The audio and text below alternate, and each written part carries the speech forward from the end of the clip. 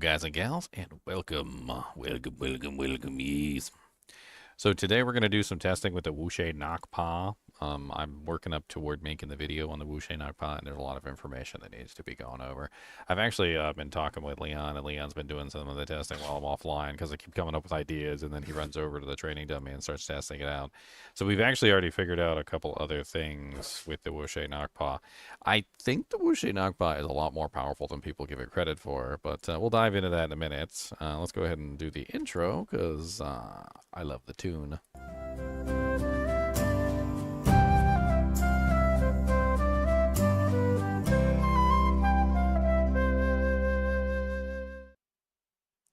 Haha.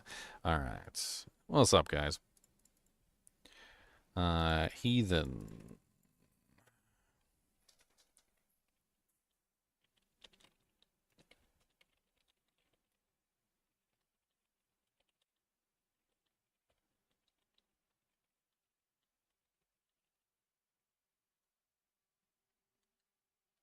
All right, so let's go over some of the testing that I've done so far. Oh, I forgot to pull up all my windows here. I'm an idiot.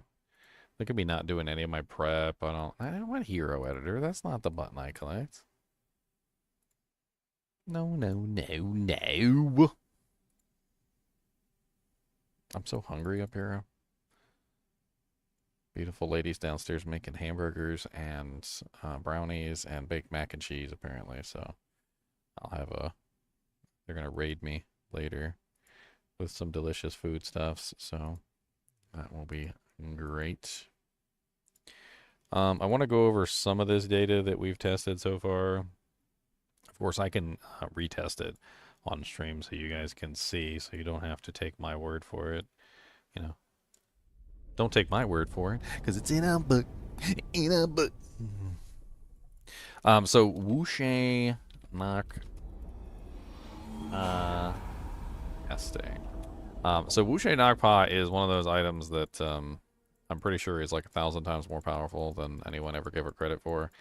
And I'm pretty sure max roll, like, just likewise in pretty much everything that they've done. Like, they ranked it like D rank or F rank or something, or Z rank. I don't know what ranks it. I never really subscribed to the ranking system because I think it's stupid.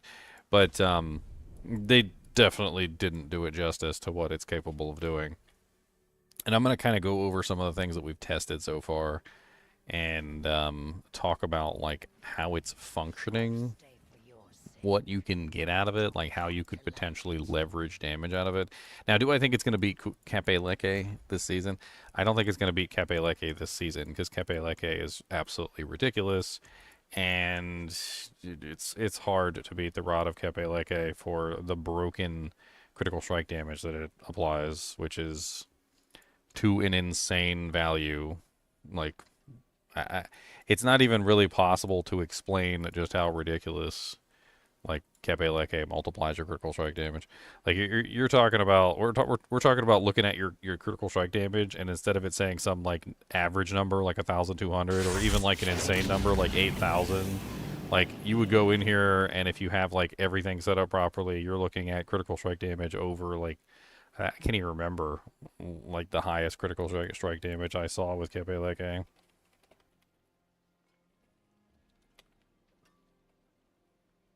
Let's see if I can find a picture. I'm pretty sure somebody posted their ridiculous critical strike damage on a picture.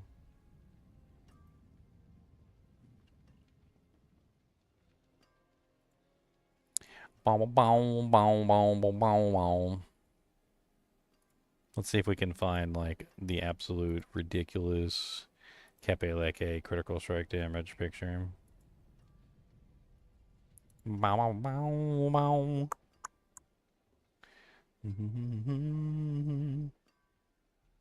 mean, mine already goes through the roof, and I'm not even using Cape Leke. Like, I'm currently at 1,218, but when I actually start attacking stuff and I actually get into combat and I start getting like thwacked in the face, I mean, just to show you guys, like, I can go to the training dummy right now and I can show you how high mine is. Mine is high, but like it's nowhere near as high as you get with Cape Leke. Cape Leke just goes through the roof.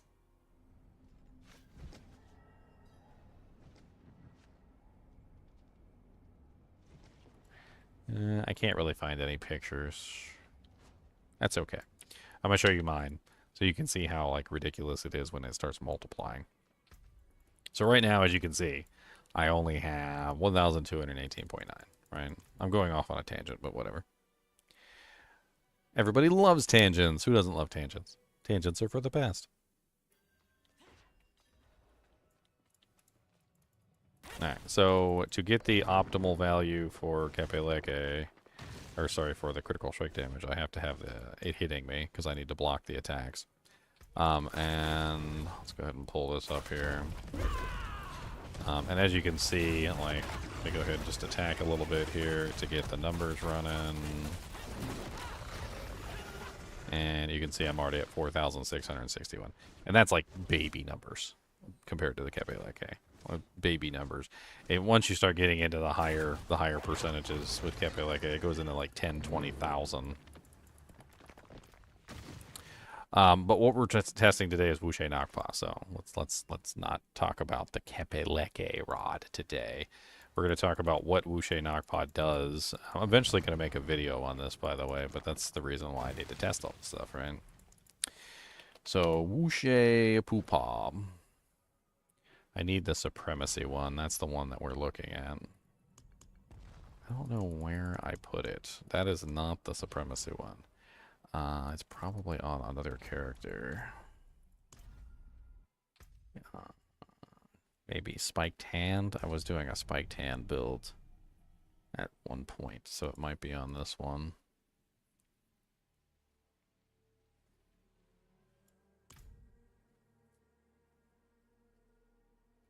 Reaper King. What's up, Reaper King? Did you change your name? Is that who I think it is? I don't have very much to say. Who is it? Who was it? The McCormick? Was it something McCormick? I can't remember your name. The Reaper Kings. Remember I said you should change your name to the Reaper Kings?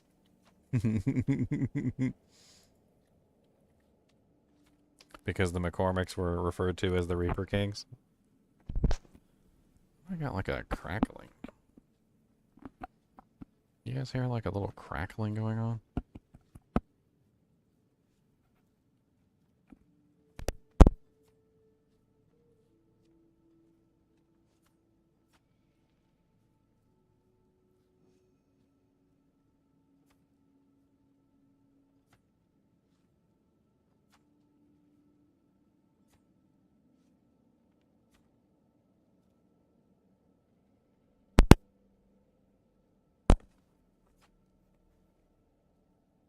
Gone?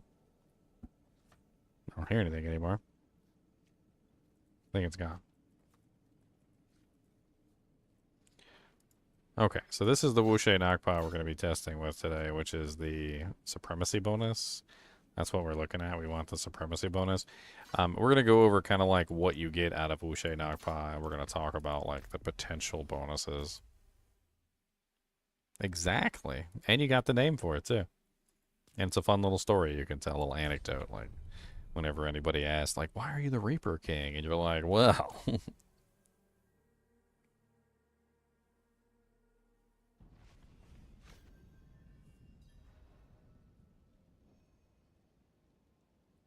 Well. It's funny you say that. Wait, that's so weird. Didn't I log out in Kovashad with this character, or am I just... Why am I in Saragar? That's very strange.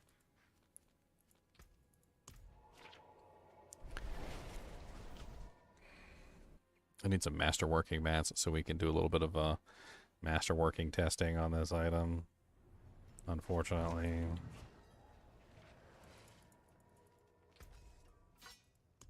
How many masterworking mats do I have? Like none. That's great.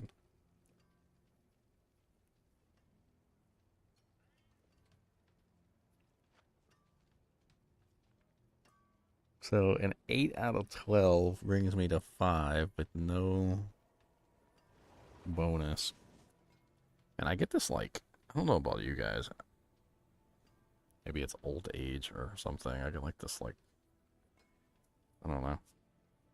Stuff that's right next to my nose. It's itchy. Probably comes from my father. I used to always see him doing like this on the side of his nose, too. Always wondered what the hell he was doing. That's probably what he was doing. I'm not picking my nose, I swear. Although I do that, too. Get your whole arm up there.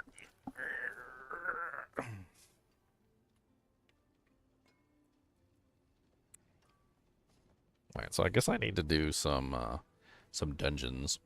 But let's talk about this real quick and let's get an idea of what you get out of this. So the Wushe Nakpa is a very interesting item. And you know what, let's do this so we can have it up on the screen at the same time as we are talking.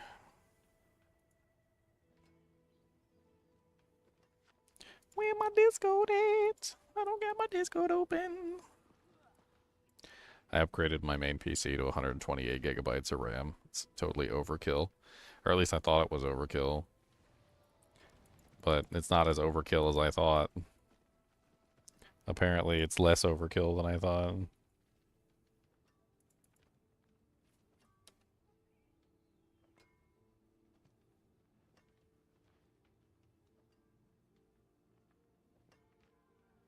So, bink. So here we go. Now we can have both of these up at the same time. All right. So one of the things that we tested was the 100% bonus. It says very clearly, it says grants or amplifies, right? So it says grants or amplifies. We found out that this was a lie. In the testing, it doesn't grant or amplify. There's no or. It only grants 100%, or rather, the rated value. And that's it. It doesn't do anything else. So it grants you the primary spirit hole bonus at the percentage that it states. Nothing more, nothing less. If you already have the spirit hole bonus, then it grants you an additional on top of that spirit hole bonus, but it's not a percent bonus. It's just granting you 100% of that effect. And the way that we tested this, or the way that Leon tested this earlier, and I could go and test it too, is basically just utilizing, say, like the Seeker, because the Seeker's easy. And this weapon's going to take some explaining. It's complicated. So you know, hang on. It's complicated. All right, I'm going to go ahead and pull this. I'm going to pull in the Seeker real quick, just for right now. And, oh wow, I did not notice that the Seeker gets... The Seeker's getting the focus bonus, because of course the Seeker becomes a focus skill. I forgot about that. Holy Jesus. That jank went up to 10. Like, I just put 1 point in it and went up to 10. That's nuts. Alrighty then.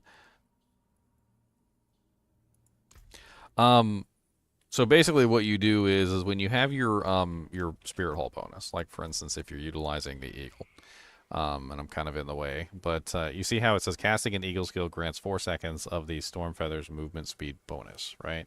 So this basically means that if you cast any eagle skill, you get 4 seconds of the bonus. And when you test it with the Wushe Nakpa, if you have like a crappy Wushe Nakpa, which I don't think I have a crappy one anymore, you'll notice that it just simply grants you that bonus. So like right now I can just use the eagle and you see I have 4 seconds of the movement speed bonus. So immediately 4 seconds. If you have a lower percentage one than that, you don't get 4 seconds. Instead, you get something else, right? So if I have the eagle actually activated as my passive, you'll notice that it's 8 seconds total, because it's giving me the original Spirit Hole bonus of 100%, plus the new Spirit Hole bonus of 100%. It's basically just giving me a second Spirit Hole bonus, and then they're combining for a total of 8. However, if I take eagle off, throw on something else, and then use it, you'll notice that you're still getting the 4 seconds, You just don't get the 8. So it's granting you the eagle bonus for those 15 seconds, and you're also getting the like 100% of that. Not only are you getting 100% of the Spirit Hall bonus, but you're also getting the tag for the duration of the Wushe Knockpaw's ability. So Wushe Knockpaw gives you the tag for 15 seconds, essentially, and the primary Spirit Hall bonus for 15 seconds. So if you look at my Rushing Claw here, my Rushing Claw is not an eagle skill.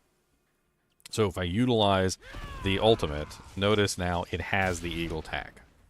So immediately now I can apply the eagle tag to something like Rushing Claw or whatever it is that I want to apply it to through Wushe Knockpaw. Now, and how does this work, basically? So Wushe Knockpaw does some very interesting weirdness, which is it's giving you the primary Spirit Hall bonus in coordination with the ultimate that you're using. So it's not just enhancing your Spirit Hall bonus, it's giving you the Spirit Hall bonus that you're choosing.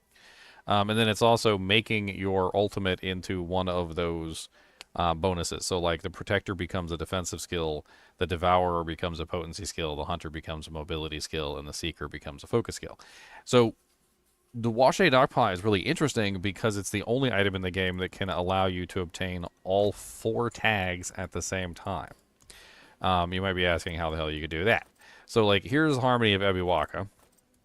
If we take Harmony of Ebiwaka and we put Harmony of Ebiwaka on, and I'm using, say, Toxic Skin. So, say I want all 4 tags on Toxic Skin. I can then choose, say, Gorilla, and then grab, like, Eagle, right? So, it's a Centipede skill base. Then I have Eagle and Gorilla, which are now going to apply as tags. Then I could change my ultimate from the Seeker to the Hunter. And then whenever I use the Hunter, now my Toxic Skin is Centipede, Jaguar, Gorilla, Eagle, Incarnate, Focus. So now it's 6 tags because I'm using the Wushe Knockpaw. So it's getting all of the multipliers, essentially, that you can possibly get from all of the various sources. And on top of that, it's also getting the Jaguar main Spirit Hall bonus, which is the one that multiplies all your damage by huge, tremendous amounts, right? So you're getting 30% with Ebiwaka per spirit, but that's 30% times 4 now. So you're getting 30, 30, which is 60, and then 30, 30, which is 120. So you're getting 120% multiplier from Ebiwaka. You're also getting the Jaguar Spirit Hall, and you're also getting whatever other Spirit Hall you've chosen as your primary. So, like, for instance, looking at the primaries, you could be grabbing, like, the Gorilla one, which gives you the barrier and, like, the maximum life. Barrier up to, was it 30%, right? Or you could grab the Eagle one, so you're utilizing the Storm Feathers, or maybe you're grabbing the Centipede one for the damage reduction and the slows. But you can basically have 2 primary Spirit Halls at the same time, which is something you can't do on other abilities either, which is also kind of crazy.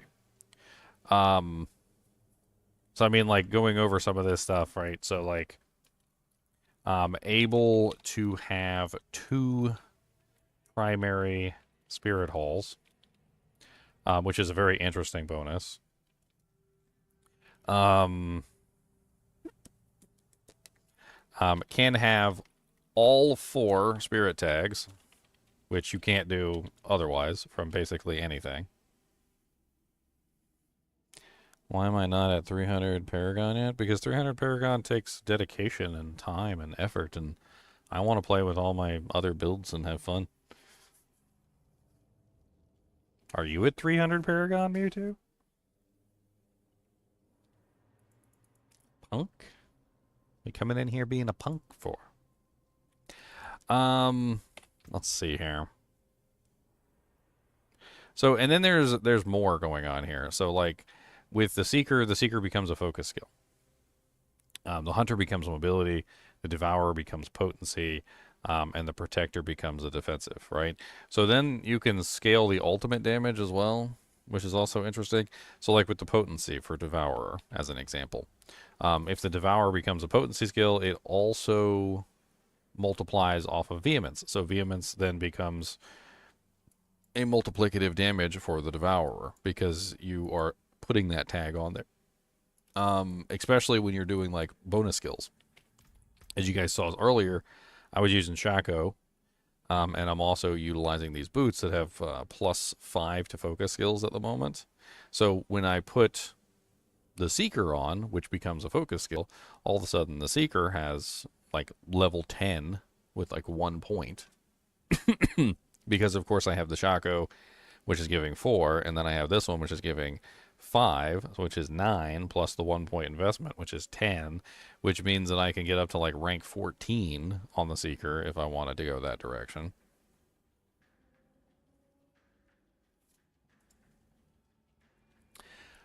Mewtwo, they basically made getting to 300 Paragon like about equivalent to Diablo 2 at this point. Like getting to 99 on Diablo 2. Like it takes effort. It takes time and effort. It's not super duper fast. You gotta like actually go for it and push hard and like use all the EXP buffs and get in a group and like all go different directions and like try and shoot for like really fast runs and stuff. I haven't even really been bothering. I'm at 262 and I haven't been paying attention. 280, like you know how they say like when you're at like level 95, you're halfway to 99 or whatever. Like 280 is halfway to 300. So.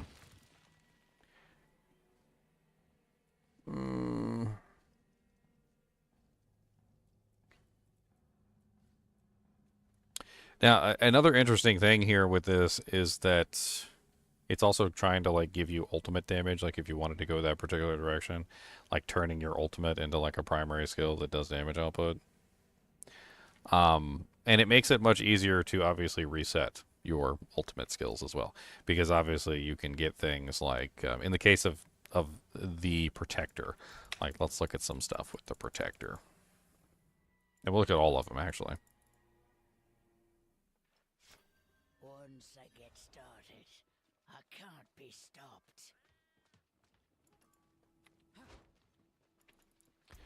All right, so just type in defensive, right? So defensive.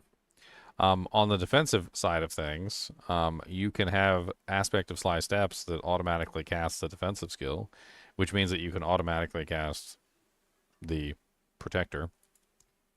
You can also potentially have aspect of Alcridity, which makes it so that your defensive skills cool down faster as you're moving, which works really well.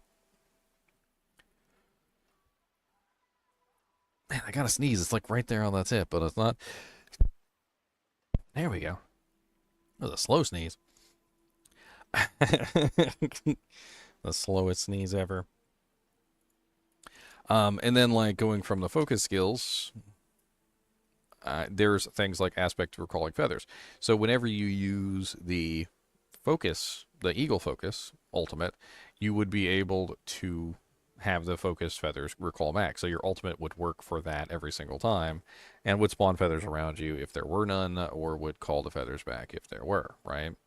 And then like potency, I don't even know if potency, you could potentially use the aspect of potent exchange, which is when you dodge an attack, your potency skills consume to resolve and deal additional damage, which means that the the Devourer could be multiplied through potency, so that's kind of an interesting option there.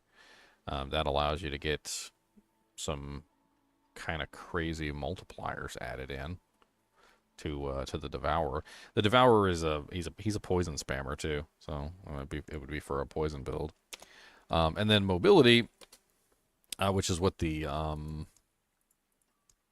Hunter becomes. The Hunter is one of the more popular ones, and there's a bunch of them for mobility, like aspect of empowered feathers, which makes it so that your mobility skill cooldown is reduced. So like every time you pick up a feather, you get a reduction in the cooldown, which could potentially make it so that the Hunter is permanently active. Of course, there's a lot of other ways that you could do that too.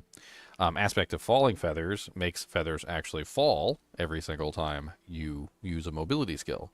So now your Hunter is going to cause the feathers to fall because it becomes a mobility skill. And you can definitely see how some of this stuff becomes really interesting. Like aspect of kinetic suppression, this one is generates 8 resolve and causes you to concussive stomp around you in a circle. So it basically turns the hunter into a resolve generator, which is another interesting thing because that sends you down the path of, oh, well, I don't necessarily need armored hide, right? Because at that point, you may or may not need armor hide in the build if you can generate all your resolve from a different source. So mobility becomes, a hunter becomes a mobility, you're spamming a mobility. Mobility is generating 8 resolve every time you use it, so you don't necessarily need the resolve. However, if you're using like interdiction, where the critical strike damage, then armored hide still is amazing because it gives you a 100% block chance. So you definitely still want that.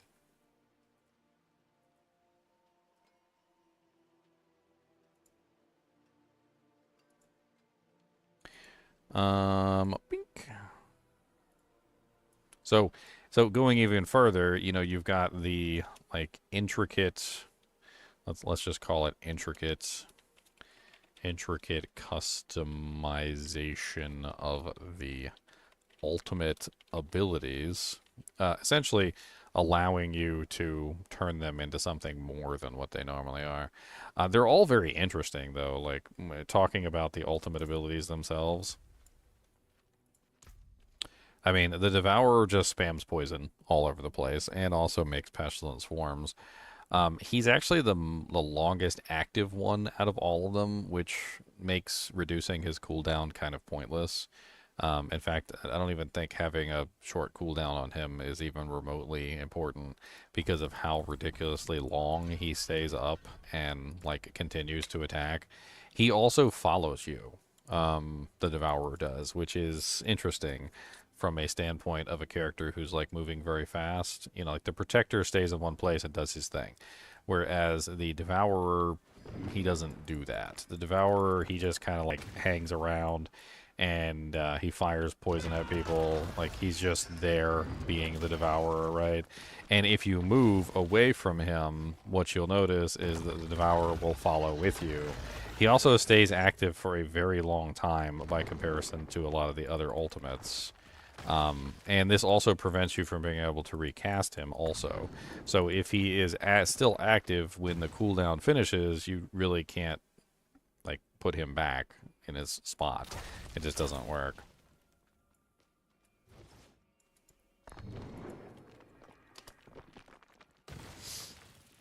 And then moving on from the Devourer, we also have the Hunter. The Hunter is a mobility skill, and he works very good for that purpose, so you can utilize him to move around the map, obviously. So being able to spam him at will is definitely going to be very interesting for movement capability. Of course, I already have something that I can spam for movement anyway on this particular build. But not only does he give the movement, but he also gives his own Spirit Hall, which is the Jaguar.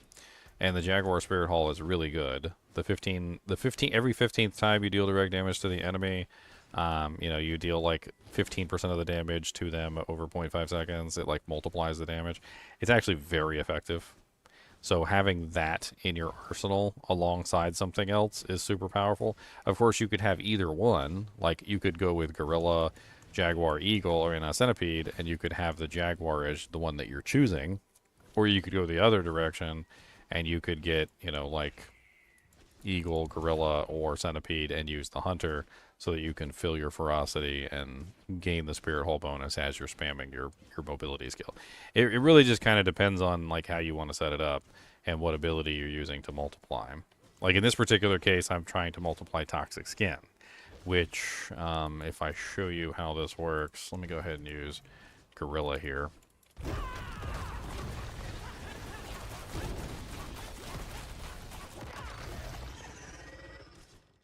Uh-oh, I starved myself out? Well, that's rude. That usually never happens.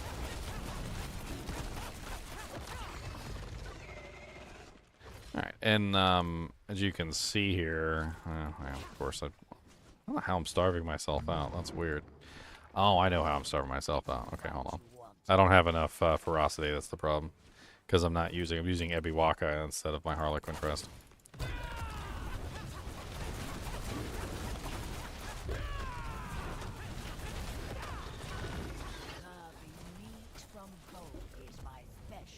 And as you can see, I'm currently at 3.5 million.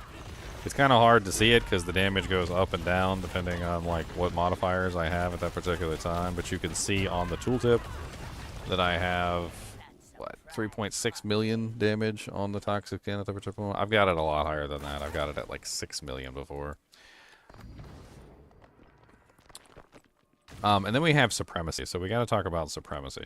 Supremacy is a whole thing as well. And there's a huge multiplier to this weapon. Supremacy, as well as not just Supremacy, but also this one right here, which is Resolution.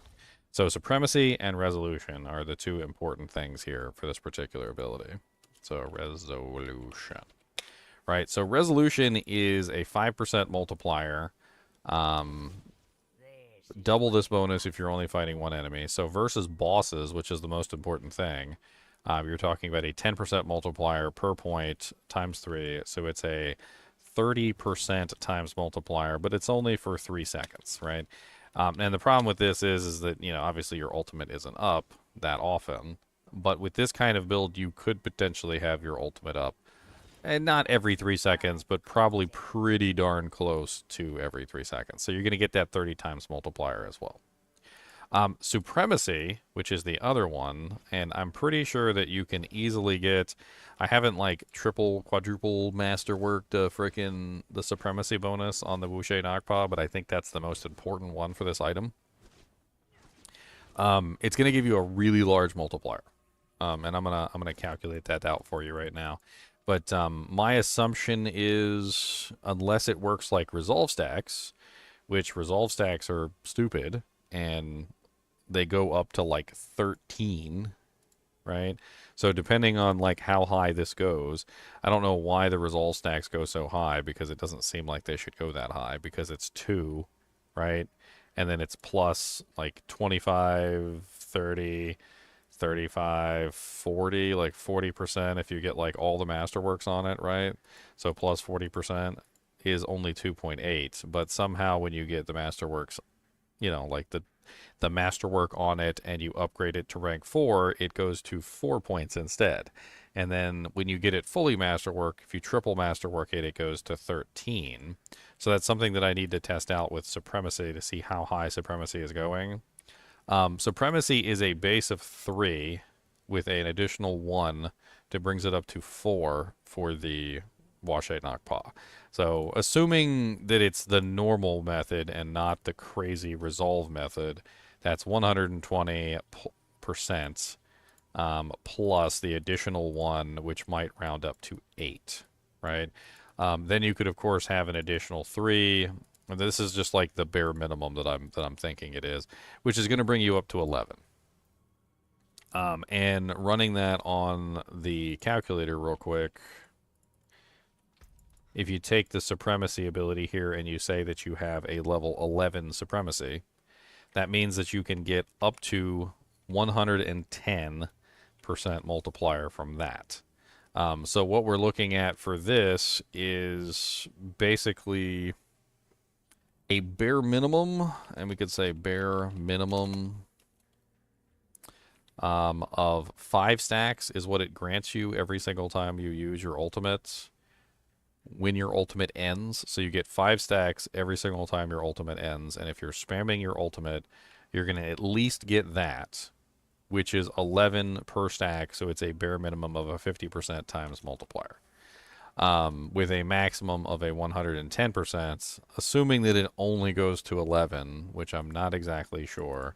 We're gonna go get some masterworking materials. We're gonna test this. We're gonna like see if we can triple masterwork it. I'll double it at least, but see if we can triple masterwork it to see how far it goes, and whether we can like get more than 110% or whether it just tops out at 110%. But you're still looking at a like minimum of, what is that, 55, 60, 70, 80. So 85% times with a maximum of 140% times. Just coming from Supremacy and Resolution.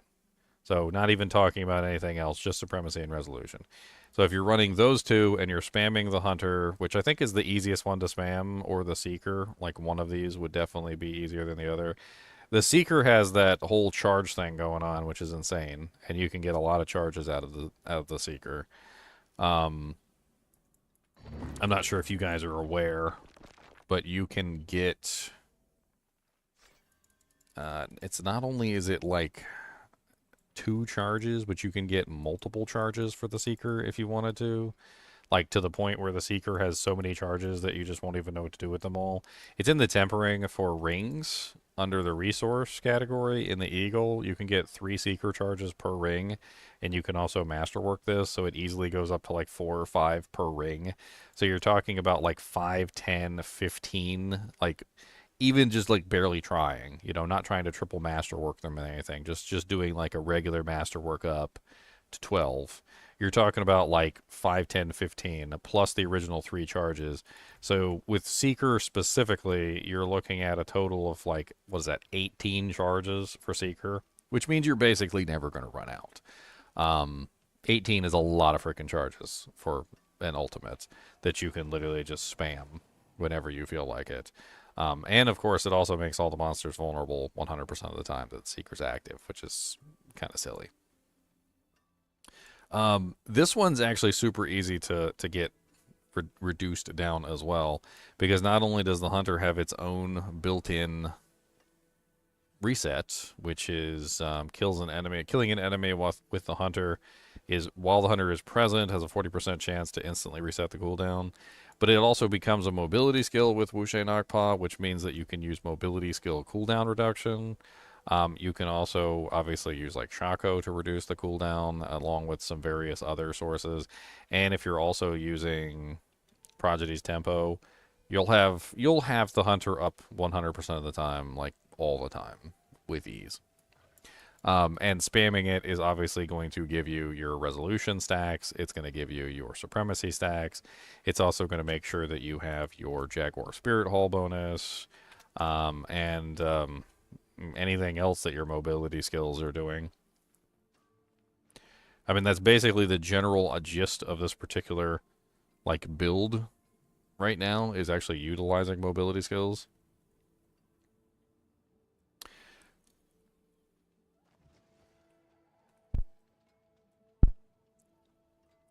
I'm trying to think, like, best thing for us to do right now is we need masterworking mats, so I guess we need to just go run some nightmare dungeons, gather some masterworking mats so we can start playing around with this stuff. Be prepared for some ping pong ball action, because this character is a ping pong ball character. She'd be flying all over the dang place.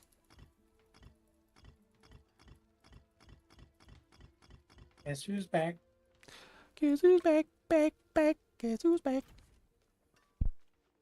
Just in time. I just finished going over the Wushe Nakpa, and I'm going to go farm some masterworking mats. I'm testing the feather one right now. Got to level the glyph from level 1. Oh. But I'm doing a 90. Is it feeding into the Jaguar Spirit Hall bonus, or? I mean, that's Well, I tempered the weapon, right? Oh, you're doing so like the legendary with the storm feathers on it, and then like replacing one aspect, so like creeping death or something. Mm-hmm. Well, 2 aspects, because I got recalling and I got the mobility. Well, that's what I was wondering. Did you put the mobility one on The 2-hander? the 2-hander? Oh, so, okay. Oh yeah, that's right. You were using a legendary weapon. You said you were doing like a scourge build, which also sounds really interesting, to be perfectly honest. No, but I already did that one. Now I'm testing the feathers one that we talked about. Well, yeah, that's what I meant. Like you weren't swapping from a unique to the legendary. You were probably just swapping your legendary to a legendary. To a different, yeah, yeah, that's what I meant.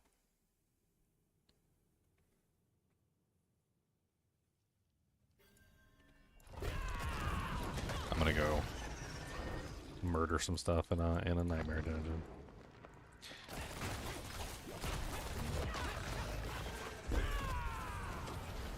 funny. I have to like control myself not to go backwards sometimes with this character because the poison is so strong that everything dies.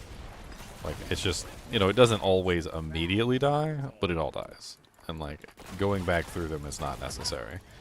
Like the poison is usually more than strong enough to just murder everything.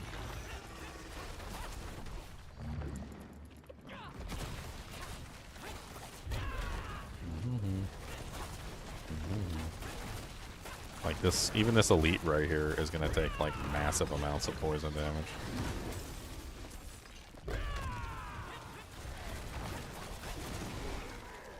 Without Shattered Vow, they don't execute, but they still die really fast. So like, I mean, it's okay. Like I don't see anything wrong with it.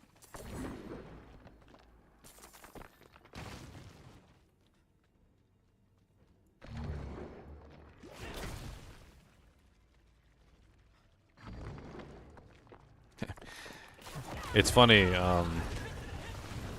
Mewtwo. This is literally just a Blaze build from Diablo 2. Like there's nothing really special about this. It's literally just Blaze. It's like using Blaze on a sorceress and then finding a way to apply Blaze underneath the monster's feet multiple times. So the Rushing Claw is literally just allowing me to spread the Blaze, or in this case the Toxic Skin, which functions exactly like Blaze. And it just spread the Blaze underneath of their feet, which is allowing me to stack the poison puddle, like multiple times underneath their feet. You can see the slime trail, like, behind me. Like, this is literally how this build works. It's just, like, put the slime trail underneath everybody's feet multiple times, to spread it all over the place, so the slime trail is literally, like, in every orifice of the dungeon, so that the monsters are just melting into oblivion. And even though poison damage isn't fire damage, they're both damage over times. So, like, is there really that much of a difference? Like, it's a green blaze instead of a red blaze, or a reddish orange blaze. Like, what's the big deal? I'm surprised this isn't on the sorceress, to be perfectly honest. Like, I feel like the sorceress should have had blaze. Probably would have been pretty powerful if they set it up right. They just need, dashes and dodges. You know what you could pray? You could probably just do an Oculus build with it and just teleport all around, and every time you teleport it just like puts the fire on the ground, like, and you could just like draw circles and just be fire all over everything.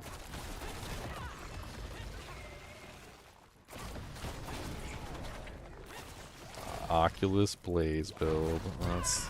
That's it, boys. Oculus Blaze.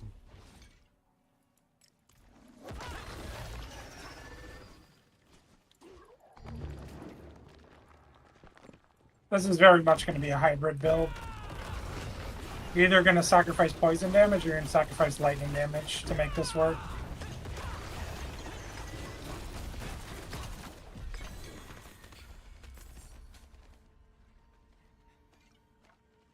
Super fast. Yeah, reminds me of Seven-Sided Fist. Somebody, I think Big Pimpin' even said that. He was like, that looks like Seven-Sided Strike from D3. I actually kind of like Seven-Sided Strike. I thought it was pretty cool.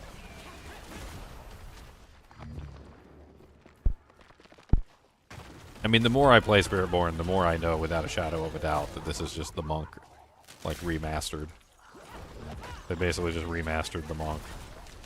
Which isn't, I mean, it's not a bad thing. The monk was probably one of the best characters in D3, so...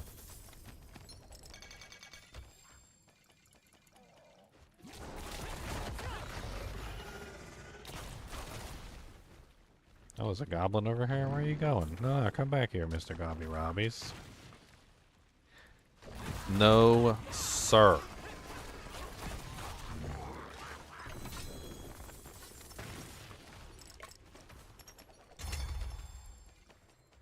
I was about to say, goblins better be off your sight too.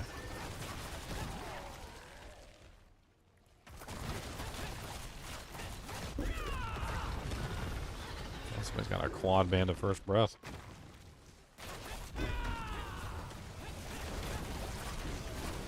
Another perfect Mascot.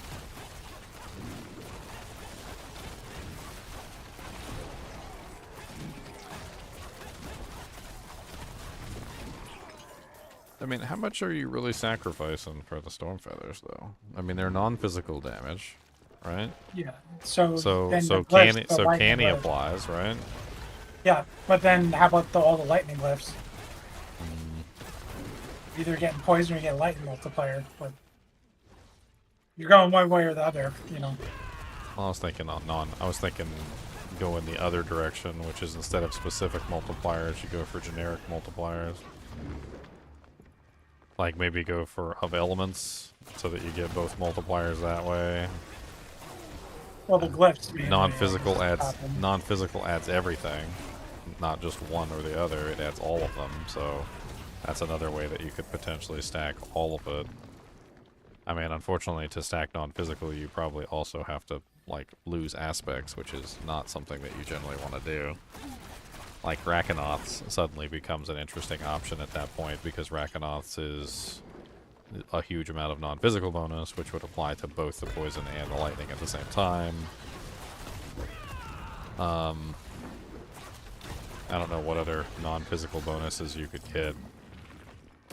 I was going down that road for the rogue, but the rogue is a completely different character. Obviously, the Spiritborn doesn't have access to the Shroud of Kandurus.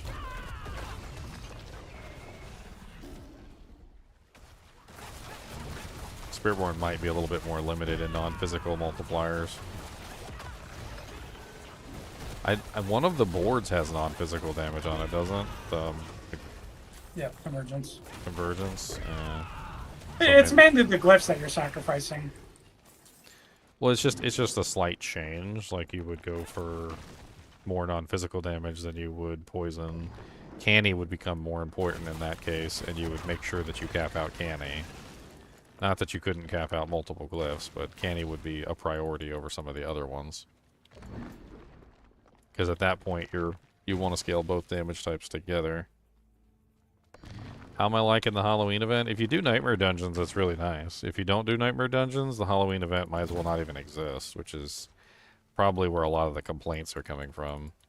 I do Nightmare Dungeons a lot because I need Masterworking mats. So I see... I like it. Like, you get lots of stuff. The Butcher comes out all the time. The Goblins come out of the shrines all the time. It's actually gotten to the point where I kind of want to like keep a temerity or like a soul brand around, just so that I can chug potions and use the health shrines, because the health shrines have a chance to spawn goblins, and I can't spawn the goblins because I'm always full on health potions, because this character heals like crazy anyway. It's a silly kind of like a catch-22 situation where you want to use the health shrines but you can't because you're not hurt. Which is silly. You either need to be damaged or you need to have a potion missing from your bar. Which, I mean, I guess I could just, like, let a monster wail on me and, like, drink a couple potions or something. But I don't even think they can dish out damage to me. That's the sad thing. Otherwise, I pretty much just stand here. Just, like, tap Q as many times as I can. So I can go click on the thing. Is the Nightmare Dungeon with the event better than the Hordes? I mean, what are you farming the Hordes for? I mean, that would be the first question I ask. Are you farming the Hordes for equipment?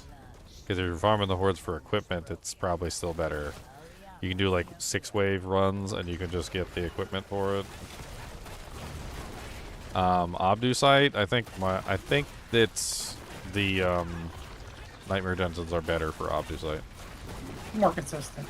It's more consistent, and it's also easier in general. Everything drops Obducite in the Nightmare Dungeons. Like, you click on a chest, like, there's a chance Obducite pops out. You kill, like, a regular monster, there's a chance Obducite comes out. Like, you open up the treasure room, or you kill an elite, there's a chance Obducite comes out. Like, even as you're just running around the dungeon, like, even if you see just, like, little clickables on the walls, like, Obducite can pop out of the clickables. Like, here's a Resplendent chest, probably has Obducite in it.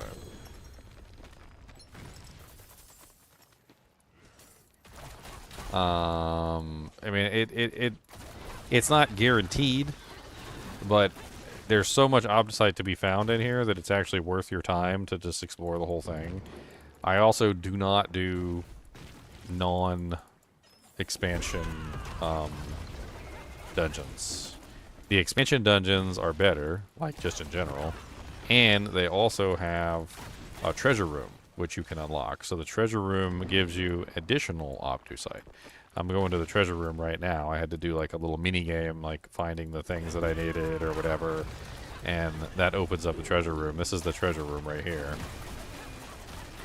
And in the treasure room, there's usually a couple elites, some regular monsters. You get some obducite from them, like 15 or 20, like comes out of the elites, and then you get a bunch from the chest too. So you get a bunch of obducite from the chest. It's like having a second boss. It's like 400 plus, and the boss is like 400 plus. It's like having another boss. Yeah. So like if you're doing these, my recommendation is make sure that you are getting the treasure room first off, and number two, or actually first off, make sure you're doing the nightmare dungeons in the new area. Don't do the old nightmare dungeons. Throw those sigils right in the trash where they belong. I'm not even joking. Like I literally go to the occultist and I mark the new sigils as, you know, keep, and any of the old sigils I just destroy them. Like I don't even bother keeping them anymore. And you can just craft them until you get the right ones. I feel like 10 compasses are worth keeping, and 8s are not, and 6 compasses are worth keeping. Like, there's no reason to do a middle ground compass, as far as I can tell. Like, I was thinking about this the other day with the compasses. Like, you either want to go for full mat, full bonus to try and get as much masterworking materials as you can, or you want to go the other direction and you just want to go fast to get the maximum amount of equipment that you can, but you never really want to do like a middle ground one. The middle ground one is like the worst one. At least I can't think of a reason to do the middle ground ones. So it's either 10 or 6, depending on what purpose you're doing. The 6 ones are great for farming ancestral equipment, because there's like, you can get like sometimes 2 to 3 ancestral items from that last chest, the 200 chest. So you're basically just trying to rush through it as fast as you can, get 200 materials, and open up the center chest to get yourself whatever, you know, like the ancestrals.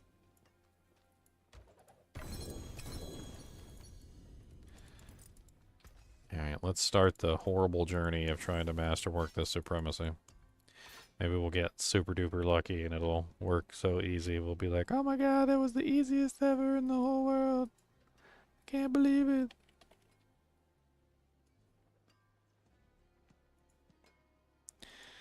And before I go through the process of masterworking this, did anybody that I sent offers to... No. Nobody that I sent offers to has responded. Oh yeah, you said you had an amazing aspect for me, a beautiful I have 2 for you. interdiction. I have 2 assets for them. I like aspects. I do indeed. I like them a lot. All right, so none of them responded, so we're just gonna go ahead and reset this. So what we want is we want supremacy. That's what we want. We want supremacy more than anything else. So we're just gonna keep resetting this until we get at least supremacy. Ugh, it went on the maximum resource. Okay, so there we go. We got the first one on supremacy. So at 4 with a 25% on supremacy, it's at 5. And it goes to 6. I know that because I have a yellow supremacy on mine. So I just masterworked it to 8, and I didn't get the 25% on supremacy, but it didn't go to 6. It's only at 5 right now.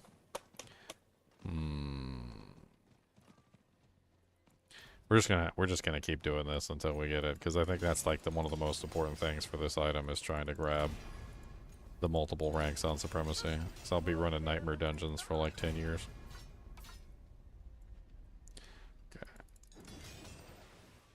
All right, so we got 5 right now, and we need masterworking materials to try and get the next attempt. So back into the dungeons with us.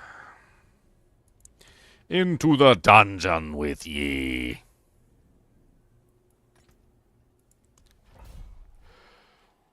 I need to take advantage of some of this stuff, so I gotta make a couple changes here. The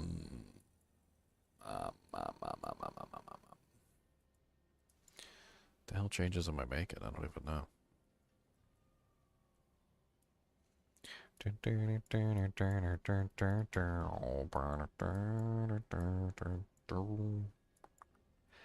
guess I could pull from anti-venom. Need to put 2 more in resolution, since we're taking advantage of this specifically. I'm on Prodigy's tempo right now, which I don't think is the right play. I think I go Noxious Resonance since I'm set up for it. But the problem with that is that I still need to reset the Hunter as fast as possible. Because Prodigy's tempo allows me to reset it super fast, but am I running, what am I running cooldown, Rise? Focus cooldown? I guess I could change that to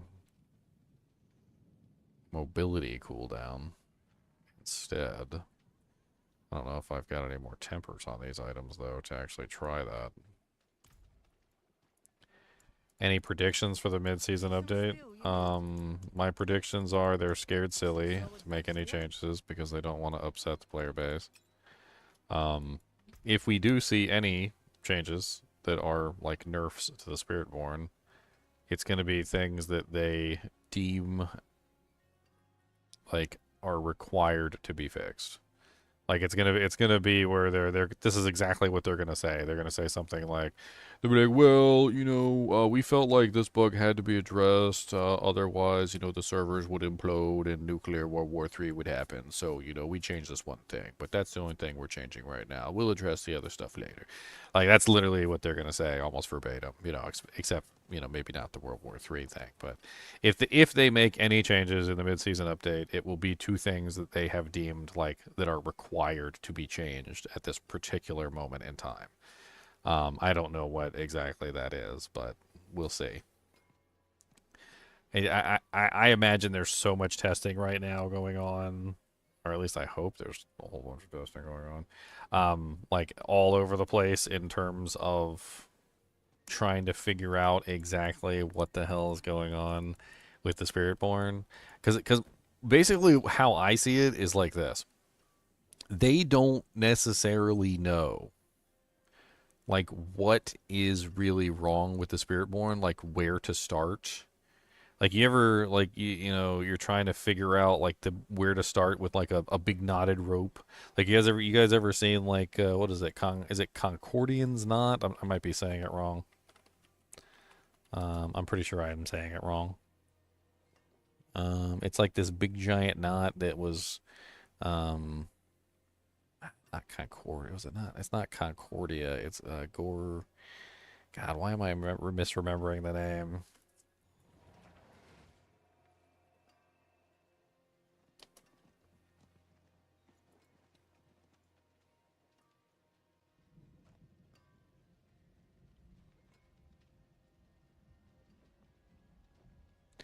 Why do I not remember? It's a famous statue. It apparently stood for a really long period of time.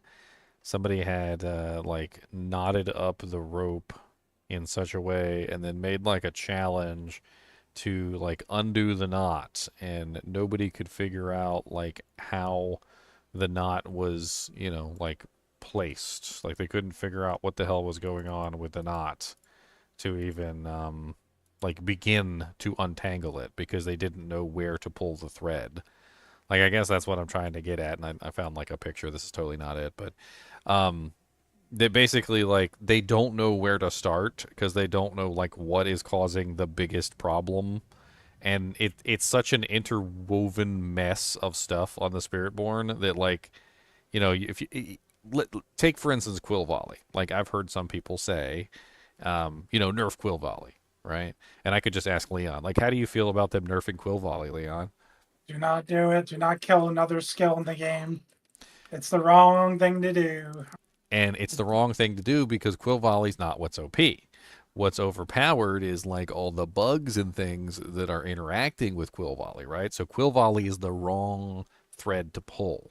Like, and they've got to figure out exactly what thread to pull. Otherwise, they're going to end up nerfing a bunch of abilities that don't need to be nerfed. Like if they came in with a hammer and nerfed Quill Volley, that would do nothing. They would still be clearing 150 pits with like Crushing Hand or Payback or something else. Like they would find another skill to take advantage of. It doesn't matter. Quill Volley's not the problem. Quill Volley's just a good skill that's interacting with the bugs in a very beneficial manner. But there's a lot of skills that are interacting with the bugs in a very, very beneficial manner. It's not just one. It's all of them. So there's like it's like a knotted mess of, like interdiction, like resolve stacking, like the freaking, like the unyielding hits, like it's got like, you got like everything in here like all at once, and they got to figure out what they need to nerf and what they don't. I mean, if they came on here and asked us, I could, like all of us over here, we could pretty much tell them what needs to be nerfed and what doesn't. But at Blizzard, I'm sure that they're like scrambling, trying to figure out what actually, like which thread to pull. Honestly, what they need to do, and this is what I would do if I were in their position, is I would take a standard character, just go get like one of Rob's builds or something, I don't know. And then there's like put the character together exactly as like Rob would do it with like the OP Quill Volley and like the 151 clears or whatever, like 2-minute time, and then just start pulling one thread at a time. Like remove the like resolve stacking or like cap the resolve stacks and see what that does, and then pull maybe like another thread, like mess around with the viscous shield bug and like see how much that brings it down and so forth and so on. And Gordian's Knot, I was close. Gordian's Knot. Thank you, Death Eater. I mean, it would take some testing to find exactly what the main issue is and fixing the main issue. It wouldn't take too much time, just, like dev tools that I don't have access to. I have a feeling resolve stacks will get capped at 20. Block chance is going to get fixed to be capped at 100. Vicious Shield will be fixed that it's only a 33% multiplier, not a whatever it does when you keep scaling health.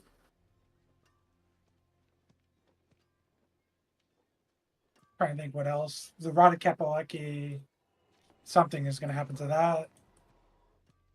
Yeah, Gordian's Knot. It's a mythology thing. It's in the ancient Greek legend.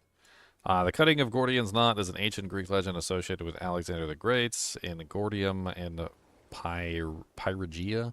Repeated report regarding a complex knot that was tied an ox cart. Reputedly, whoever could untie it would be destined to rule all of Asia.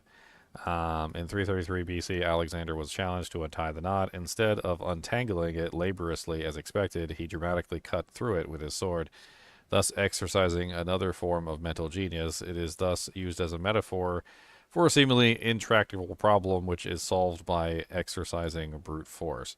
In other words, and this is actually pretty funny because this is exactly pertinent to exactly what we're talking about here, which is if they start nerfing things that aren't needed to be nerfed, like they're basically going to be doing the same thing that Alexander did, which is instead of untying the knot, they're just going to be like cleaving the knot in two, and it's just going to make a bigger mess. Like it's just going to be like freaking strands all over the place, and they don't know what the hell's going on.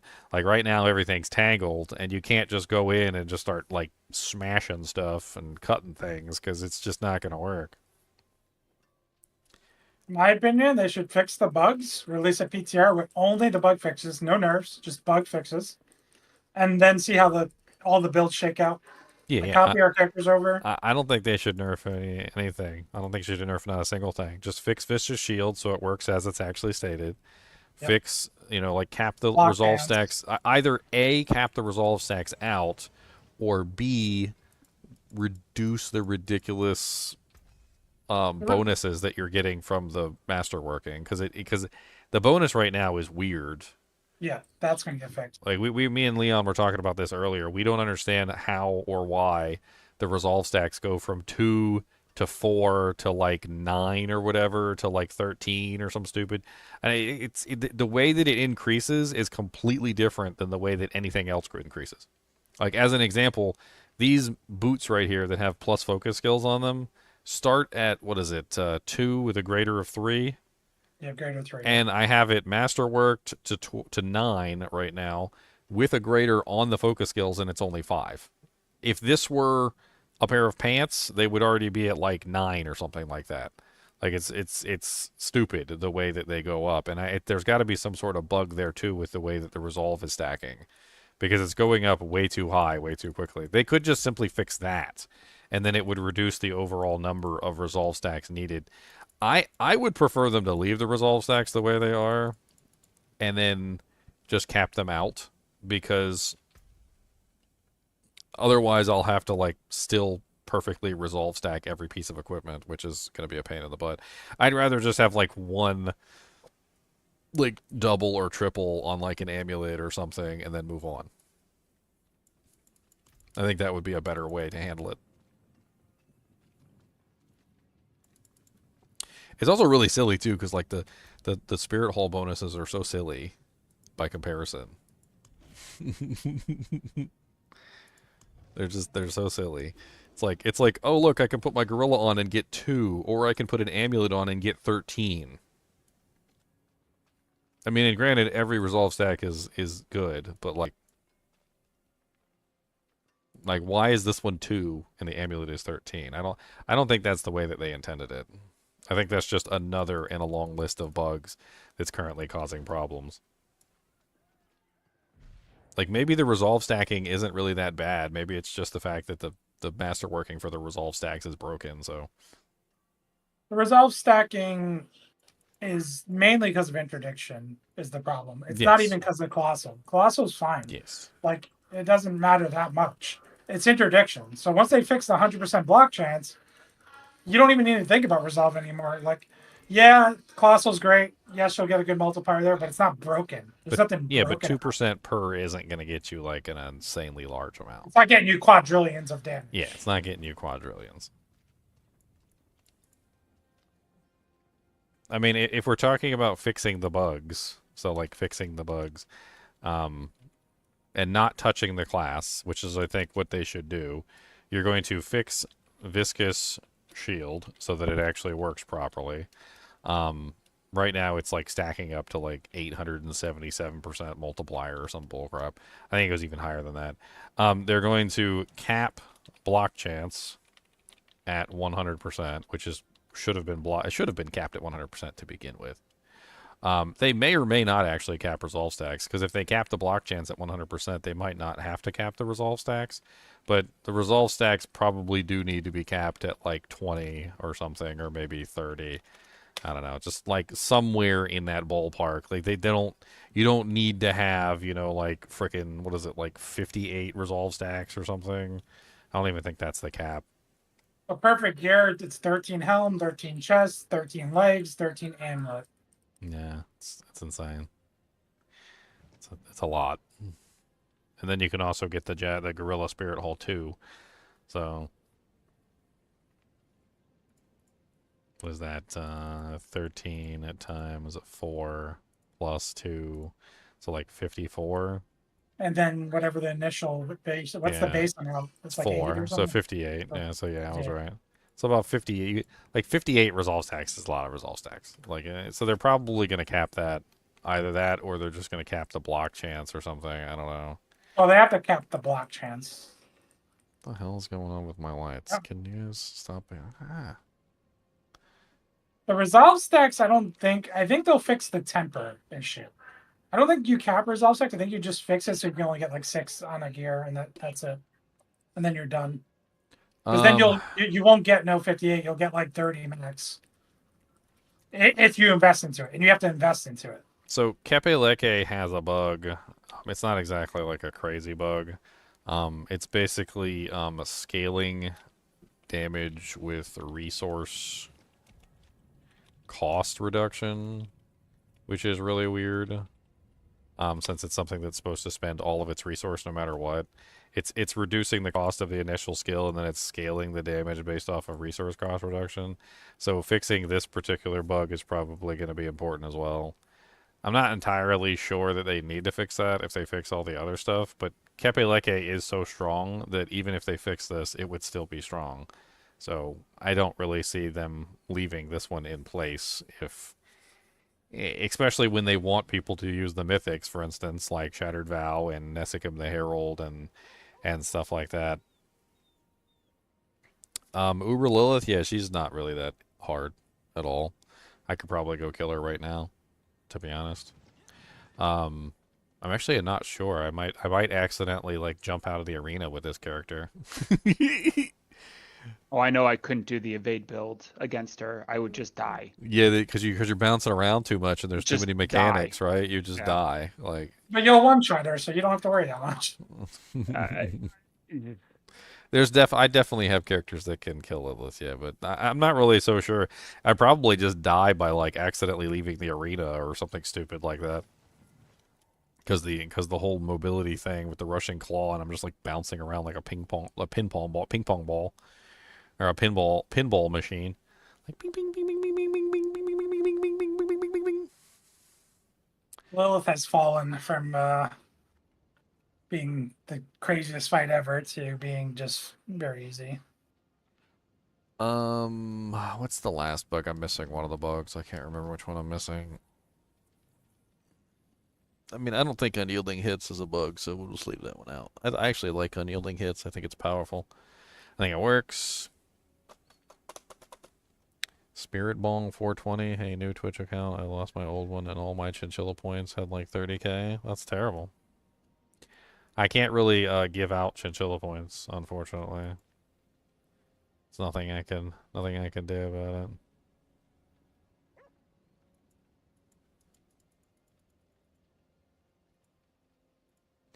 They don't let me do that.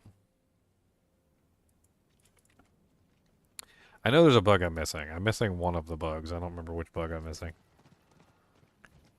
I got the viscous shield bug. I covered the cap block chance bug. The resolve, like I don't even know if the resolve one is a bug, but it's probably going to be capped. I think the tempering might be a bug. Like the 13 from 2, I think that's a bug. I mean, yeah, I think that's kind of handled in the resolve capping, though, because if they cap the resolve, it won't matter how high you can temper the resolve to. Yeah, but if they do both, then they just break it completely, which they shouldn't do both. Yeah, I think they should do one or the other. Either cap the resolve or fix the temper. In my opinion, I think they should just cap the resolve. I like the high resolve cap tempers because I don't want to have to put resolve on 4 pieces of equipment. I'd rather put resolve on 1 piece of equipment and move on. You just don't want to engage with the masterworking system at all. That's Well, I don't want to have to triple masterwork items, so yeah. Or if I do triple masterwork an item, Only one item. I would rather do 1 triple masterwork than 4 triple masterworks, I guess is what I'm saying. Because if they bring it down to like 5 resolve or something is like the max you can get out of it, then you need all 4 items again, and now you're back to 5, 10, 15, 20 with 24 as your cap, right? So like... So you're not wrong in anything you're saying, but I actually prefer it the harder way because nobody needs perfect gear. Like it should be that hard to get that. Oh, I'm not even saying like that I would need perfect gear. Like you're still going to have to triple masterwork it to hit the cap, I would imagine. Like at least 1 item you're going to have to triple masterwork, which is going to be still a pain in the butt. Like it's not going to be easy to triple masterwork even 1 item. I'm just saying not triple masterwork 4. Or maybe bring it down so it's like 2 or 3. But like I don't like it when it's like, oh, to get the cap you need to have 4 resolve items and all the resolve items need to be, you know, like perfect. Because that's just getting into insanity levels. Like bring it down from 4 to like 2 or 4 to 3 or something, or 4 to 1. Like make it so that you still have to get a triple masterwork, but that you need multiple triple masterworks. Like, or that I don't really know how to explain it. I'm not trying to say make it like ridiculously easy. I'm just trying to say make it less annoying. Like it. Yeah, it's like the difference between hitting all 6 lottery numbers and the difference between hitting all 6 lottery numbers and the Mega Millions ball. Like, it's still going to be difficult to get the 6 lotto numbers, but we're just, but you don't have to get like the extra Mega Millions ball on top of the 6 lotto numbers. It should be like 3 blue or 2 yellow or 1 orange, I guess. That's kind of what I'm saying. So you either get 1 triple, like 2 yellows, or 3 blues. Like, I feel like that's acceptable. And then at that point, you're still seeking perfect gear, right? But it's not like impossible to achieve the maximum stacks if you're trying to get there. You're still hunting for that perfect. You're still going to be trying to get that perfect masterworking roll, because if you get triple on a single item, that's going to free up the other the other temper slots for other pieces of equipment, which is exactly what you want, right?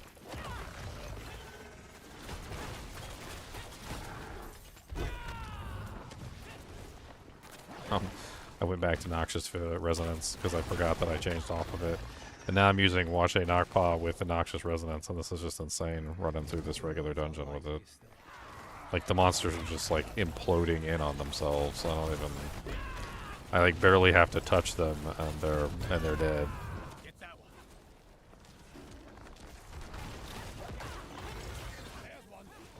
The Noxious Resonance explosions are really nice. I do like them. Oh, so what was your final verdict on the Storm Feather potency? I'm still leveling the Glyph. It's 84 now. It works. I just don't like. I would need a better pole arm for like 1-to-1 testing, for like speed testing. I can clear 100. I can clear 100 easily. Like, but it's not like my 2 minutes or 80 seconds yet. Well, I don't have. Well, here's a couple questions though. The additional movement speed that you're gaining from the Storm Feathers, I mean, is that useful at all in like clearing the content? Maybe only for backtracking. Yeah. Because you're getting the movement speed bonus whenever you're backtracking, right? And then the Storm Feathers themselves, I don't know. I mean, it's lightning damage. The thing is I'm already missing probably thousands and thousands of damage on the base weapon, like the number, because I'm not fully lightning. I'm not fully committed to lightning. Like, I don't have all the lightning glyphs. You're building a hybrid build, so you're not. It's like, jack of all trades, master of none. Is it faster on the lower tiers though? Maybe. Like if you were running, say, like a 90. Like, is it going to be faster on a 90 than the Well, than yeah, the you have regular? more instant damage, so it should be. I mean, that's kind of what I was thinking, is that like you're rushing clawing around, so you're getting the instant damage and then the poison damage on top of it, so like they're both stacking together.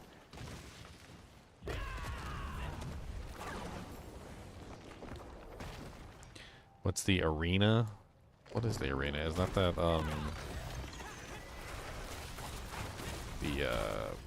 competition, the ranked mode or whatever?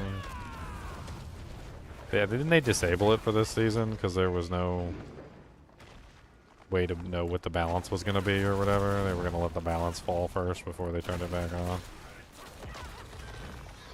I remember them saying that the ranked competitive mode. It's not even on this season, right? Talking about the whatever they replaced Undercity. The Undercity replaced it. The Gauntlet. No, the gauntlet? The Gauntlet was the one with the leaderboards. Is that what you're Yeah, talking the one with the leaderboards. They about? It's turned called off. the Gauntlet. Yeah, they turned off the leaderboards because of the. They turned off Gauntlet completely because Undercity is essentially what Gauntlet was, just better.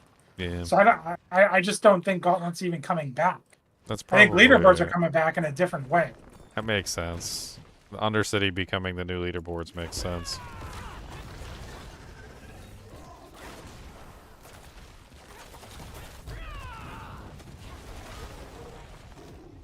You think leaderboards, if we think of Diablo gamer in 2024, 2025, do we think leaderboards that are like Diablo 2 or Diablo 3 are needed? And if you do something like Diablo 3 or Diablo 2, do you have... I mean, bare minimum, Devron, there should be a leveling leaderboard just like in D2. There should be the first to 100 in hardcore and softcore. Easily, like that's just a basic leaderboard. There should be more than that. That should exist though. I mean, So are we saying that there should be a leader to first to level 60 and then first to level 300 Paragon? Yeah, sure. It doesn't matter. It's just an extra leaderboard. Like you go look at it if you want to look at it. No one like really cares. having them is fine, but like the Diablo 2 leaderboard is outdated. Like it's shown its age, especially when people like Llama, you know, have like an entire group of people helping him get to 99 as Raft fast as and all of possible. them did it one season, and you Yeah, know, it's just, it's not, like, I mean, how do you judge a race that is essentially rigged, like, on one side? Like, who's competing with, you know, like a streamer who has, say, an you know, army like of supporters. well, not even just the supporters, but like when you have Kano and you've got like Macro Bio Boy and you've got, you know, like several other like really professional Diablo 2 players like helping you the entire time, and then you've also got like your entire player base feeding you items and, you know, like Diablo kills and things like that. Like, how do you even compete with somebody who's on that level? Like, it's just not possible. So at a certain point, the Diablo like get to 99 like leaderboard is just outdated in a way. It doesn't take into account like anything other than like, okay, like did I get there? That's all it's taking into account, is did I get there? Right, and some people care about them, some people won't, right? And so I have no problem, to Leonard's point, like having it there. I also do think it needs something like a Diablo 3 leaderboard where there's a single person leaderboard for how quickly you can do the highest level content, a 2-person, a 3-person, and a 4-person, right? Where like there are teams, people like to group up with that. There's also people that like to do it solo, and there's a different leaderboard for that too. So this was my idea, and I had this idea a long time ago. And the idea was basically just around the idea that everyone needs to be able to compete in the leaderboard no matter when they start. Like, that's the basic idea of the idea, is that it doesn't matter whether you started on day 1 or whether you started on day 30 or you started on day 60. Like, everybody can compete in the leaderboard. There's no time, like, based to it where, like, who's first is first. I think it should be more along the line of how long did it take you, like, to get there. Because think about it like this.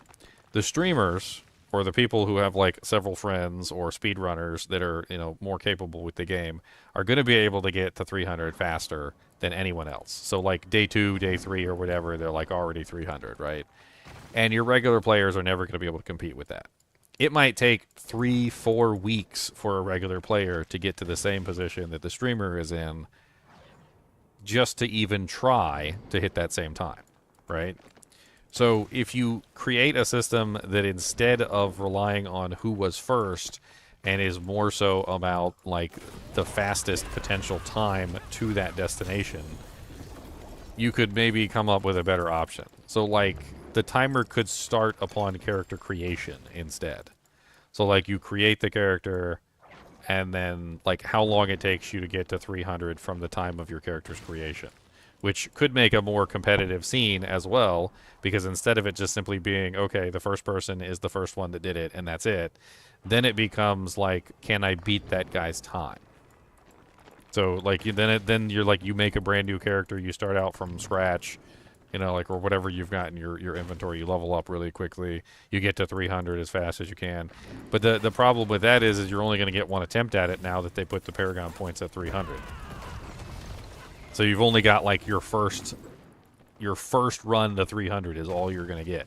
So when you log in, from the first time that you log in, even if you log in like really late in the season, you could still potentially compete with a streamer who hit 300 earlier in the season. Which The thing is, you'll never have fair leaderboards as long as you don't have an SSF mode. Like no trading, solo self-found, no grouping. Because as soon as you involve grouping, trading, then how many mythics does this person have versus how many mythics did you do it with? And there's all kinds of problems that come with that. So, like, if you actually care about competition, Can't it has to be imagine. solo. It has to be no trading, no grouping. no, I can't. I can get behind exactly what you're saying, and I understand why you're saying it. But then I also remember Diablo 3, which Diablo 3 was literally solo self-found, like all the time. That's what Diablo 3 was. Like in Most ladder, part, you could trade within parties and stuff like that. But only you're right, in it was much non-ladder. more limited. only in non-ladder. You couldn't trade with ladder people on Diablo 3. Even if they were in the same group as you when the item dropped, ladder was restricted.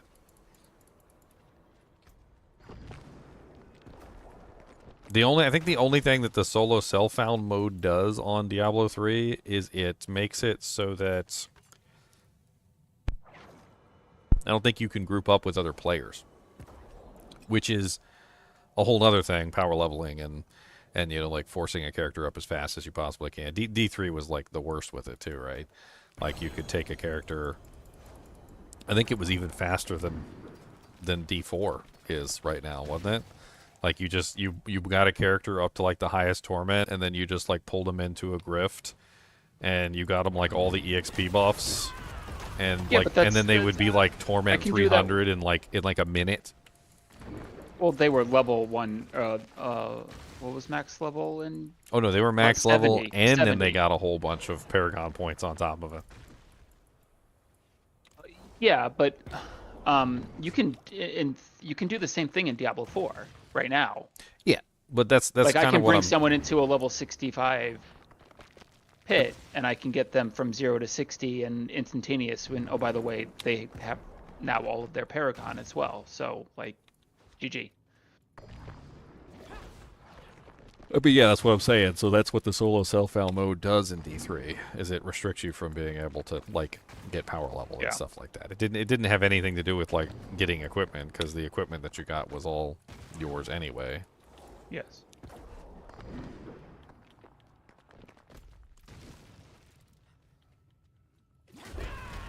I'm not a big fan of solo self-founds, like ladders, because I feel like the entire purpose of being online is to share equipment.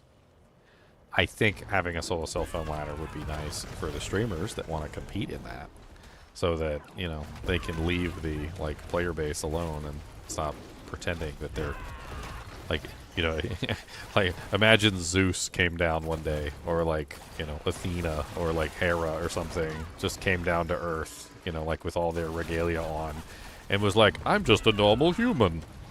And you're like, sure, Zeus. Sure. Like, really? I'm just a normal human. Then proceeds to throw like a lightning bolt at a nearby cow and make like a freaking like full roast 7-course dinner. And you're like, Zeus, you're not a normal human, okay? It's like, of course I am, and then threatens you with a lightning bolt, and then you agree. Like, like, okay, you're a regular human. All right, just don't throw a lightning bolt at me. It's like when your wife asks you if she's fat. Like, is my butt big? And you're like, no, it's not big at all. Now stop knocking the lamps off the table, Tonto.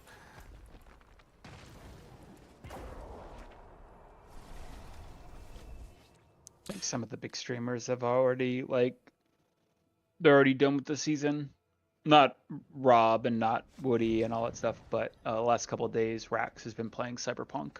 So I mean, of course they're done with the season. They played the most overpowered character they could, and well, I haven't seen. Well, Woody spent a lot of time on Rogue after he beat the snot out of whatever. So he's on to other things. Rob is still, you know, tripping about the latest and greatest like Chinese like hackery that they figured out with Spiritborn. So Rob.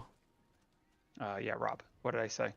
Yeah, I've heard that about him, that he literally goes on the Chinese forums and like pulls off all the builds off there. Like, I used to think he was doing the builds himself, but I came across Oh a couple no. posts saying that he was pulling most of his builds off the Chinese forums, and like, Well, all he is at this point, like it might start off It's as like his a build, beacon. but he basically is just a giant repository, and all the guys come to him with the latest and greatest things, and then he builds off those. Colt Martini said because Rax's computer keeps crashing with Diablo 2. Diablo 4. Mine's been crashing the entire time too, Colt Martini, and I think I've got it fixed. I It think just I think what took I you found. getting more RAM. Well, I think what I found out is 32 gigabytes of RAM specifically is like the worst number to have for Diablo 4. It's literally Diablo 4 like cancer. Something about 32 gigabytes specifically. Like if you're 16, it's not that big of a deal. If you are at 64, it's not that big of a deal. But apparently if you're at 32, there's some sort of problem with like 32 gigs of RAM and Diablo 4 where it starts to spaz out and stuff. I mean, you know, fingers crossed, you know, knock on wood. But I got Cody. It's so funny. Cody, it's just me. It's just me, Cody. He said, damn it. He said, don't do that. He said, you got the alarm bells ringing. He said, you don't want these hands. You don't want these paws. Can I have a paw? Can I have a paw? Can I have a paw? There's a good paw. Diablo 4 is just eating up too much memory. It's eating up everything. Like, it's 16's not enough. If you're running 16 with Diablo 4, I don't know what you're doing, because it eats 16 by itself. I mean, let me show you. Like, this is what I'm running right now. Look at this. Look, in use, compressed, 30.2 gigabytes. Committed, 45 gigabytes out of 129 gigabytes. Cached, 21.3 gigabytes. Page pooled, 1.3. I'm currently burning 30.2 out of my 128 that I currently have at the moment because I upgraded to overkill mode. And as soon as I fixed the memory problem, like all the crashing kind of stopped too.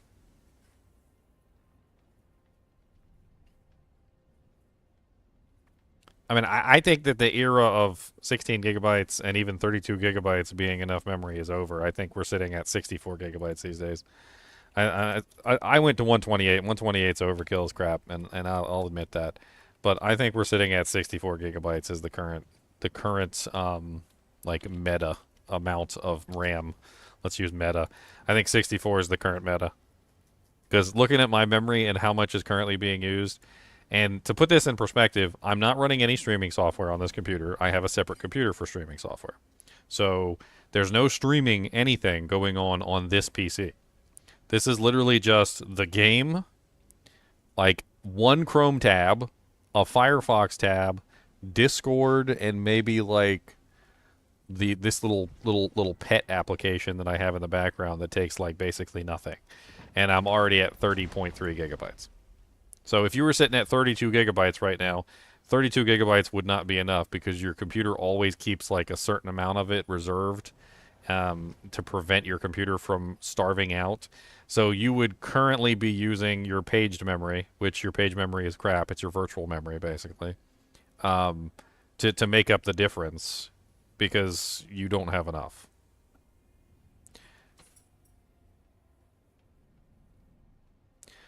So if you're only running 32, 32 is an issue.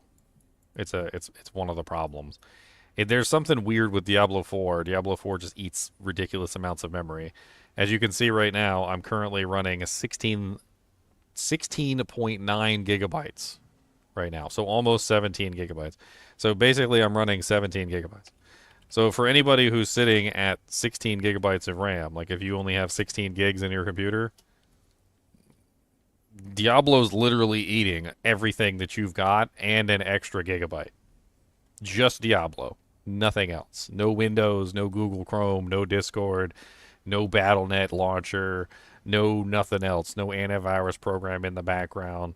Literally just Diablo. Like just the Diablo program's eating up every bit of that 16 gigabytes and then some. And the game hasn't even been up for that long. Like, it's not even a memory leak problem because it's only been up for about an hour right now. We'll have to see if it crashes. Today's the test day. We're gonna see if it crashes today.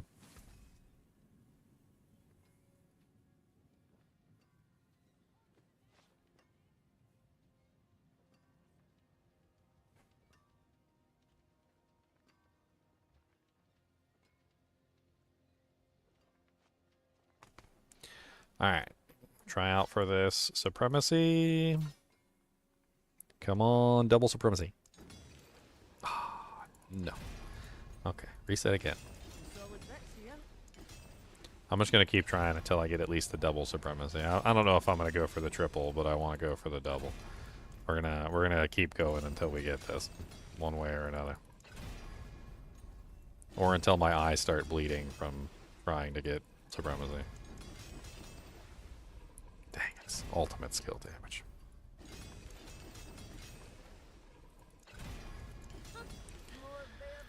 Getting the first one's easy. Getting the second one is the hard part.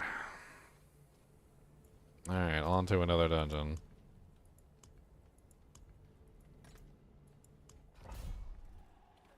I think it is just another viable build to do it that way.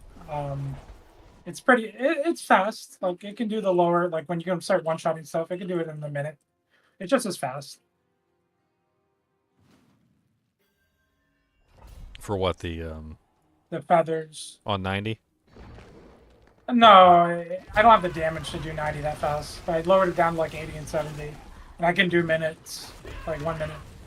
Okay. It's possible. So it's a viable run or viable build. Like it's just maybe not optimal because you're spreading yourself too thin, but it totally works. The build worked, 100%. Yeah, it totally works. I mean, it's not even something you even have to go poison. You can just do that build and lean all into lightning. Yeah, you could go Russian Claw full lightning. Like that would be an interesting option as well.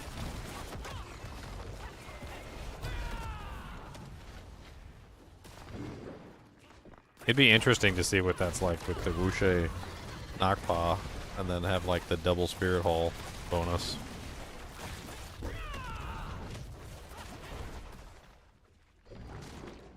Because you could potentially get 30% on the Spirit Hall bonus if you went like Jaguar and then Wushe Knockpaw Jaguar. Yep. So you could just do both.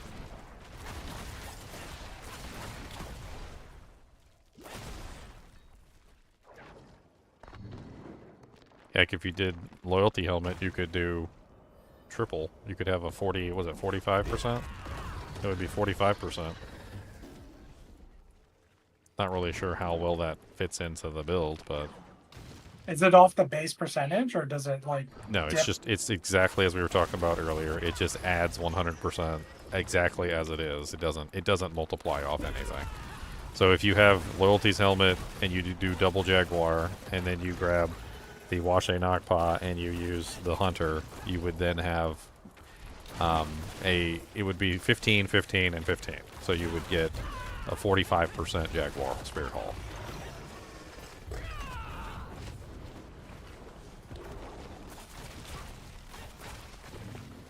And I don't know exactly how much that would multiply things. I'm not sure. Are you using actually, what are you using for your helmet slot on that kind of a build with storm feathers? Shake up. Cooldown. You need cooldown for evade. Well, assuming that you were doing the Rushing Claw, would that be the best option at that point?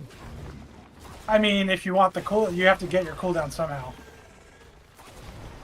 If you go Prodigies, then you don't need the Shaco. I mean, Loyalty gives cooldown for all Jaguar skills. It's a 60% cooldown reduction for all Jaguar skills if you're doing Jaguar double, which is insane. So it would take... was it 65 the cap, or is it 60? For what? For the cooldown reduction cap. 75%, but it's not additive. It's multiplicative. So... Yeah, well, the Loyalty's Helmet gives you 60 flat. So it's a 60 cooldown reduction for any Jaguar skill, or it's any skill of the base type of the Spirit Hall choice that you use. So if you choose double Jaguar, you get 60% cooldown reduction on all Jaguar skills. which means that you would have 60% cooldown reduction on Rushing Claw. Not that you necessarily need it. And you would also get 60% cooldown reduction on Ravager, the Hunter, which is also a Jaguar skill. It doesn't work on things that are tagged as Jaguar. I tested it, so if it's tagged as Jaguar, you don't get the cooldown reduction or the spirit cost or vigor cost. Most important thing to keep up is your toxic skin. You got to make sure that doesn't fall off. Well, you were talking about like just making a Storm Feather build, so at that point it would be any focus skill. Well, then you would have to rely on Ravager for the cooldown, because you're not going to reduce your Vortex or your Yeah, sword. it would just be Ravager over and over again then. It's carrying the recalling part. I mean, you could still use the others, it just wouldn't recall the feathers.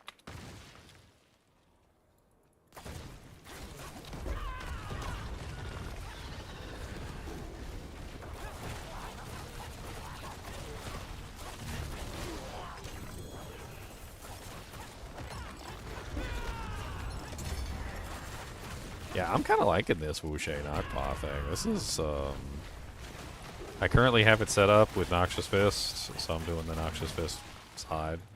And I'm able to keep the Hunter up, I think, with at least 100% on the 15 seconds, if not the Supremacy bonus. The Supremacy bonus shows up on the bar, right? Yeah, there's a skull. It's the 3 icon. skulls. Yep. Yeah, I'm currently at 21 stacks, 26 stacks, 24 The most stacks. you need is 10, I think. So yeah, I'm like way over. So I basically have that bonus like 100% of the time then.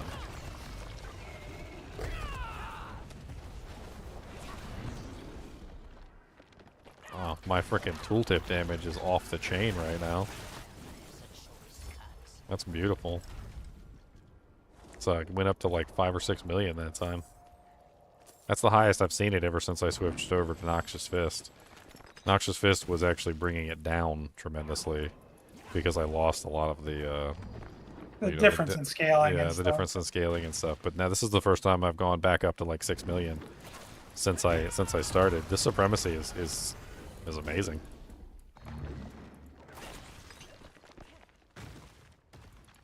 It actually doesn't go away really fast either. Like if you have like 20 stacks, it takes a while for it to go away. And you get a pretty decent amount per kill.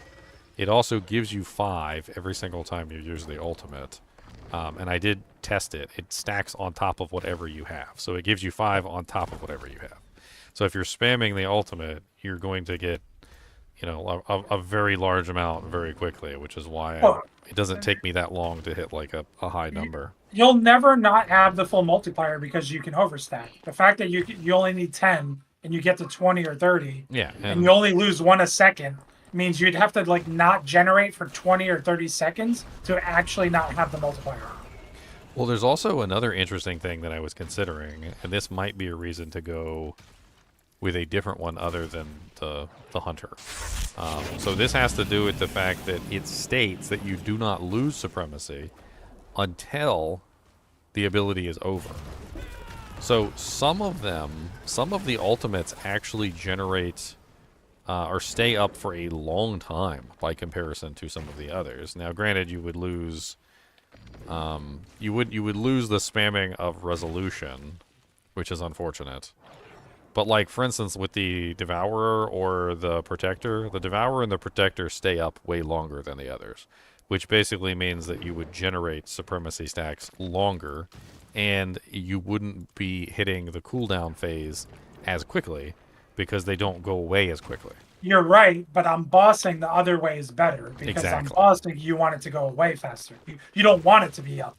But If it's you don't get stacks on Yep. bosses, no, I 100% agree with you. I'm just pointing out that simple thing that, like, since it's only deteriorating after the ultimate is over, any of the ultimates that last longer are going to keep the stacks longer. So you're going to end up with, like, you know, having to maintain the stacks easier. The Centipede, for instance, I think is the clearest winner in that regard, even though you do lose the Resolution. you're basically going to have like permanent uptime on your stacks. The stacks will never fall off because not only is the centipede really easy to reset, but the centipede also has that kind of like added bonus of being what's the term I'm looking for? He follows you around. That's what I meant to say. He follows you around. So, like, not only is he active for a very long period of time, but he also follows you around. So he's actually doing stuff, like while you're playing around and doing whatever you're doing. So you got max stacks all the time. You have an ultimate that's following you around. It's always going to be up because the cooldown is never going to not be up on the frickin' centipede. Because it's really easy to gap it too. Because he lasts so long, he'll always be up by the time he's like he's finished with whatever he's doing. So you'll always have another cooldown to press. I was also thinking about the eagle. So the eagle is really interesting with the toxic skin. When you were gone, I think you were taking a shower or whatever, I was playing around with the eagle for a second, and I was like, holy crap, I just put 1 point in it. Why do I have 10? And then I remembered that the Wushe Nakpa turns the eagle into a focus skill, which means that all those focus ranks we have on our boots are now applying to the seeker ability as well. So now the seeker has frickin' like rank, what is it, like 14, like base. You also get seeker charges, and you can basically never run out of the seeker. And that one's easy. And then the other cool thing about the seeker I was thinking is you get permanent vulnerable. Which could lead into, playing around with Vital Strikes, because you got permanent vulnerable uptime. So as long as the Seeker is up, all nearby enemies are vulnerable while active permanently, right? So then you got that beautiful 45 times multiplier from Vital Strikes if you want to play with that. And also the Incarnate skill is giving you vulnerable too with the Fell's Soothsayer. So you're basically could play that easily. You could play that piece down. Yeah, and then in that case, you just choose the Jaguar yourself, and then that way you get the Eagle Spirit Hall bonus, as a result. So then you'd have the Eagle Spirit Hall bonus along with the Jaguar. You just swap it basically, right?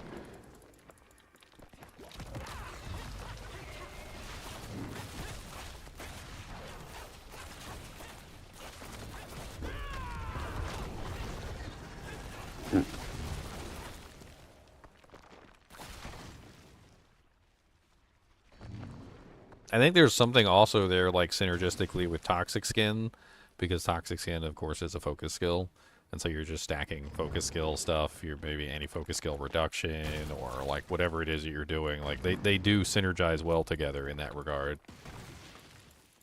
I mean, it would also turn your Toxic Skin into a Eagle skill, which then you could scale it with Brilliance and with Acceleration. What's the Eagle Glyph? I don't even think I've There's looked. a couple of them. Or Talon is the main one, I think. Like, because that would also 15 scale your times crit poison. damage. Oh, Talon has crit damage? It's 15 times crit damage with Eagle skills. So I don't know if that applies to Noxious. Well, if Okay. you're tagging it as an Eagle skill, it should work, right? But the crit is not really coming from the skill, right? It's not like you're critting with, Quill Volley. Like, you're rushing claw crits, sure. I don't know. I really don't know. That's interesting. The second part of Toxic Skin would scale. While Toxic Skin's active, you deal additional 48% poison damage as crit strikes. I mean, you're right. It does say Eagle skills, so it's not like a generic critical strike multiplier. Technically, Toxic Skin doesn't crit, but I mean, wouldn't it still apply to all of your skills as long as you have the Eagle Spirit Hall? And then Apply to all the skills, but I don't know if the Noxious Resonance takes that into. I don't know if it takes that into its calculation. I really don't know. I would assume no, but you can't assume anything without proper testing in this game. So what if I mean, you got it set up right now. Like, what if you did the like the Storm Feathers with like the Eagle so Eagle from the Wushe Nakpa Seeker with like the Jaguar primary, like that might be, I don't know, that might be better. And then if the Talon does work with the toxic skin, that would take some of your lightning stuff away, right? So like you were saying you didn't have enough lightning multipliers. Like this would help that, right? Because you get the eagle additive, which would apply to toxic skin. You get the critical strike damage, which may apply to toxic skin. We don't know. And then you get the lightning damage as well, which also applies to your storm feathers. So it kind of works in both directions. I guess you could sacrifice. What would you sacrifice? Fester? I don't think Fester is really all that great anyway. Because it's 15% increased damage, but it's only 15% increased damage to crowd-controlled enemies. Which means it only works on the boss if he's staggered. The poison multiplier is nice. Do love that. But the centipede skill damage is essentially equivalent to Talon's eagle skill damage if everything has the eagle tag. So there's no difference there. I feel like the centipede skills deal 15 times increased damage to crowd-controlled enemies is also not exactly like that amazing. So like I guess that one is equivalent too.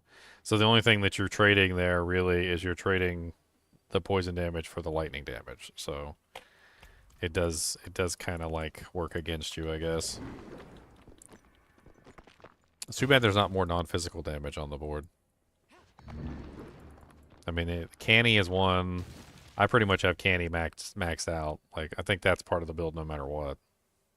It's really not the non-physical that matters. It's not like you're multiplying it. It's really the glyphs that matter. Like you're going one direction or the other with the glyphs. That's the problem.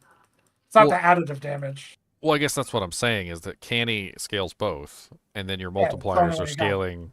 Your multipliers can scale either or, right? So if you're using Fester, you're scaling poison. If you're using Talon, you're scaling lightning. But stacking as much from Canny as possible is going to help you bridge the gap between like two different elements. And also getting as much non-physical damage as you can on the board. Which there's a pretty hefty amount, but I think I'm already taking advantage of all I can. Which board is that on? It's on Convergence. Why do I not have Convergence in this build? I think I might be a Dumbly. Because Convergence is the board that has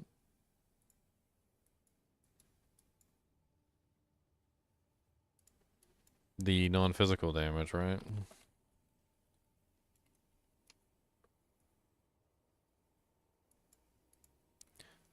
I don't know which board I would pull, though. I'm using Drive. I guess I could pull Drive board for Convergence. I mean, is it really that big of a difference between Drive and Convergence?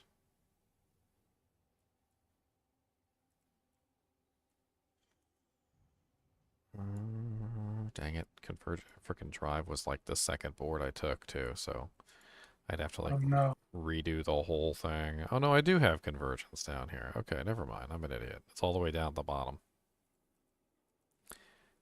Yeah, and I do have the non-physical damage rare node over here, and I grabbed the non-physical damage up here. Yeah, so I grabbed all the non-physical damage that I could on this board. Yay, I don't have to redo my board.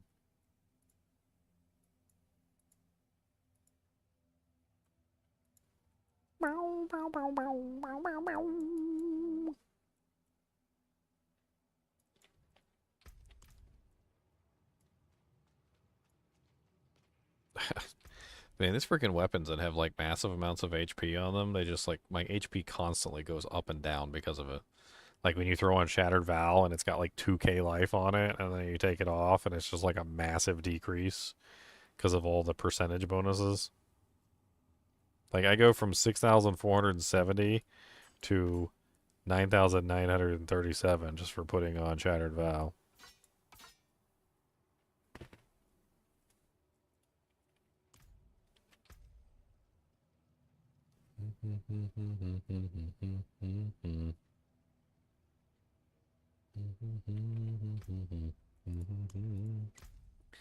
Okay, so I actually really like this, and I kind of feel like I need to lean into it a little bit.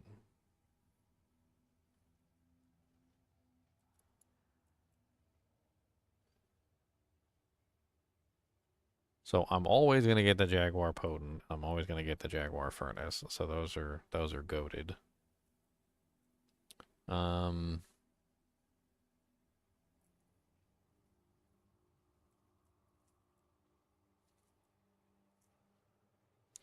I feel like Oppressive is okay, but since it's against crowd-controlled monsters, I don't know. It does also increase crowd-controlled durations, which is nice. But then again, that's useless against bosses, so... I mean, the same thing goes for the dominant glyph, though, or the R passive, which is Gorilla Skills deal 5% increased damage to knock down enemies, so that's also not amazing.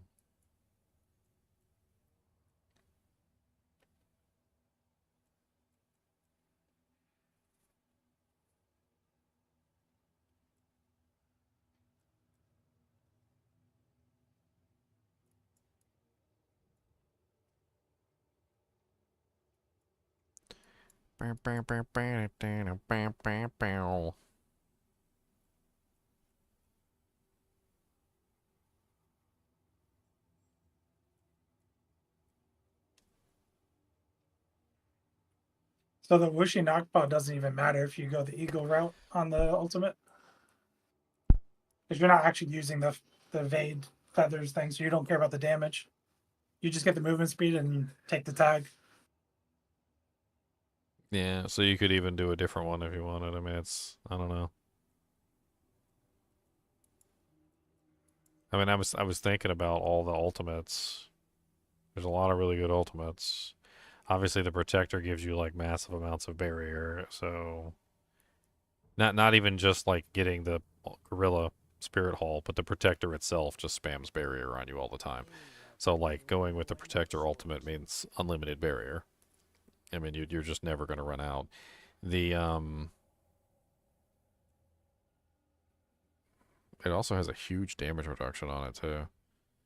It says the Protector's strikes deal 300% times increased damage to non-elite enemies, and reduce the damage you take from elite enemies by 30% for 6 seconds. So you just have a 30% damage reduction against elites and bosses. Actually, I don't even know if it works on bosses. It doesn't say specifically bosses, but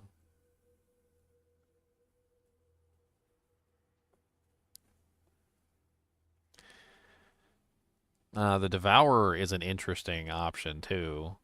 Was thinking specifically from the fact that it just gives you tons and tons of poison damage. I mean, it does scale in poison damage with the ability, and putting points into it, like stacking it out, can give it a large amount of poison damage. I mean, but that would mean going like double Jaguar, basically. And then using the Centipede one. The main problem with that, though, is that because Toxic Skin is obviously already a Centipede skill, you're just missing out on an additional tag, which is unfortunate. I mean, you still get the Jaguar tag, so it's not like you're losing a tag, but you're not going to get an additional tag, which is kind of like the whole goal.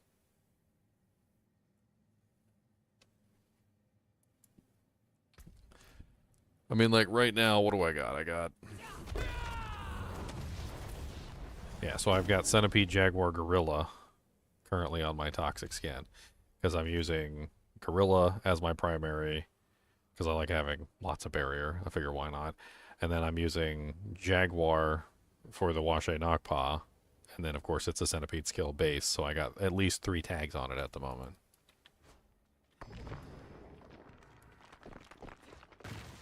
This also means I could go, I totally forgot I can go take out the, I don't need it anymore. I could take out the Concussive Stomp if I go this route. And I could throw in something else, like maybe the maximum HP, or like the Vex rune or something like that. So I can change out my runes a little bit. As long as you maintain that barrier. Yeah, I mean, now that with the Gorilla's main Spirit Hall, I don't think you're gonna have any issue, right? Because it's what 5% maximum life as barrier, up to 30% for 3 seconds. I am a little bit worried about the up to 30% for 3 seconds, but Yeah, you need more generation. You can't rely on that solely. yeah, I mean, I still have Earthen Bulwark in the mix, but That I should know, be but I no helpful. longer need Concussive Stomp though. That's the thing. Probably not. Probably not. No. Yeah, so I can take Concussive Stomp out since I'm Gorilla, and then I can throw something else in. Let's do that real quick so I can test this because I want to get like a better feeling for how this would work. So what would I do instead then? I did own just to get 50% damage real quick. It worked pretty well. Home. Yep. Warcry. That's what 600 offering. Vex is nice, but it's way too much offering, and it only lasts for 7 seconds. I don't see that one as being as amazing. What's the activation cost on that? It's 20 cooldowns. Whew. Let me I just want to go look real quick on a trading dummy. I just want to see like how long it takes me to attack 20 times with like rushing claw or something like that.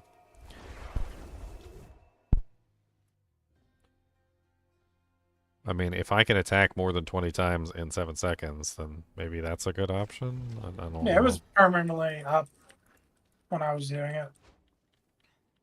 Warcry is a good option too. That would be easier to maintain full uptime on it. Yep.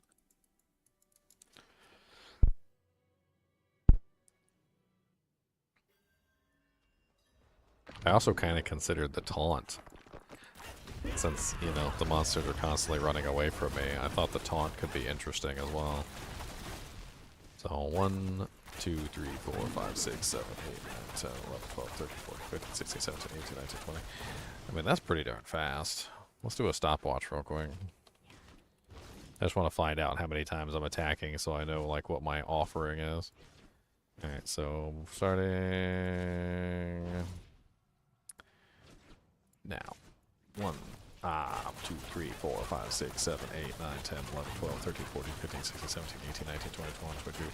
Yeah, like you can easily get 20 attacks, like if you're trying 20 cooldowns in that time period. So that's like 100% uptime, I would suppose.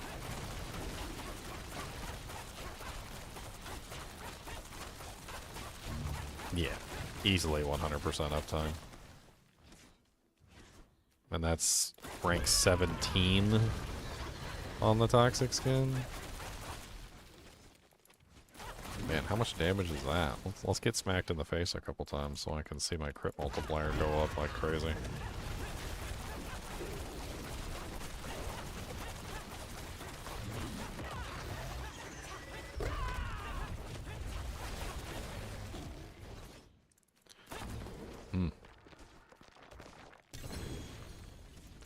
Yeah, I was thinking about the taunt because the monsters are always running away. It'd be nice if the monsters were closer. That could be interesting too. I also think, like going back to the original setup and even probably your current setup, that the Glyph, the Fester one, the Centipede Fester one, I think Hone and or Fitness are better. For what, glyphs? Yeah, because Hone and Fitness both give crit damage. Crit damage multi. One gives crit damage additive as well. The other one gives you crit chance.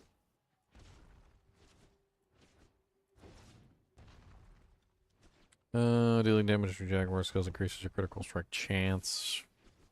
Yeah, and you get a critical strike multiplier. And then what was the other one you were talking? Fitness? Yeah, it's crit damage and crit multi as well.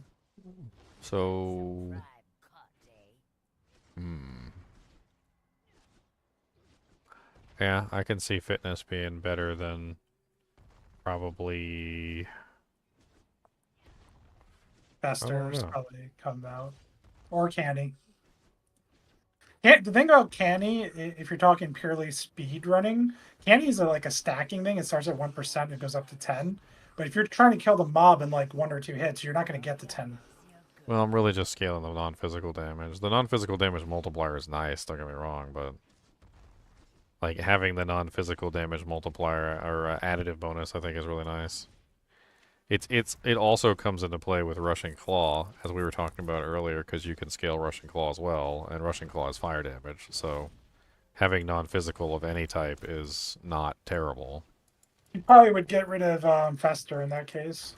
That's what I was looking at. I think Fester's the choice. Yeah, you lose a little bit of poison, but the thing about that is I don't really think... I think that's like the only thing that it's giving you, is the poison multiplier. The Centipede skills deal damage to crowd-controlled enemies is like, it's like, okay. I mean, it's useless versus bosses unless they're staggered, and it's useless versus anything that's unstoppable as well. So it's only working like half the time anyway. The Centipede skill damage, I think, is far less useful than Hone's Jaguar. Well, it's equivalent. So it's equivalent to Hone's Jaguar damage. Fitness is, I think, even better, though. I think fitness trumps it entirely. The thing about fitness is you get critical strike damage and you get critical strike multiplier. Whereas with Hone, you're only getting critical strike damage multiplier and crit strike chance, which isn't really quite as good. What is my crit percentage at right now? It's probably atrocious. Yeah, 13.5%. Like, I haven't really, like, tried to build it, because I don't really think it's necessary for the build to have a large amount of crit chance. You get crits, like, naturally as you're attacking, and it's almost better to stack up a little bit of poison damage on a target before you crit it. So having, like, an insanely high crit chance, I don't even know if it's technically worth it. Because it just means that I get bigger explosions instead of a bunch of smaller explosions, which is fine. Like, I'm not mad about that. Although maybe I could have a little bit higher than, you know, like 13.5%. That is a little low. Maybe I could throw like one doojank somewhere, like a crit on something, maybe like a ring or something like that. I mean, I could reroll the lucky hit on this one ring for like a little bit of additional crit chance. I was thinking around 25. That's what I was thinking with Noxious Fist. I thought maybe about 25% would be a good number. Like, let the poison tick up just enough. 25% is like 1 in 4 attacks you're going to crit. So you'll get plenty of crits. You just won't get them all the time. Gives the poison enough time to stack up a little bit, and then they die. Or you go with like 100% crit and 100% crit time. I do think I want to reroll crit on that ring, though. Let's go ahead and reroll the lucky hit on this for crit.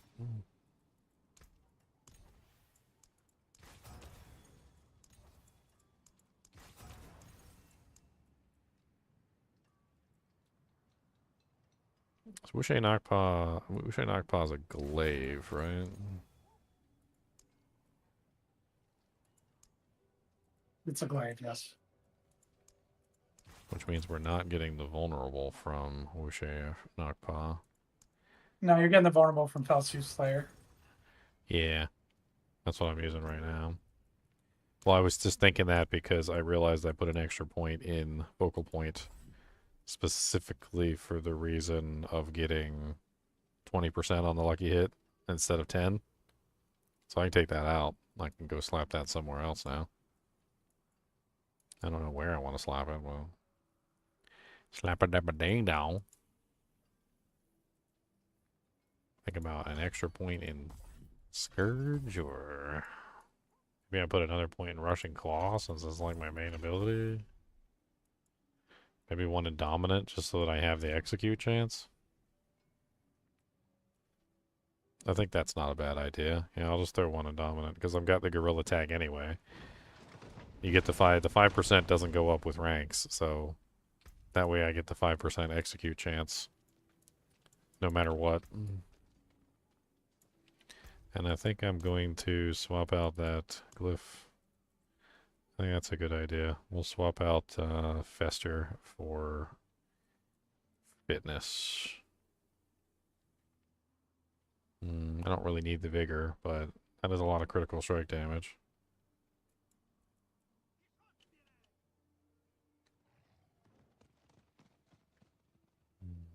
How much does that gonna bring my poison down by, like, by losing? It's kind of like you're chasing your tail a little bit, right? You're reducing the poison base, but then like increasing the multiplier for the Noxious Fist. And the question becomes like which one's better. I guess as of right now with the bugged interdiction and the redirected force, I guess it's pretty much just critical strike damage. But then later on, if they eventually fix the block chance thing so that it's not stacking as much critical strike damage, it probably goes back to Fester then, doesn't it? Yeah, it goes back to Fester. Oh yeah, you said you had those aspects for me. Yeah. Keep forgetting. Gimme. Somebody sent me a friend's request. There you go. Accepted a friend's request. Where's the Leon at? What's up, Irene? What's up, Cash It?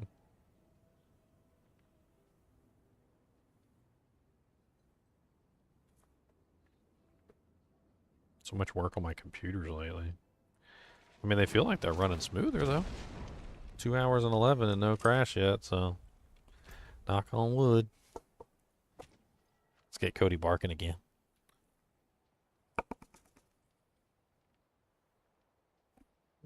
He's looking at me. He said, I seen you.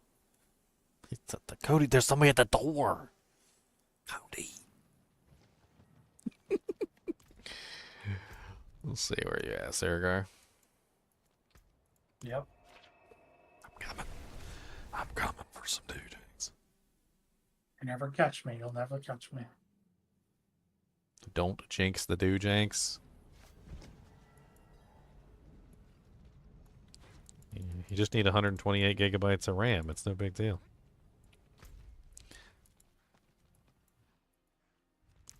Only 128 giger bytes.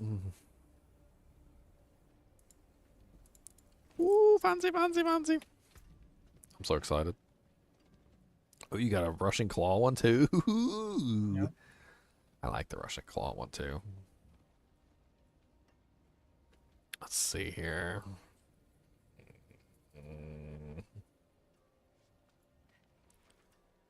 Was that a 12? That's so much better than mine. We leave Boop. nothing standing. Boop. Better than starting from nothing. Bow, bow, bow, wow, wow, wow, wow, wow, wow, wow. That's a huge damage bump for me.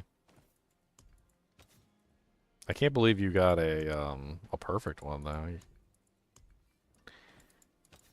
picked it up Which for one? dirt cheap. Your interdiction picked up Oh, a yeah. dirt cheap interdiction. Oh, so I much have a nicer. lot of perfect aspects already. It's like 40-something plus on the all. Tells you right in the codex. Oh yeah, I need to go check. I forgot. I need to go check my my free do-janks from the homies at the merc shop. If you guys aren't checking, if you guys aren't checking your barter shop, you guys are fools. You don't talk. Look at Leon got a perfect Jaguar's Mystic Circle. I remember Busy was on here like a week or two laughing when I said the mercs were good. I was like, what are you talking about, bro? The mercs are great. Like for the barter system. The mercs are just great in general. I mean, I like having the customization of adding the additional hit. And then even further than that, I like honestly, I really like having them with me when I'm solo too. It makes it more fun when you have like the merc solo and you can like add on some things and have all the extra stuff flying around.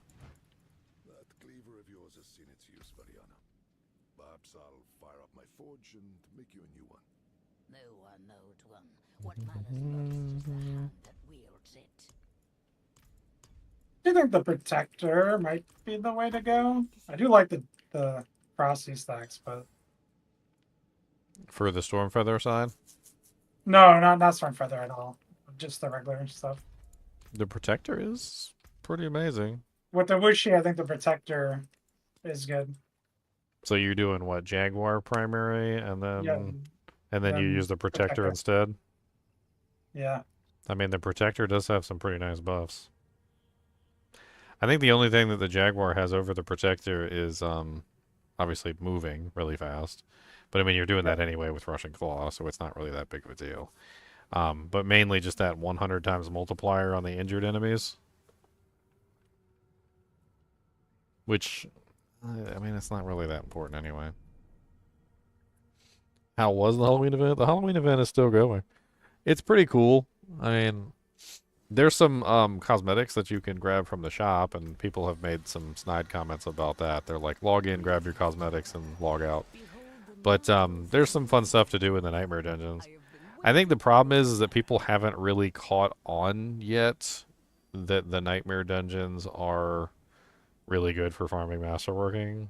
And so they're not going to the Nightmare Dungeons. And because they're not going to the Nightmare Dungeons, they're not, like, participating in the event. And because they're not participating in the event, they think the event sucks, which I can see. I can totally understand their point of view. But if you actually went into the Nightmare Dungeons, you would find out that there's, like, goblins everywhere. Like, it's like 50% of the time you click on a shrine and, like, 1 to 2 goblins pop out. Either that or the Burning Butcher pops out and tries to slap your booty cheeks down, like, one way or the other. About vengeance. I think about keeping my daughter safe. That's what is most important to me. Slap them booty cheeks down. Slap them down, slap them down. Gonna slap all them booty cheeks right on down. And I just talk about perfect aspects. Look what I just got out of a pet run. Oh baby. Wait. I'm logging in and out once again. Perfect apprehension, 40%. Oh, nice. Oh, I love this game. Everyone's crying about aspects, not me. You guys just need Leon luck. The Leon look. So I'm up to 43 perfects. Luck Leon. Glad that's done. I'm rolling through my characters right now, seeing what I can pull out. I actually don't really have very many barter tokens, so I'm pretty much just doing the free stuff. Hopefully I got enough tokens to buy a good aspect when it pops up.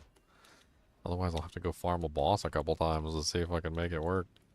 The face shield you forged. We supply, you demand. That's Can what I max got. out that now too. Stewgen's getting beautiful.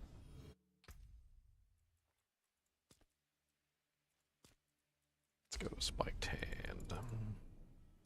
I logged them all out in the Merc Den. I was smart last time I left them all in there. Instead of like teleporting out, so now all I gotta do is just like run over to the friggin' barter vendor and check them real quick and I'm good. Subo likes me. I don't think Subo likes anyone. But don't fret. He's wary of anything new. Nope, nothing. Glad. I guess I could be buying the boxes too, but I ain't got money to buy the boxes. The boxes are really strong. Yeah, I just don't got the coins. I need the Hey, coins. what you doing with all your coins? I got like 6,000 coins. Well, before I found out about the free things, I was spending them on the resets. Yeah. That one who took your arm. Now that I know about the free resets, I ain't spending no coins unless I see something good in there. Think about keeping my daughter safe. I've been looking for the basic ones, and I haven't been grabbing the packs. So, that's my bad. Once I get a bunch of now that I'm smarter about the mercs, now I won't make that same mistake. The craziest thing about the gorilla is you just have a 5% chance to execute any enemy in the game besides the boss. Yeah, so that's what I did. I grabbed 1 point in the in that dominant. Make sure I got at least 1 point in there. Well, now I have all points in there because the scales everything. Scales my Russian claw, scales my toxic skin. Well, yeah, but they got to be knocked down though. Yeah, and you knock him down with the revealing board, like guaranteed, right? Oh yeah, I'm not run. I don't think I'm running the revealing board. I'm not running revealing. I'm running convergence, viscous shield. I got drive, and I grabbed sapping.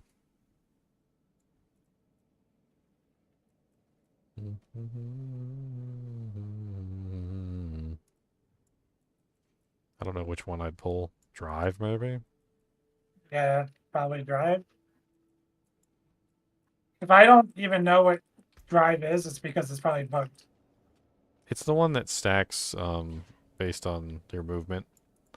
And I found that with Rushing Claw, it's active permanently because Rushing Claw technically counts as movement, even if you don't move.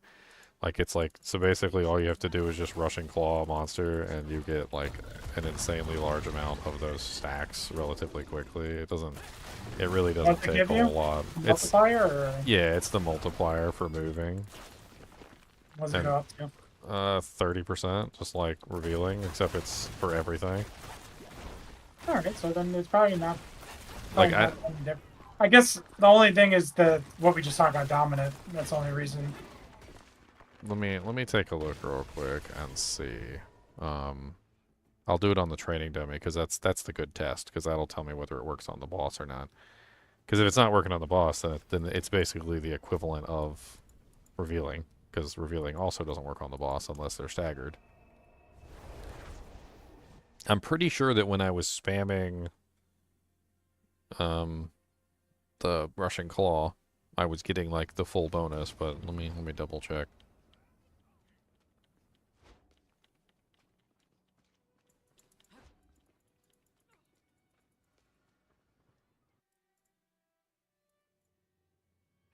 And besides, when you're like flying through the dungeon, you're definitely getting the full bonus. But like the full bonus is applying all the time. Will you click on the monster and stop being silly?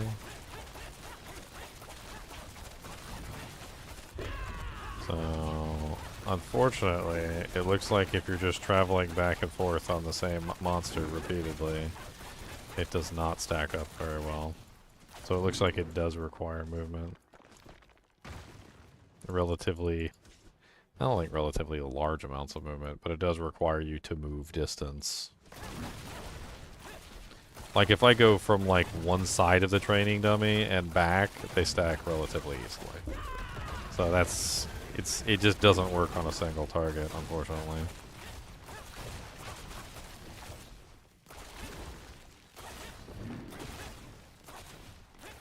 Yeah, maybe I pull the drive board.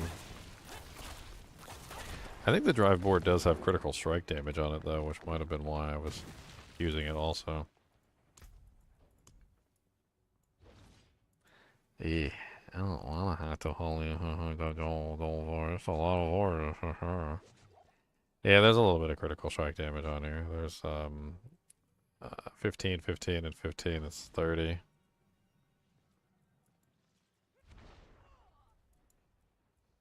Hmm. Man, I wish I could just like pull this board and just like plop in the other board. Like, why do I have to redo all the boards? I don't want to redo all the boards. I just want to. The only way to do it is you have to take some points from another board and connect that board a second time, and then you can swap it out. I can't. I can't do it like that because of the direction that I went. I went down on the right, and like I completely just broke that. So I'm not redoing the whole board. I'm not. I'm just gonna. I guess I'm just gonna have to pull all the points one by one off of these boards and just put them back on. That's what I get for thinking that the drive board would work properly. It doesn't work properly. I mean, it does work when I'm flying through the dungeon. So there's that. So like when you're holding down the button and you're NASCARing through the dungeon, it does work for that. So it's not like I was losing out anything. But I don't think it's the right board for this particular build. It's not bad. It's just not the best.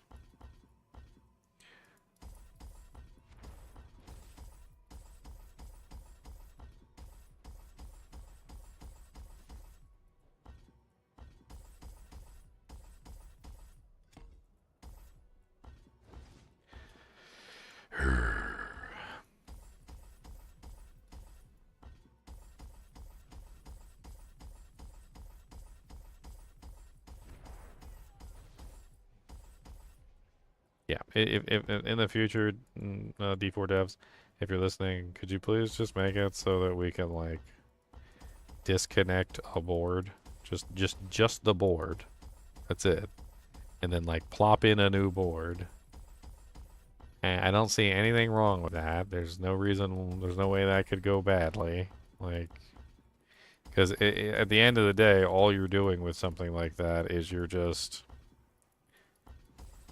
putting it in and connecting it at the same points. So you would have to connect it the same way that you connected the original one, or at least it would have to be connected, you know, properly in some way. Cody just made a strange noise.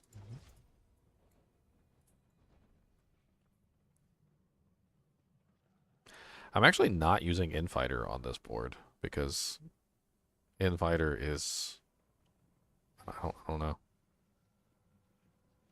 It's like I'm not getting hit most of the time.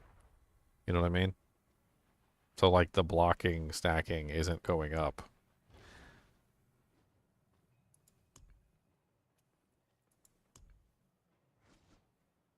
Mm-hmm.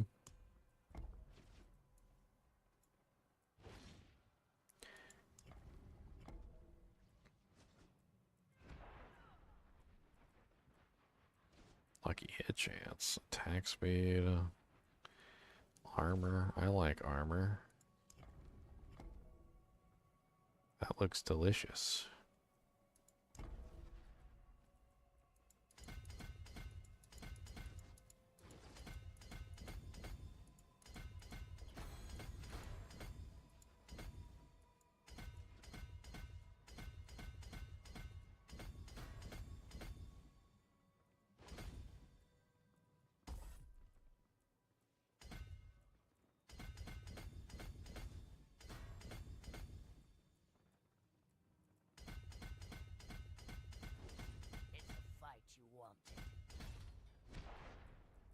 Wah, wah, wah, wah, wah, wah, wah, wah.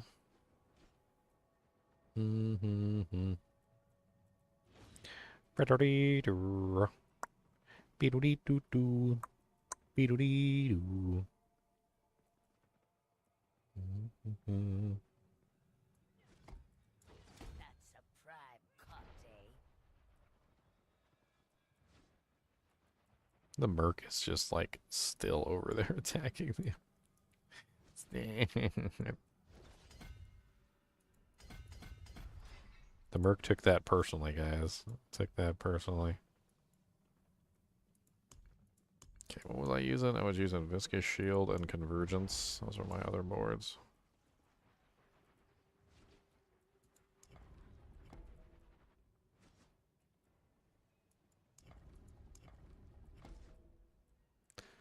Yep, that's it.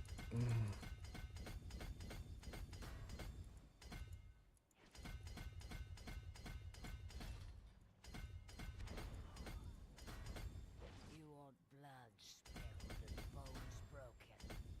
Lariana's your girl.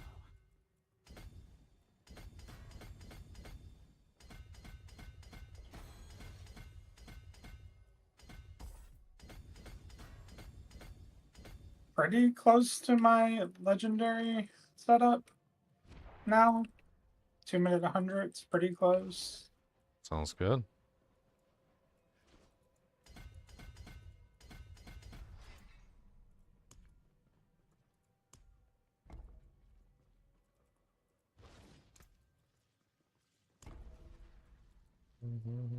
Have you tried double primary or double jaguar? Maybe that's just more damage. I mean, that's what I was talking about earlier, remember? Yeah, have you tried it? No, not yet. I don't have a perfect Wushe, right? Mine's 75, because so it wouldn't be worth it for me. I've got one you can use if you want it. Well, then it's not mass It's or not a it's not a supremacy, but it's a 100%. I got a let me see. I know it's in yeah, I have here. 100% like max resource one or something. Oh, Restore. speaking of, let me see if anybody responded. Nope. Anybody respond to your trades? Nope. Maybe I'll get one for 5 billion that is 3 greater epics. Doesn't have the max resource that you don't need. But then if it's like, if I'm going to spend that much, I just want a perfect one for the sake of having a perfect one. Hmm. You know? I mean, if you're gonna go that direction. Okay. I gotta put the glyphs back in here. I feel like I'm just spinning in circles, though, that like all of these essentially are doing similar 100 speed times. Yeah, that's what I'm saying. Like they're all good and they're all working well. Like we're just I don't know. I do think the Wushe Knockpot is superior in that it offers like more flexibility in the builds, but like you can You also do lose an aspect, though, so. you can do more things. I mean, you lose an aspect, but you also gain 100 and some odd multiplier. So like, I don't really think it's a big deal. I think if I get one of these, or when I do, I'm gonna test double jaguar because I think that's gonna be the craziest one. What about triple jaguar? I don't know. I don't know. Maybe the shape. Triple jaguar. Loyalty doesn't have armor on it, right? So they like rip that dream. Have to put a disobedience on or something. Triple jaguar poison. Does loyalty helm? Now I forget what loyalty helm does. Like, does it give you? Like, would it give both with Wushe? Would you get 100% on Gorilla, 100% on Jaguar? Both? So loyalty requires that you have both choices, and it only gives you 100% to Whichever one you have both. Okay. whichever one. But actually, it's funny that you say that because I don't know. Because you can't have two primary spirit halls as far as I'm aware. So there may actually be a bug where loyalties is Right. actually increasing both spirit halls. Oh, more testing. Here we go. Like that might actually be a bug too, because there's no other way to get double spirit hall bonuses. It's an easy way to test it. The Eagle one is the easiest in my opinion because they'll give you 16 stacks. Yeah, or 8 stacks.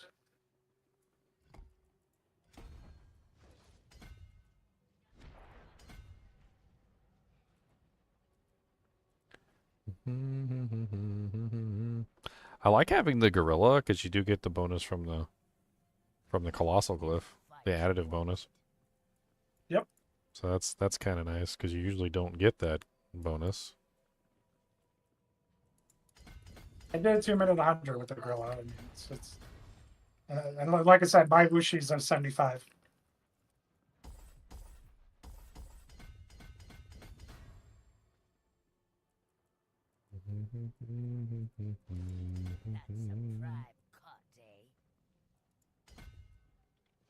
Okay, so I've got the fitness glyph in now, and it's online. And I basically just like redid the whole board here. Hopefully I didn't like screw something up, but everything is online. I think Hone is just as good as Fitness. It might be better. I'm trying to test the two of them. I'm leveling both up. I think the only thing that well, yeah, Bane needs more multipliers. I need more multipliers on Bane. That is an issue. So we need to grab like all the strength.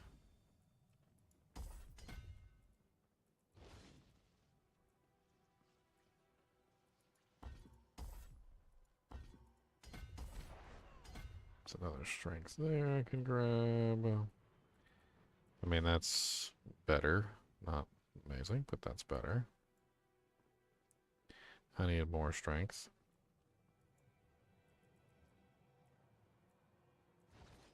You want blood spilled and bones broken. Variana's your girl. I like having HP. HP is nice. I don't necessarily need that damage reduction while I have a barrier. It's nice, but it's not like amazing.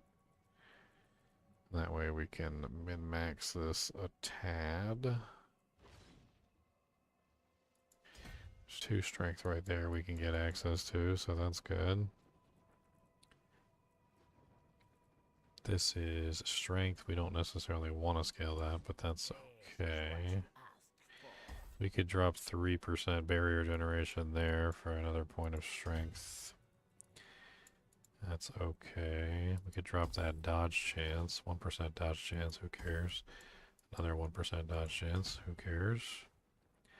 Both of those are nice little bonuses. It's a fight you want. Don't necessarily need that 10% damage, because it's like in equal, like foot for foot, the poison damage additive is the same as the 10% damage bonus. And the 10% damage bonus is less because I'm multiplying the poison damage. So sacrificing the 10% damage bonuses for poison damage bonuses is a good play. I mean, I'd like to have them, ideally, but I'm not like overly worried about it.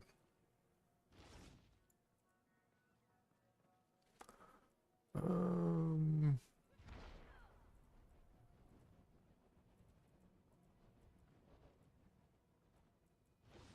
didn't grab the additional damage there. I mean, that's about as good as it's gonna get right this second. That's fine. It's fine. Fine. What's my armor at? 5,784. 5,784 is too high, isn't it? Spilled and bones broken. I mean, yeah, for your Variana's percentage, it's your way too high. girl. But you're also not in a party. In a party, you're going to lose. Well, actually, you're not running right here, right? I just forgot. No, I'm not running right here. So what is that? 1,500 divided by 29%. It's like 5,172. So 5,172. So I could drop an armor somewhere. Jewelry. Or Paragon board points. Yeah, I mean that's what I'm looking at right now. Is I've got a lot of Paragon point armors. I could probably drop some of those armor mods. This one right here is maximum life though. But I guess I can drop that 15 armor there with no problem whatsoever. And then I'd grab me one more strength node perhaps. Almost. I think I went out of my way for one of the armor mods. If it doesn't have anything else like amazing on it, I could probably just drop that too. Where was that one at? I think it's this whole one over here. Yeah, that's 15 armor. I mean, I'll keep the max life ones. So I can pull both of those. That's another point in poison. And then I think I'm only like one shy, like one here. Almost got the poison one maxed.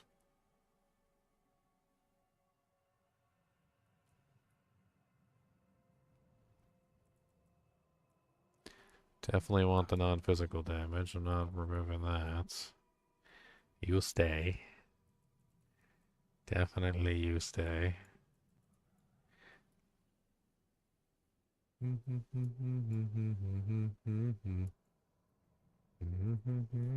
don't really need the attack speed. This is just attack speed and poison resistance. I could squash all that. I'm not worried about none of that. And I think that caps me out for poison completely. And then we probably just come up here and grab more critical strike damage, which is dexterity. So We'll just grab like all the dex nodes within range. And then bam. Let's go tier this up real quick. I should be able to handle. What is the 1500 from in the calculation you just made? From this right here, which is the unyielding hits ring or aspect. It's casting a gorilla skill, increases your weapon damage by 29% of your armor for 3 seconds, maximum 1500 bonus weapon damage. So what I'm running a calculation for is I'm trying to figure out whether or not I have enough armor to hit the 1500 minimum bonus, which Khan so gratefully instructed me on how to do that. Is you take your 1500, which is the cap, and you divide that by the percentage on the ring, which is mine is currently 29%.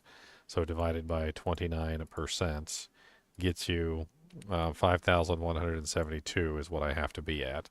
I'm using disobedience at the moment, which I mean, it would be nice if I didn't have to use disobedience, but I don't think that's the case.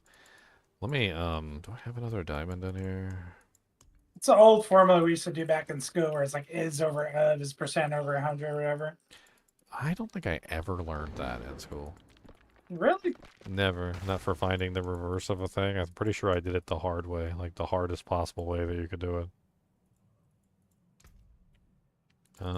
I need to see if I'm hitting the cap without that last skull, because I really could use a little bit more res.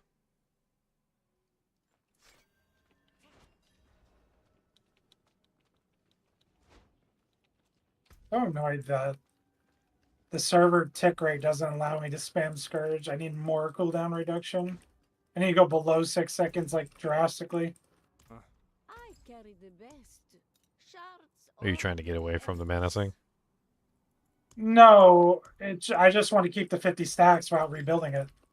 So the stacks only last 6 seconds. Menacing doesn't help with that part of it. It doesn't? Nope. The stacks fall off even with menacing on. That's sad. It's like an active thing. Okay. I just need to see if my my armor is still at 5,172 without the grand skull.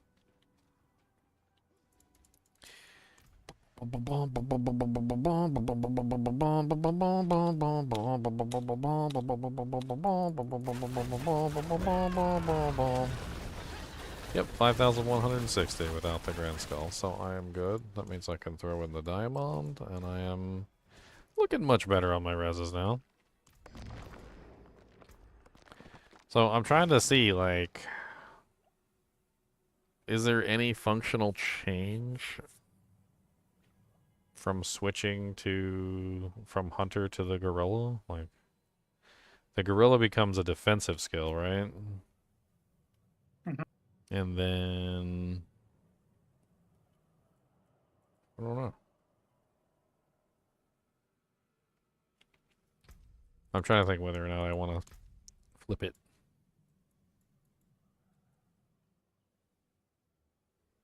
Just flip.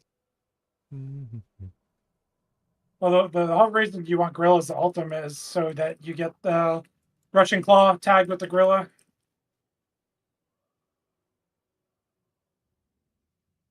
Well, it should be tagged with the gorilla no matter what, right? Oh, right, yeah, because you're putting in the primary. Well, I'm either using, yeah, because I think I'm doing the same thing you are, just in reverse. So I have gorilla as my primary, and I'm using Jaguar as my ultimate. So the only thing that would change is I would be using Jaguar as my primary, and then gorilla as my ultimate. So I'm trying to figure out like what I gain from it. I guess I gain barrier. Definitely. The protector has a lot more barrier. So, like, defensively, and I guess technically offensively, too, because doesn't your barrier also directly affect your damage with Viscous Shield? I get a damage reduction from him as well. And then I get permanent unstoppable while I'm inside the area, and then the missiles are slowed by 6 to 80%.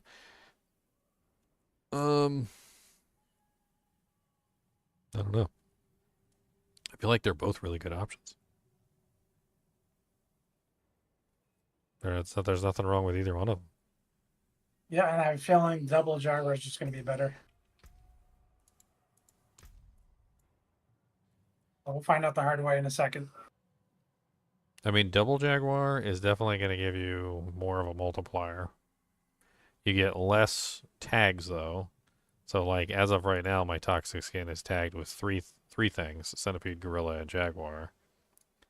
So if I go double Jaguar, I'm gonna lose the Gorilla tag on there. Which, I mean, I'm not really scaling a lot of Gorilla damage, so it's not like I lose that much. But I do lose the Dominant, which is unfortunate.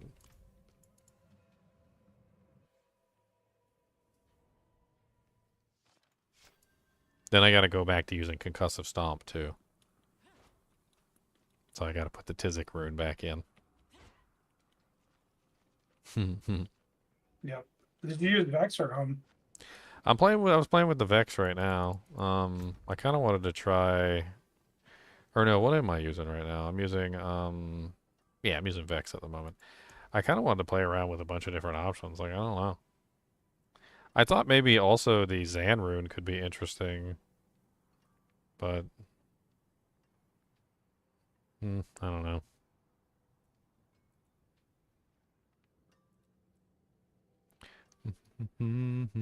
Oh, look at this bad boy. What'd you get?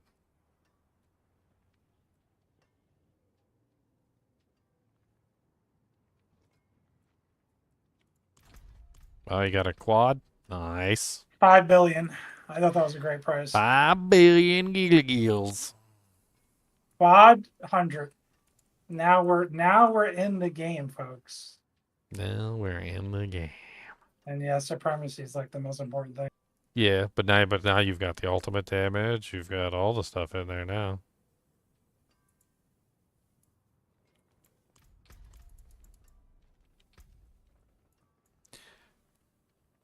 Now I need to grind masterworking materials to the moon.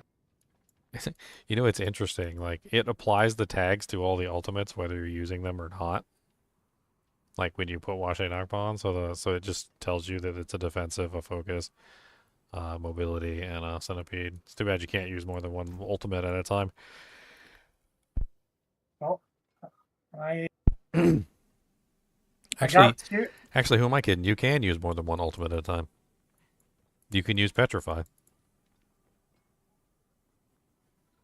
Does that actually get tagged with that? I have no freaking clue. That'd be hilarious. I'm gonna put it in right now just to test it. Let's put it in. I'm gonna put it in.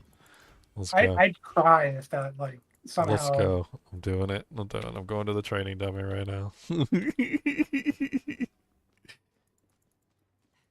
Somehow it interacts with one of the Spirit Hall bonuses or something, and you end up with like a third Spirit Hall bonus. What would it be classified as?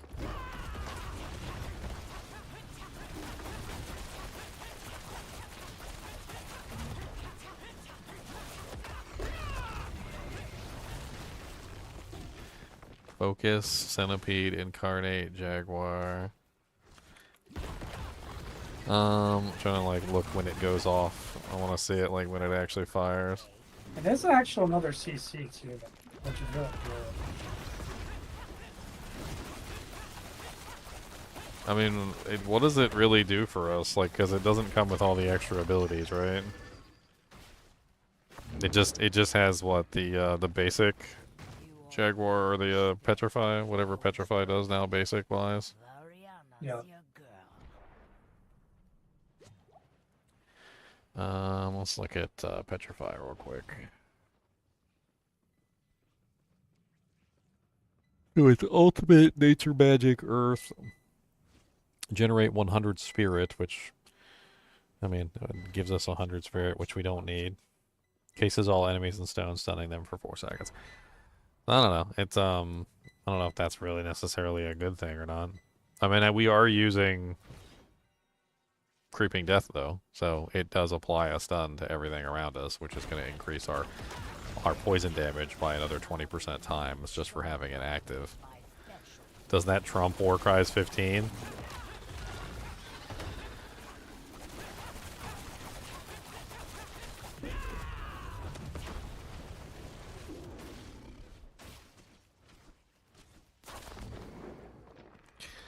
Hmm.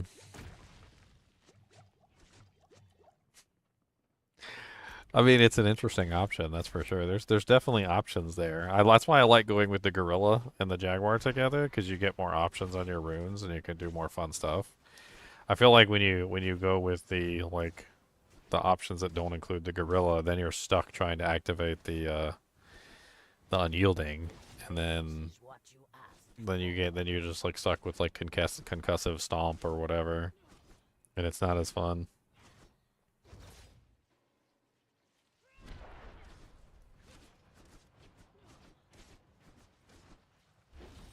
It's a I'm going for the crit right now. I just have to run one nightmare dungeon. Wish me luck.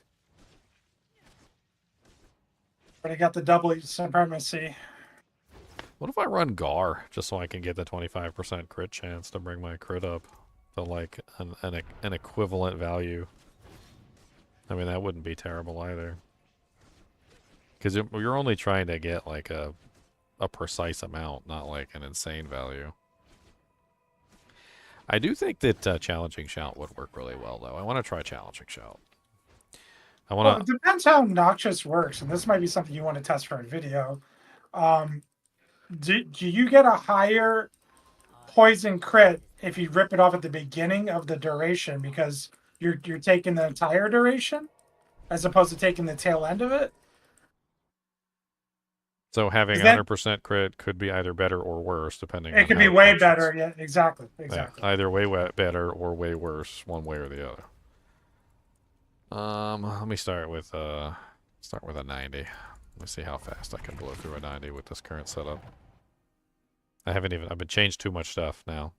I don't have a baseline anymore. Yep. I know what you mean. So now I gotta get a baseline so I can figure out where the hell the character is.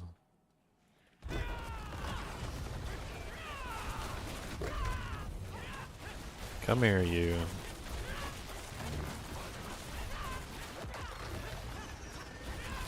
I can't. This like, stupid DR guy. Come here. No, stop running away from the DR guy. Kill the DR guy. Why are you being mean to me? I just want you to kill the DR guy. Thank you. That is all I wanted the entire time. I just wanted the DR guy to die.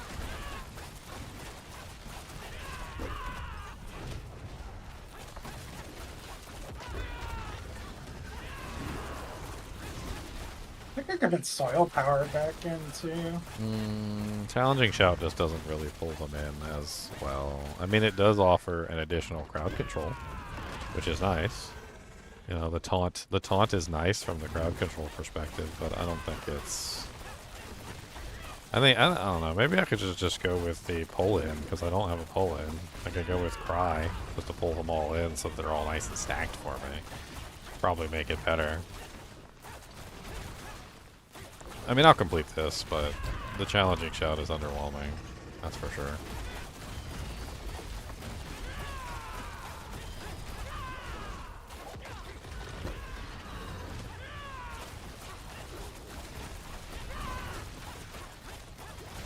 The only thing I don't like about the Jaguar Spirit Hall is you have to actually hit them 15 times. So, like, depending on how you have your setup, the 15 times might come fast, or the 15 times might come slow, or like it's not guaranteed to happen, because sometimes you're not hitting because I think you have to hit the same enemy 15 times, not just 15 times. Or actually, I don't even know if it works by the same enemy or multiple enemies. And then you got so many AoEs that like it's hard to keep track anyway, because I think the AoEs also count in the mix. Because if you hit like all the monsters once with an AoE, then that counts toward the total. And then you're like rushing, clawing through everything, so that also counts toward the total. All the feathers then seem to help. Yeah, that's kind of what I was thinking about with the feathers too, is that the feathers would add into the Jaguar Spirit Hall and start counting up the attacks more, so you get more Jaguar Spirit Hall procs with the feathers. I mean, it's not necessarily that the poison damage isn't going to be the primary, it's just that you'd be triggering the Jaguar Spirit Hall, like, faster. Yeah, it didn't seem to make a difference. No. Like, if it was that much better, I would have noticed. Like I was doing like a minute slower with that setup.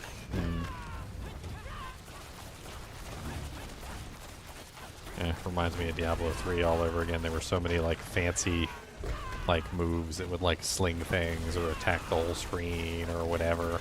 And like when it really came down to it though, like it wasn't like they weren't adding anything technically. Like it was just a wasted aspect at that point. Because you were just building into something that wasn't really good for your character. Like it wasn't helping you, and something else would have been better in that spot, so. I mean, what if you just used the one aspect just for the Jaguar and didn't build into the storm potency at all? So like, what if you just used the mobility one that spams the feathers? Just for the Jaguar procs and not even worry about the actual like feather damage. Guys, take a look at the Discord. Look what I stumbled across while I was looking to buy something on the website. Think you'll give me a deal? I'm gonna assume that's him. Yeah, I'm pretty sure that's him. He's gonna give you a deal. I mean, he's probably not mad at you. He's only mad at me, so.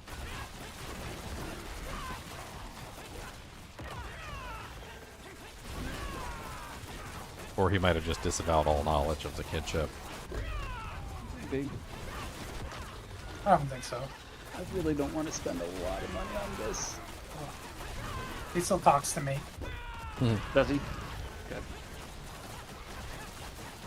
Well, of course he does. You're the one that keeps giving him his builds.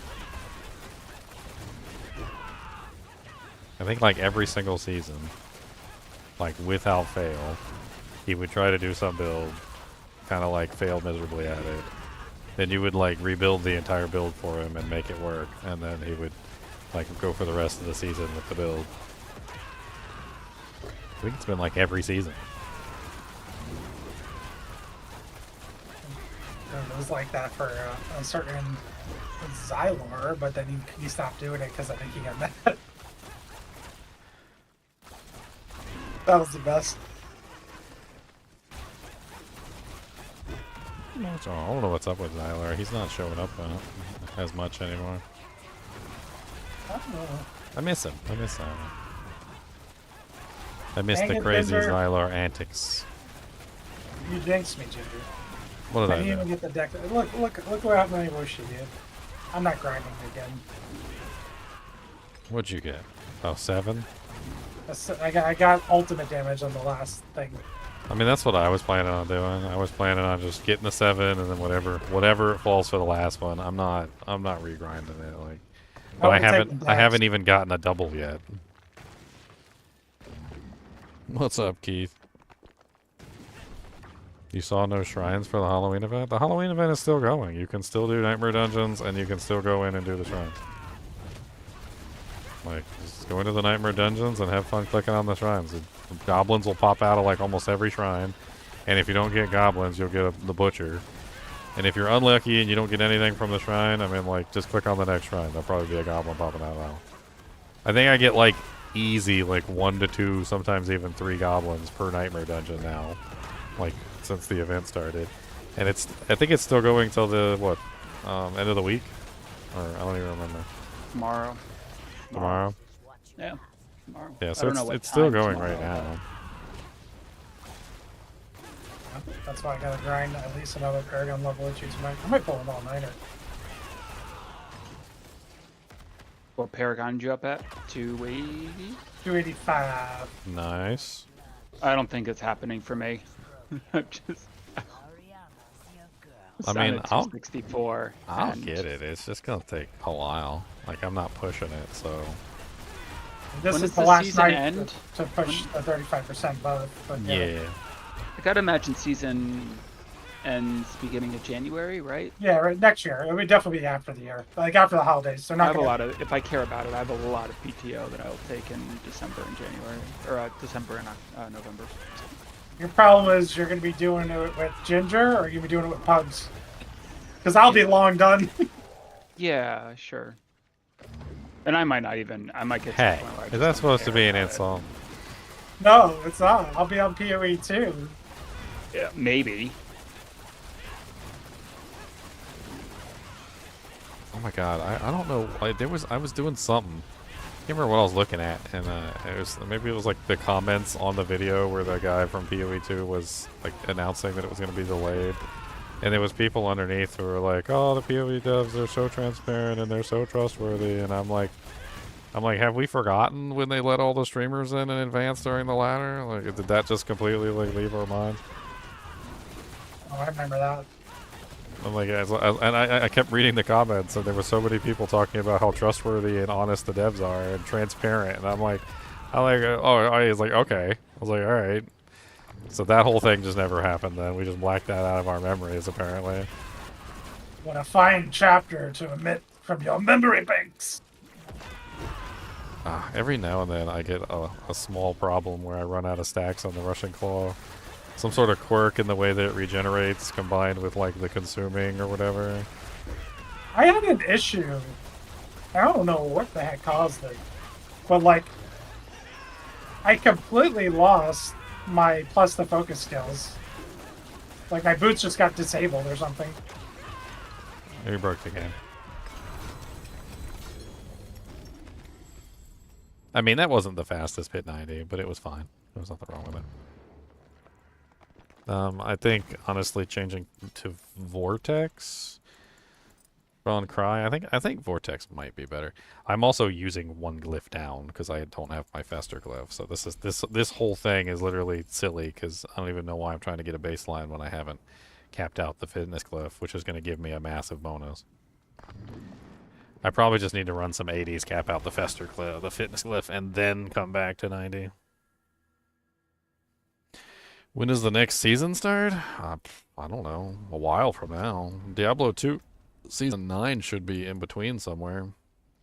PoE 2 launches somewhere in between as well, I would imagine.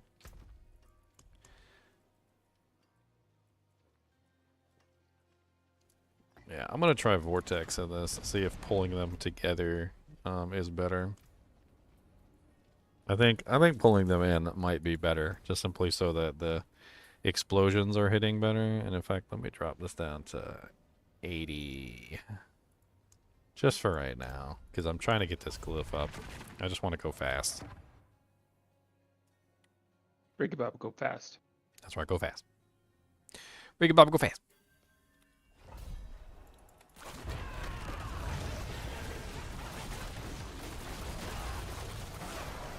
Oh, yeah.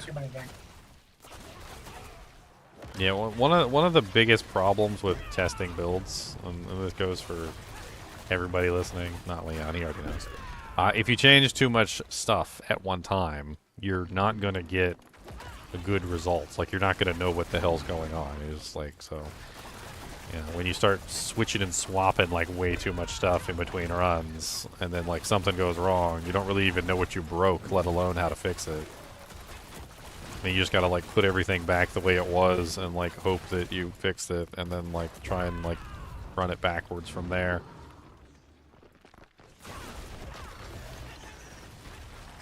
Yeah, I like having the pull-in, Leon. I really like having the pull-in. Did you put Vortex in? Yeah, just do Vortex in. I think that makes this build way faster. Everything's just too spread out. Yeah. You know, especially with Scourge, because Scourge's problem with Scourge is it fears everything. But it doesn't matter if everything's feared, because you're constantly pulling everything in anyway, so, like, who cares? I have Vortex pants somewhere too I can put on. I mean, I don't want to put Vortex on my bar. I got I too just much. mean the temper for the like 85% area. Oh, yeah, you could get a bigger area. I totally forgot about that. And it applies to the rune. That's a good idea. Yeah, I could probably throw that everything somewhere. just grouped on the puddle. I could probably throw that on my pants. Well, I only got one temper left on my pants, so that's probably not going to work. I'm trying Gar because you mentioned it, and I have like 74% chance to crit right now with Hone and Gar. So what does that bring in you to, like... Oh, you're using Hone instead? Yeah, I'm just trying like max crit that I can get. So I have 74% crit chance with the... Yeah, it'd be interesting to see, like, the difference between say like a Gar run and without a Gar rune? Because that's a 25% difference. I mean, that should make a pretty big difference in either going in the wrong direction or going in the right direction. One or the other. I mean, it's probably something that we should like break down and just simply test to see like which one is higher. I mean, if you read the skill, or the key passive, it does say that it's dealing 100% of the total poisoning instantly to them and 20% of it to surrounding enemies before removing the poison effect from the primary target. So I would assume that stacking poison on the target would multiply better. You know, if you had like 2 stacks on the target before you crit versus 1 stack on the target before you crit, that it would explode for larger amounts of damage. But I don't know. I think bigger numbers with the Jaguar Spirit Hall is probably where it's at, because remember we were talking about how the Jaguar Spirit Hall runs it back through your multipliers a second time. So if it's a bigger number when it hits the Jaguar Spirit Hall, then the bigger number probably gets multiplied a lot more into the function. Because thinking about it in my head, if we weren't talking about a second multiplication, it probably wouldn't matter one way or the other. I don't think the damage would be any different, because technically if you did 10,000 and it multiplied it by 2, then that's 20,000. And if you did 20,000 and it multiplied it by 2, that would be 40,000. But it's over the same exact period of time, right? So like it would just be 2 hits for 20,000 instead of 1 hit for 40. So it probably works out to be the same. However, with the Jaguar Spirit Hall multiplying it a second time, and it being once every 15th hit, then the bigger poison hits are going to multiply better than the smaller poison hits, because then you take your 40,000 and multiply it again back through the Spirit Hall, and it's going to end up getting ridiculous. So I think the answer is that the Jaguar Spirit Hall might be providing bigger numbers if you have a bigger number feeding into it.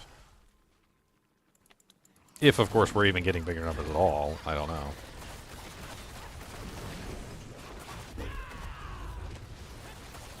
I mean, overall, this 80 is like a breeze. I'm just like flying through it. I got 10 minutes left on the bar, and I've been yakking the whole time, not been paying attention, like wandering into dead ends. And I still did it in like 5 minutes. I'm currently at the boss. And Drowned Sea Hag. What's up, Drowned Sea Hag? Staggered. And dead. So yeah, about 5-minute 80 there. Like, not even paying attention. That was really easy. I get this fitness, or this, fitness glyph online. A bunch of extra damage coming from that.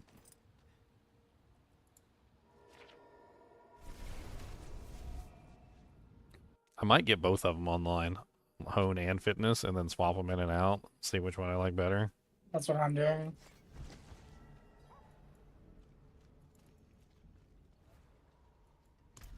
I might even swap Candy out to get them both in. I mean, more critical strike damage.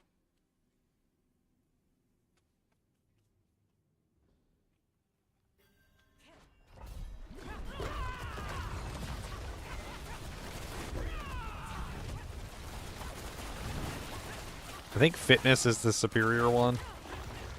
Unless it turns out that critical strike percentage is important.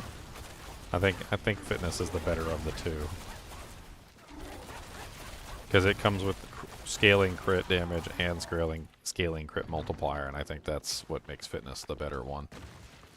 The crit percentage only comes into play if the crit percentage is more important than the latter.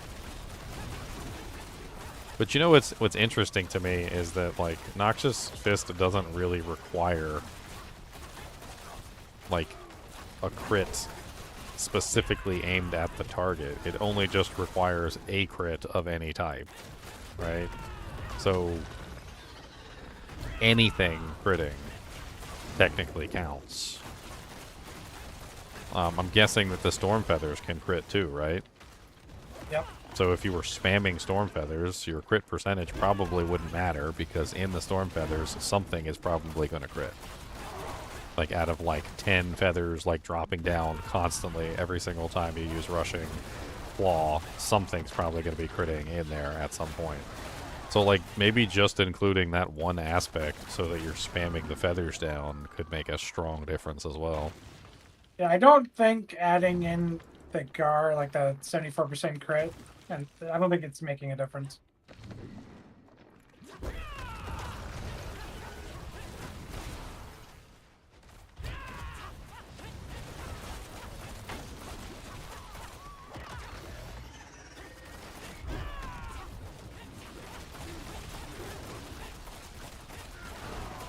I'm pretty sure I've lost viewers from this build. They're like, dude, I had like 3 seizures watching you yesterday. I'm not watching you anymore. My doctor said it's a bad idea. He said, don't watch Ginger Gaming Mentor, you'll get seizures. Yeah, I don't know if you have a pull-in in the build, but I'm playing with the Cry right now, and like, it makes such a big difference. Like, the damage is, like, multiplicative or something, like, because there's so many explosions and everything is poisoned and everything is blowing up, and then there's, like, a 20% damage from every monster spreading to the next. And then I'm using Felstu Slayer, too. I don't know if you're using that.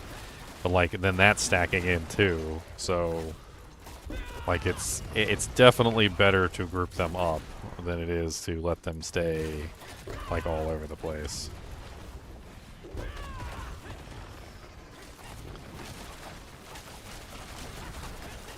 And it's super easy to activate Cry on this build. Like, holy Jesus, it goes off like every, like 2 seconds. Yeah. Like, it's just always pulling them in. I definitely need to get some Vortex size on here so I can pull in the packs even more. I think that's solid. I think I have pants on my other build that have Vortex size. I'm gonna see if I can re-roll my pants. I don't think I got anything super special on them anyway. I rolled like Immobilize on there. I mean, if I lose one, you know, like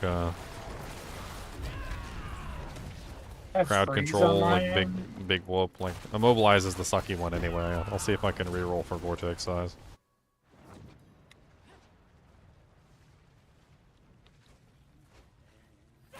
I think out of all the CCs, Immobilize is like the worst one. It's like the problem child. It's like, okay, what do you do? Oh, I freeze them solid so they can't fight back. Okay, that's amazing. All right, what do you do? I smash them in the head really hard and they get all woozy and they can't do anything because they're stunned. All right, that's amazing. I love it. And then like they get over to Immobilize and Immobilize he's like, what do you do? And Immobilize is like, all right, this is what I do. I grab their feet. All right, what is that it? Yeah, I just grab their feet. So they can still like stab me and stuff? Yes. That doesn't seem very good compared to the other ones. I mean, the other guy, like, cracked him on the head so hard, he's like, and the other one just, like, froze him in a block of ice. He can't attack nothing. Like, all you got is you grab my feet? I mean, yeah. It seems we're leaving. Why when you say it like that, it doesn't sound as cool.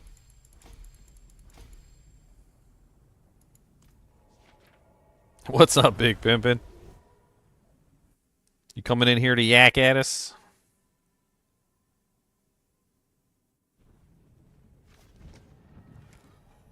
Yakety yak. No dog big. I only got like 1 temper on my pants though, so good luck. I mean, worst case scenario, I gain anything that I don't need. I lose Immobilize and get something I don't need. I guess I'll just cry. Hey, Vortex size on the first round. Yeah, Vortex size.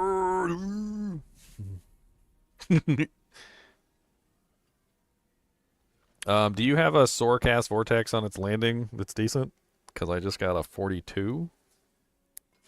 Yeah, I think I have either max or 44. I'm not sure. Devron, you need it? Probably. I'm not on my. I can check in a minute. It's a 42, so it's pretty good. I don't know how much better than it is than the normie, but Sorry, I'm spinning and winning right now. spending and win. Oh yeah, you're on your rogue. My rogue. You're on your Rogue boots are speed rogue. Yeah, I can do. I'm doing 65s. I can go higher, I'm pretty sure, but man, my resistances are in the absolute gutter right now. It's not even funny. There's a good one. My Yeah, resistance hey, at- Dex. That's what I said when I came on the Spirit Board. I'm That's like, brutal. Dex builds are brutally terrible with any kind of like resistances. It's the worst of both Yeah. worlds. Like if you're a Sorc or a Necromancer, you get tons of resistances but no armor. If you're a Barbarian, you get tons of armor but no resistances. But like the Dex builds get both. They're like, oh, you guys get armor and resistances? That's cool.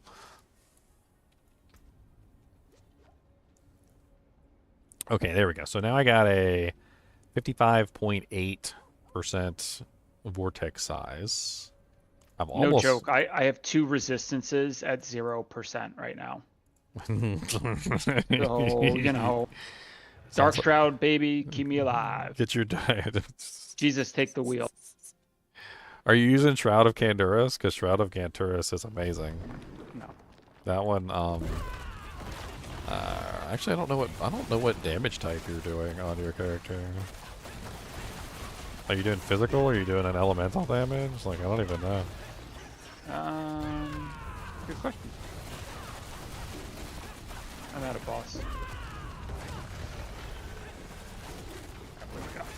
Because Shroud of Canduras has some really nice defensive buffs. I mean, first off, it gives you a lot of Dark Shroud. Second, it gives you like a really nice pull-in. Third, it gives you the like massive non-physical damage. So if you're doing like a non-physical build, I don't know if you're doing non-physical, but like a huge non-physical bonus to like all the elements. I was using Shroud of False Death on that character, and then like my rogue, and then I was like, Shroud of Canduras is insane. Like this item is ridiculous.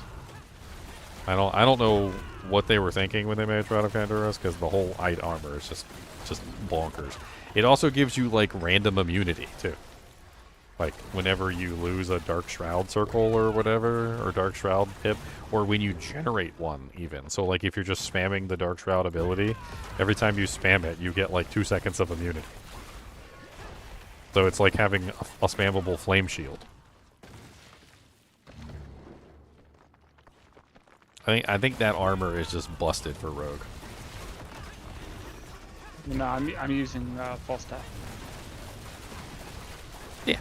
I mean that's why I was asking, because I'm not sure if you've like explored it or not. It's crazy. No, I could solve all my things by going Materials Might, I guess, but you know. Nah.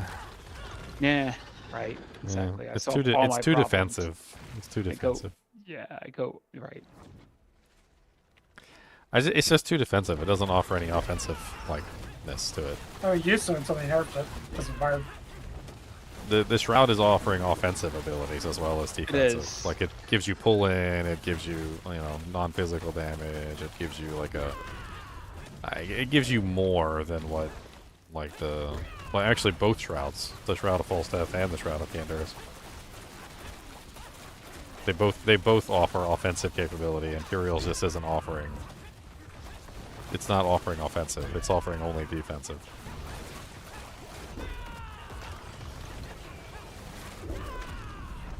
Honestly, you're probably just better off with like putting on like one of the pairs of boots, like Rakanoths or Yens for the time being. Yeah, rogue boots are. I'm looking at some of these boots on the trade site.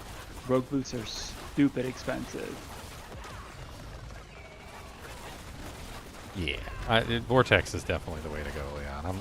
I'm looking at it now, and like I go into a pack, and like the same exact pack earlier that I was like struggling to kill one by one. Now I'm just pulling them all in with Vortex. Like one of the monsters gets the proc from Toxic, the Noxious Resonance, and then like the whole pack explodes. It's amazing. That is glorious. And if the Elite happens to be in the pack, well, goodbye Elite. elite goes down with the pack. That's beautiful. I kind of wish I could take out the Que rune and put in something else now. I'm not sure if I've got enough armor generation without, or the bulwark though. I mean barrier generation. What's up, Puff Puff? Pass it up. How's it going? This is my toxic skin rushing claw build. Been working on this for like 3 or 4 days. I don't even know now. It started one day while I was setting up a Thorns build to take advantage of concussive stomp and a bunch of other stuff, and then like now it's here. Like it's a long journey. It's a long journey. But it's been a fun journey, let me tell you that much. Like, it's been a fun couple days, just like theory crafting and testing and coming up with a bunch of cool ideas.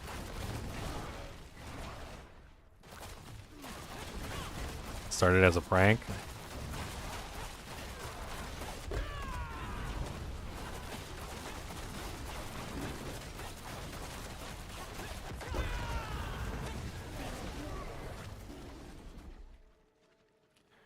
So what are you saying about the Scourge bonus? So it only happens when you actually use the ability, not while it's active permanently from menacing? Right. The stacks, you can see the stacks on the Scourge ability. Those will say number 50 on it. So you think maybe it's better to run counterattack then? I mean, the Scourge itself will add into the poison. Yeah, I mean, you're still getting a massive amount of poison there, you're right, yeah. I was trying to just drop the cooldown. So you need below 6 seconds. I have 5.9, but it's like a 100 milliseconds or 80 milliseconds, whatever. Mm-hmm. The game is not registering me pressing that button to keep it up. So I have to get it to like 5.5 or something. I need more milliseconds. Well, what about well, actually no, that's an aspect, and taking an aspect out is suicide. I have to do more masterworking. That's all. It's just different masterworking. Don't forget to vote. Oh, I won't forget. My girlfriend will make sure I don't forget. She will make sure. I gotta go. Yeah. Where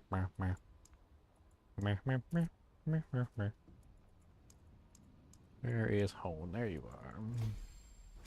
I doubt you guys need it. I'm going to do a bunch of Durials right now, if you guys need.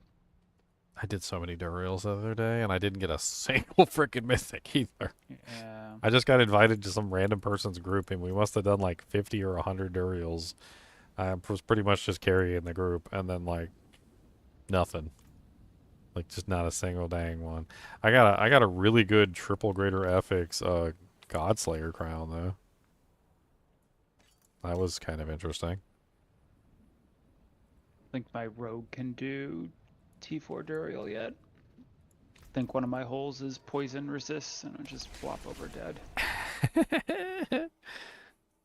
What are you looking for from Durial? I could use another shroud. Oh, okay. What boots do you wear? Just put on resist boots. Just another shroud. I'll keep my forge hot. Was that Rakanot's boots? Rakanot's or Yen's, just put on one of those pairs, and then you have your resist that you need to do the boss. You probably don't need damage. No, I need movement speed. That's the problem. So Rakanot or Yen's. They both have movement, right? Yep, both have movement and both have all res. I have a god tier of Yen's that I dropped that people want to pay me insane gold for. Puff Puff So I pass think it I up might said just he'll kill Duriel for you. He's in Twitch Say that chat. again? Puff Puff pass it up said he'll kill Duriel for you in Twitch chat. Alright, let me go get back on my rogue then. He said he'll slap a Duriel around for you. It's probably on like a OP Quill Feathers build, so it'll go really fast.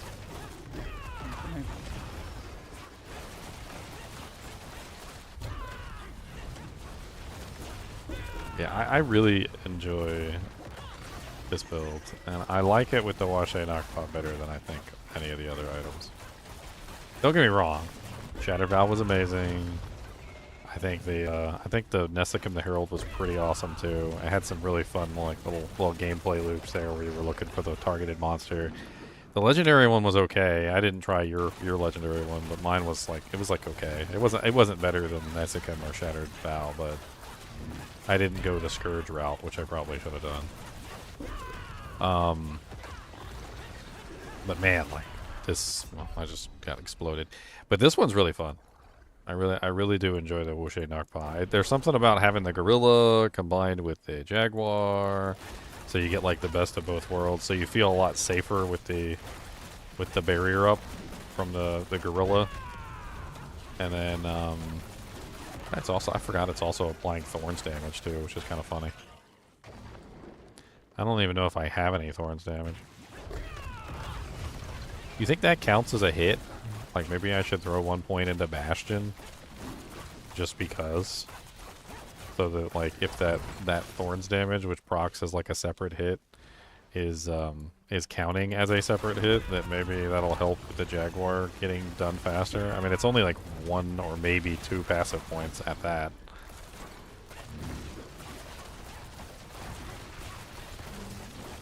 I could maybe even just roll it on a piece of equipment. I think Bastion is in the. You just need a little bit of thorns, right? Yeah, you So just need like the tiniest little bit of thorns, just any thorns to trigger the effect. Where were you thinking about getting it? Bastion? We have Bastion, don't we? With Just the one. chest we were. Oh, I'm not using Shroud. I'm using. I'm still using a legendary plate. Oh. Like I was using that one, and I have Disobedience on. I don't think I can hit the unyielding cap without Disobedience at the moment. I Not see. unless I don't know. I don't know, maybe. Maybe I could pull that in.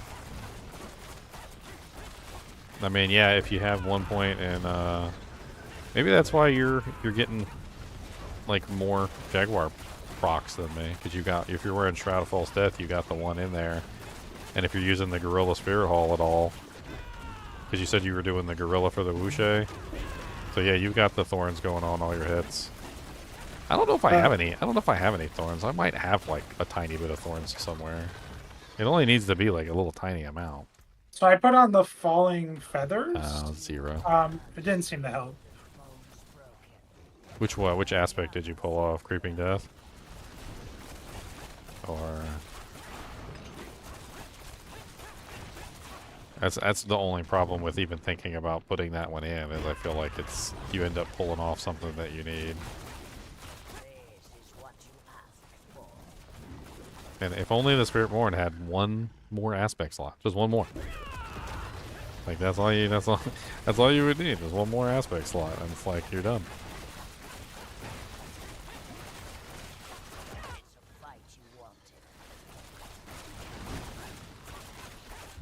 Dude, it's crazy how well this Toxic Skin poisons monsters too. I love it. I think Toxic Skin is the best poison ability. I think it's Toxic Skin, then it's Scourge, and then it's Touch of Death. Scourge, the problem with Scourge, I think, is that you got the weapon temper is where you have to go to get the damage from Scourge with the Scourge duration. And it's just too hard to work that into the builds. Maybe if Scourge duration was on something else. That'll come up like any other.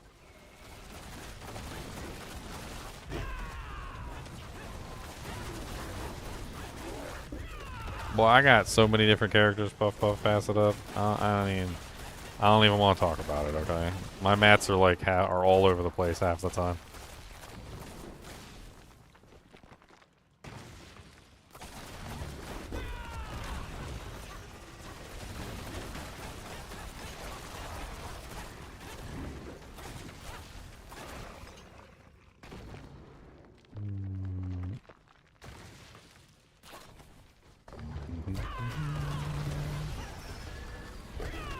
Does the Jaguar Spirit of Hall bonus go into the Felsu Slayer? The other direction? I know that the Felsu Slayer goes into the Jaguar Spirit Hall, but like if you know I use my ability, the Jaguar Spirit Hall hits for like like 20 billion or Yeah. whatever, I think they and work then both ways. they just kind of like feed into each other.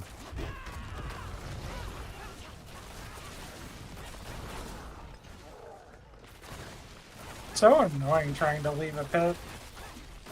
Have to kill everything. Leave me alone.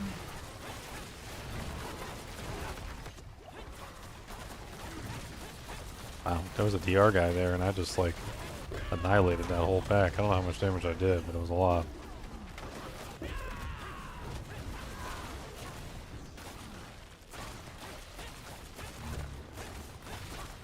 This is such a fun build.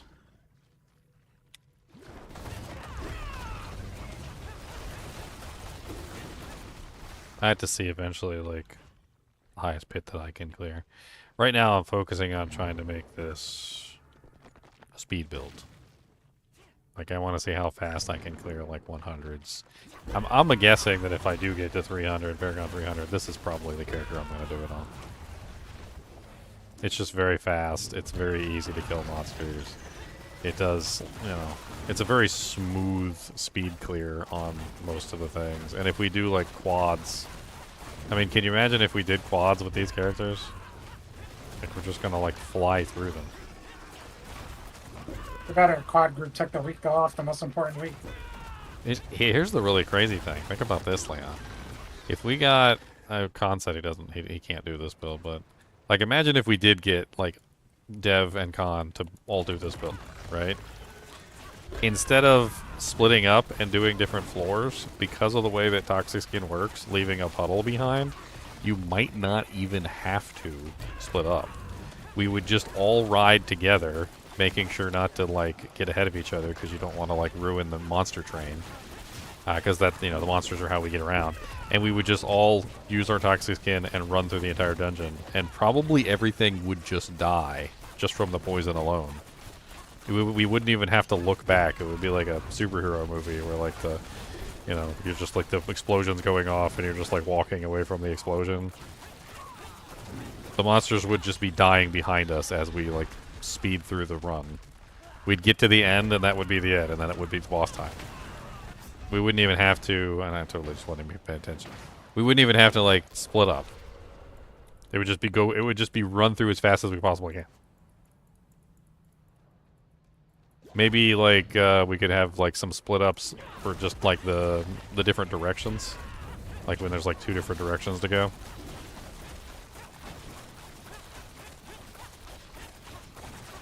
Because I tested it in some of the dungeons, like when I went into just like a regular Nightmare dungeon, just to see. And you do not have to stop and wait for the monsters. When you're a high level on this character, your bleed damage is so good that you literally just run by them with your Toxic Skin. And I just kind of like stood there and waited after I ran by them just to see like what would happen, and they were dead. Like, after I went by, they would just slowly die. Because the Toxic Skin would stay on the ground for a prolonged period of time. I don't know what I'm doing wrong with this guy. I think it's just all the AoEs that he has. Now, this build is not really the greatest for dodging mechanics, I will say. I would be afraid to do a Lilith run with this particular jank. It's funny, too, because he's killing me with Lilith moves. That's literally what he's killing me with.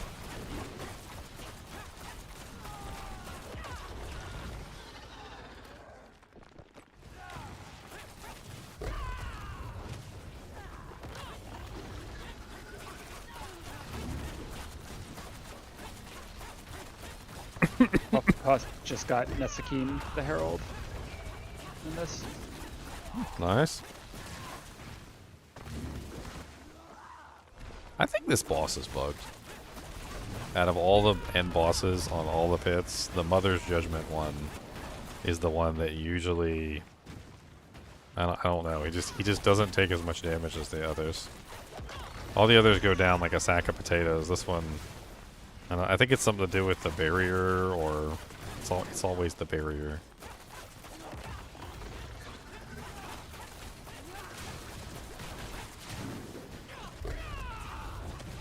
The little bug one is annoying me when I have to kill it on the rogue. I don't know, there's something about it that's... Yeah. What bug one? The beetle? Yeah, the beetle. Yeah, the beetle's annoying. I don't like the beetle. Whatever one that is.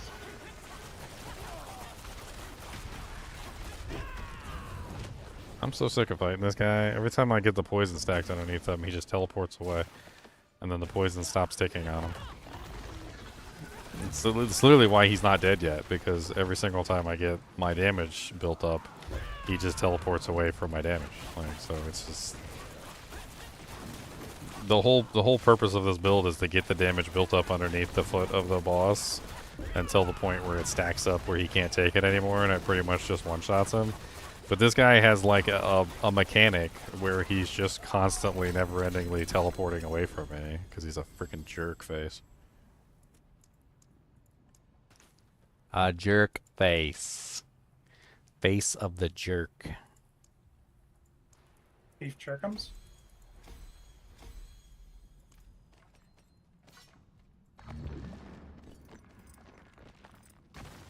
Okay, well that was painful, but I did it.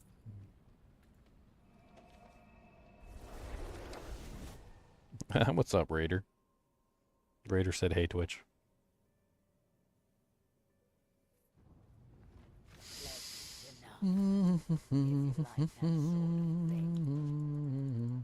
Well, I got the double on the Wushe Nakpa, so I just need to go farm some mats real quick and see if I can get the triple. It'd be great if I could get the triple. It would be amazing. Oh, I got a whisper to turn in. Okay, own and fitness, and let's see what happens.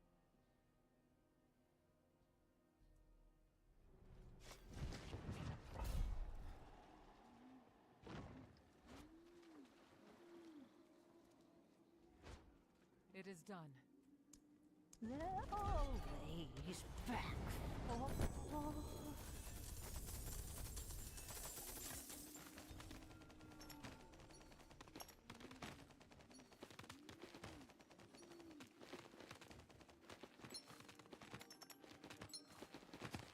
Oh my god, these ridiculous boxes.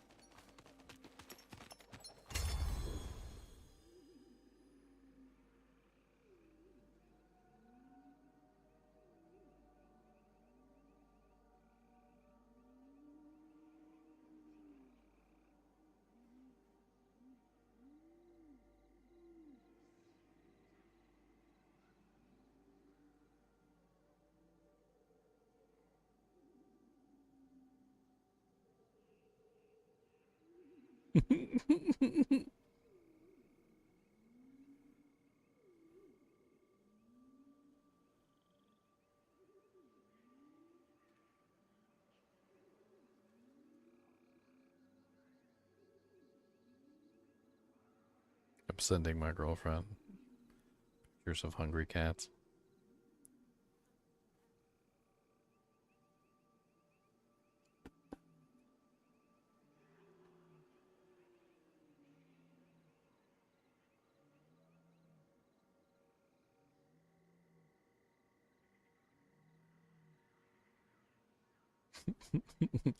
Uh-oh, it's a long type.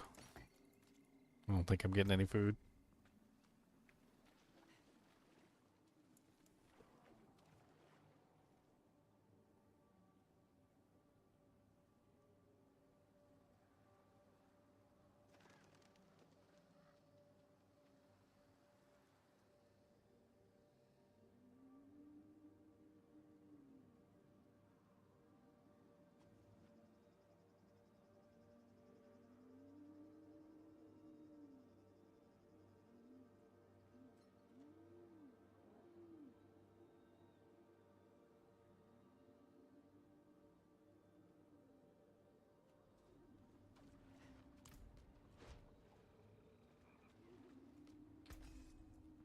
Wah, wah, wah, wah, wah. Apparently the mac and cheese and the burgers are tomorrow. So I get to starve.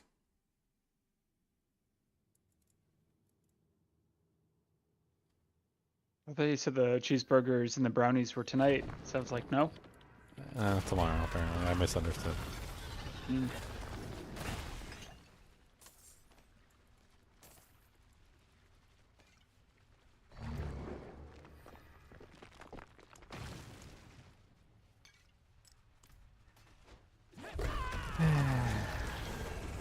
My tummy grumbles. My tummy grumbles!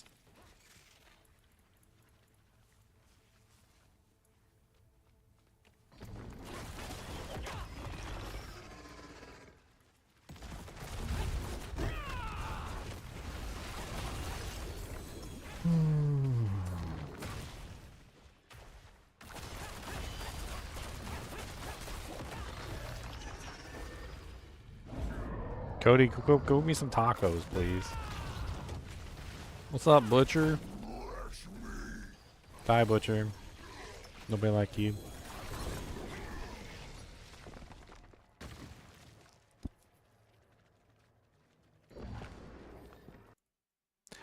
Oh, a crash. 3 hours and 41 minutes. No.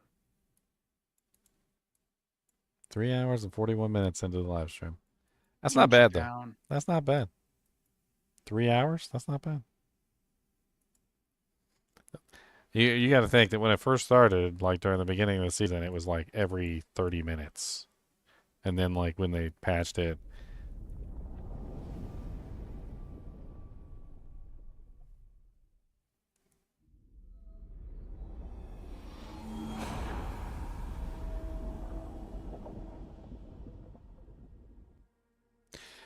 It was like up to like an hour, maybe. I bought myself 3.5 or nearly 4 hours. That's freaking glorious. That means I only get what, like 3 crashes a 12-hour stream?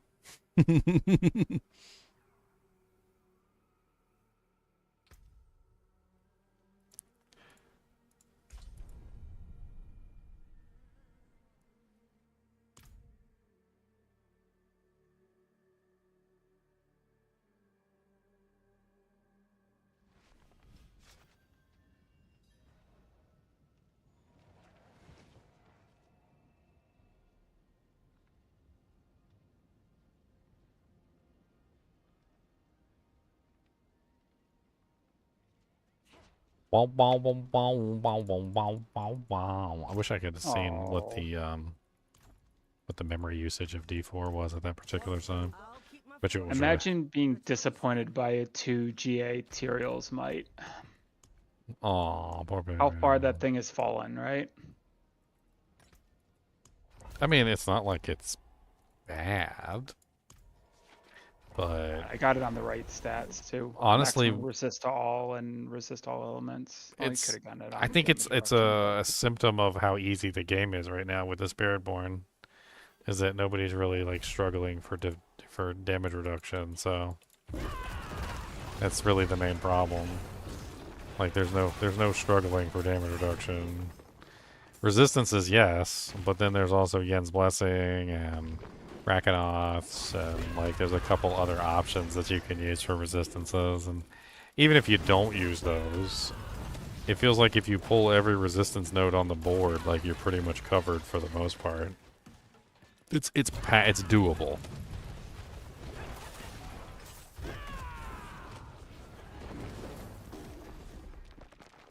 And I like that. I mean, if you work at it, you can cap it out.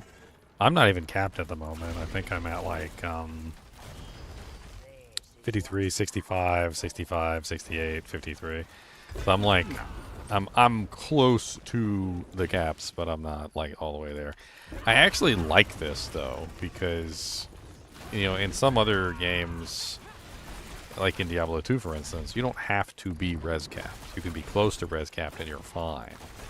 But like in Diablo 4, well, in Diablo 4 though, for the longest time, you had to be res capped. Like it was get your reses capped. That was like the first thing that you did. So it's kind of nice that I don't have to completely cap out the reses to survive.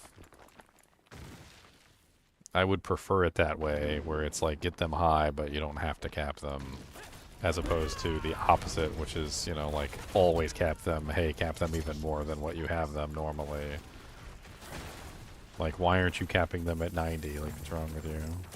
Like, it's not even possible to cap them at 90. Well, that's your problem.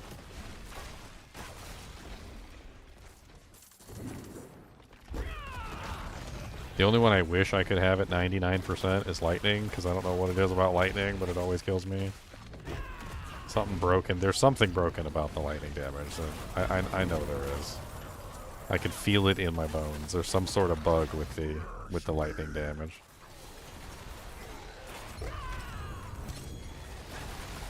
The butcher just spawned inside the cursed shrine pack, and he just got annihilated. Poor guy. Poor guy.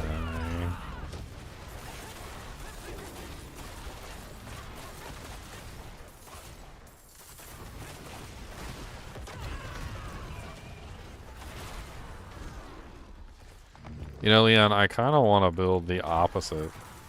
Like, I know not the Noxious Resonance is nice, but like, they may eventually take away that whole interdiction thing. That's why I didn't build it for the first Yeah. day or two. I was doing 12 billion ticks with the poison. I was not building any of that stuff. We switched to this for this season's like max version. We even had the discussion. Like, Well, the this should be Shattered, we were running the Shattered Vow version to begin with, but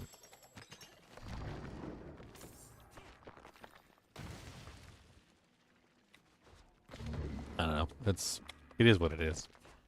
Take advantage of what's going on this season and work on the stuff for next season.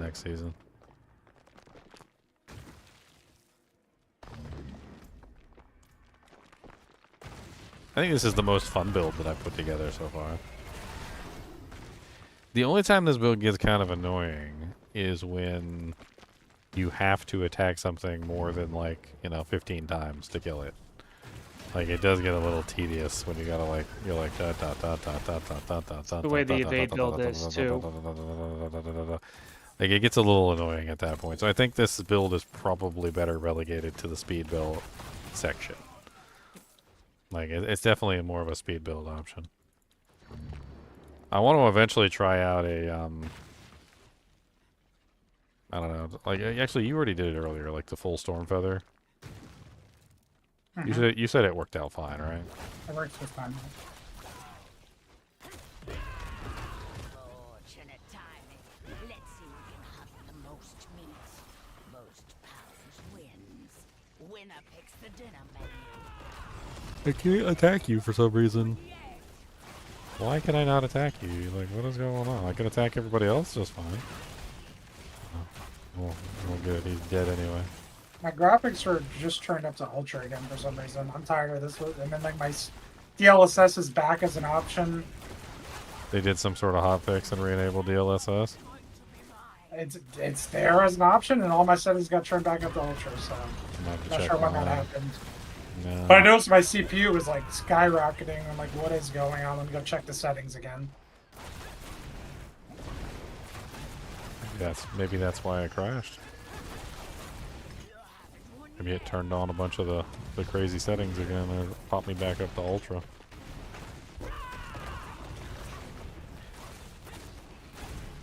You beat me, so you choose.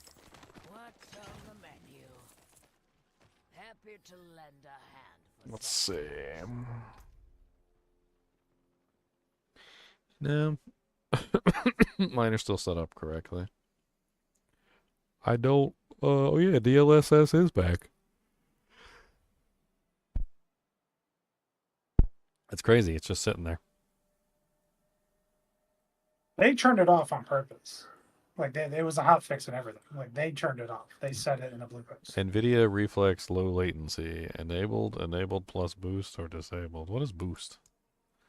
You don't want boost. Boost, like all games have that. It does even more use of your GPU or something. Like I haven't looked up in a long time, but it's very intensive.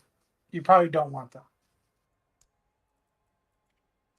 Wah wah wah wah wah. I Think of prefer it as like overclocking. I prefer performance over for like how the game looks anyway.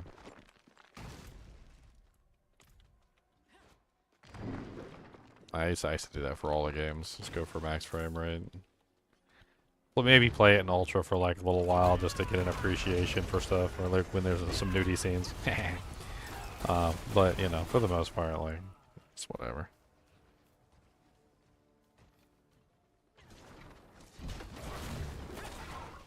Turn all my graphics back down. Gonna relaunch the game just in case there's another hotfix or something. Sorry, I'm reading a Reddit post.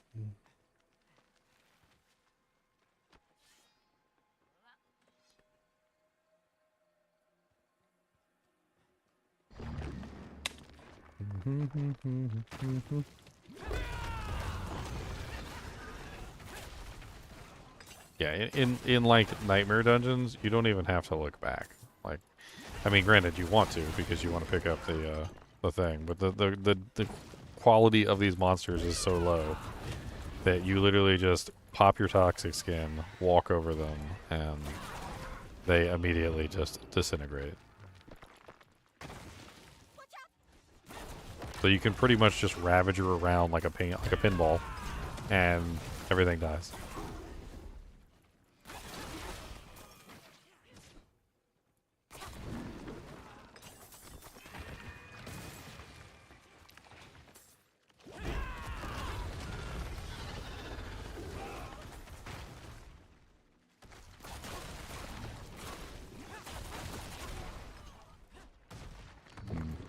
Kind of curious how you're hitting the armor cap with, I guess you got a GA on the armor on the Shako, is that it?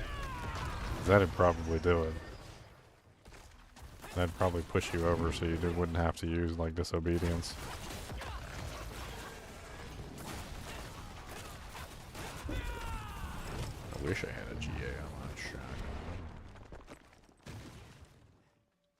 I mean, I got GA on the cooldown, which isn't terrible. I can't believe I actually want GA on the armor, though. What kind of freaking twisted world is this? I remember last season when you got GA on the armor on your Shako, you immediately were like, ugh. That Shako is for the streets.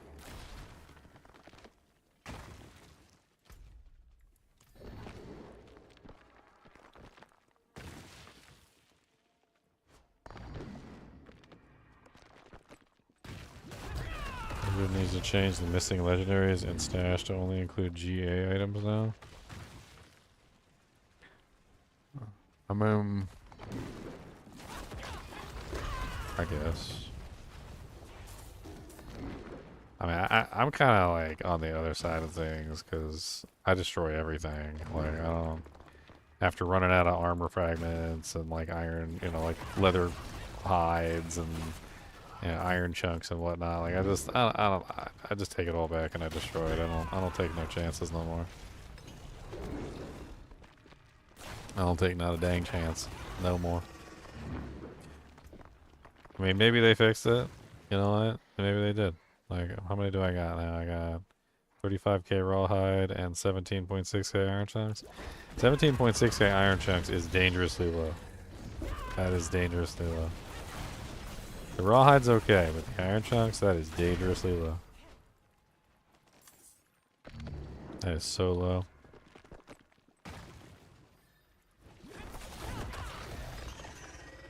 I could burn through that in one sitting if I like make a new character and have to masterwork everything. I'd be gone. I'm like, oh, what's 17.8k? What are you talking about? You mean 17.9k? That's where it is.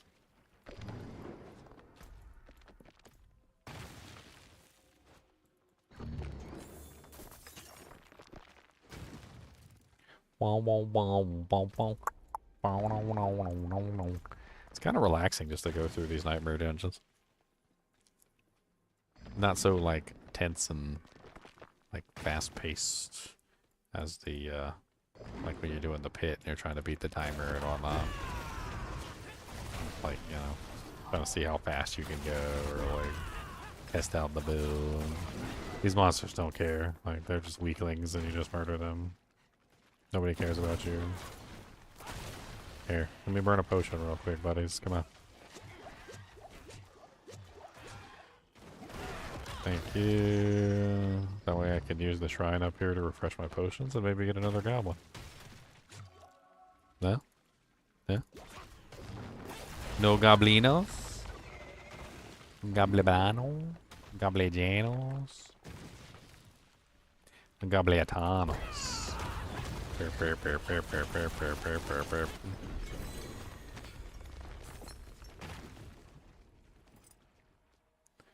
Alright, let's see if I can finish off my weapon. Might not have enough. I'll have to do one more run.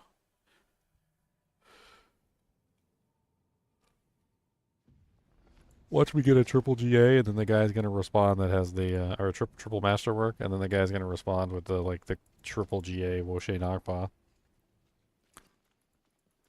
If I get triple on Supremacy, I'm not even going to buy it. I'll be like, nope, it's too late. I already got triple on the other one. Screw you. Not doing it. Oh, we're shy. We can't get the last upgrade. But we got 7 on Supremacy now. That brings us up to 10. So we got a nice 100% multiplier. If we could nail the last one would bring us up to probably 8, 9.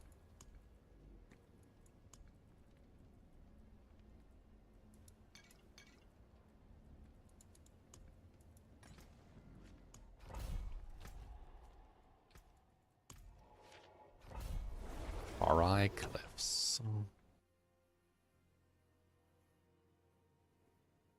You voted for Kamala Toe?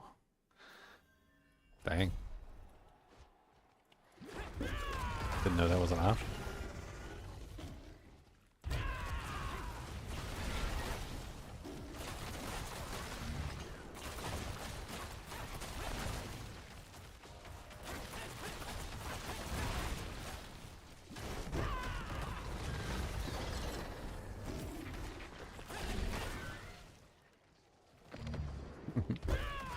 You know what I kind of want to test, Leon? It sounds absolutely stupid. I kind of want to just like take this build, go into like a 65 or something, and just like hold down the Russian Claw all the way to the end and just see if it like auto completes. It would be hilarious if that was the case. So you just run in, you don't even stop or nothing, you just make sure you got your toxic scan on. You go from pack to pack and you just like auto delete everything. You would get to the end of the dungeon so quick too. You might even, I don't even know, but you might even have to wait at the portal for a couple seconds for all the ticks to happen and everything to die, but like you'd basically just run to the portal with your toxic skin and then you just sit there, maybe like do like a 5 count or something, and then do the same thing on the next portal and see if that's enough to like completely finish the entire dungeon.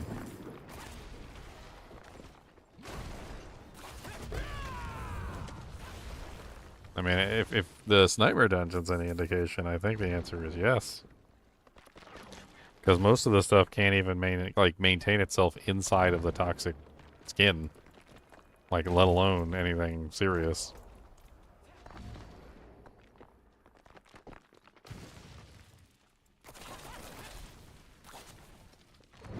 Hey, Con, what's up, Con?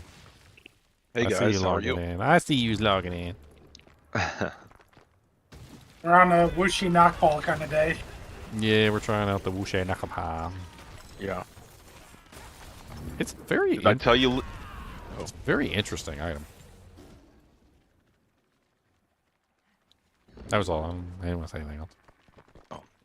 I was saying I tried that dash build. I didn't know if I told you, Leon, and I got sick playing. Yeah. I was motion sick for like 3 hours after 15 minutes of playing. I was like, yeah, that's not for me. I mean, you don't have to build a Russian Claw build. You just use Russian Claw to get around. Like, it is really good for getting around. Technically, all you need is a 5 focus on your boots, and that's it. You don't even really have to, like, incorporate it into your build, and it just becomes, like, a free, you know, dash that you can use at any time.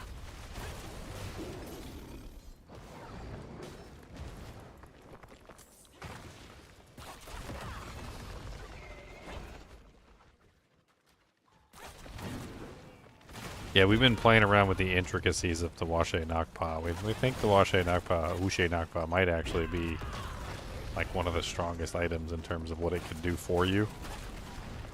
I mean, first off, you can have 2 Spirit Hall bonuses, 2 primary Spirit Hall bonuses, which is not possible with any other build. Second, you can have up to, if you use Ebiwaka, you can have all tags, so all 4 tags with Ebiwaka, which is also insane. On top of that, it's one of the very few ways that you can like put tags on the ultimate skills themselves and then cause them to reset like ridiculously fast or give them more damage, etc. I'm kind of interested in the Devourer, because the Devourer becomes a potency skill, and you can get like several things that enhance potency damage. Like Vehemence gives a huge bonus to potency damage, and then like there's a couple different options for potency. Like there's that one in there that's it consumes your resolve stacks or whatever to give you more multipliers for your resolve. So then you could multiply the Devourer using Vehemence. You could multiply the Devourer using that aspect that allows you to get more there. And then, like, I don't know. It sounds kind of insane, to be perfectly honest. Only problem with toxic skin, it's like it's already a centipede. Well, yeah. I mean, you lose a tag on toxic skin. I mean, I'm assuming you probably still go with Jaguar as your primary. So, I mean, there's that. But I mean, it's an interesting option. So you would go with the Centipede as your ultimate. Grab Vehemence, grab the Centipede, the potency aspect, and then see how high you could potentially multiply the Devourer. I mean, I'm assuming the Devourer is also getting affected by Unyielding. I mean, I can actually check that real quick. There's no problem. Let me see if I can get this 3rd Masterwork on here. Come on. Oh, I didn't get enough. I didn't get enough Masterworking, man. Did I? Yeah, I mean, and then your Jaguar, at least your Jaguar or your Russian Claw becomes a centipede, which is nice. Yeah. Still gaining a little bit. I mean, it could be interesting just to see how high the Centipede scales. That's all I'm saying. Like, only we can check it. Ton of damage reduction, too.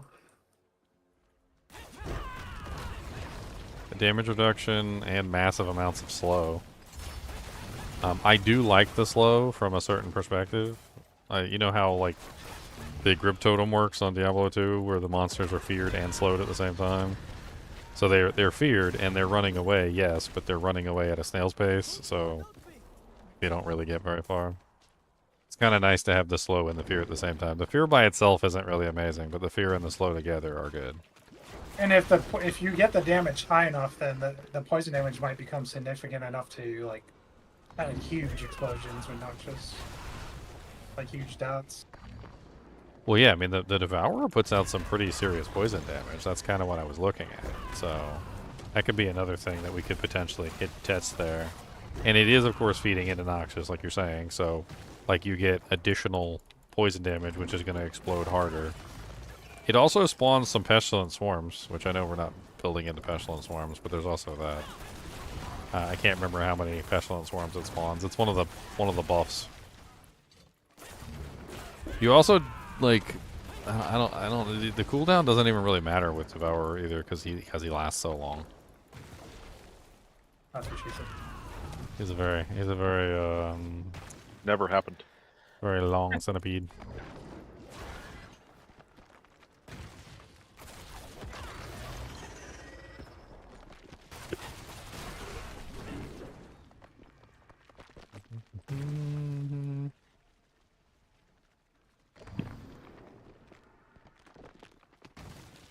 The longest of centipedes. The centipede's so long. Did I miss, like, the treasure room, or did I get the treasure? No, I think I did get the treasure room. Yeah, I think there might be an event down there at the bottom, though. I was trying to finish this off before I went back to town. I keep forgetting. No, a shrine? Did I get a goblin? I think I heard the noise. Yeah, I got the goblin. Yeah, that goblin. He, I don't even think I actually hit the goblin. I think the goblin just ran through my poison puddle and died. That's hilarious. Blessings, stranger. I can still fight.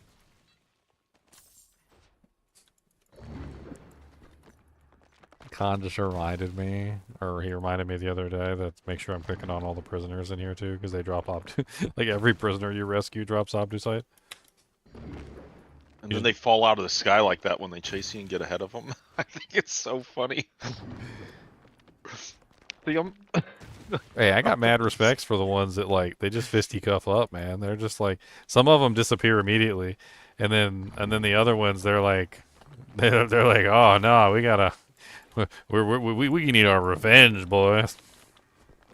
You're right, they totally do just fall out of the sky. That's hilarious.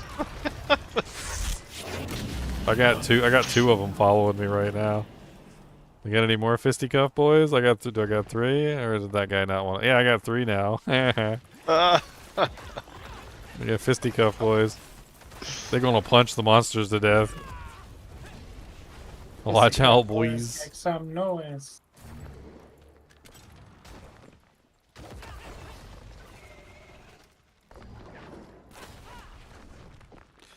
Alright, I think that's it now. We cleared the whole map.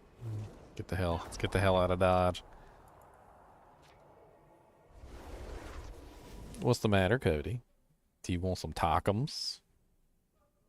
I want some tacos. How about I give you a 50?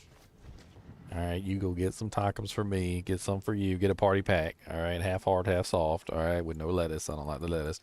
Get some hot sauce, and you probably want some mild. And then, grab a couple 5-layer burritos, subbed refried beans for black beans though, because the refried beans are nasty, and 2 nacho burritos, 1 for me, 1 for you. How's that sound?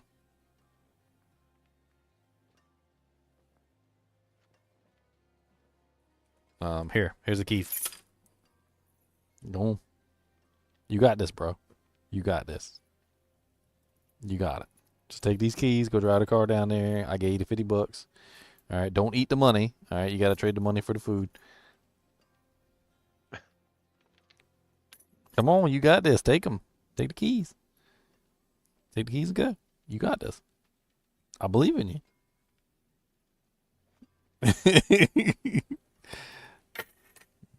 Lexi said no quesadilla. Okay, quesadilla. You're twisting my arm here, Lexi. You're twisting my arm. Speaking of twists, we need some cinnamon twists on there too. Can you tell I'm hungry? Is your burgers and mac not ready? No, they're not coming. Those are for tomorrow, apparently. I misunderstood. Oh no. So I was waiting for no reason. I was waiting for nothing. I get no food. I get a dream of food. I get knocked down. I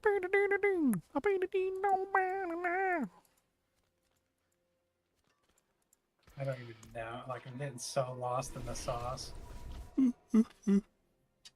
I mean, the centipede's the only one that makes sense from a speed standpoint, since he like pops up behind you all the time. And he vomits at him. He like follows you around and he vomits at everything. He's like, bleh. He's got like a poison beam cannon. Not to be confused with the special beam cannon from Dragon Ball Z. Okay. Poison beam cannon? This is the poison beam cannon. Alright, I'm checking him to see like how much damage he goes up to. Right, so I'm currently just like smacking the crap out of the dummy. Like I don't have any points in it, but 533,000 is what it went into with no skill points. I mean, that's kind of significant. There's also the Harmonious Devourer, which is the toxic globs. Does that increase? Let's see. Getting all my little multipliers and stuff running. Let's get everything. Get the Supremacy going. Let's grab all that doojank. Yes, so the toxic globs also increase. That's kind of impressive.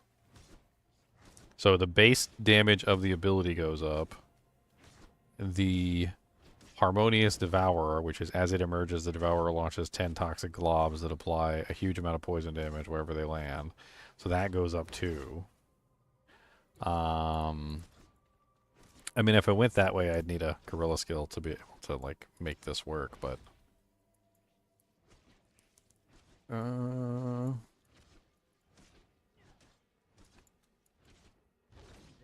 is what you asked. It's just unfortunate that you lose the tag on the toxic skin.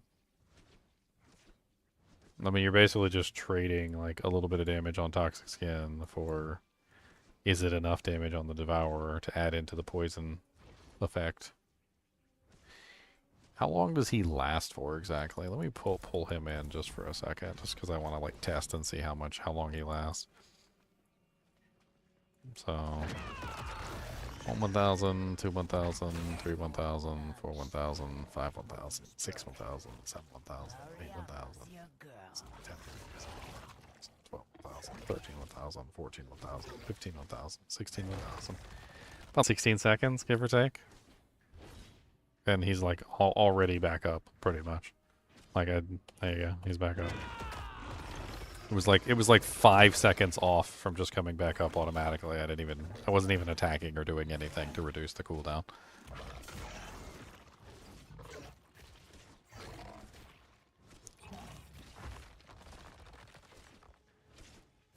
It's a fight you wanted. I'm kind of curious now. Like, I kind of want to just pull,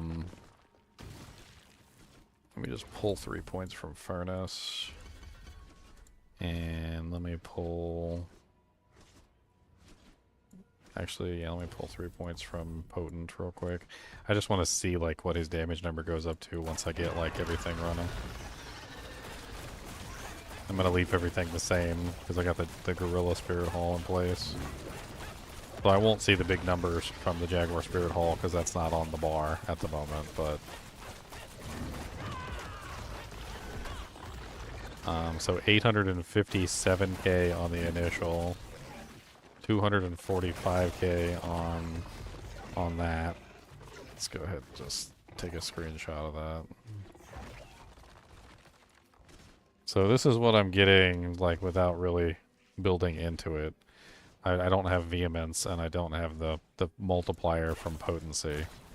But that's not, like, awful damage. We're talking about nearly a mil on the emergence, 1/4 mil on the spitting, almost a million on the Devourer launches 10 toxic globs that each do a mil each, so like 10 mil there from the poisoning popping out. Let me put 3 in vehemence real quick just to get an idea from the multiplier. I can just pull perseverance for the moment. That's a defensive. Okay, so now we've got the potency multiplier.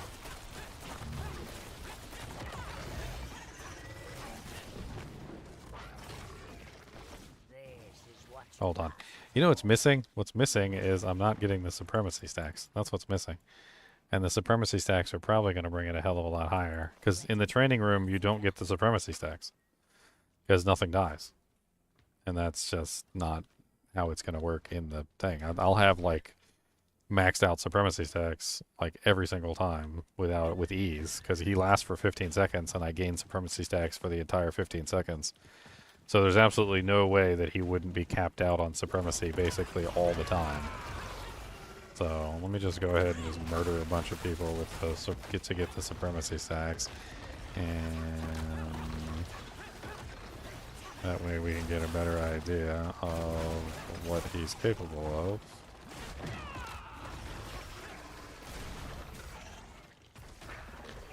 of. Okay, there we go. Now we're cooking with bacon grease. So that's what he looks like with the supremacy stacks. He's currently at 1.784 million on the initial blast, 509,000 on the spitting damage, 1.727 million on the toxic globs. And 212,000 damage on the Pestilent swarms. While Devourer is active, if a non-boss enemy's remaining life becomes poisoned, they die instantly and unleash a pestilent swarm that deals 212,454 damage per hit to enemies it passes through.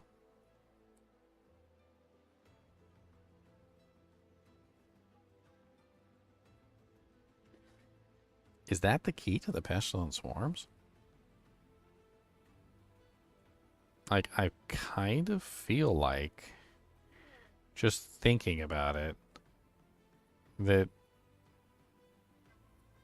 you're going to get a lot of pestilent swarms like that. I don't know how many, but it's going to be a lot.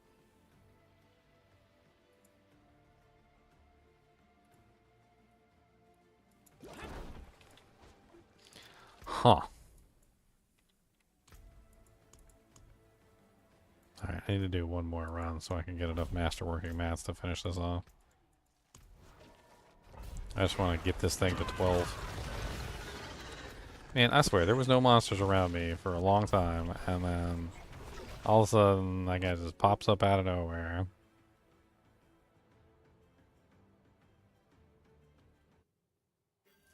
Cody got go peppa do. Does he got go peppa do? Go peppa do? No? Go do das?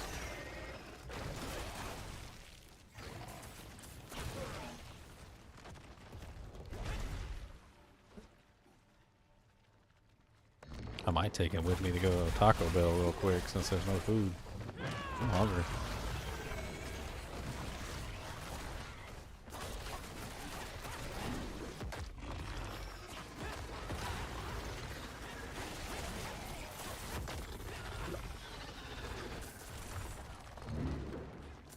I'm missing out on Optosight because I'm going too fast. Why? Yeah, this is an annoying build to farm Nightmare Dungeons. I'm missing. It's a balance between speed and not too much speed.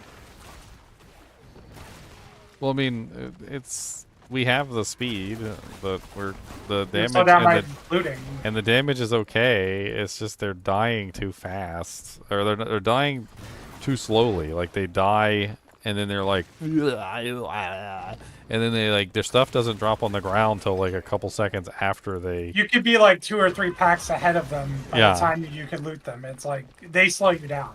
Yeah, the speed at which the items are falling is slowing us down, not anything else. Like you just kind of have to just take a little bit of a breather after you murder everything and just wait for the items to fall. Otherwise, you miss the Tap your items. foot. Yeah, tap your foot like Sonic the Hedgehog.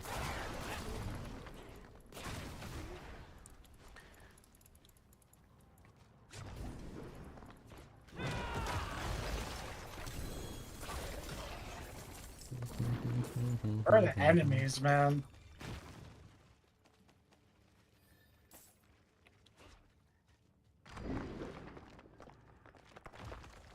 This lets me put soil power back in, which I do like.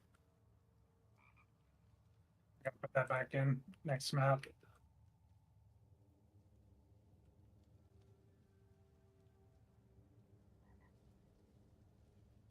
Where's the slow come from? For what? The centipede has a slow. The centipede's primary spirit hole. Slow and damage reduction. Oh, okay. So then we have that then. So if you, I'm just exploring. Like obviously, I don't know if this is the way that I want to go, but I'm just exploring the idea of using the centipede. I tell you one thing though, and this is just like from what I've seen so far doing this Nightmare Dungeon. You do not need the Jaguar Spirit Hole at all for the Nightmare Dungeons. And honestly, I think the Centipede is just better for just for farming Nightmare Dungeons. Like it's definitely like more automated in the terms of he's basically a turret and he sits there and he shoots everything and he does massive amounts of damage and all you really have to do is just keep his multipliers activated. Like it's not even that big of a deal. He just shoots globs of stuff at everything and they die painfully in like burning alien acid. Oh man. Does the slow add up to 80%? Is that what I think so. so it activates apprehension for you? What's apprehension? The multiplier against feared enemies once they're slowed by 80% to become feared. Yeah, I was running that for a little while, and then I put menacing back on. So I guess if I do go this way, I mean, that's definitely an option, because then I'll have, what is it, 10% slow for 3 seconds, stacking up to 8 times. So yeah, they should be 80% slowed after 8 hits. And then you get all the damage reduction too. So I'm still using the gorilla right now, which I know I have to take off eventually. But I'm just doing nightmare dungeons, so it doesn't matter. So I'm doing gorilla centipede at the moment, and I kind of just left the jaguar in the dust. The jaguar just doesn't really seem useful if you're doing low tier content. It really only seems to be useful when you're doing high tier content. Potency. So now that's buffed to the moon. So the only other one I was thinking of putting in, if I wanted to like run the centipede, was that aspect. The what is that aspect called? The one that consumes resolve stacks for potency. Yeah. Actually, I don't know if that one's gonna work, because the problem is rushing claw is also a potency skill. So it's gonna suck So it it's up. gonna suck up all the resolve, and you're not gonna have any left. I don't think you could spam enough armored hide in the world for that. That's a whole nother build too, where you just build up the rushing claw. So I think the only solution to that problem is the concussive stomp aspect, the one that gives you 8 resolve for every single time you use a mobility skill. I mean, you're gonna need to put concussive stomp back in the build anyway if you go with centipede jaguar, because then you don't have gorilla anymore, so then you're not getting the unyielding. So concussive stomp comes back in, and then you could maybe include that aspect to cover all the resolve costs.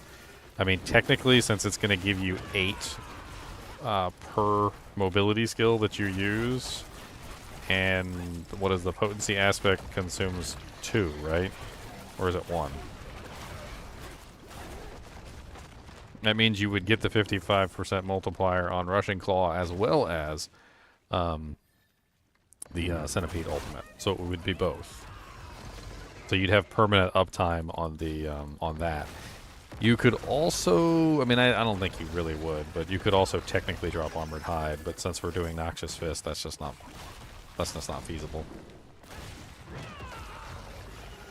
I mean, if we weren't doing Noxious Fist, like if you were doing the DOT version, then you'd drop Noxious Fists. I mean, Armored Hide, and you could take something else.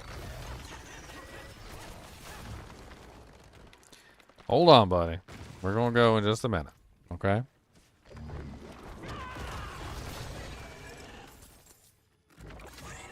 I'm gonna take him with me. We'll go on a ride to get some Taco Bell. You wanna go get some Taco Bell, Cody? You wanna go for a ride? Yeah? You go for a ride with me? We can go some riding in the car. Okay. I shouldn't have said it. Now he's super excited. I'm a terrible, terrible owner. Yep, we're getting ready to go. As soon as I kill this monster, I gotta kill the bad guy first, and then we're ready to go. Okay? He's right here. We just gotta kill him. He's already here. He said, "You can't tease me like that. That's not nice."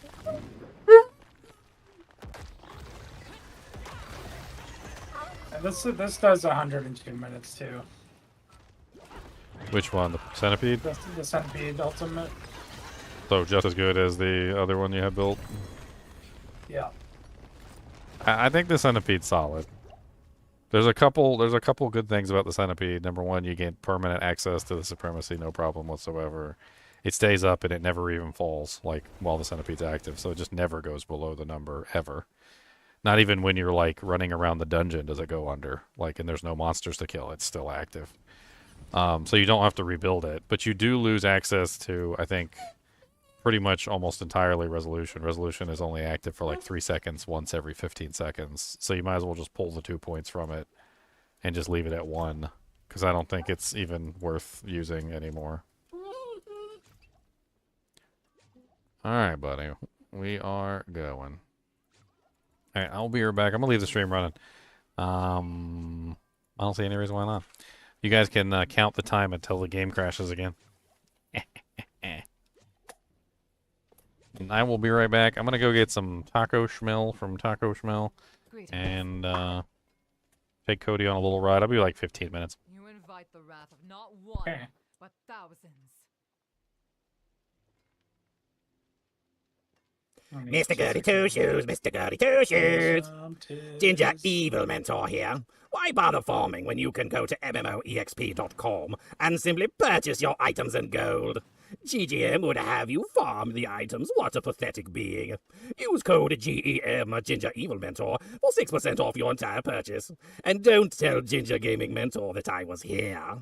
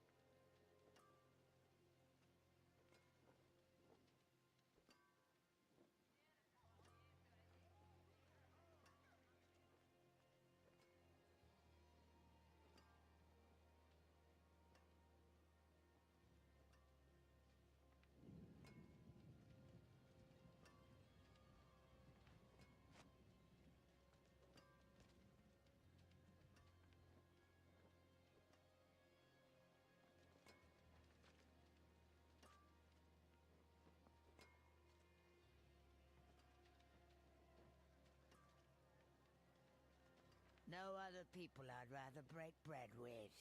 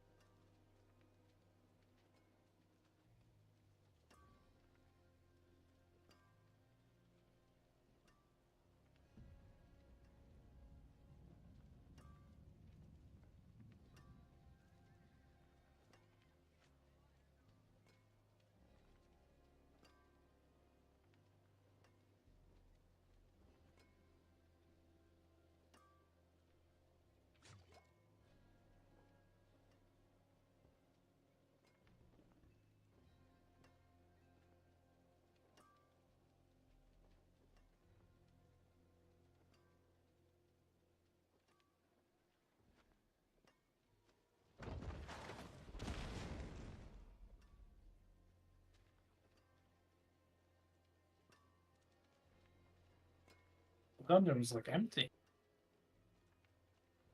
What is that? This pit was like empty on the second and first floor. Oh. No mob.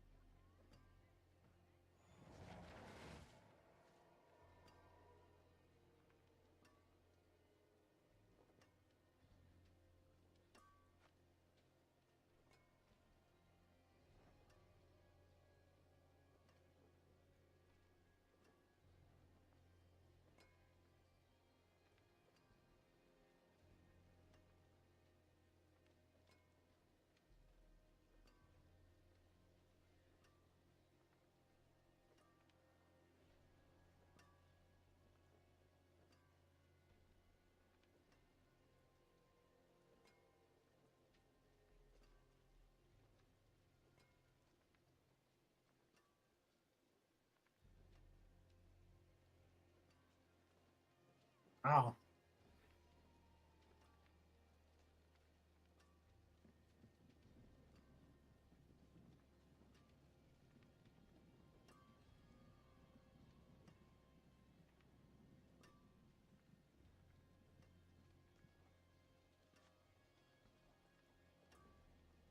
Oh man, I didn't look at it, but Quaddy. All right, I'm back. It's got Dang, a that was quad fast. midday hunt. Oh yeah, I went, did it. Don't get don't ding ding dong boom. That's right. It seems like the Devour does its most damage when you merge it. So I wish it didn't last 15 seconds. I wish it just like I could just keep spawning it. That's what I want. Yeah, if you could keep spawning it, that would be the ideal. But I don't think it lasts for 15 seconds and it just stays up for the entire duration.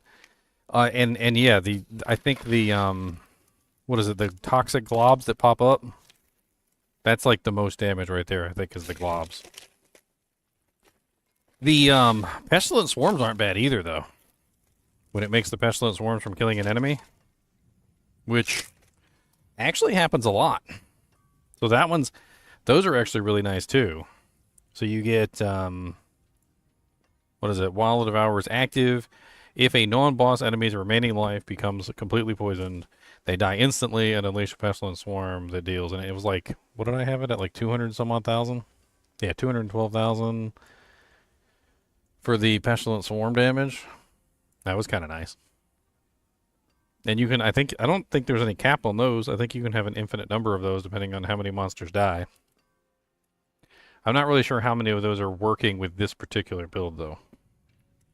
Because I think the monster has to, it's kind of like Shattered Vow style. I think that would actually work really well with Shattered Vow. Because then the monsters would constantly be getting killed from full poisoning, and then they would get executed, and then as soon as they get executed, they would spawn a pestilent swarm. It might be like a cheat to get like an unlimited number of pestilent swarms.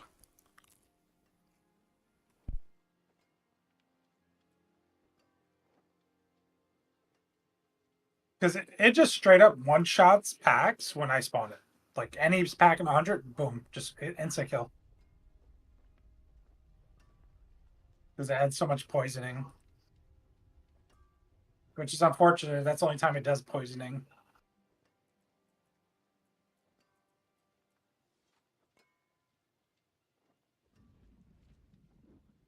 Well, the pestilent swarms are poisoning, aren't they? Those only become poisoning If you grab the aspect in it. if you got the aspect, yeah. Huh. Which may be a thing to do. Which one is the one that makes them poison? Is it the 35% centipede Yeah, like one? Yep. Which you'll be spawning them all the time because you are primary centipede.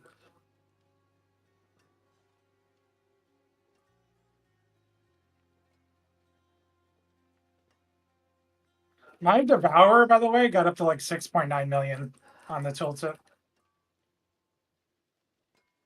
Nice. That's for the globs, right? Yeah.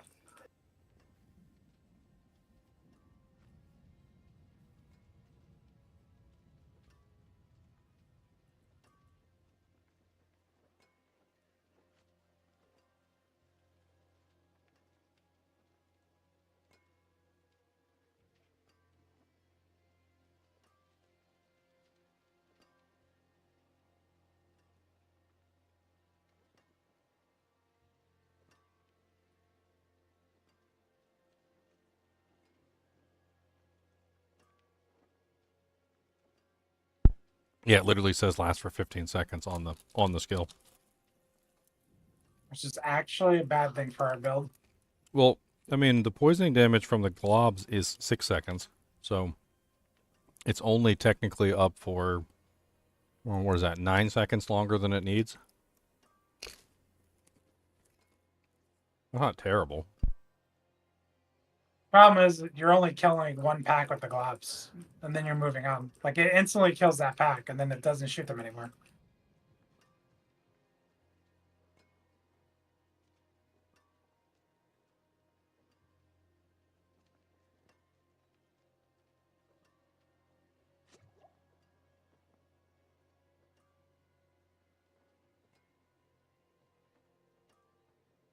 I have no idea how to pronounce that, Miles. I'm afraid to.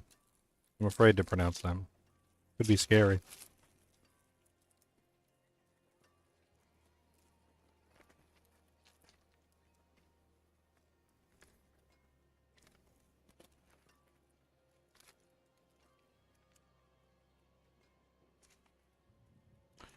Trying to scarf this down real quick.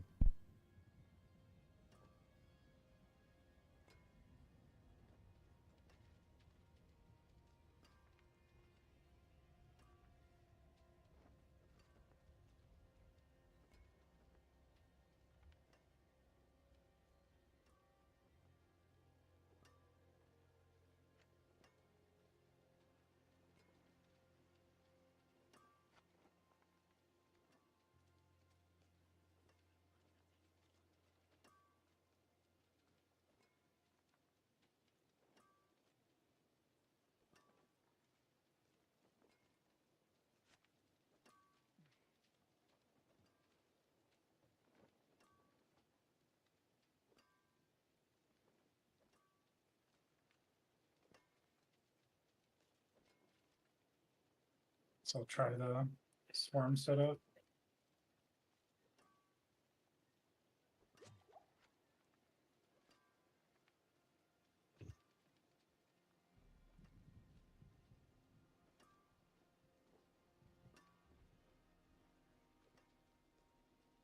Well, here's a question. Let's say you go into a big pack of monsters. You don't use your Noxus resonance. You summon the guy. He fires the poison globs. Murders the whole pack. Does that give you like 10 or 20 pestilent swarms? Because technically everyone was poisoned and everyone died while the devourer was present, which means they should all spawn pestilent swarms. I'll know the count soon enough. I mean, I guess I could just put on the glyph without even adding an aspect. No, I need aspect to make it poisoning, so we'll just do both at the same time.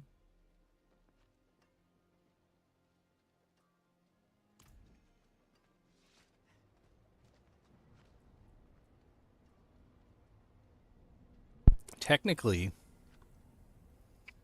shouldn't it like feed into itself too? Like if you turn the pestilent swarms into poison and it spawns a bunch of pestilent swarms, then the pestilent swarms kill monsters with the poisoning damage. Wouldn't it then feed into itself and then start spawning more pestilent swarms?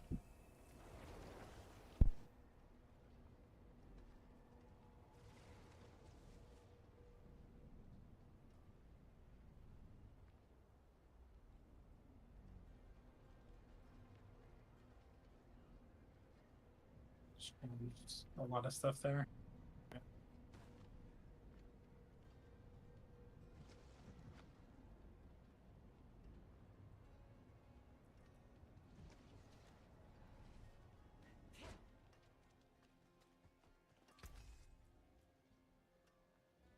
That's actually interesting too. What aspect would I even use to replace it with?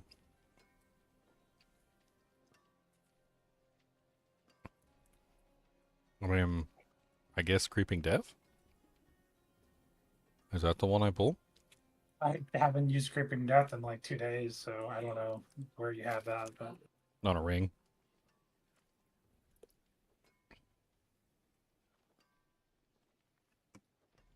Just a ring slot.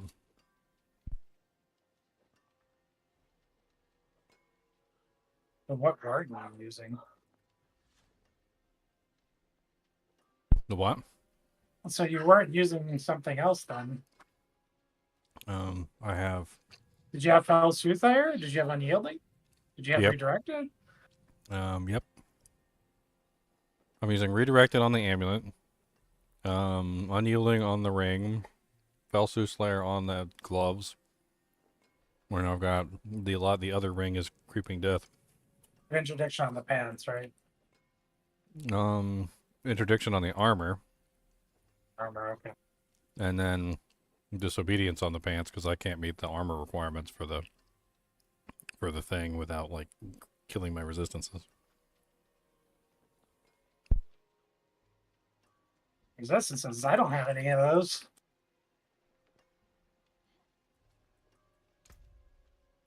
That's a soft card, baby.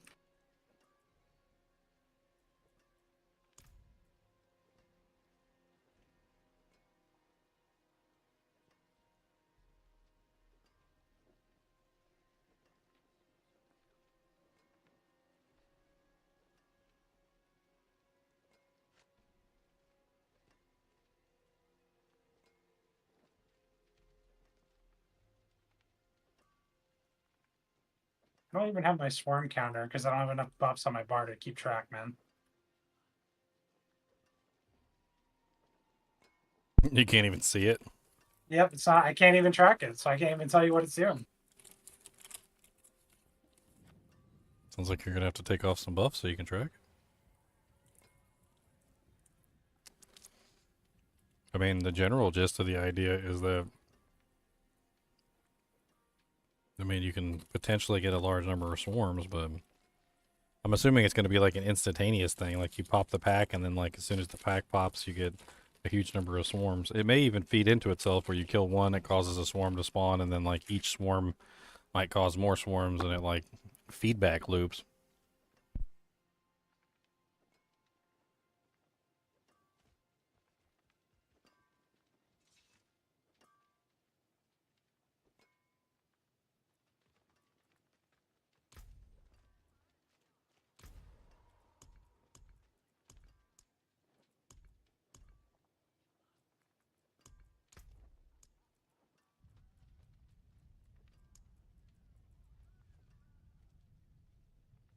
It'd be funny to put the stinger aspect on just to have them spiral outwards and last longer.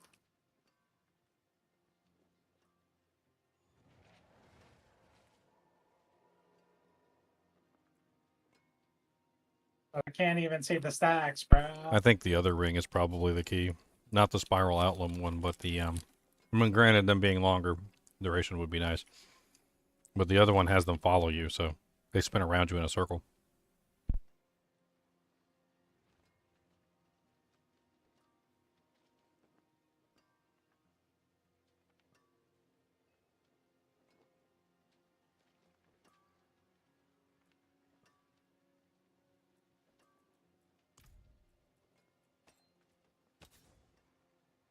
Midday hunt, man.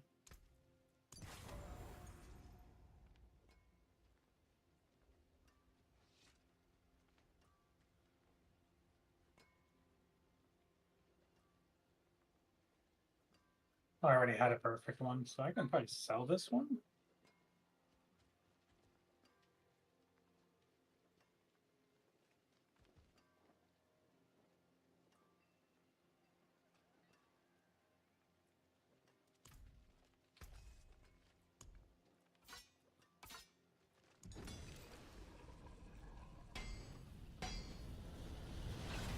I did it, Leon. I did it.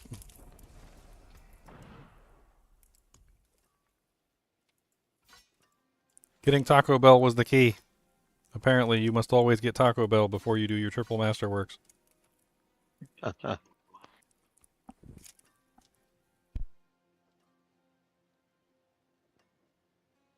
this should be funny.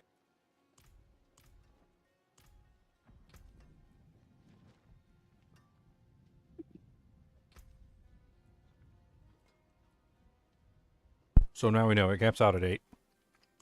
So, there you go. So 11 is the max you can get unless you use Shroud. At which point you get 12.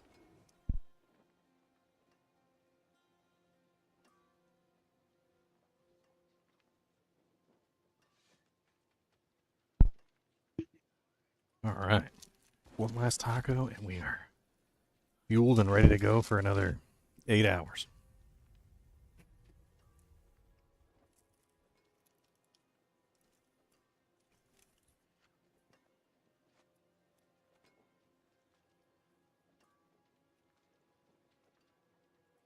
Unfortunately, the centipede thing, or the centipede ultimate, I just don't really think it's testable outside of like in the trading room.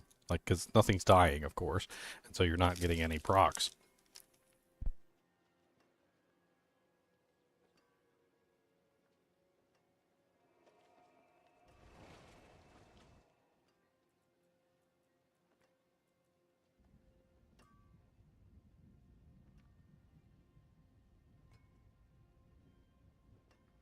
Just waiting for buffs to fall off so I can maybe see it.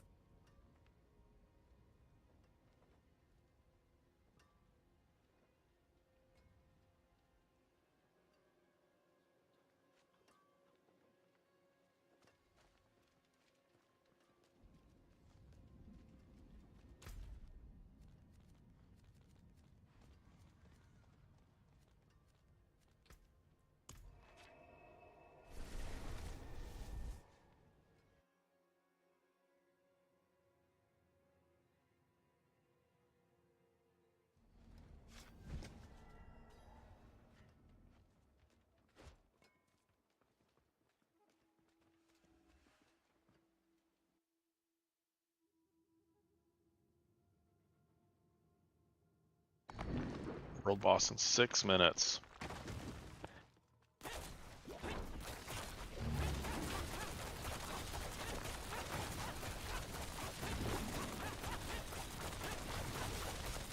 All my bows have to fall off.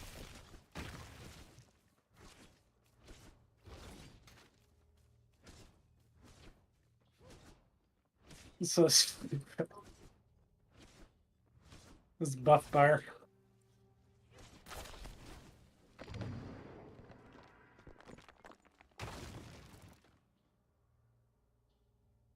I'm trying to figure this out. So you need to have Devourer active. And anything that's a non-boss, so basically all monsters in the game, with the exception of bosses themselves, if their remaining life becomes poisoned, they die instantly, which sounds like it works exactly like Shattered Vow, which is kind of funny. So why do you even need Shattered Vow at that point? Because if every single monster except boss monsters are automatically executed upon reaching their full poisoning, at that point, you don't need Shattered Vow. Shattered Vow is extra.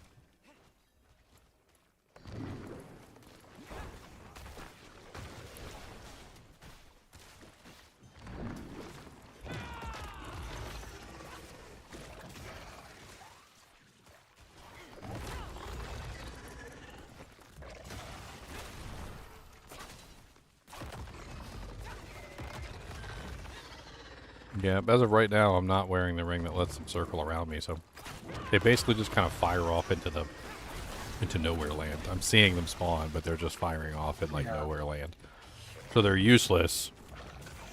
Oh, I didn't notice it actually shows an icon. That's kind of cool. I don't know why I never noticed that.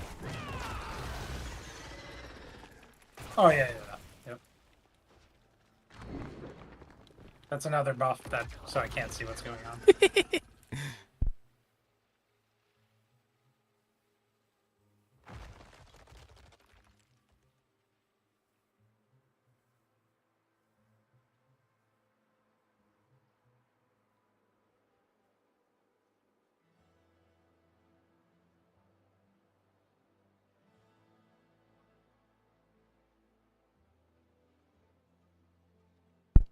Alright, sorry guys, there was a great hunger in my stomach and I had to fill it.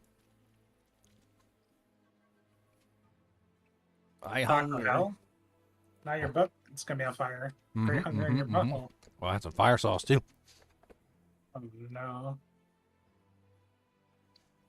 Everyone wait by the ginger. We won't see him for hours. He'll be in the bathroom. There's a freaking hole in my straw, so it's just making air come up. Hate when that happens. Sounds like you need your own straw. Homemade straw. Wow, that's pretty cool. Baja Blast doesn't show up on the green screen. It's not even green. It's like light blue.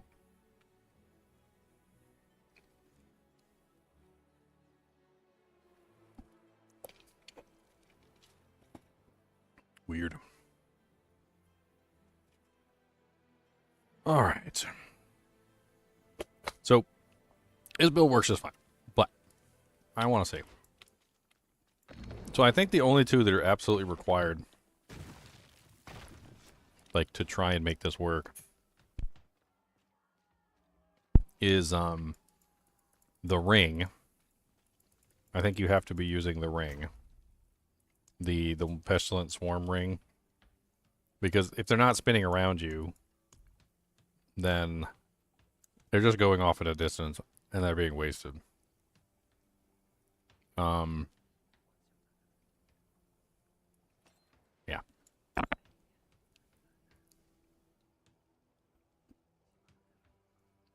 So if I use Writhing Moon,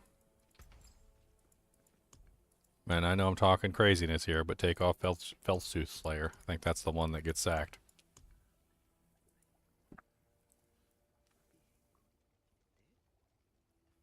And I think the reason that's the one that gets sacked is because I think it's preventing the poisoning from filling the monster's bar, which is what you want. Because if the poisoning doesn't fill the monster's bar, then you end up with an issue. And the issue is basically that the monster's HP isn't filling up with poison, and so they're not making the pestilent swarm spawn. Yada, yada, yada. So, temporarily, remove that ring. Replace Felthsooth Slayer I mean, I don't bite. Not like I used with to. You take care now. the Infestation.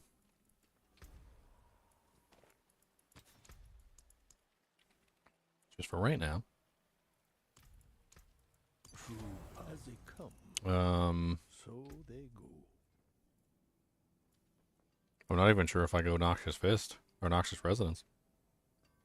I'm already built for Noxious Resonance, though, so I don't really think I can make this work otherwise, but just for the moment, let's pull it off of Noxious Resonance and put it on Prodigy's Tempo, just so that we can test this and see.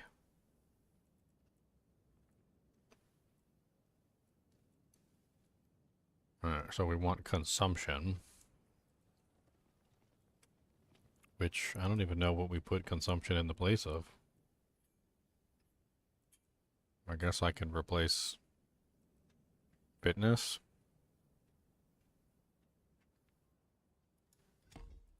Just for the moment.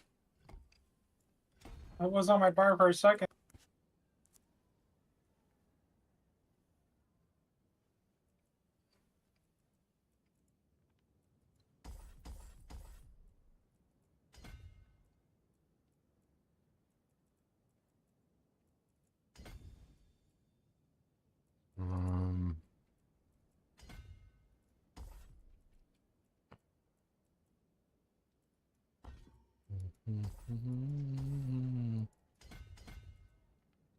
This is the quickest average skill I've seen.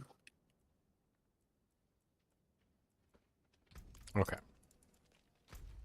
So I need some tough monsters to try this against, then I'll probably end up dying. But that's okay.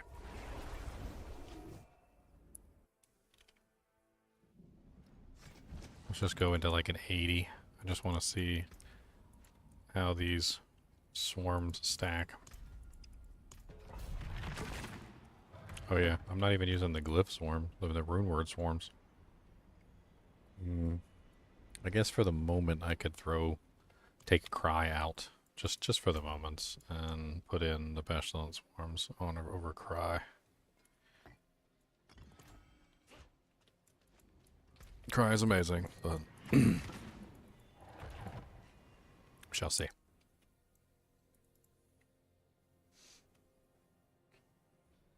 It's gonna be so weird.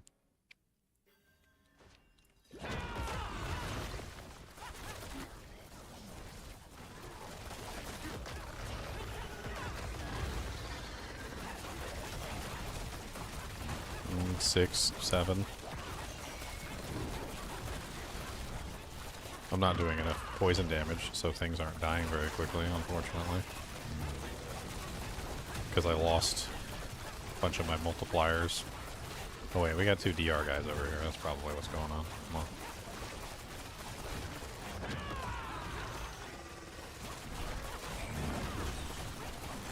Seven, 8, 9, 10 for a second there. 12.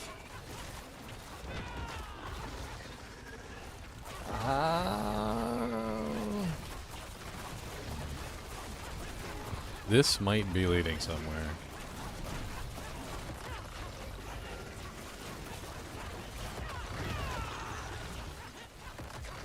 Hard to tell because I can't see. Well, as high as I can stack them at the moment, I'm not stacking them high enough. So the only other way to increase the stacking any further than what I'm currently doing is to increase the duration, and they would probably get up, I think, to like 24. Maybe a little bit higher. I don't know. I forge more than horseshoes and nails. What do you need? Just as a test, since I'm not actually doing... What does Overflow do on the rune? on that one. On Pestilent This one. Swarm. I don't know. What did it say?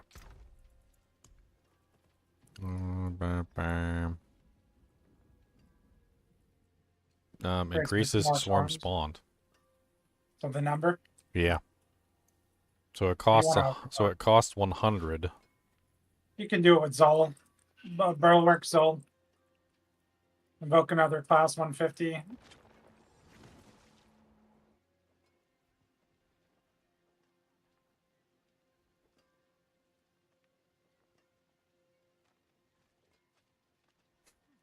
What about Theo? And Is that the crowd control one? and Jacinth shell. Deliberately force yourself into an injured state and spawn 10 of them.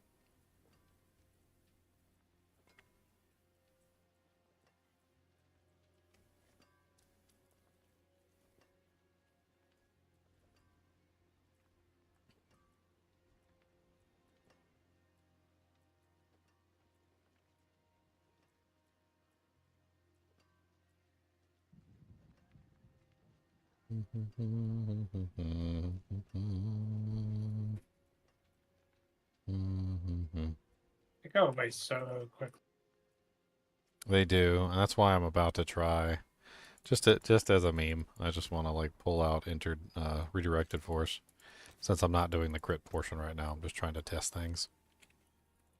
I'm gonna put it in the stinger one that increases their duration.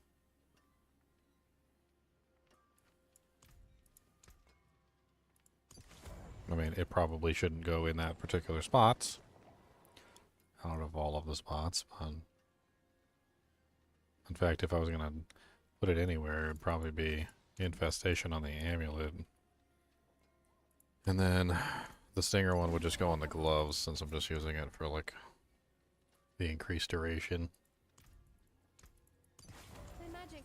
Alright, let's try this again just for lulz. I actually kind of want the monsters to stay alive for a little while because I want to see how many I can spawn.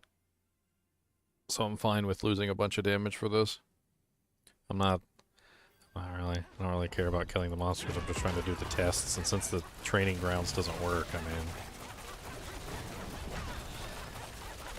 So I'm easily maintaining 10.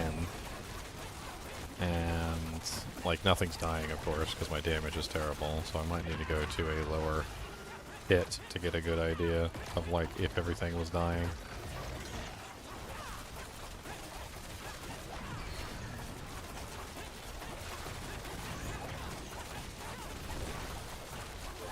$15. And they're spinning around me, and they're also spiraling outward, so they're hitting basically everybody. So not only am I stacking them relatively high, but I'm also able to like maintain them at around 15.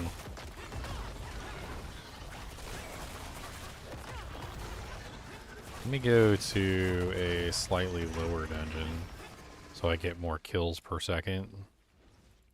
Because this is obviously outside of my my purview with the current settings. I don't have everything scaled properly. It would have to go back toward DOT. So we're leaning back toward, you know, like the standard build as opposed to the crit build. Let me bring it down to 70. Let me see if that's low enough. It's not that I can't kill things, but the idea of the whole centipede thing is that the centipede needs to be killing them with well, the poisoning needs to be strong enough that they're dying to the poisoning, and as they die to the poisoning, I'm spawning the pestilent swarms. That's the idea. So, well, that was odd. It was stuck at 15 for a second there, and it wouldn't go any higher than 15. It was like just solid 15 for. Is 15 the cap? I think so. I think so in 76. So 15 is the solid hard cap? I think Ethan said that.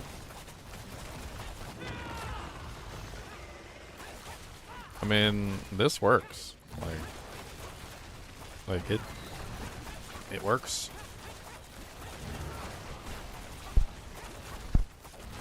I mean, it does require all three freaking aspects, but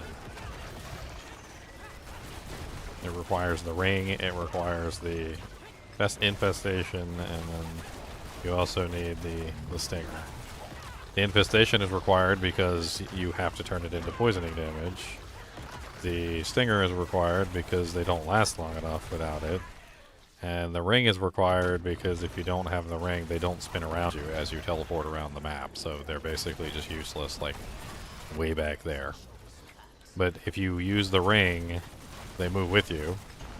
So that's definitely good.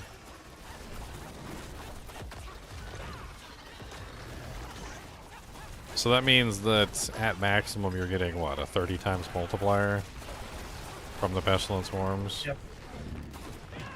Which I think it's more interesting to scale the damage of the Pestilence Swarms than necessarily the number of stacks then, if that's the case. I think technically you can have 3 more if you include Touch of Death, but that's just a whole lot of work. So you could technically have 18. Because the Touch of Death ones I don't think count into the regular pool at all. They're in their own separate pool.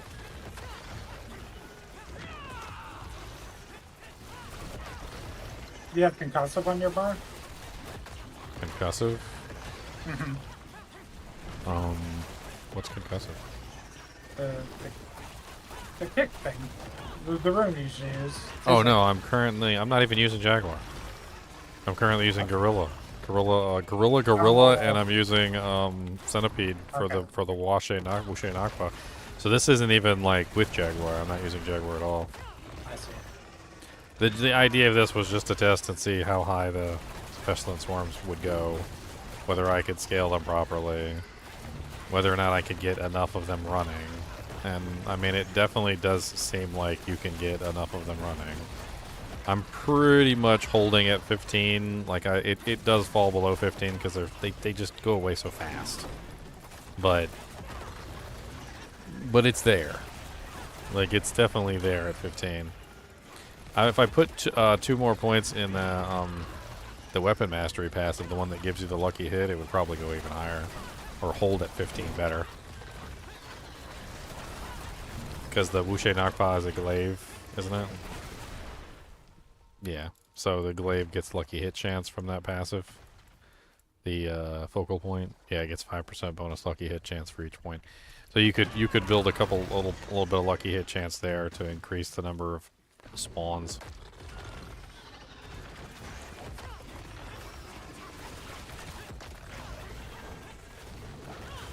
I mean, this seems to me like a way that you can have your cake and eat it too. So you basically have the Shattered Vow effect. It doesn't work for bosses, but it works on everything else. It auto-executes the monsters if they are filled up with poisoning. And if the monster gets auto-executed, you get a Pestilent Swarm, which feeds into the Pestilent Swarm build, which allows you to build more poison damage through the Pestilent Swarm. You're still building poison damage through Toxic Skin and Scourge. So it just introduces another form of poisoning damage. I don't think it works with Noxious Fist because the problem is I don't think you would get the swarms if you put in Noxious Fist or Noxious Resonance. I think as soon as you put in Noxious Resonance, it just kills it entirely. Because Noxious Resonance then starts exploding for poison damage instead of poisoning, and then they don't get auto-executed, and so then it just goes down the rabbit hole of poopiness. Yeah, you get like no stacks at all. Like no swarms are spawning at all from the Centipede.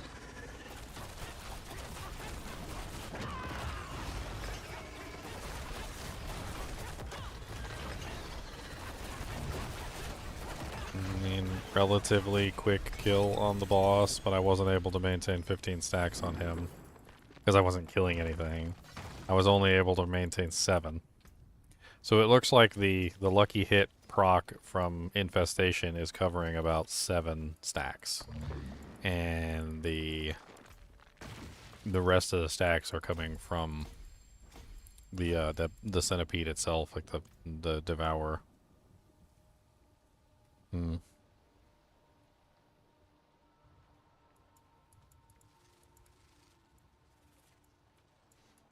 I mean, this does open up options, though. So, like, if you go this way, you could pull in the Concussive Stomp rune. And if you do that, then you can pull in the Concussive Stomp aspect. You could remove Armored Hide, because you're no longer using Interdiction, because you're not building critical strike damage. And then, basically, you've got, you know, like, that pulls out, you know, Interdiction, that pulls out redirected hits, so that makes some room for the Writhing Moon and the Infestation and whatnot. You just end up losing one aspect, which is Felltooth Slayer, which I don't think Felltooth Slayer works with this particular build anyway, because I think it interferes with the poisoning damage. Then you drop the critical strike damage glyphs, and you pick up pretty much all the poison damage ones at that point. You probably want to pull Fester back in. And then it becomes a poisoning damage build yet again. Building damage over time, etc. I don't even know if I still have most of the equipment that I had when I was doing the DOT version. I think I just converted it.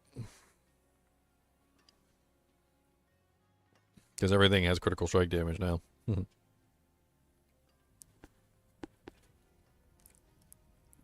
Maybe a little bit of lucky hit stacking in here too.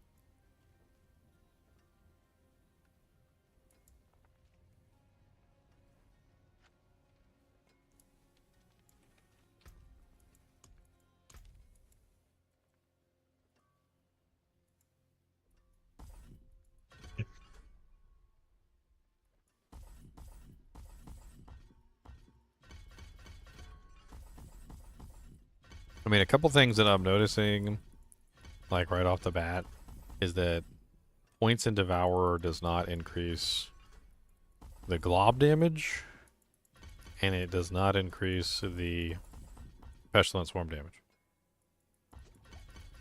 It does increase the damage of the actual ability, but other than reducing the cooldown, I think maybe 4 points in it is wasted. I think you're pretty much just 5, or just 1 point and then grab the passives. Because the Exalted Devourer and the Harmonious Devourer don't seem to be affected by points at all.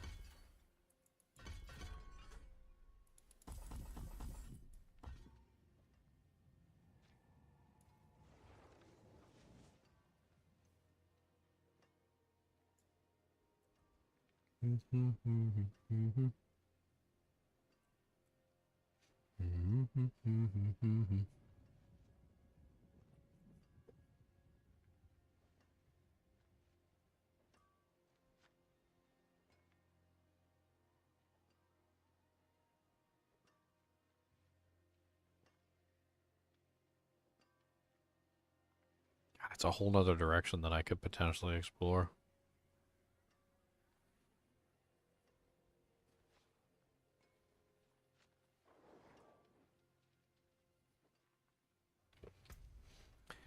It's too bad that the Ring of the Writhing Moon is just so bad. I mean, it gives critical strike chance, which you don't need if you're running poisoning. It gives movement speed, which is okay, I guess, if you're running Eagle, or if you just want movement speed. The vulnerable chance is nice, I guess. Especially if you drop Felltooth Slayer, because that pretty much handles all your vulnerable issues. And then it gives you 3 to Unrestrained Power, which is...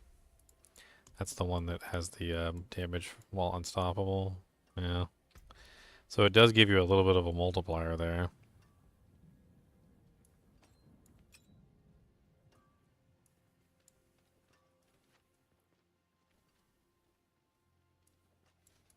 God, the amount of vigor that you have when you use this, though, is insane. You get 1 vigor per Pestilent Swarm per hit. So if you have 15 Pestilent Swarms running, that's 15 times 1, which is 15 in vigor, times however many times they hit monsters as they spin around. So it's just 15, 15, 15, 15, 15. Like the whole time they're just spinning, they're just smacking into multiple monsters, and they're just like chunking up your vigor. It's too bad this build doesn't use any vigor.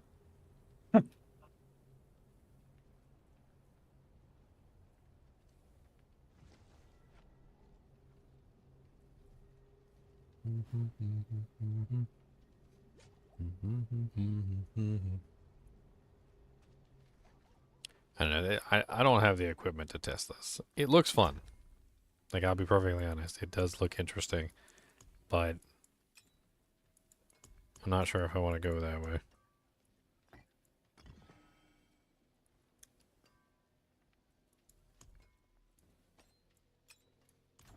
I feel like that's just a whole build into itself. Let me show you. Trying to figure out exactly how I would pull that off.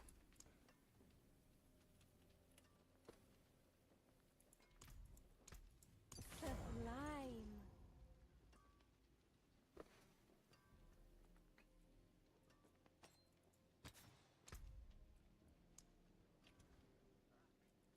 So put redirected force back on the amulet.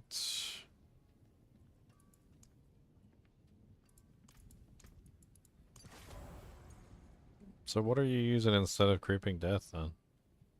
So you got Fellsooth, you got redirected force, you're using unyielding, and then just like, are you using a generic there or?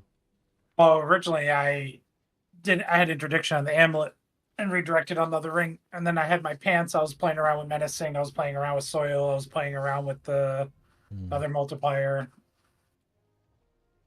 I was playing around with a lot of pants things. The other thing I was running when I wasn't running that way was conceded. It was more consistent. I'm so curious about aspect of potent exchange.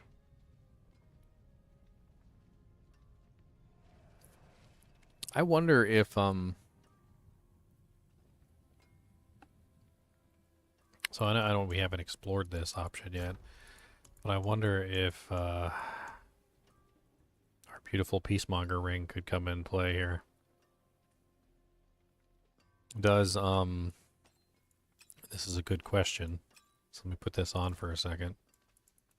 And I'm going to take Armored Hide off the bar, because I need to test to see if this works. I'm curious if the, like, 4 minimum constant creation of resolve that comes from the Ravager somehow causes you to generate resolve through the Peacemonger ring. Which means you might be able to use the potency aspects if you were using Peacemongers. Because you'd have infinite resolve, essentially, because you have infinite ferocity. Although I don't know if that's the case. The thing that's making me think it might work is not necessarily that it makes sure that you have a minimum, but it's that we're spending. So every time we exhaust the total number of charges, we are spending 4, right? And then it immediately re gets the 4. And there's times where it starves, so I don't know if it will spend. I guess it's not going to. It's telling me no.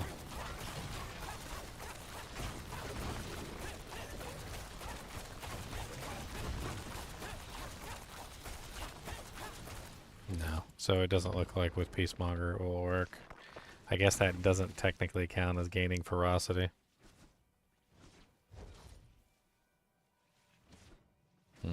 It's unfortunate.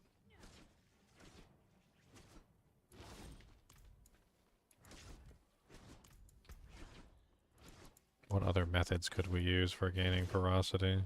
I mean, I don't have the gorilla or the jaguar bonus, which is every time we damage a boss. Let me look at that one real quick.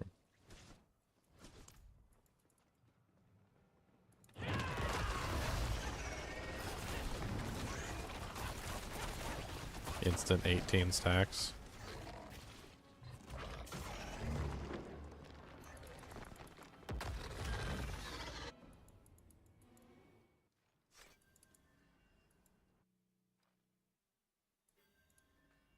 I'm not sure, like, that's crazy. Like, that seemed like that was way too much.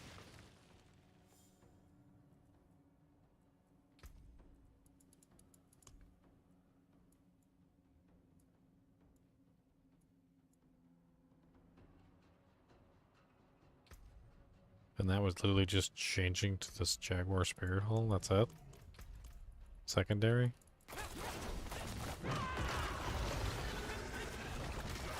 Yep.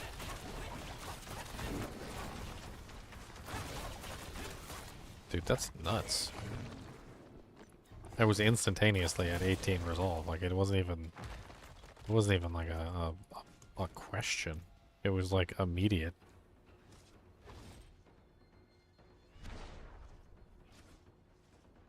Wow, just the poison ticks on the boss immediately caused the resolve to fill up on my character. Like, we're not even attacking it. Just like I'm standing over here and the poison is ticking and it's going like 1, 2, 3, 4, 5, 6, 7, 8, 9, 10, 11, 12, 13, 14, 15, 16, 17, 18, 19. That's ridiculous. Okay.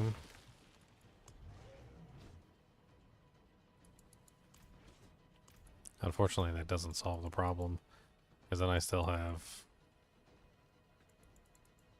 a ridiculously large number of aspects. Why I gotta be so aspect poorly, huh? Why we gotta be poor? Why we got to be the poor? We need the money. We need the aspect dollars. We need the doll hairs.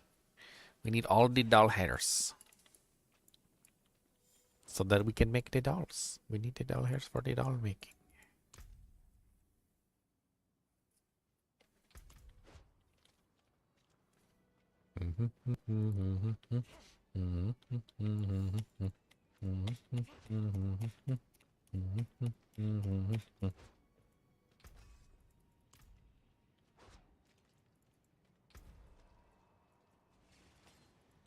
I need to look at you to see what we want to be. I'm not quite sure what I want to do.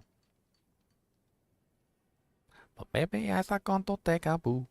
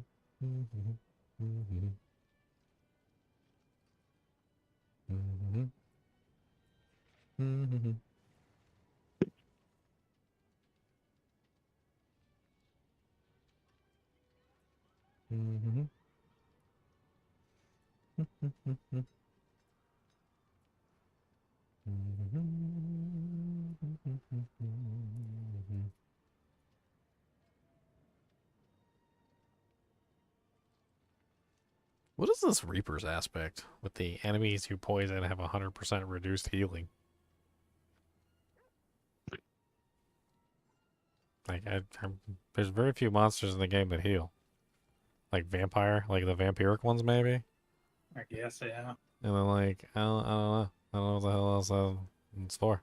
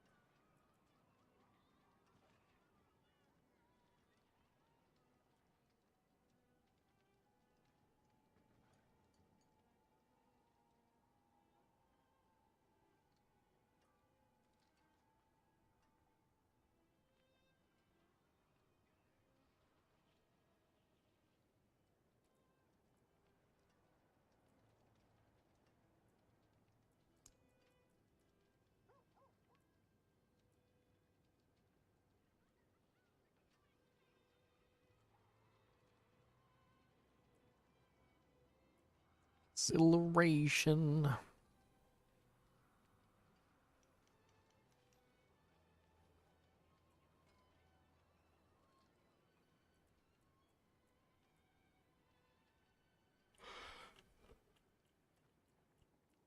I literally just like looked through all the aspects to see if there was anything else I wanted to put in there.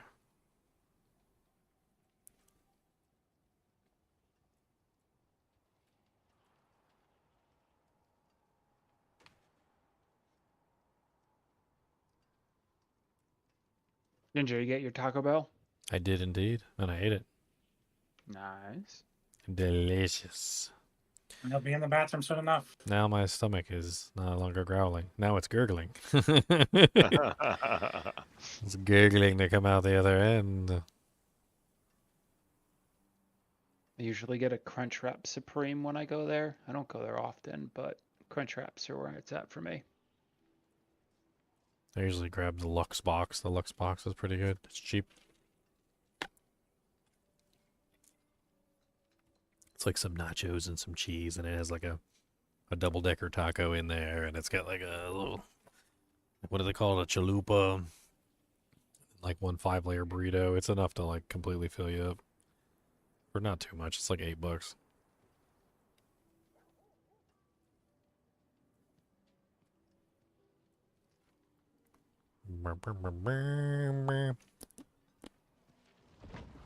Wow, wow, wow, wow. Wow, wow, wow, wow. Yeah, I can't figure out what to put in the last spot. I mean, I could do elements, or I could do edge masters, or I could do conceited. Conceited's probably the better play because it affects everything. Edge masters only affects the skills. Although elements is pretty good too, with its higher multiplier, but it's only active. Actually, technically, it's active all the time, isn't it? Since fire's on one side and poison's on the other. Hmm. Hmm. Hmm. Hmm. I'm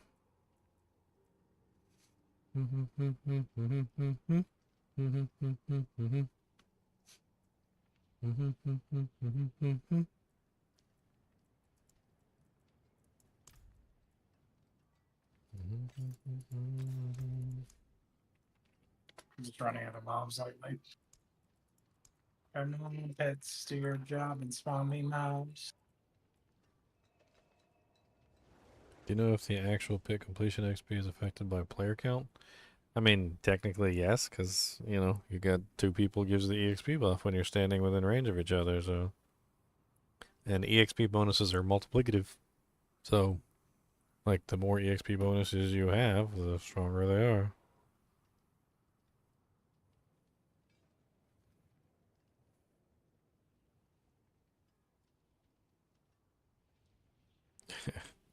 He said your chinchilla is so chill and mine is on crack. Ha ha ha.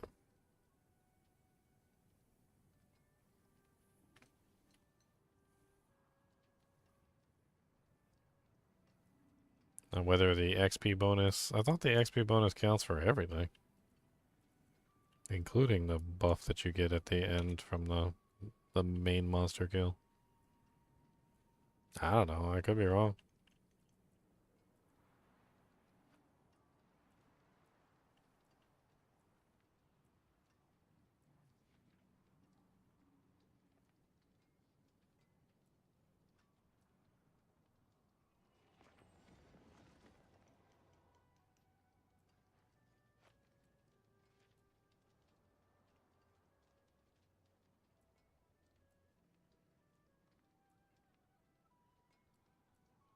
Temporal incisions.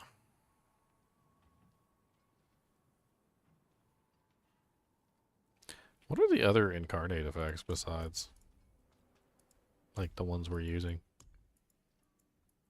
I mean,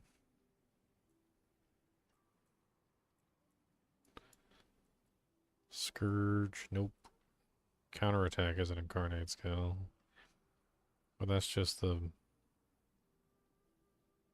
The dodge chance. Armored hide is an incarnate skill. So that enhances the duration of the block chance. I see. That's actually kind of powerful. So it takes the active duration and increases it tremendously.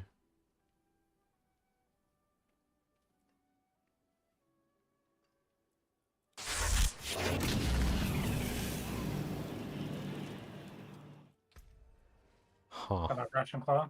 Yeah. Yeah, so if you're spamming Russian Claw, you're gonna get They keep that basically buff on. full armored hide, and you're gonna keep that buff up permanently, so it's never gonna go down. Same thing with Toxic Skin. Ravager is also technically a incarnate skill, so you get to keep Ravager up all the time as well. Yeah, if only you got a perfect aspect today. I did. I'm just trying to like look and see like whether I want to like throw it in there or not. I can't remember. Does that go on boots? Or is it that one doesn't go on boots, does it? Temporal incisions. I think it's defensive. Yeah, unfortunately, I can't hit my armor cap without the disobedience. This disobedience. You can still put it on though, because you can just move interdiction to amulet, then move redirected to a ring. I mean, if you're doing 90s in 60 seconds, that's pretty good, but group 90s in 60 seconds are way faster. Yeah, you'd be doing groups faster. Like whatever I can do on my characters, the groups were faster. Like it wasn't slower. Whatever I do, the group was way faster. Yeah, I mean, you got to imagine that if you're doing a 90 in 60 seconds, or yeah, if you're doing a 90 in 60 seconds, if you have 3 other people with you who are also capable of 90 in 60 seconds, We're spreading out. I don't have to kill everything. and you spread out and you all kill everything on the map in different directions, then you're gonna do that same 90 in like freaking 30 seconds or some crazy number. It's not even gonna be funny. You're gonna like double your time. You just need a competent group. Unfortunately, that is not always easy.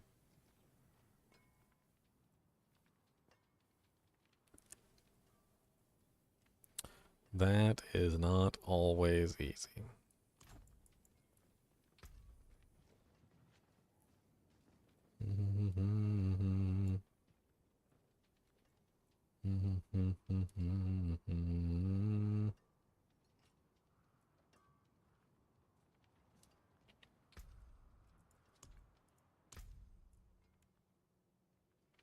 Wow, wow, wow, wow.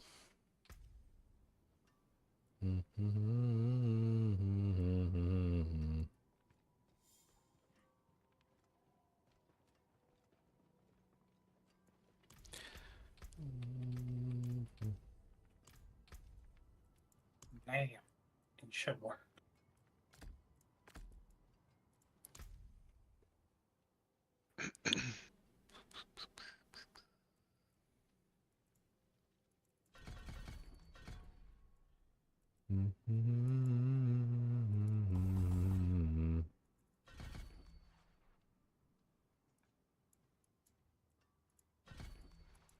Okay, there we go.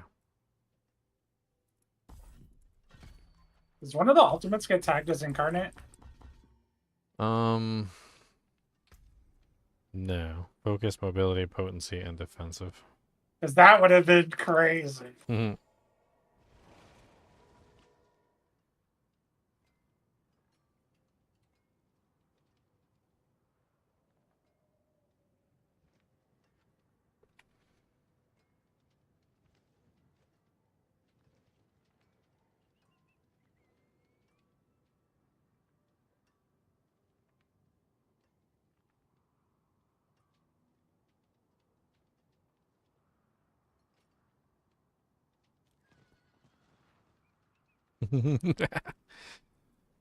I make dumb comments and then laugh at myself. That's how you know I'm not funny. Shards of the heavens. Did he just laugh at his own joke? Yes. The activation of the centipede. He just comes out and one shots a pack on pit 100. He's just like, goodbye.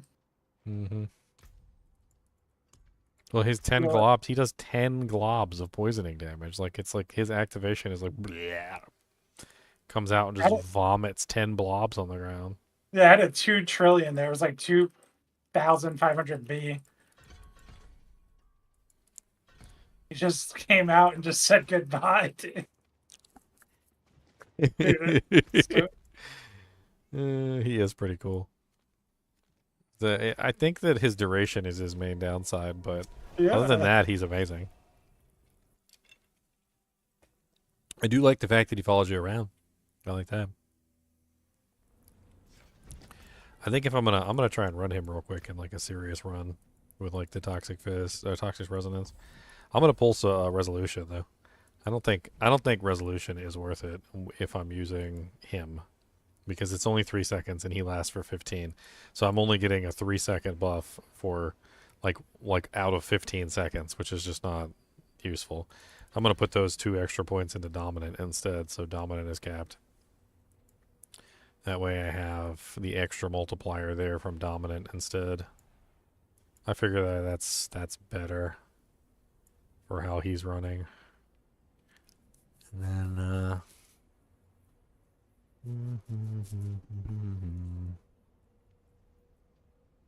I almost kind of want to pull oppressive, because as nice as oppressive is, it's only 12% to crowd controlled enemies, but it does give increased crowd control duration though, which is also kind of cool. I think that's the only thing keeping me putting points in it. Like, I'd rather like take that out and maybe swap that with more points in Scourge or something. Do you just get permanent dodge then? Or counterattack? Is it just permanent? I mean, it says keeping it active. up. It says active for. What does it say? It says 3 seconds per cast, up to 6 seconds. But then you're keeping it active, so then what does that even do? I don't know. Like, it doesn't. Technically, it's when you recast it that it gains the dodge chance up to 6 seconds of dodging. But then, like, it's always active, and then you're always recasting it. So does it just stay at 6 seconds of dodging permanently? Like, if it burns 3 seconds and then goes down to 3, and then you recast it, it goes right back up to 6? Maybe that's how it works? I don't know. Okay, I put the build back together. Let's go back and do a 90 with my changes. I kind of just want to see what it's like without the Jaguar. I'm not using the Jaguar. So I got the Gorilla and the Centipede at the moment. And just want to see. I'm using like the Cry rune.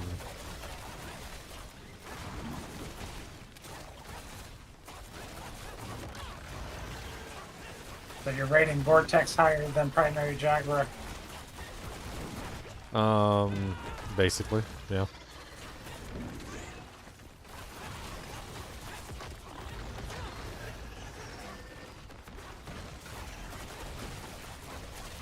I mean, as of right now, that's certainly not bad. I'm killing the packs pretty darn fast.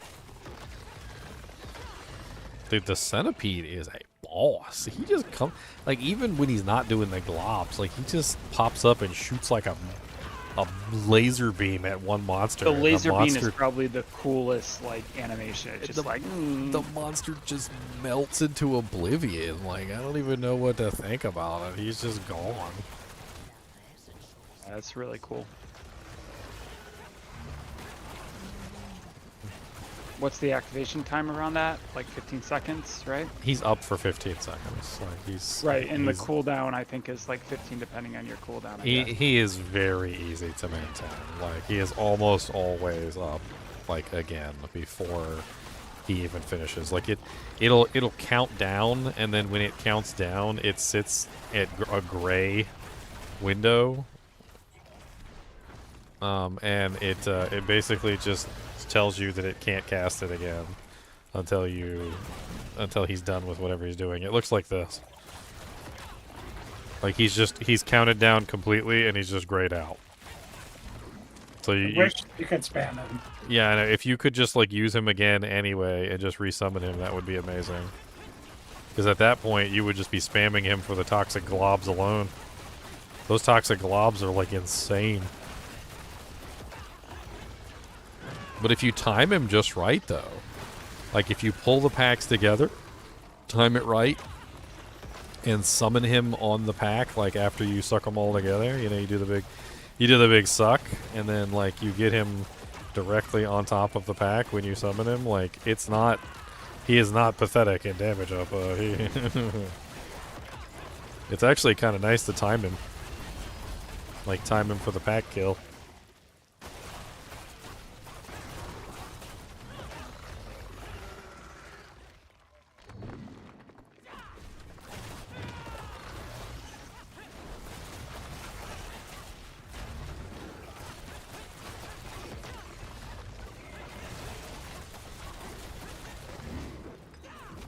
.7B.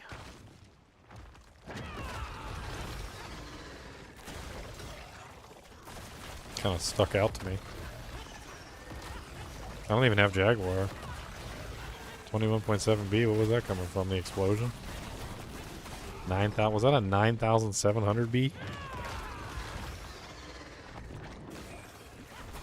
It wasn't quite a T.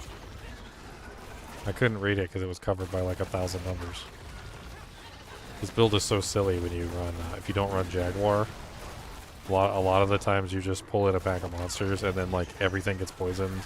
Beltsu Slayer does its thing and it starts like poisoning and exploding the monsters. And then like you see like so many numbers pop up on the screen like when it's ready to do its thing. Because all of the Felsu Slayers are like popping at the same time. And they might not be as high as like when you're running Jaguar, but like, dude, you can't even see anything. Like it reminds me of my freaking Rogue all over again. I remember the one that was like exploding the entire screen with one shot. It was like, oh, let me fire one shot. What just happened? I don't even know.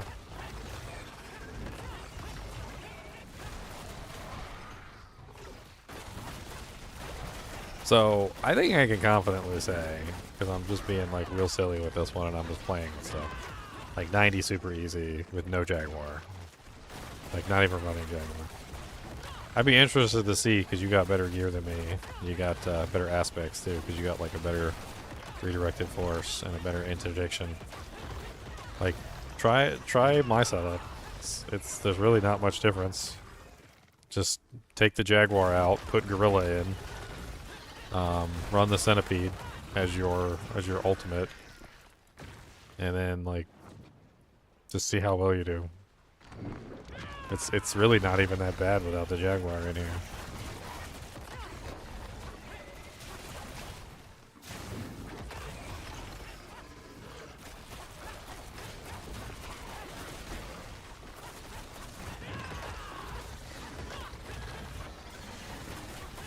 I think it's the Centipede itself. Like the Centipede itself is executing, and it's executing stuff on a regular basis.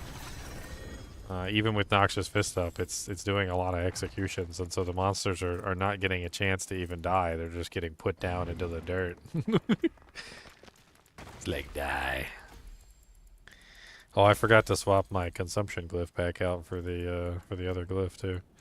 I'm missing a whole bunch of damage because I don't have my consumption or the crit glyph in there.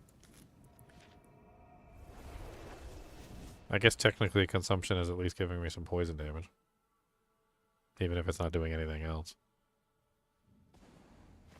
A little bit of multiplier, I guess. If I spawn any pestilent swarms from the Centipede. Let me see, I gotta take you out. Put back in... I think it's fitness.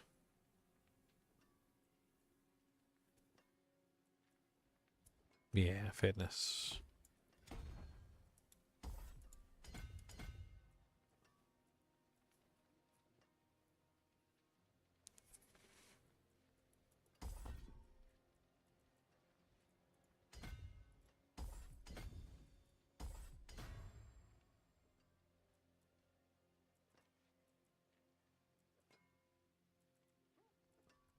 'Cause I want to be the very fittest. The fittest there ever was.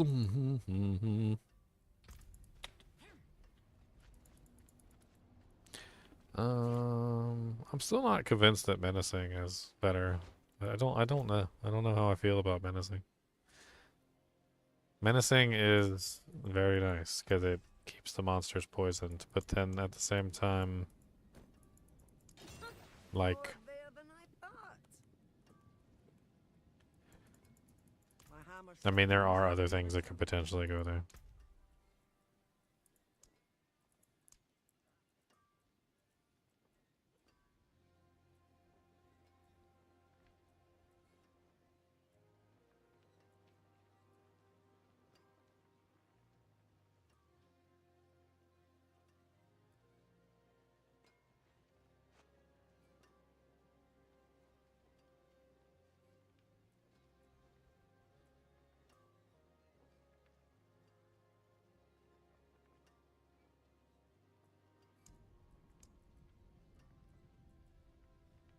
I totally forgot about that. Razor Wings has that incarnate aspect, and you could like enhance the duration of it so it's always active. I'm not really sure it's worth it, but it's another incarnate skill you could potentially throw into the pot. The wings chase you throughout the whole dungeon.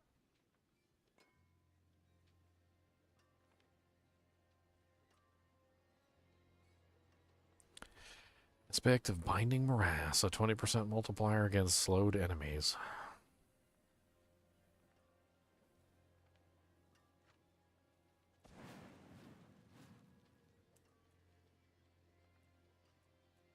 I feel like I'm in a movie and it's like a sign that says test 1342.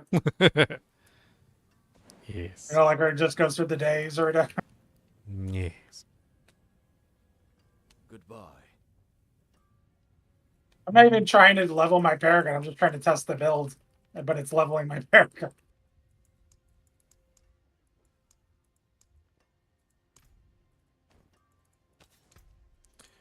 Boom, boom, boom, boom. I was thinking about apprehension instead of Yeah, menacing. perfect when I was running that. I got a 39. It's pretty good. That's what's on my boots. Yeah, that's what I'm replacing menacing on the boots with that. That's what I'm doing. I want to see how much damage I get with that.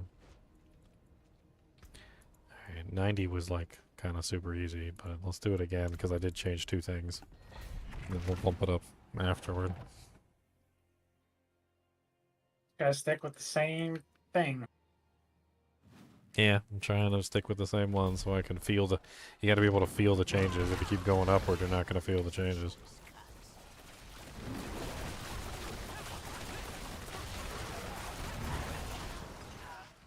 Yeah, one thing I'm absolutely sure of is that a pull-in is pretty much mandatory for this. Like, the damage increase that you get for pulling them in and then, like, dashing around in the pack, like the giant pack, and you're just dashing around in the pack, like poisoning the entire pack.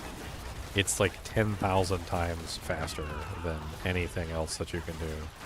And then when they explode, because they're all within range of each other, that also gives you more damage.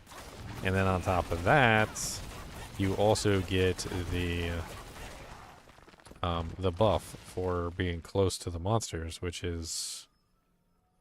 Can't remember where that is, because I'm... Oh, I still have the stupid Centipede Pestilence Swarms on. And they take that off. I guess I forgot to redo that aspect. The, let me go redo that real quick before I finish this dungeon. I wanted to get a baseline with a proper setup, not a baseline with an improper setup. Now, which one is the aspect, or the thing that gives you a bonus depending on the monsters that are close to you? The counterattack. The counterattack? I'm at the 30 times crit. I don't know. Maybe it's that one. Maybe it's another one.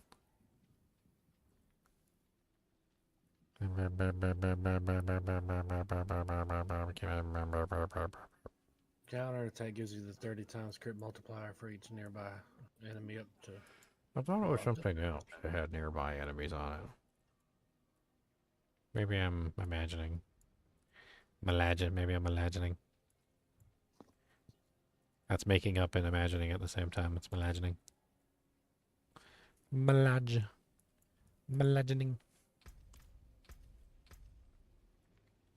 Your setup is Gorilla. You want me to try Gorilla? I just wanted to try it without Jaguar. So just do like Gorilla, Centipede, Ultimate, and just like see how well it works. I'm curious whether the Jaguar really makes that much of a difference or not.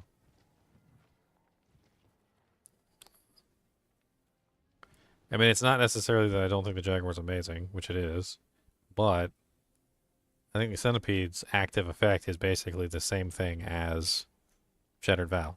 So, like, you're basically getting Shattered Vow for free with the Devourer, and it's actually very interesting.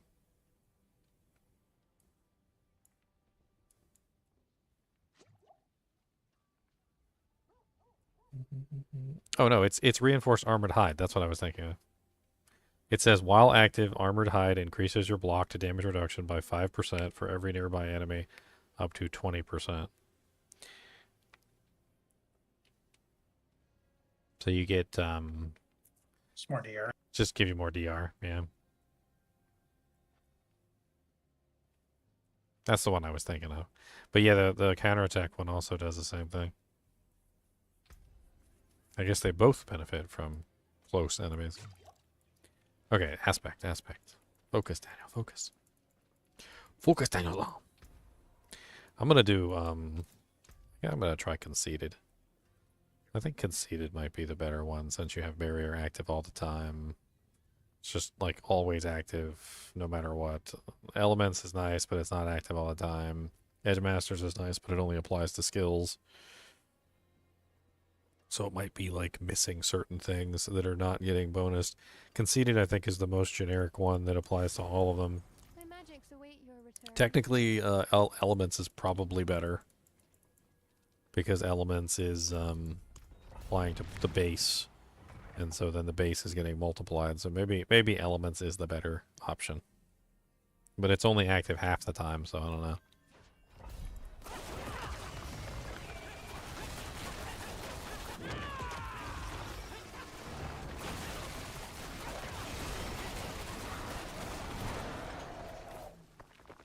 The frickin' Centipede is amazing. I don't know, it's just crazy watching him just like nuke entire groups of monsters when he pops up. He pops up and he's just like, goodbye. I have to be careful where I cast him, because if I cast him like too far away from the packs, like the globs get wasted. And it's very sad. Like, no, my globs!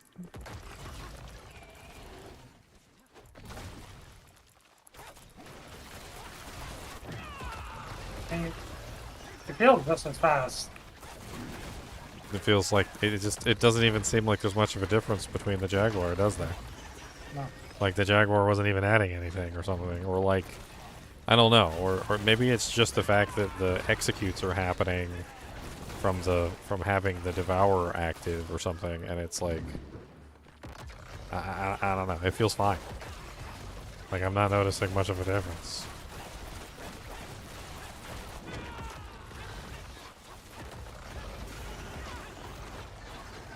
Maybe it's just because the Devourer is like super OP and he's adding tons to the base.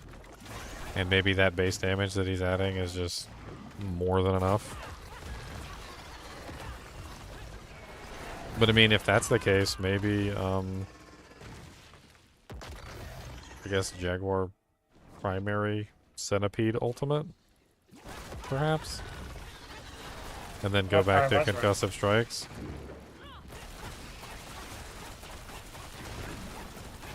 I was running that, but then I switched to this and it doesn't feel much different. Doesn't feel much different at all.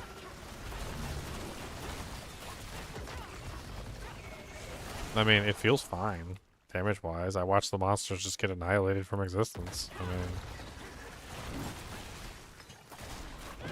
I mean, this 90 is like pathetically easy, so I think I'm gonna bump it up after this. I'm only at 1240, and I'm already pretty close to finished.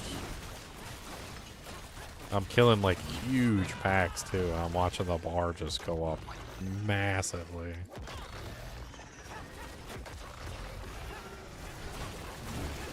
I think the apprehension, like you were saying earlier, the apprehension buff, because of the centipede spirit hall, gives you all that slow. So the monsters are just constantly feared, and then you just always have that buff running.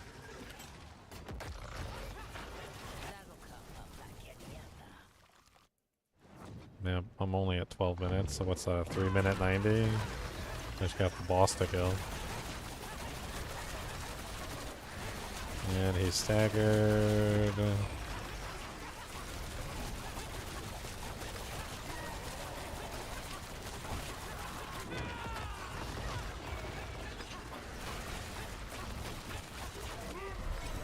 Yeah, he's dead. That wasn't bad at all. I need to go spend my obols. I'm full on obols, aren't I? Yes, I am.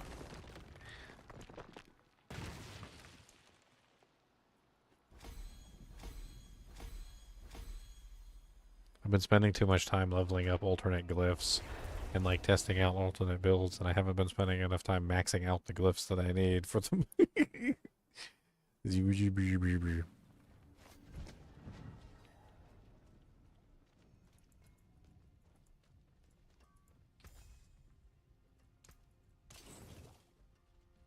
Alright, gamble.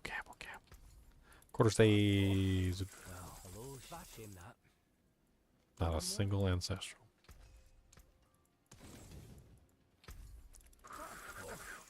Too bad, friend.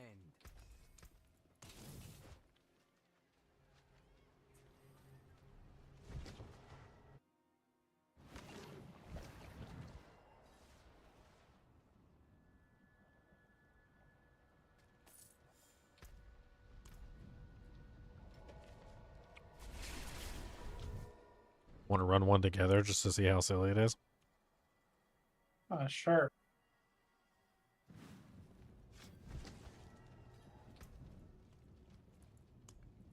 I mean, I think you're higher damage than I am, but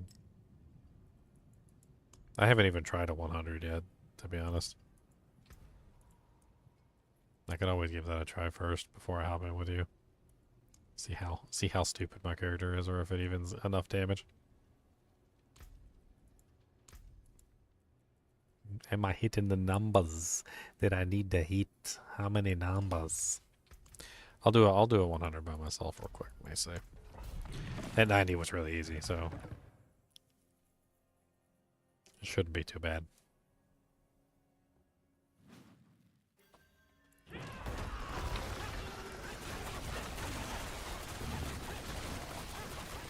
Damage resistance aura. Damage resistance aura. Damage resistance aura. There's a vampiric guy in here. Okay, that pack died really fast.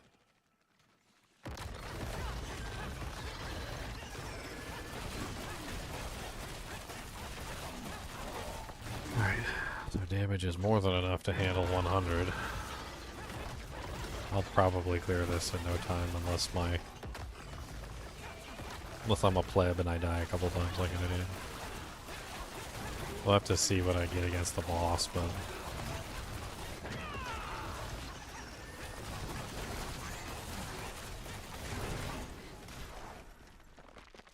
yep, pretty fast.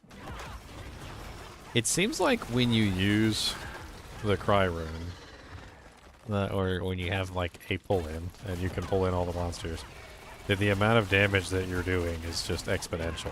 And since it's all AoE basically, especially with Sooth Slayer, like there's no real limit to how many you can kill at one time. Like it doesn't, it's not gonna, you're not gonna run out of damage just because there's like a large pack of monsters in front of you. So like in general, it's actually better to just like pull them all together into like a big giant pack and just murder them all at one time, because they all die at the same time. Yeah, they're all standing on the puddles you're generating. Yeah, The they're all only other standing on thing is I haven't experimented with max attack speed. Because I I'm feel not- like I'm not you're exactly sure generating how more much- puddles, aren't you? I'm not exactly sure how much attack speed really helps. I feel like I go fast enough. I don't know what it is. Maybe I'm just like imagining it, but it feels like I go more than fast enough. I mean, maybe I could use Jaguar secondary so that I can keep my ferocity stacks capped out. I mean, that would be one way to get a lot more attack speed. I'd lose 2 resolve stacks, which would lose me a little bit of block chance, but it might be worth it to have maximum resolve or ferocity stacks the entire time. You can put on loyalty telling you how. The what? The loyalty time, you didn't test that yet, right? No, I haven't tested that. I'm not exactly sure which direction I wanted to go with that. I was also interested in maybe testing out Ebiwaka with the 4 tags. I mean, 4 tags is a lot of tags. You could potentially have everything tagged as, you know, everything. Well, at least the centipede skills tagged as everything. I mean, Does loyalty only increase the primary or does it increase the secondary? Do you get more resolve stacks too or no? yes. If they're matching, which is how that helmet works, you get So double gorilla. Yeah, you get bonus resolve stacks, you get bonus ferocity, whatever it is that you're doing, it doubles the bottom one too. Yeah, that's Which is either pretty. double jaguar or double gorilla would be nice. Either one. So double Sweet. gorilla and then use centipede. Another 2 stacks. Lose a couple points, skill points, but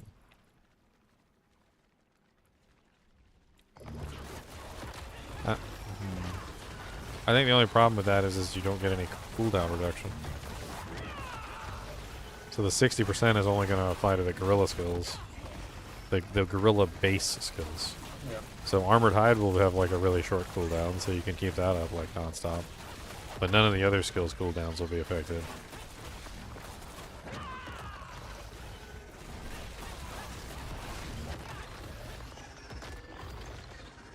On the other hand, if you do double centipede, although you would lose, unfortunately, access to the gorilla stuff. But that would reduce all of the centipede cooldowns by 60%. Not that we're having much of an issue keeping the Devourer active, or honestly the toxic skin doesn't seem to be a problem either. So the cooldown reduction isn't really too important for the centipede skills, is it? Maybe toxic skin itself, if it's not reaching the 11.5 seconds that it's active for. I still don't understand how it increased. Was it just skill level? Is skill level increasing the duration? Yes. So we're at like, I'm at rank 14. I don't know what you're at. 14, yeah. So it's at 11.5 seconds, which is a pretty darn long time. So I guess that goes down if we put on loyalty helmet. Remaster work the boots, that would be nice.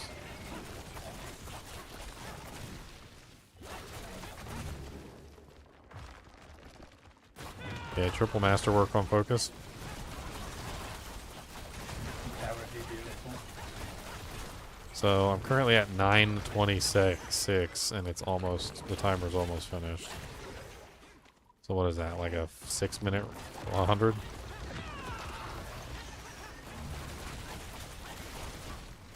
I mean, the boss isn't really even going to take that long, I don't think.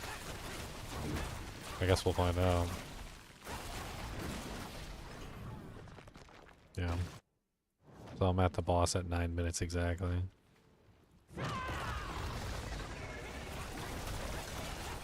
It's gotta be the Mother's Judgment guy. I hate him.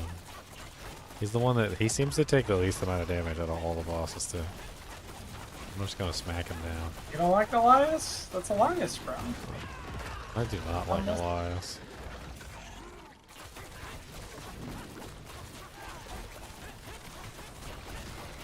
I always thought the Elias mechanics were kind of BS back when he first came out. Getting one shot by everything, pretty much.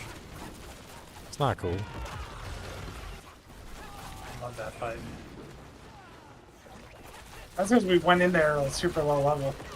Yeah, I mean, but that's just the thing, right? Like, a lot of those mechanics weren't even meant to one-shot you, and they were still one-shotting everybody. Because remember, at that time, all the resistances and everything were broken, and, like, it wasn't exactly, like, the most amazing time. The quad chest, the quad pans. Oh my god, everybody had, like, you had all the damage reduction in the world, and it still wasn't enough. Like, it was so sad. It was like, how much... Oh, I shouldn't have stood in that. It was like, how much damage reduction can I possibly have? And you were like, yes.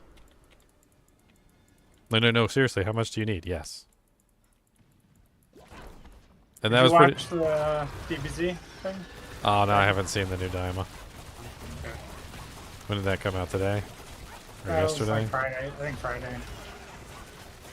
I mean, I saw episode 3. Is that the one that's out? The one with the burgers? No, 4's out? Okay. I'll have to watch 4 when I go downstairs.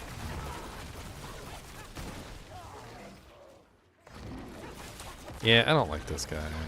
He's probably the worst boss for this particular build because he doesn't stay in the poison. He constantly leaves the poison over and over again.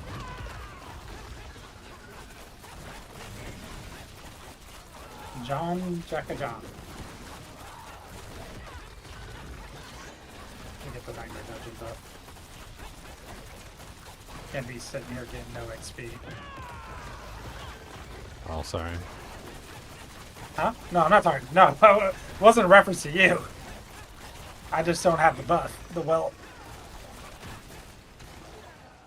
I had like no buffs on for an hour because I was testing the swarm thing.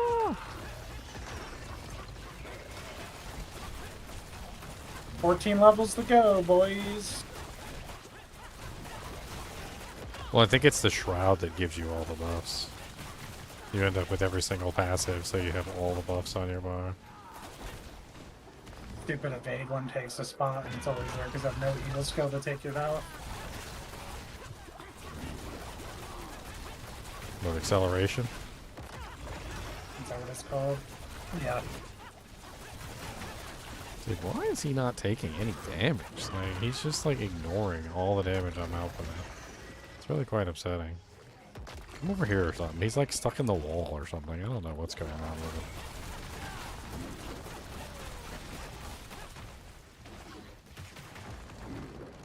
Got a well first try. Is it clickable? Yes, it is. I can say for sure that the...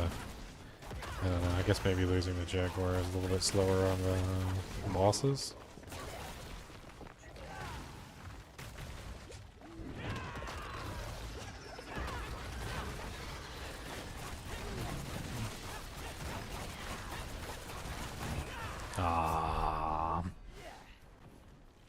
I keep getting killed by the shadow bosses because I'm not paying attention to the mechanics and I'm bouncing around like a pinball.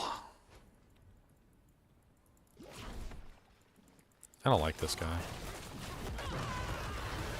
Every single time I get in, it's like this. He just teleports all over the thing. I can't kill him. He doesn't stay in my poison. He's rude. He doesn't take hardly no damage by comparison to the other guys. It sounds like I'm complaining, but I'm just noticing. Like, when I fight, like, the Sea Hag, or the Beetle, or the big snake lady, or the tree monster, like, they die really quickly. This is the only one that, like, every time I fight him, it's like he's got, I don't know, like adamantium butt cheeks or something. Elias, baby. You must remember the name. Remember the name of Elias, huh? Yep. I just want you to freaking die. I just want you to freaking die.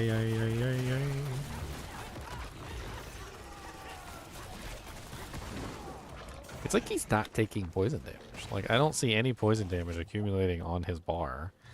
It's like he's immune to the poison or something. Where's my death swab? I need a death swab so I can hit him with the negative poison res. I think he's got poison immunity. You guys think I'm joking? I'm pretty sure it's true. Because he takes like no damage whatsoever. Imagine they bring that into this game. The minus resistances. Dude, that'd be great. There you go. Crescent Moon action coming up. Yeah, I give up on this. I'm not killing Elias. He just teleports around too much and he's not taking any damage. I don't know what the hell's going on. I guarantee you I do another 100. I get a different boss other than Elias. And he dies in like 15, 20 seconds.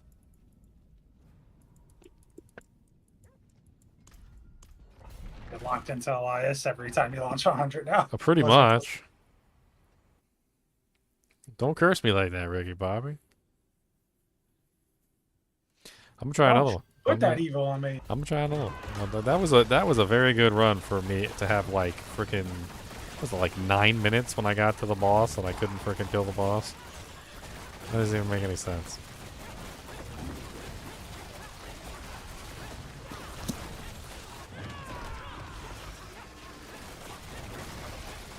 These guys are damage resistant. I'm not even killing the DR guy over there, and they're still all dying.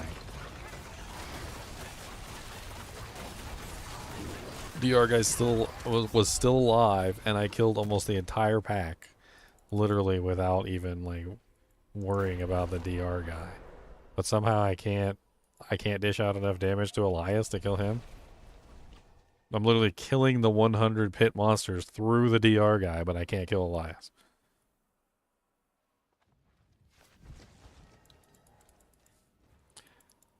I died at the beginning. There's like no reason for me to continue to the end if I die at the beginning. I'm just gonna restart it and then there's, you know, I was just playing with the DR guy. I do that sometimes. I think it's really fun to like test your damage that way. Like if you're doing really good in a pit 100 or whatever, and there's a DR guy like kind of hiding off in the corner, you just like deliberately don't kill him, just to see like how good your damage output is, whether you can like burn through the DR guy or not. It's kind of a fun little game to play.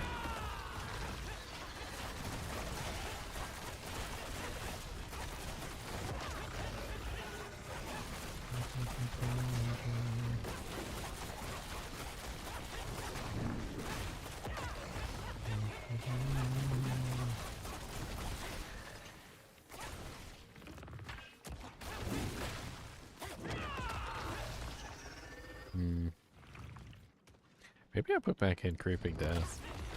Well, Creeping Death only helps with a 40 times multiplier on the boss, so that's not like too insane.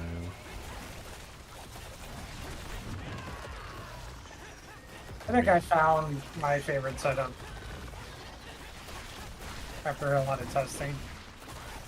I mean, what's your last aspect besides the, Actually, you know what? I could go back to that 33% poison damage where I can try that again.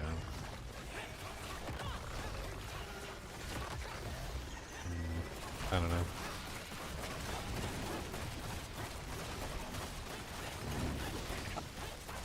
The toxic skin ring doesn't give anything except for like +4 toxic skin.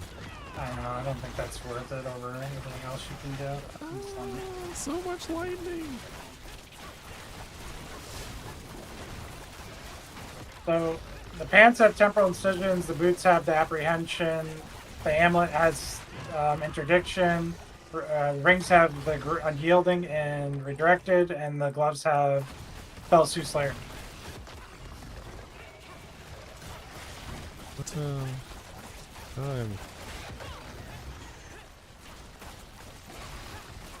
how did I miss what your aspect you said? So you're using redirected force? Yep. Oh wait, hold on. You've got, so you put interdiction on the amulet? Yep. I see. Yeah, that makes sense because then you get more critical strike damage that way. Well, it's very close. It's just I did it because I wanted temporal incision on the pants. I think keeping all these buffs up permanently is a lot more damage. Yeah, like that makes sense because then I move redirected force to like a ring slot. Yep.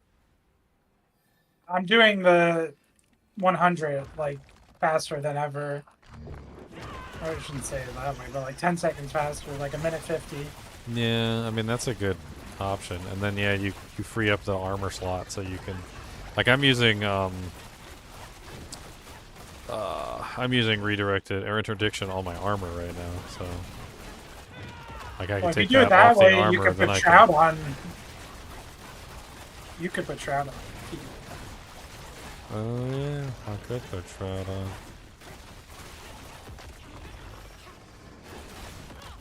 I don't have Shroud on currently.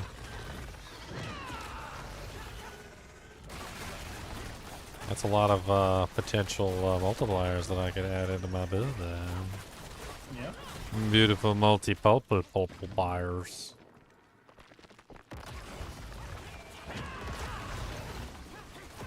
Dolpa, dolpa.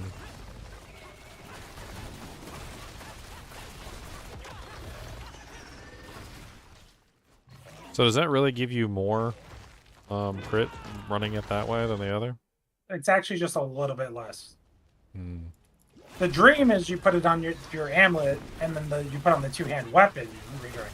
That's the dream setup. But Yeah. the other setup is just a little bit less, but it gives you a pants slot back. Yeah, and right now I'm a pants slot over. So. It's not. It's negligible. But you're using Shroud, so you basically have the same number as me. You're just using temporal incisions in the place of where I put the disobedience. Is essentially what you're doing. Yep.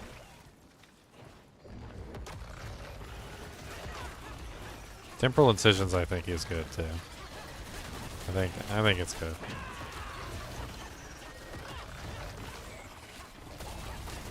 I kind of want to include counterattack, but I don't know what I drop.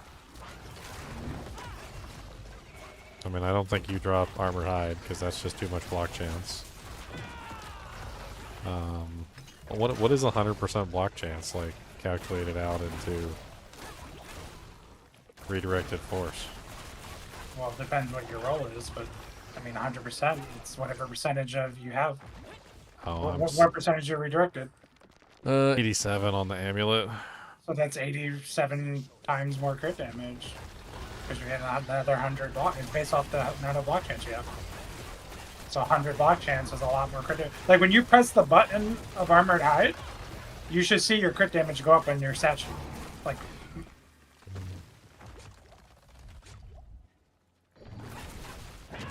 I mean, I try to keep it active all the time.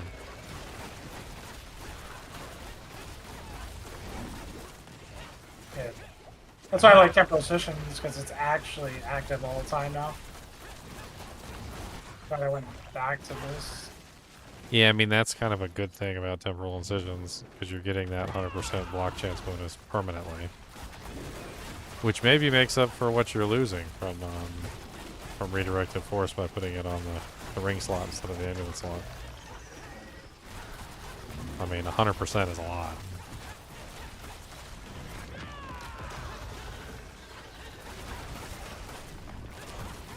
Well, this time was a little bit slower, but I also didn't like, because I should have been, like, going... Well, when I ahead say a little less, it's literally a little less. Like, the combo goes from, let's say you had 20,000 crit damage. When you do it the other way, it goes down to like 1,900, 200, like 19,200. Like you lose maybe like 800, but it's so negligible in the grand scheme of things. It's like nothing. It doesn't really hurt to switch it. Yeah. The only thing you're doing is you're freeing up a like pants slot versus an offensive slot. So it's like, do you want another offensive aspect or do you want another defensive aspect? And when it comes to Spiritborn, they're both like good. They are both good.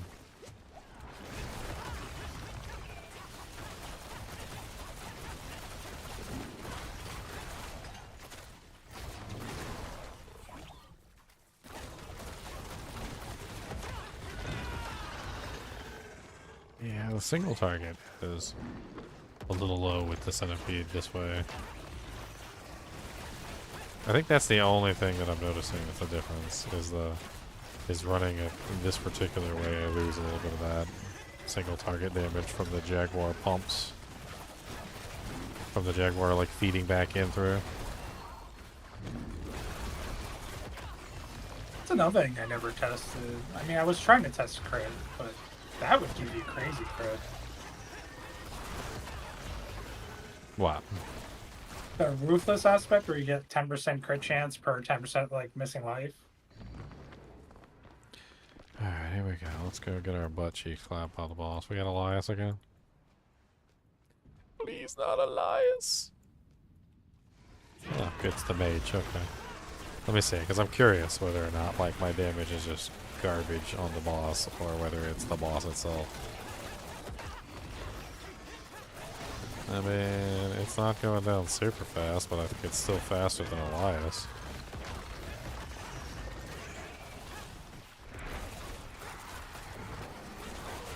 He's also not teleporting out of the poison, which is helping out tremendously. And it's backfeeding the poison into him, so he's going down faster and faster. Yeah, I guess maybe it's just the fact that Elias just doesn't stand still. Maybe that's really all there is to it. Like, because he doesn't stand still, I can't stack the damage on him like I do with all the other bosses. You should be killing the bosses within a stagger, but maybe not on 100 for your gear level, I don't know. Hundreds of this is the first time I've really had any trouble with any boss, so yeah, it's pretty much just the 100 so far. And honestly, he's not even really taking me that long here. I mean, I could have gone faster on the run. I wasn't grouping up the monsters like I should have. Freaking Lilith, man. God dang, stop with the Lilith spam. It was like the Lilith claws, the Lilith, like, end death animation, and then it was like the Lilith spikes. Like, jeez. Yeah, I mean, he's dead. I honestly, I think it's just Elias. Elias is the one I have trouble with. That's all it is. Because he wasn't even that hard. That was kind of pathetic. Especially since I think I can do better.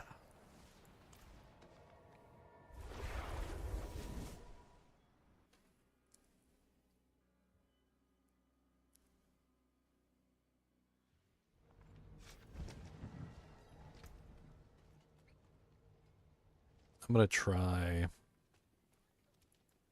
with Temporal Incisions. I do want to grab Temporal Incisions. I think it could beef up the build tremendously.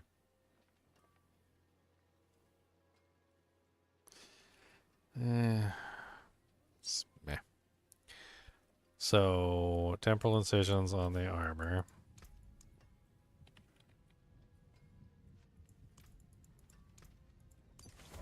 I do like the way that it enhances the duration of Ravager, it enhances the duration of Armored Hide, and it enhances the duration of Toxic Skin. I mean, you've got 3 Incarnate skills on your bar at that point, which is a lot.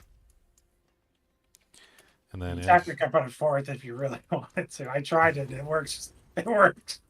It works okay. It works crazy. You can technically put counterattack on there. Or Razor Wings. I haven't tried Razor Wings, though. That'd be fun. That'd be some fun junk. Just throw Razor Wings Incarnate. Yeah, I'll just You get Permanent Unhindered? Permanent Unhindered. I'll do it, man. Permanent Unhindered. The wings are back. I'm gonna do Spiral Wings too. I ain't messing up this. You know what I think I'm gonna do? I think I'm gonna pull 2 from Oppressive. Because you get the 30% crowd control from Oppressive no matter what.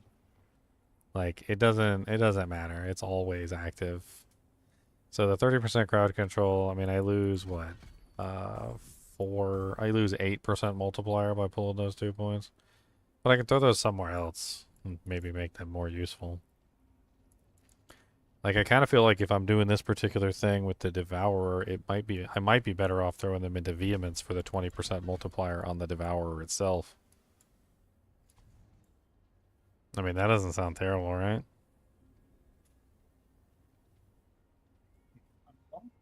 Trading like an 8% crowd control for a 20% like static.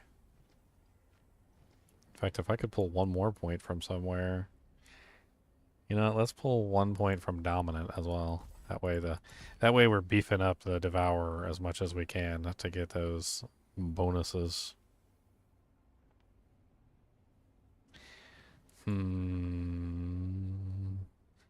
Potency skills. I wonder if the potency applies to the glob though. Because the glob is the main thing that's doing like all the damage. That's the part that's really like he pops up under their feet and they're just like oh.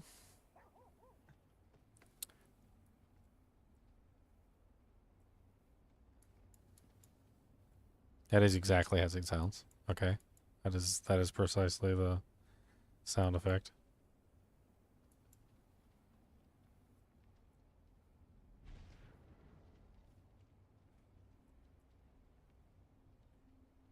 It doesn't work on Razor Wings. There's like no duration on them. Maybe try the other version. Don't you have to use the incarnate aspect? Oh, that's what makes it incarnate? Yeah, there's an aspect that Okay. makes it an incarnate skill, I think. Let me go try that. You gotta use the... How would the what is- duration work on them? Because they just spiral. Like, What is the... Razor... let me try the other version and then try. Yeah, aspect of deflection. No, not that one.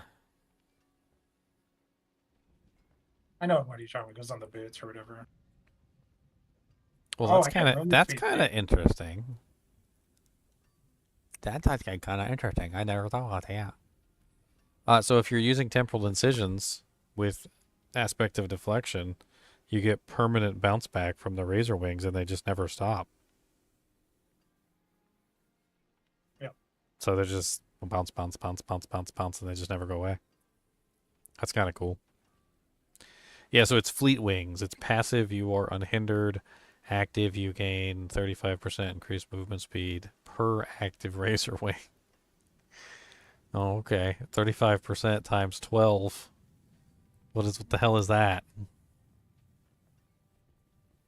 What is 35% times 12? That's an insanely large number of movement speed. That's not even like in the realm of normal like numbers. That's 420. Somebody made a joke with that. That's 420 movement speed. Does Brilliance keep scaling past 200%? I don't know. Could be a bug if it does.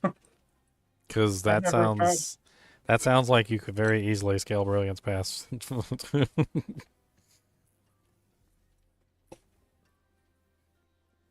I suppose it would probably show up on the tooltip. If you had 200% and then it kept going past 200%.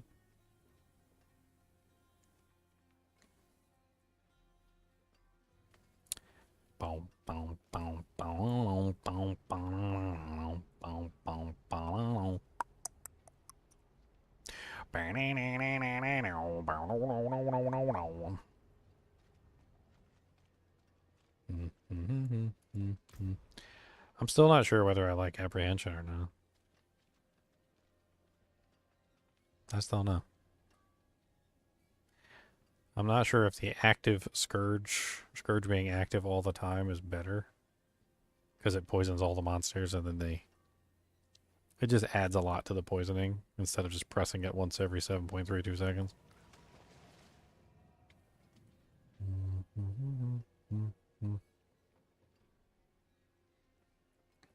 I mean, there's really not a lot of options for that.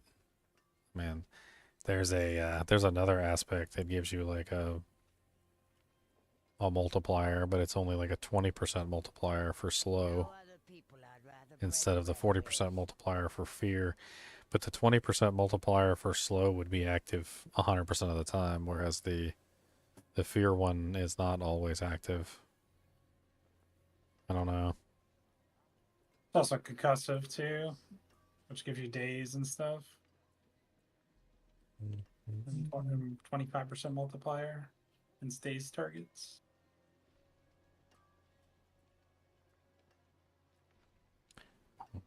I was also thinking exploiters, like from a different perspective, which is I'm constantly making the monsters feared, and then when they go over to being unstoppable, like that could potentially work as well. And it's a 45 times multiplier as opposed to a 39 because I don't have a perfect one on the apprehension. So it's basically just like the other way, which is I'm constantly fearing them with Scourge, and then as soon as they become unfeared, they're then unstoppable, and then that way when they're unstoppable, I'm getting a 45 times multiplier there. kind of covers both sides, I guess.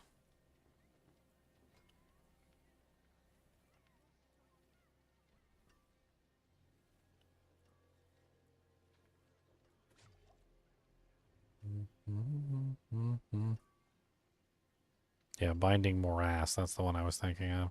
Close enemies or those you deal indirect damage to are slowed by 60% for 3 seconds, and you deal 20% increased damage to any enemy that's slowed. It's just a free 20% multiplier to slowed enemies.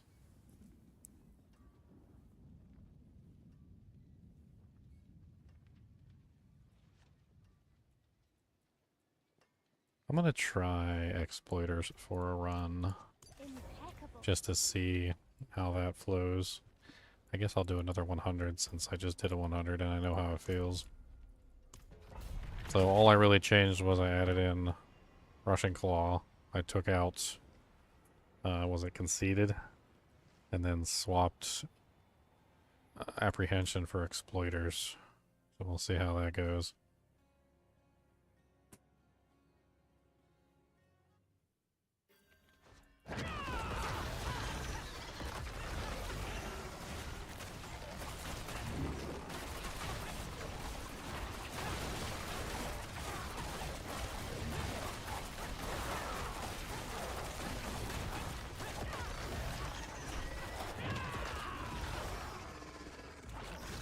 I think I can already feel the difference with the active on Armored Hide.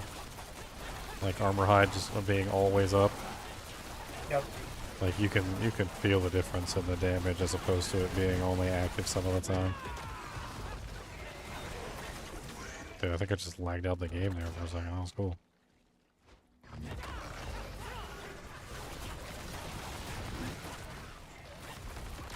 You know, I don't think I've ever had a build. I totally just died by a random explosion that I wasn't paying attention to. I don't think I've ever had a build like this where it feels like there's almost like an infinite possibility of options. Well, like, no matter what we do, we're like, oh yeah, that's pretty good, that's the way. And then like 5 minutes later, we're like, oh no, this is the way. And then 5 minutes later, we're like, oh no, this is the way.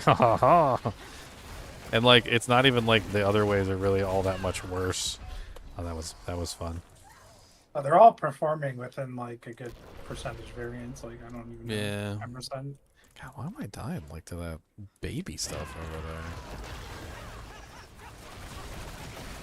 there? Freaking the one monster keeps putting the explosions out, and I keep dodging into the explosion like an idiot, and then I die. There's like 17 explosions on the battlefield. Like, I'm gonna stand over here in the corner.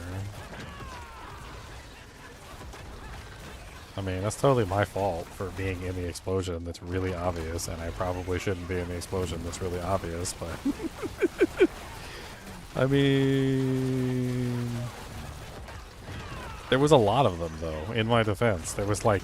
It looked like there was 4 or 5 of them at that particular moment, and I tried to look for like a gap in the pattern, and there was no gap in the pattern. And I just kind of like ate it because I was like, okay, maybe I can just eat one. And the answer was no, I couldn't. I just immediately died. I mean, that's my fault for having bad resistances, but whatever.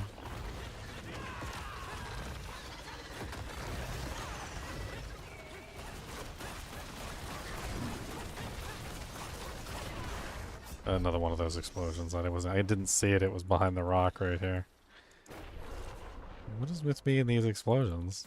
That's like the 3rd time I've died in this run to that exact same explosion from that exact same modifier.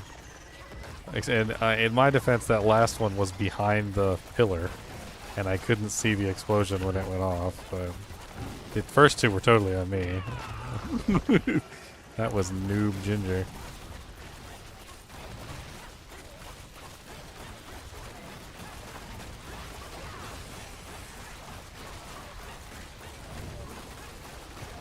DR guy in there.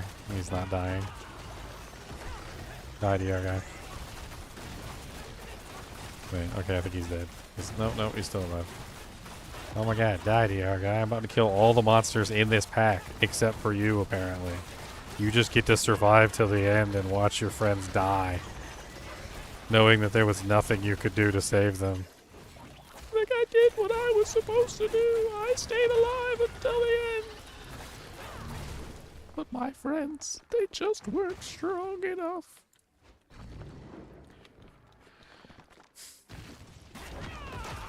I'm surprised he stayed alive, to be honest. Like, the amount of poison damage I put out isn't tiny. And I know he was standing in it. Maybe he was getting heals from his friends. Maybe I need to use that eagle skill that prevents 100% of all healing while your monsters are poisons. No regen for you.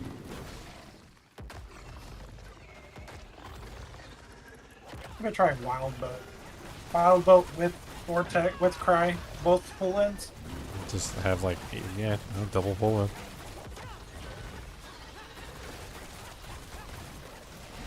I mean, I do like exploiters. I think I can like clearly tell when they become unstoppable, the damage like increases by 45 times.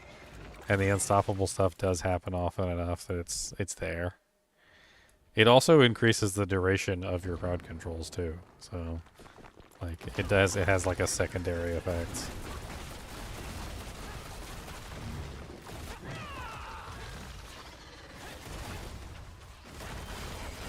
Oh my god, the explosion. Again. Go away. It's like this super slow explosion, you know, the one that's like a big giant circle and you can totally avoid it. And I totally didn't avoid it because I'm stupid. But let's not make fun of me too much, okay? Oh, I'm running away. Oh god, two of them. I can't survive those. I'm just a baby. I mean, I'm capable of 100s, but I don't necessarily think this is like where I should be farming my glyphs. I need to get my glyphs up so that I can probably do this better. I think some levels, maybe like farm some 90s for a little while until I get the levels of the glyphs up, and I think I'd be fine in here. It's really close. Have you already gotten all yours to like friggin' 90? I have almost every glyph on this Fairborn to 100 on like this character and on the character. Yeah. So you've got quite a bit more additive damage there. You also got some more Paragon points than me too. Like 20. What are you, like 280 something? 286 now. Yeah, so you got about 20 more than me. Dead again. Maybe an all-nighter for me. Take advantage of this XP buff before it goes away tomorrow. Yeah, I should probably stop doing 100s and go do the easier 90s. Farm those. Or mooch off of you one way or the other. Either way. All I'm doing is just testing changes. Like my only goal is just to do a run, make a change. Do another one, make a change. Yeah, I've been doing that every single time. Change something, test, change something, test. Right now you're testing what, Wild Bolt in the place of apprehension? Yeah.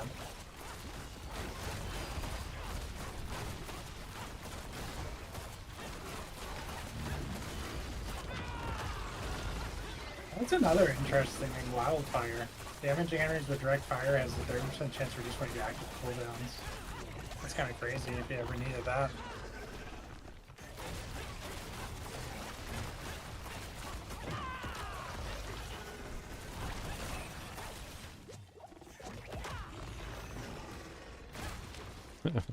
I may or may not complete this one. I need to get a big group of monsters and kill them all at once.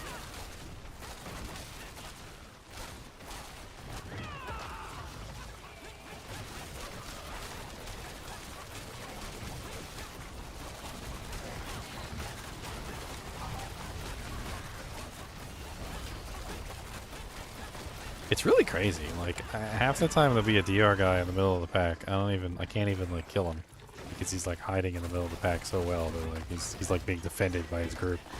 And then like so I can't kill him. He doesn't die until the very end of me killing the pack. I still kill the whole pack while he's alive, staring at me the entire time like how dare you?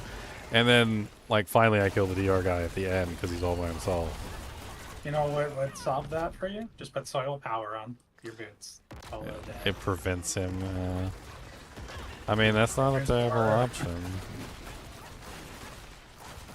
Like, well, Haven, where my orders go? And you're like, I mean, it is additional poison damage that gets added into the pool. yeah. It's one of the strongest poison dots that we have. Granted, we're not scaling Mystic Circle potency, but when I was scaling it, Soil Power, I relied on that heavily to get me a lot of poison damage. Is the soil power scale with unyielding? I don't think so. Yes, it does. Yes, it does. So then, yeah, that's probably a good idea. Maybe I should just use soil power from now on. I mean, while I'm fighting the boss, while I'm fighting big packs and they're all stuck together, I mean, yeah, it's not going to be, like, super useful, like, when I'm fighting like, big packs and stuff, but it should still be useful enough, for the most part, to give me a large amount of additional poison damage for packs and bosses. And like you said, it also has the ability to enhance the cool. I totally failed that one because I died too many times. It also has the ability to enhance the crowd control duration as well. Yep. So that feeds into like getting the slows and fears and everything like active more often.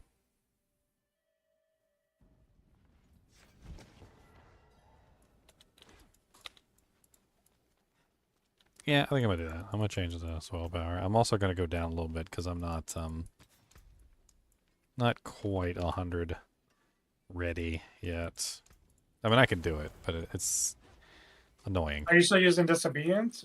Yes, because then if you do that, you can also go the Gorilla Circle too, and just get barrier and armor.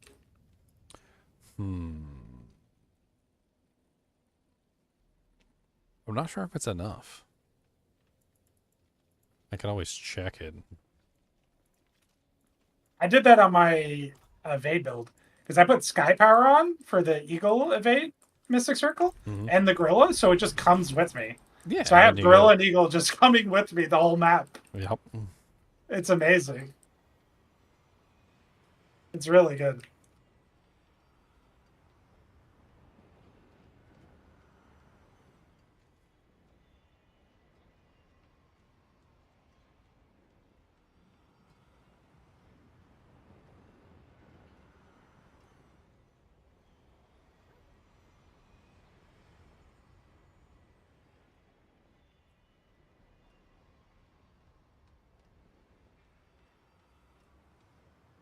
Alright, back into the 90s.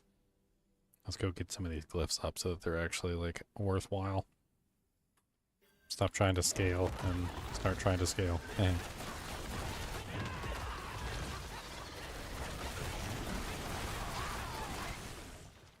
Wow, Centipede is, Centipede Mystic Circle's nice. I mean, this 90 is a 90, of course, but I can already tell when the Centipede Mystic Circle spawns under the feet. Like, it's like you can see the damage and a difference, like, when it spawns under them. Maybe that's just the play. Maybe Soil Mystic Circle is the play. It's there for you when you need it on the single targets. Like, it's there for you when you need it on the big packs. As long as you have a pull-in of some kind, you're good. Like, that's not terrible. And you're right, if I could swap out to Gorilla, that would probably make a big difference too. I'm not sure if the Gorilla is going to have enough armor bonus to cap me out though. Because without the Mystic Circle bonuses, I think it's only like 25% or something. Yeah. I'm currently balanced around the 46 coming from Disobedience. I think the other thing is if I had a good amulet that actually, actually no, it does have total armor value. You know what I could probably do? I could probably just take a little bit of time, try and like GA the armor on the amulet, and that would probably take care of the remainder, and then I could switch over to the Gorilla.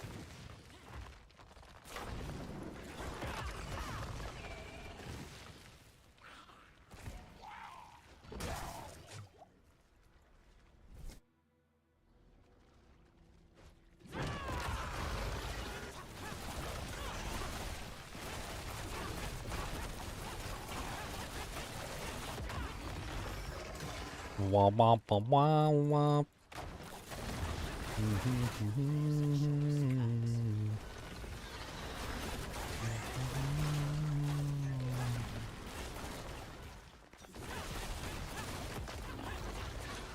Yeah, it's getting to the point where I don't like fighting small groups with this character because he's so good at big packs. It's like the cow level all over again. It's like I'm on a Javazon and like throwing a javelin at one cow is like a disdainful and horrible act. Like I need to group them up. I gotta group up the cows and do a big pack so I can get like a nice big juicy toss. Otherwise, it's not worth my time. I'm like straight up in Javazon mode right now.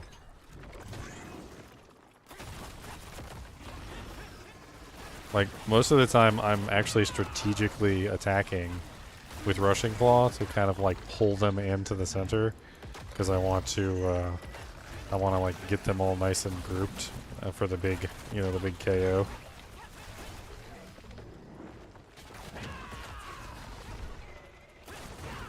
You're using Yell and Back still, right? Yeah, I'm still using Yule and Bags. Which one do you have on Vortex? Yule. Oh no, yeah, Yule's on Vortex and Bach is on Que.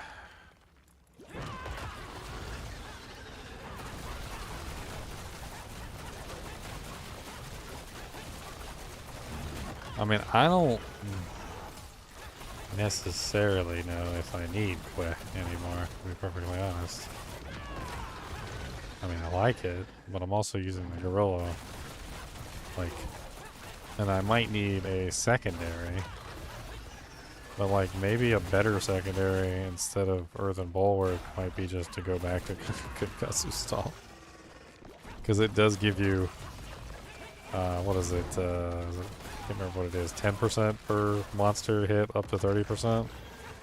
What is Earthen Bulwark giving you every single time it triggers? 25% of base. 25%.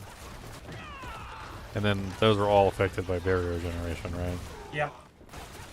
You need something like 122 or something, whatever it is. Stop you only relied on that?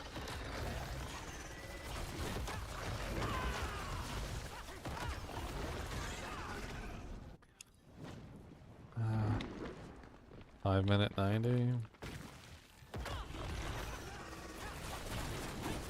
What's up, Elias? Yeah, this is a 90. You don't got the damage here, buddy. You don't got the HP here either. Like, his HP gets chunked down here. I can't believe his HP is that much higher. Just 10 tiers up. Seems like a really large increase. Oh wow, triple greater affix pants. Cross your fingers, hope to die, stick a needle in your eye. Hope they're good.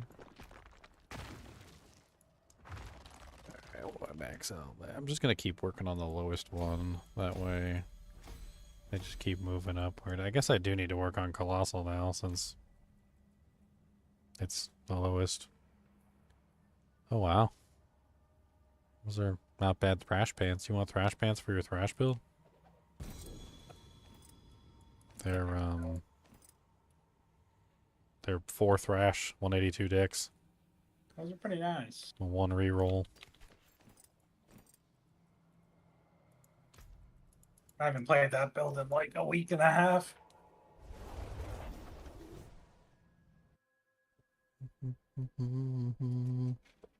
I got that crazy Sepizontic too. Quad 95% that dropped. Oh, nice. You were there. You must have forgot. Oh, my memory's terrible. Legendary bad.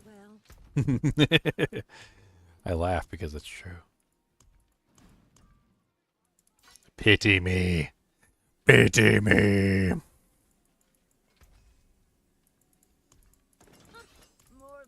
You remember that episode of Futurama? Remember me. Remember me.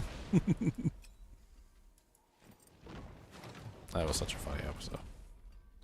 Remember me. And then like a big flaming like gout came out of his mouth.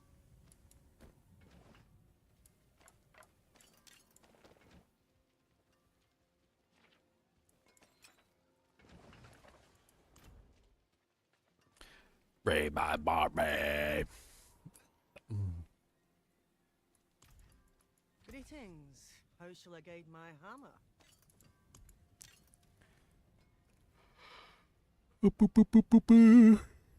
Up a chai.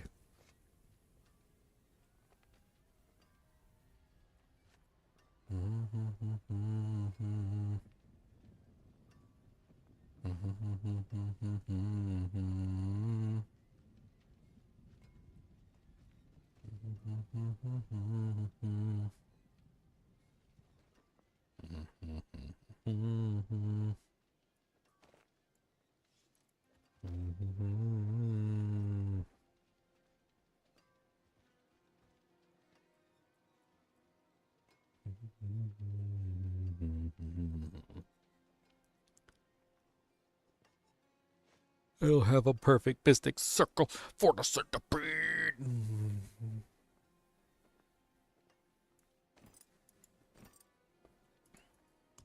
I don't use evade. I wonder if Juggernaut is just superior to the disobedience. Like, it kind of got me thinking there for a second, because I don't know. Like, what's Juggernaut give these days? Only 503 armor? Wow, Juggernaut. The mighty have fallen. Poor Juggernaut aspect went into the dirt.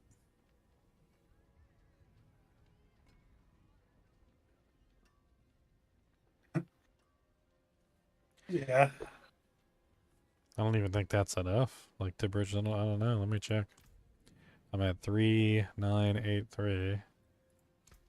And that brings me to 4924, so that's not enough. So close. So It's close, but not quite. I mean, that's without disobedience.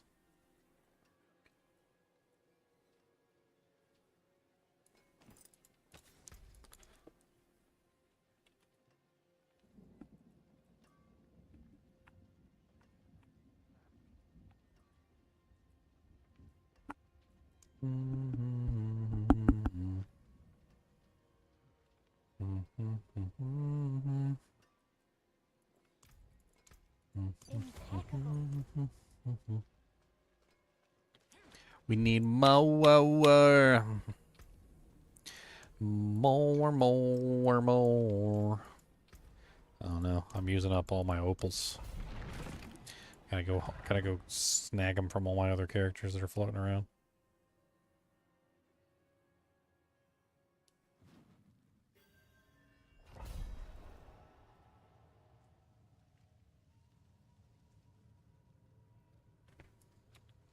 Nobody plays the NASCAR build anymore. Somebody commented on my Sepazontek video. They said nobody plays the Sepazontek NASCAR build anymore. Wow, tell them good job, Bruno. You've watched the content creator tell you what to do. That's great. I mean, if that's not evidence of the fact that I didn't even know about that interaction, that I don't copy other content creators. I didn't even know about the Sepazontek Thunderspike evade interaction. Like I didn't even know about it until I made the Sepazontek video. Well, I know it cast. I know Evade cast Thunderspike, but I never looked into what exactly else was it doing. It's resetting the evade cooldown. That's what it's doing. So if you use the evade, you know, like the when you attack, you reduce the evade cooldown boots, and you put on the Thunderspike ability with Sepazontek, it immediately resets the evade. Like it's you evade and then you attack in the middle of the evade animation, and then when the evade animation you're getting is done, multiple attacks? Yes, and you literally reset the evade immediately upon the end of the Thunderspike attack that comes from the evasion. So they were sacrificing an entire two-hander for like 3 weeks because they couldn't figure out cooldown reduction? Because I never did that, and I never had a problem with evade. Well, it also gives you the single and then the triple from the Sepazontek too, so... Yeah, but that's not even where the damage comes from. So if you're running like the basic builds, you could get tons of damage through that. I mean, it's an interesting idea for the basic build as well, because you're basically just spamming evade and getting the basic damage along with everything else.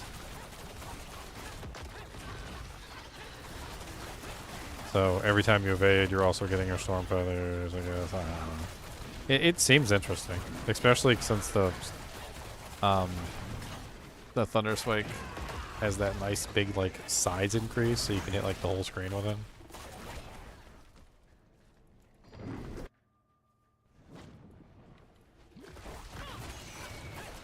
Everything's dead by the feathers. You don't even need to touch them with the actual Thunder Spike yet.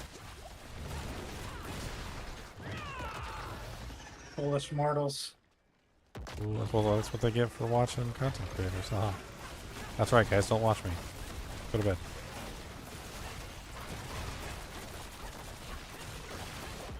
Don't watch the Ginger. The Ginger's gonna teach you how to play. The other content creators are gonna give you a build and tell you how to play it. I'm gonna teach you how to make your own builds. And teach you how to understand the difference between why a build works and why it doesn't. I mean, I would hope that even just today, over the 7 hours that me and Leon have been like rigorously testing and refining this build to the point of absurdity, that you guys see the kind of like meticulous nature that it takes to come up with these builds. And that nobody's born a genius. Like, we don't have all the answers. Like, nobody, not Rax, not Rob, not Wu Dijo, nobody's got all the answers. We're testing stuff and we're figuring out how the interactions work and trying to understand how the formulas like come together. Like what's double dipping, what's triple dipping, like which ones are actually applying to the skill and which ones are not. You know, like how you can multiply the damage even further. Like what the best way to get your cooldown reduction is, and like testing out like 10, 20, like 30 different options. Like, and going through the process of, like, refining it down, like, some sort of, you know, nectar of the gods, basically. And then finally, once we get it all refined down, it's just, like, in its ultimate form. I mean, it's a process. It takes time and like, you know, effort to make these builds work. And we're going... Oh, you ahead, Kyle. I was going to say to that point is, you know, the more people that copy builds, the less builds that are found. Yes. I made that point just the other day, and I was talking about it, and it's like, it's like if you just copy a build from one of the content creators, nobody is coming up with other builds. Like, I don't like that. That's why I don't like Kepe Leke being so powerful, because I feel like one of the problems is that, like, they're settling. Like, they're settling for Kepe Leke. They're like, oh, well, it's powerful enough. Like, you don't need any more power than that. Then everybody's just using Kepe Leke, and they're not exploring the other potential build options. And I think that's a travesty, because there's so many fun build options. And Kepe Leke is not going to be there forever. Like, it's not. I mean, I hate to say it, but Kepe Leke is going to get the hammer. Like, they're going to smash it with a mallet. The best part about that, Ginger, is some poor soul lost 100 billion gold for 300 million, because 2 weeks ago I got a triple grade Raft fixed polar from this guy when I was building the Soar Evade, and it was Dex, life, and crit damage, right? Uh-huh. And I was like, oh, it's not that popular. I'll give you 300 million for it. He's like, okay. I was like, I'm building a sword build. He's like, yeah, I'm doing it too with Kepe Leke. I'm like, sword with Kepe Leke. Sure, man. Yeah, Kepe Leke. Yep. and now, guess what? Today, I dropped a max life crit damage polearm. No Dex, greater affix, but the two. And I sold that for 15 billion. And I paid 300 million for a triple, which is probably worth 100 billion now. So that poor guy, all he could think about was Kepe Leke, and he had like a gold mine that he sold me. I mean, hopefully people are starting to realize all the fun builds out there. I mean, like we're doing right now, we're going even further than just trying to scale content, because I hate to tell you guys, but scaling the pit is stupid. Like I don't.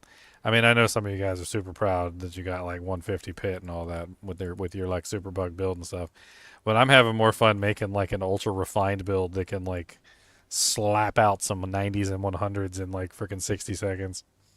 It's really fun just like refining the speed builds, and like, because that's basically where you're at, right? So Like in Diablo 2, if you wanted to do cows, you didn't need to kill Ubers. Like you don't gear your cow killer for Ubers, you gear your cow killer for cows, and you like kit her out to the point where she's doing like the fastest cows that you possibly can.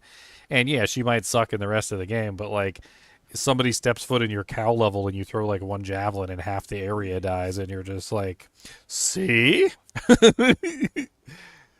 I mean, that's kind of like the fun of min-maxing a specific build for a specific purpose is essentially what we're doing. I don't the quill volley builds, like if you had a 150 quill volley build, once we get this build set up, I don't think they would even be able to compete like on the level that we're designed for. Because the freaking the rushing claw is just so fast. Like I can go across the entire map with it. And if I'm designed properly where I'm pretty much just one-shotting the packs, which is exactly what you would want, you'd never be able to keep up with me unless you also had Rushing Claw. Rushing Claw is kind of stupid. And Leon was joking about like NASCARing through the game, and I think we've literally just like topped the NASCARing through the game bit. Like, I don't normally run ahead because I'm actually just like trying to get these 90s done to tier up my glyphs. But if I did just simply run ahead, like, let me kind of show you what that looks like here. Like, I'm just going to run ahead as fast as I possibly can. Of course, this level's not exactly ideal for it, but it's fine. I'm getting stuck on corners and stuff. My NASCAR needs some more turning, Leon. I need some more... I need some, what do they call it? I need some more drift powers.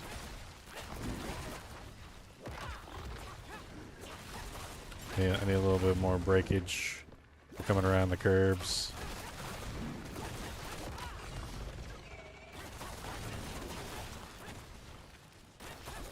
I mean, as you guys can see, like, I'm covering like most of the map in seconds. And this is like a crappy map for this too. It doesn't even take me that long to kill the monsters. I just kind of ran by a bunch of stuff and screwed myself over. But it's still fun to see how fast you can just like zoom through the levels. The crazy thing is that like you could include Rushing Claw in just about any build. Like I don't think it's off the limits for most builds. I mean, all it really takes is a boot aspect, right? I mean, legendary boots. You just put a nice pair of legendary boots with Ravager on them, and you're done. Or you could use focus skills if you've got enough plus to skills. That also works.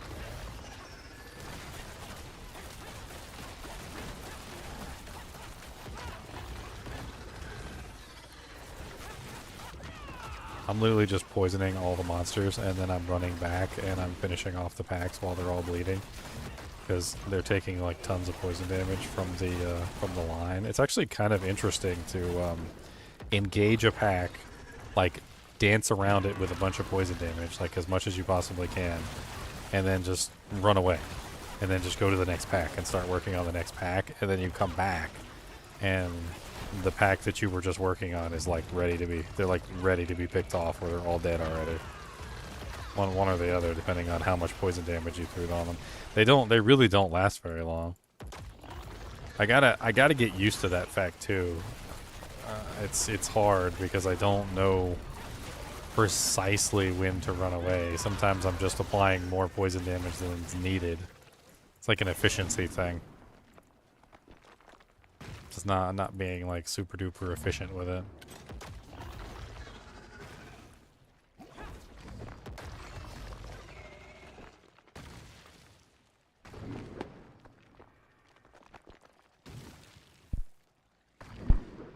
I just skipped over too many monsters earlier.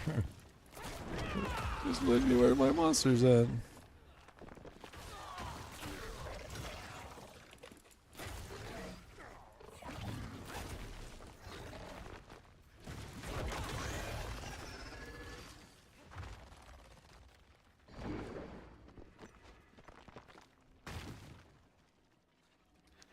Womp womp womp. Womp womp womp. Over here, did I do this side? I did not do this side. What's up, buddies?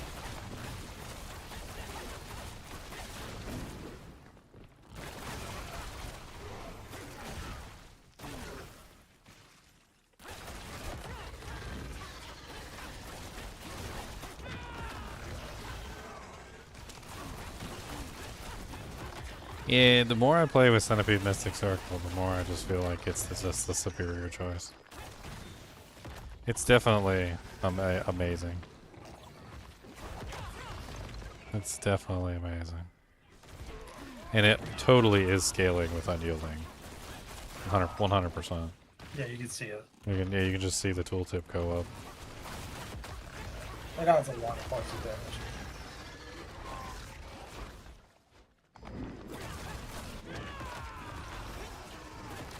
It's what you call a goodest boy. For a boot aspect, it's really impressive. Like there's, I say this a lot during videos, but like when you get a really good boot aspect, it's not just like something stupid that you don't want anyway. Like it's amazing because you're like, oh look, it's an aspect that's actually useful for my character, and then you and then you put it on and you never take it off.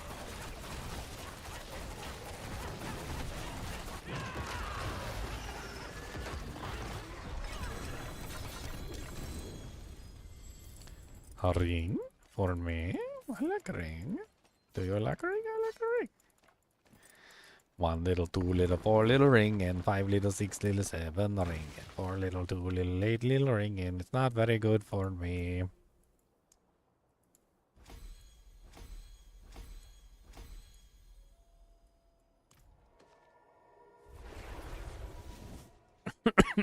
Got me thinking more and more about the Russian Claw lightning version instead of poison. I mean, with the razor wings and the unlimited shooting back, and then the feathers and the scale lightning damage. How does counterattack even work, by the way, when it comes to that? Do you have to have like an active number of counterattacks available, or? I think the bar just has to be ticking down. You know that green bar? I think that just means it's active, and that's as long as that green bar is there, it's going to reflect it. Active. And then casting the Russian Claw is just going to keep resetting it anyway or extending it. Ethan, you're like a little mouse in the corner. I can't hear you. Gotta raise you up. Raise you up for your GOOO. Did you hear what he said, Ginger? He said a sentence. Yeah, he said he was talking about counterattack. Greetings. How shall I guide my hammer? It was a little quiet though. It was. He probably just has the mic like away from his face or something. Ugh. I actually have Heathen up to 156%. I have him at 200. I have him on 200. I can't hear him. I'm bringing him up to 170. Let's go. Just low. 200 then. We're bringing him up to 200. With the game sound in this game, I might as well be deaf when he talks. Might as well be a chunk. I got Wash your neck, pal? Yeah, wash your neck. That's right. Wash your neck, pa. That's right. Wash your neck, pa. I'm impressed with Wushe Nakpa. I think it's insane. Yeah. It's just as good as it's so far. It's actually better than the 2 mythics as far as time for me. I mean, I haven't gone back to the mythics in a while, but I mean, there's still a couple options that I'd like to explore, like the Abiwaka. I'd like to explore the Abiwaka with the Wushe. And then maybe like the full Jaguar could be interesting too. 45%. To see like how much you get from the full Jaguar. It's a little nutty. I think if you do the Abiwaka version, though, you 100% definitely wear Shroud. Like that's like the Shroud King right there. If you got all 4 tags, you're in Shroud heaven at that point. I'm in heaven, and the demons they can hardly even see, 'cause the light shines down and blinds thee. I think I definitely would be putting on a disobedience if I put Abiwaka on with so much armor. I mean, the multiplier is also something to consider from Abiwaka. Like, I know that we're getting like a lot from Chaco, but Abiwaka is giving a 30% per tag, and for the first time ever, you're going to get all 4 tags. So that's a 120% multiplier. I don't know very many helmets that are giving 120% multis. Perdition might give 120% if you steal one from your friend. You're gonna steal the buffs.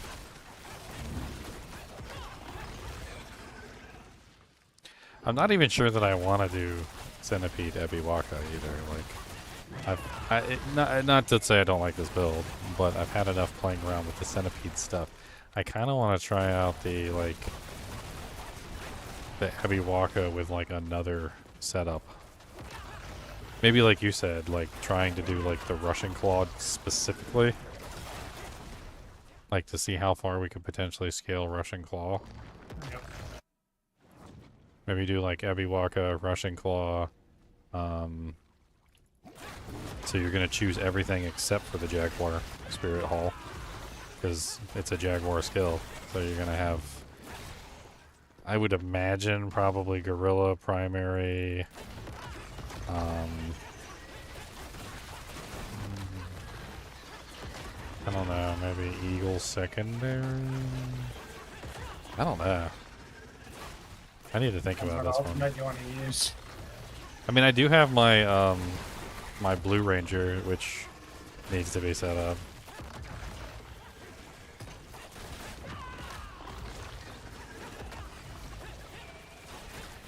The Incarnate skills thing is very interesting too. I feel like if you did go Razor Wings, you're capped out on movement speed essentially all the time. So that's like 420% movement speed if you have a perfect aspect for the Razor Wings Incarnate thing. So, and you get permanent unhindered, so you don't have to worry about that multiplier, the unhindered, the unrestrained multiplier. You just have that active all the time.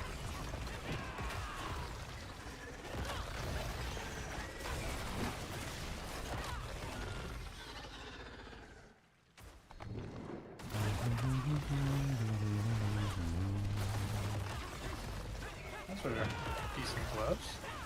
Graphics, attack speed, armor. What else does Ebiwaka give besides the multiplier? Let's give some damage reduction, right? Yeah. Can't remember what the other stats were. Amazing.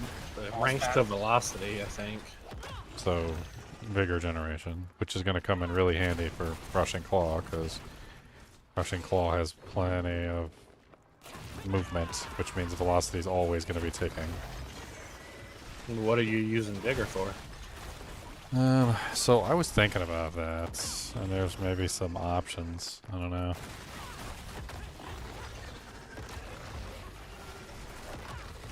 It really depends on how you want to set the character up.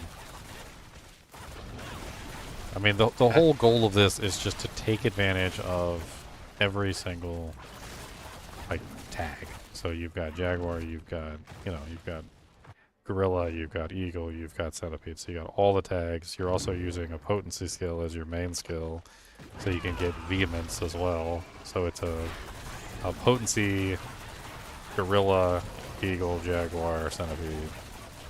And isn't it something else too? Isn't it also a... I think that's it. Oh, it's a mobility. That's right, mobility. Yeah. So it's a mobility skill as well. What is Vehemence doing for you? Vehemence is a 30% increased multiplier for potency skills. Ooh. It also increases the cooldown of the ability as well, though. But it doesn't matter for Rushing Claw, because Rushing Claw is, with the way that we have it set up is it's permanently active, right? So you don't have to worry about that.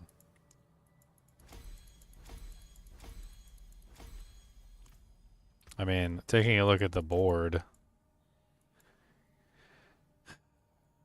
I mean, one interesting thing is if you went with Eagle. I mean, well, you're going to have Eagle because it's going to be an Eagle skill.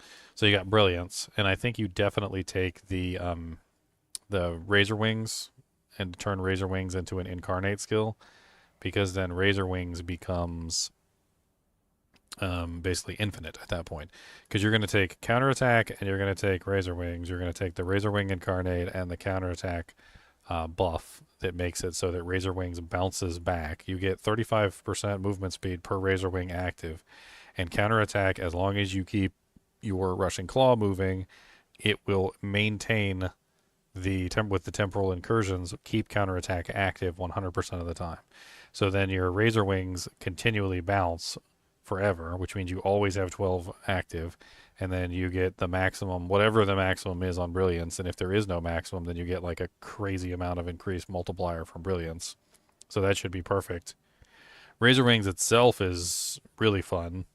I think if I was going to do the bouncing one, I would probably go the spiral direction, not the one that has the chance to regain the charges. I think the spiral one's a better option.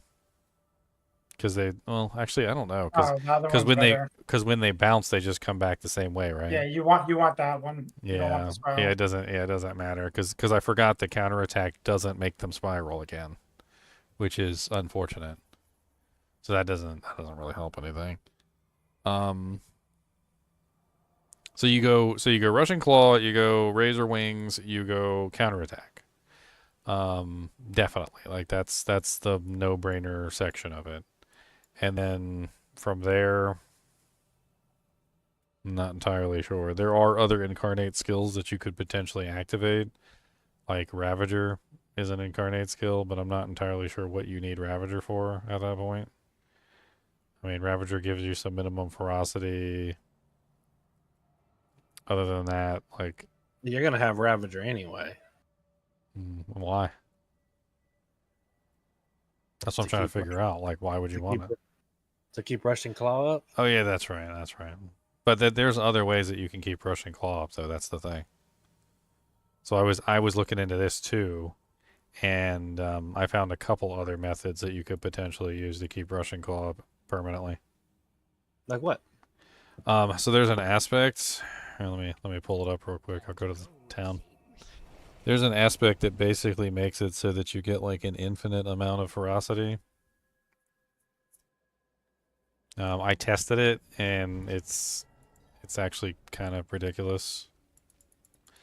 Let me pull it up in the panel because I'm forgetting the exact specifics of it.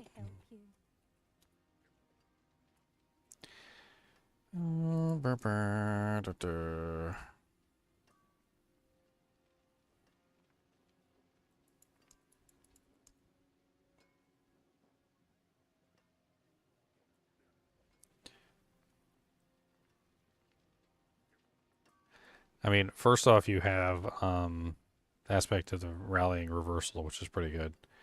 That's the one where it's a 60% chance to gain 1 ferocity every single time you crowd control an enemy or apply any stagger to a boss.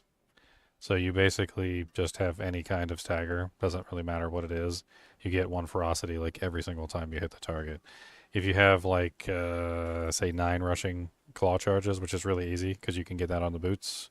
So you get 4 plus 6, which is, 6, 7, 8, 9. Yeah, 9.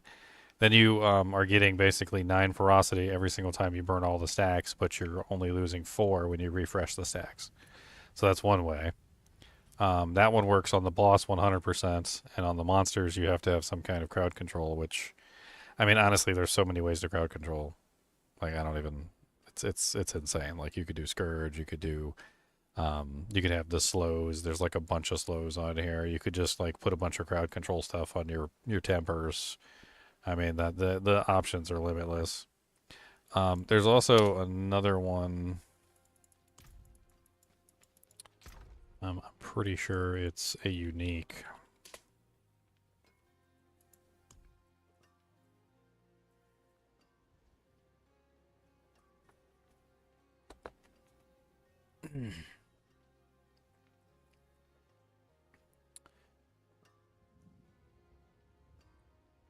Can't remember which one it is, though. I'm just looking through them real quick. I mean, there's Peacemonger, but Peacemonger's the other way, so gaining ferocity grants resolve. So that's the opposite.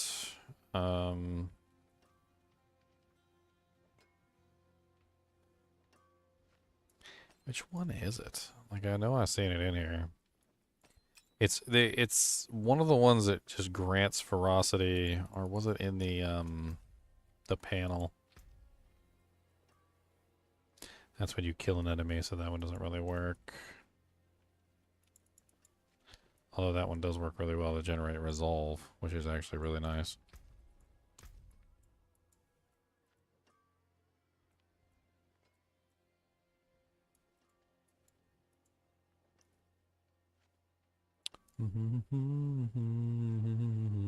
Oh, also the aspect of the plane's power, which I'm forgetting about. That one works 100% of the time as long as you're inside the circle. If you were utilizing, say, the eagle power for the Mystic Circle, you could just evade and bring the circle to you, and it would refill your ferocity whenever you wanted to. That's another way to do it, because all you have to do is touch the circle, and your ferocity stacks go to max.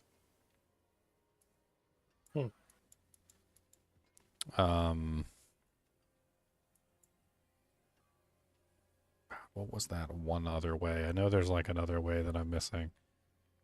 My brain doesn't work sometimes. If it wasn't for the fact that Rushing Claw like shoots you all over the map, you could use the Mystic Plane Circle easily, but you can't use the Mystic Plane Circle unless you're also using the Sky Power if you want to like zoom through the maps, because all you have to do at any point to refresh your ferocity with that is you just press the spacebar, evade one time, the circle will teleport to you because that's how the Sky Power works, and then your ferocity stacks are back at max. I know there's one other way. If you're going to be doing Eagle, you probably want to evade every so often anyway to get the acceleration buff. Yeah, and that's potentially an option.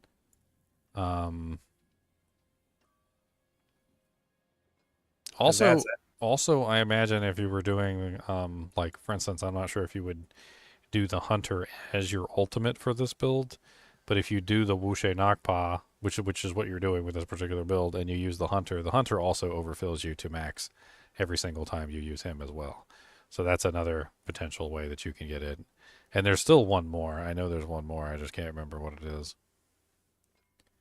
It's not impossible to have infinite rushing claws, essentially, is what I'm saying. Oh, that's the other one. I forgot. So Swift. Swift is also interesting, and you can actually temper that onto pieces of equipment. So it's your mobility skills are reduced up to 1 second based on how far you travel with them. So you basically get like... Yeah, I forgot about that passive. There's just so many different ways you can potentially do it. The way we're doing it is like almost the lazy way, because we're just making sure that we never run out ever. But it still runs out every now and then. I'm not sure if you've noticed. Like occasionally it still like starves itself for some reason.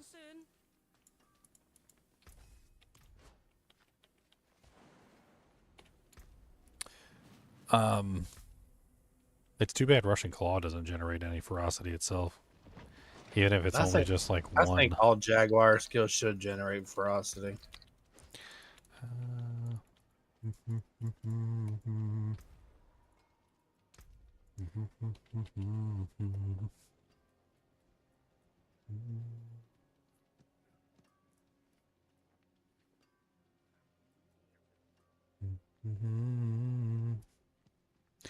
Yeah, maybe aspect of the plane's power is one of the ways you go with this build.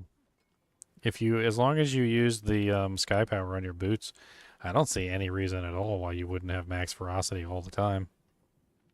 You just need to make sure you're pulling it with you. It's a very simple thing to do, to just simply press the spacebar before you start attacking. You don't even have to stay in the Mystic Plains circle. All you really have to do is touch it at some point. You basically just move through it at some point, and it just refreshes your stacks back to max.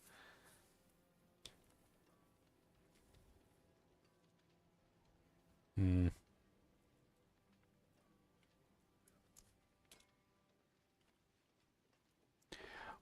womp womp womp womp.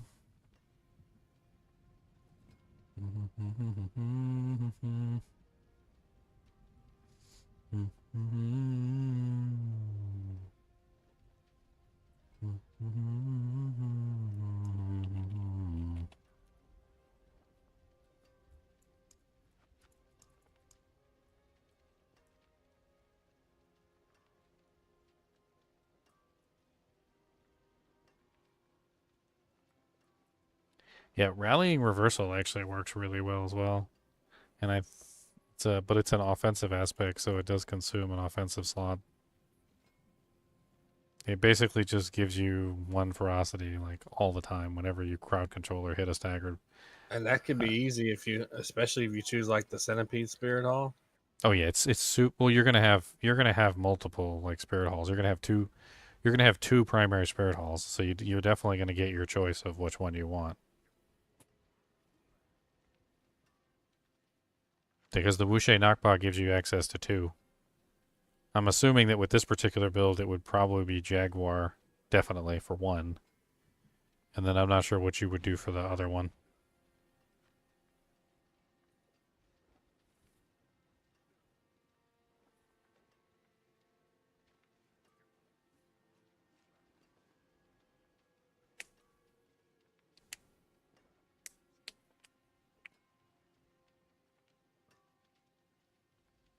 But I think with enough charges and like not enough plus the skills, like I don't necessarily think Ravager is even required, but maybe having a higher stat count on ferocity would probably be important.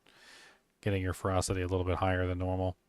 You definitely wouldn't want 4, because then 4 you would starve out too quickly, because you would eat the 4 immediately, and then you would have to generate 4 back, and there would be too many times where you might not be at 4 before the next recharge. Making it so that you have more than 4 is the easiest way, but that's all you have to do for that is just the rushing claw charges on the boots.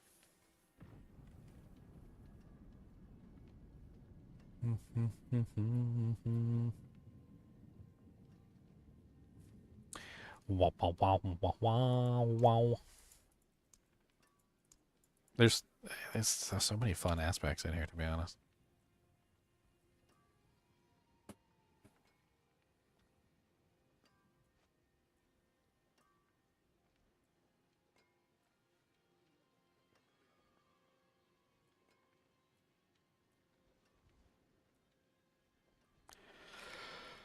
Boop, boop, boo, doo, doo, doo, doo.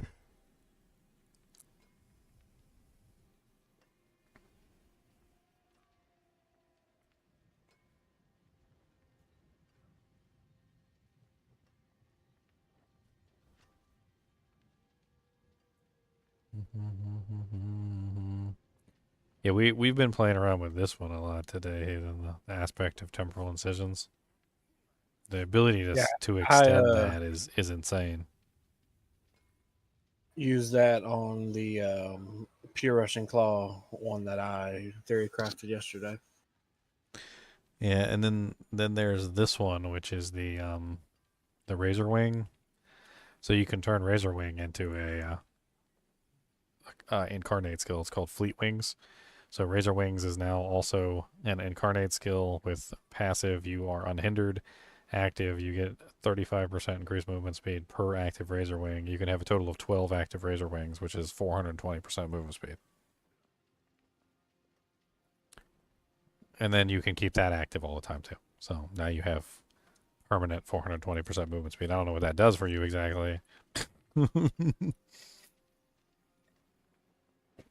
But it could definitely be interesting. I kind of want to like maybe slap it together over on Blue Ranger, because Blue Ranger was designed for Razor Wings in the first place, and just see like how it comes together with the aspects. Wow, wow, wow, wow, wow, wow. I think Razor Wings and Rushing Claw have a very interesting synergy too, which is we were talking about this earlier, because so the Razor Wings isn't just something that goes out; it has to come back and it has to touch you. You know, it's like running what are they called? Wind sprints. You remember running wind sprints back in like basketball practice, like where you got to run all the way down to the end of the field and you got to run all the way back as fast as you can. Like that's basically what Razor Wings does. And if you're rushing, clawing around while the Razor Wings are out and they're trying to get back to you, like you're going to be running away from them faster than they are trying to catch you, and they're just going to be flying after you. I don't know how long they'll fly after you for before they give up, but I'm assuming that they are required to touch you before they end their service, because they have to check and see if you have counterattack active. And then the other thing is that with the Rushing Claw Temporal Incisions, your counterattack will always be active, and then you will also always have the bounce back if you use the bounce back aspect. So you're going to get the bounce back active all the time, which kind of sounds insane to be like running around a dungeon with Rushing Claw with 12, you know, freaking razor wings just like flying around you. So now for that, for razor wings, because I haven't messed with razor wings yet at all. Do you have to cast all 12 first, or does one cast do all 12? No, you have to cast them. You have to cast all 12. But it doesn't matter. Like, I think that it's going to be really easy. Unless there's some kind of duration on them, or like a maximum number of reflects, which I don't know. I would imagine that it would be just as simple as making sure that you have, you know, counterattack active at 100%. And as long as counterattack is active 100% of the time, you're golden. What's the cooldown on counterattack, like, normally? Now, the real question is with 12 that, seconds? Yeah. Incisions aspect, is once you cast the first one, and that incisions aspect starts working to increase the duration, would it cast the others automatically? For what? Razor Wing. So what happens is when you cast a Razor Wings, it goes out, and then it comes back, and it touches you. So that's the part that we're talking about. There's an aspect that makes it so that counterattack, if it's active when Razor Wings come back and touch you, it bounces back. And then it doesn't stop bouncing back from what I've seen. So it just keeps bouncing away from you. My question is, with the incisions aspect, temporal incisions, it increases the duration of incarnate skills, right? Yeah. Yeah, it keeps it running. So I don't think that affects. After you cast the first one, would it cast the others? So I think I get what you're thinking, and I don't think it affects the actual Razor Wing itself. So what that aspect does is it gives Razor Wings a passive and an active effect. And I think all you're doing is you're increasing the active effect, not the Razor Wings itself. So the active effect is the movement speed. So you end up capping out your brilliance immediately as soon as you get... You don't even need 12. You need like, what is it, like 35% per, so that's like 35% times 10 is already 300, so that's way too many. You don't even need 10. Like, you're probably looking at something like 6 or 7, or I could probably do a division. But like once you get to 200%, you're done, right? So 200 divided by 35. So once you have 6 wings out, at 5.71, 6 wings will hit you at 200%. So you're done on movement speed right there. You're going to be flying around the map. That's not accounting for any other movement speed bonuses you already have. So we don't know if it stacks past 200. Like, I haven't checked it. That could be something interesting to test out. It might not say more than 200 on the panel, but I think if you look at the Brilliance passive itself, it might scale past 200 in terms of its multiplier. That would be lovely. So it's what, 3% per point?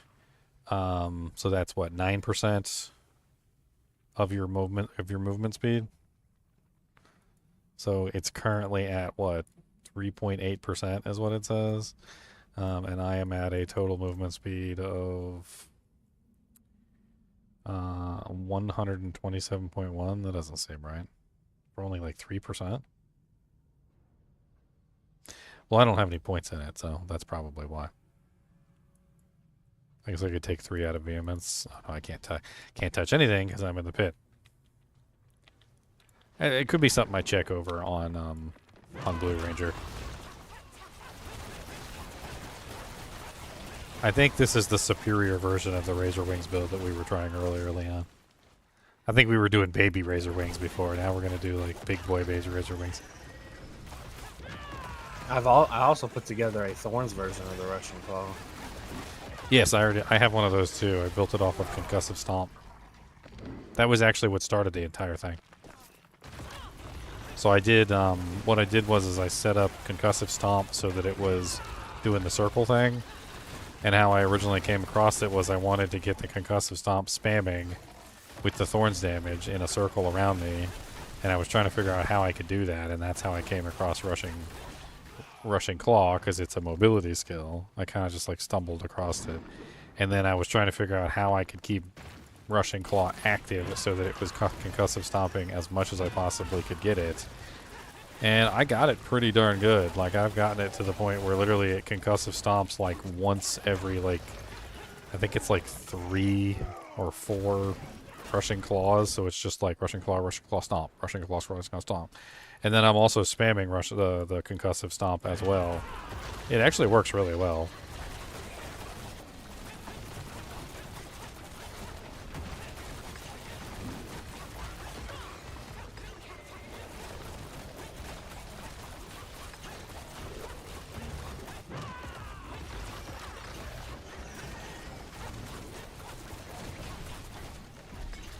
I kind of want to see this Razor Wings. If I don't get started now, I'll never get it put together. I'm gonna go play with it. I'm probably gonna use Wushe and ARPA on there too, so I guess I'll just transfer over the Wushe. Just get Leon to buy you another one. I mean, you don't even really need a really good one. Like I hate to say it, but it's not really super important to have like a ridiculous one. All you really need for the most part is Supremacy. Like, that's it. All the other stats on it are kind of mediocre at best. Supremacy is amazing. You want 100% though. Depending on which call you're activating, because Yes. like the Eagle one doesn't need it. Well, depends or what you're using it for, yeah. What you're using the thing for. But we did find out that the 100% does matter when granting the bonus. Because if you only have a 50, it only grants you a 50% bonus, and then you have like a little baby one. Like your Jaguar Spirit Hall, instead of being 15%, will be like 7.5 or something. Yeah, but if you don't care about it, like the Centipede one, let's say you activate that, you don't care that you're doing less damage reduction Yeah. and slow. So if but you then had you don't care. Yeah, so if you had a quad with that, it wouldn't really matter. You'd be like quad 50 and then use Centipede. There's definitely some finagling there that you can do. Alright, so Wushe is pretty much the only item I need to transfer over. Didn't you have a quad 50? Actually, I think I also need to transfer... I did have a quad 50 and I destroyed it. I did. I destroyed it because I didn't think it was any good. Or maybe I kept it as a memento. Hold on, let me take a look real quick. I think I kept it for a while, and then eventually I think I destroyed it. Yeah, I destroyed it. I do have a 100% with casting ultimate skills restores primary resource, but it's bad on the Supremacy, which is like the main thing that you want. Alright, so other than that, there's nothing else that I want to bring over, really, I don't think.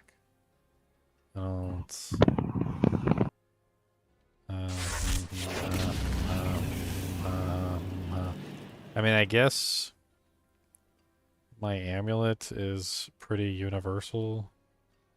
I suppose that could be brought over. There's nothing like super crazy on the amulet that makes it somehow like better than any other amulet that might put in that slot. Like, or specific. There's nothing specific on it, I guess. But then again,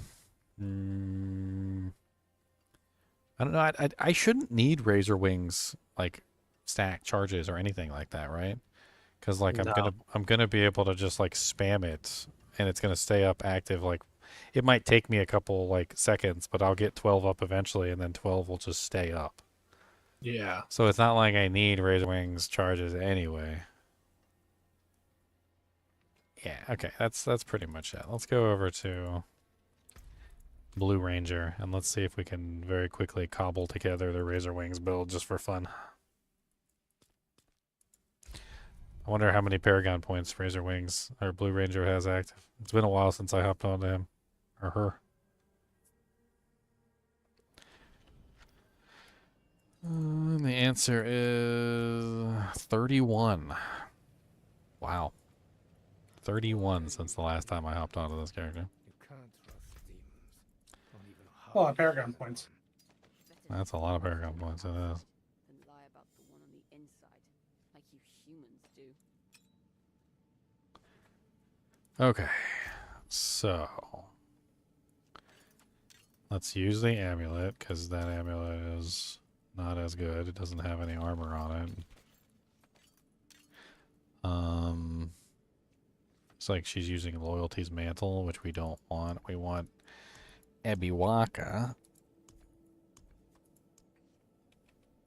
because we're gonna try and get quads on this. That's the plan anyway.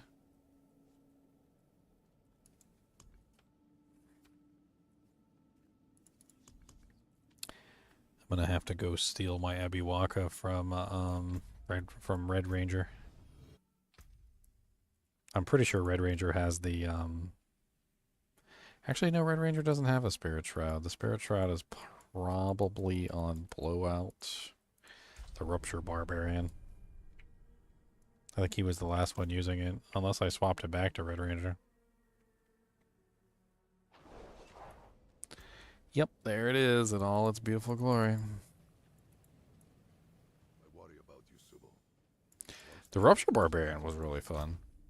I mean, he ain't doing no, like, ridiculous pit numbers, but it was really fun.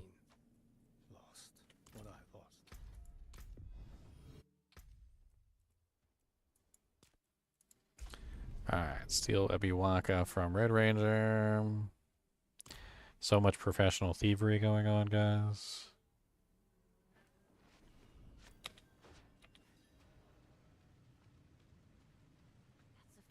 I mean, you guys wonder sometimes how Leon throws together builds really fast. This is how he does it. He just steals all the gear from me. He's just a thief. He's over there just yanking gear from every one of his characters. Yeah, why not? He's like, need a piece of this, and need a little bit of that, and need a little bit of this, and need a little of this, and I'll take this amulet from over here, and this ring. I need that ring. That's a good ring. I don't tend to switch during my play sessions. I tend to play one character the entire time I'm sitting here. Ugh.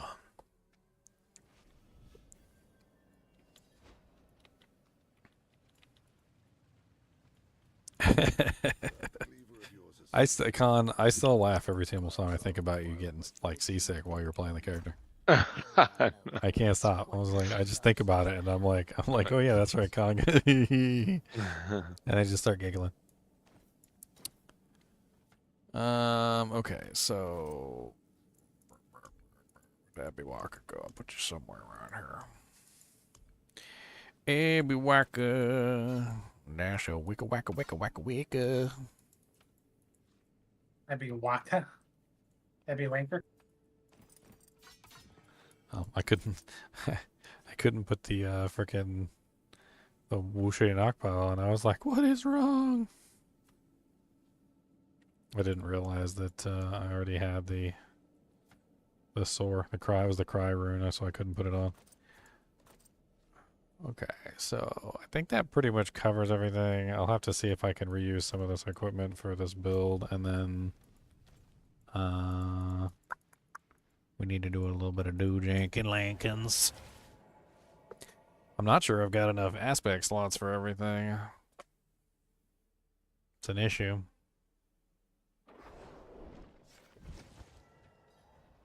I'll be back tomorrow. All right, Con. We'll have another horrible motion sickness build ready for you. This one with wings. Red bird.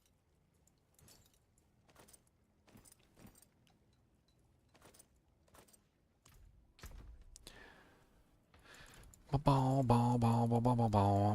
materials, brimming with potential. Ever Okay. at your service. Just like making some guesses at what I would do. First off, we have to have temporal incisions, so that's like Remo ad space there, so that goes on the pants. And then we have to have the Well, I don't think there's any way around it. We need Razor Wings Incarnate, so the Fleet Wings goes on the boots. Unfortunately, that doesn't give us enough aspects to use the counterattack one.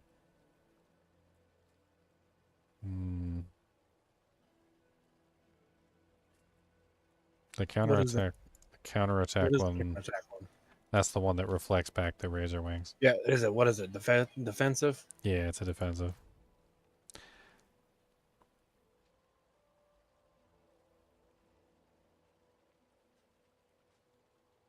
What is the Fleet Wings? That's mobility?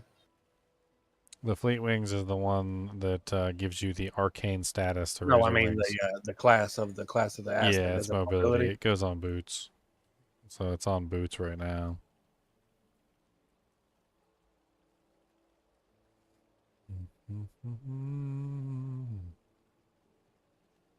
I mean, it would be sad not to use Shadowfall's Death, but if we pulled Shadowfall's Death and put an armor on its place, you could very easily get the counterattack.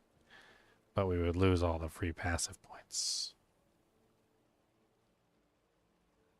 which are very nice. I do like the free passive points. I mean, an alternative is you could take one of the aspects and put it on the amulet, but I don't know which one you would even want to do that for. I mean, if you put Temporal Incisions on the amulet, you could potentially elongate all the incarnate abilities to insanity. Just as a meme. Let's look at that real quick. Temporal Incisions would go to 15 seconds. Them tanks would always be up. I mean, with that, you got casting, rushing. Huh? Planning on using the redirected force and interdiction, right?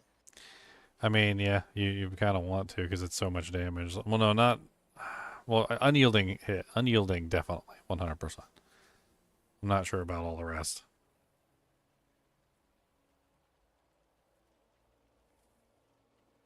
Power never dies, only travels.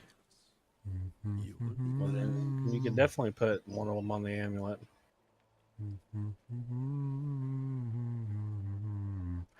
I think for right now, it's less complicated just to use armor. Like, I'll just use an armor and it'll be less complicated for right now. Shroud is nice and it gives a lot of bonus, but for the moment we can just, to get this up and running, let's just load deflection on the armor piece. So then we've got interdiction on the amulet, which I think we have to do because we ran out of slots for it on the armor pieces. Then we throw the. I mean, we can do the interdiction redirected force. It looks like we've got room for it. Well, you don't really need interdiction unless you use a redirected force. Yeah, and then that builds critical strike damage. I mean, technically, it's a build that could take advantage of critical strike damage, so I don't see a reason why not.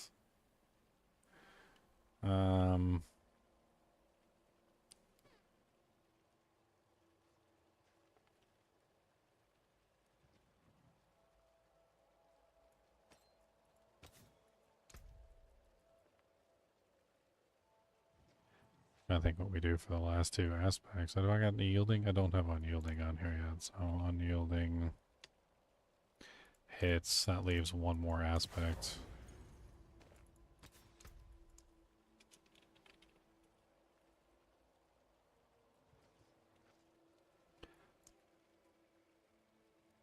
I mean, I was thinking about aspect of potent exchange, but I don't think we have enough resolve incoming to make that work. But I mean, that is a way that you can potentially enhance the rushing claw. The only problem with that is that it's going to burn up all the resolve stacks relatively quickly. So you're going to you're going to consume 2 every single time you use either Razor Wings or Rushing Claw. Doesn't matter which way you go. You're just going to consume 2 no matter what. Yep. Too bad you can't fit kinetic suppression in there.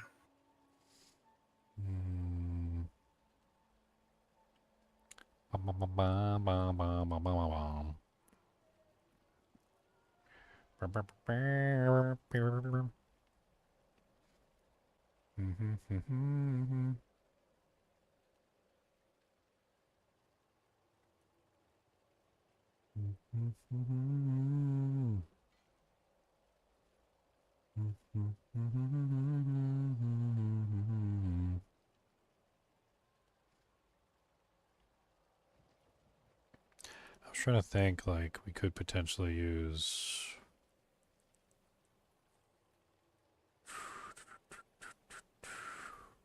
We don't really know what ultimate we're using, so that's a whole nother thing. So, like, the ultimate that we're using is just whatever second Spirit Hall bonus that we want.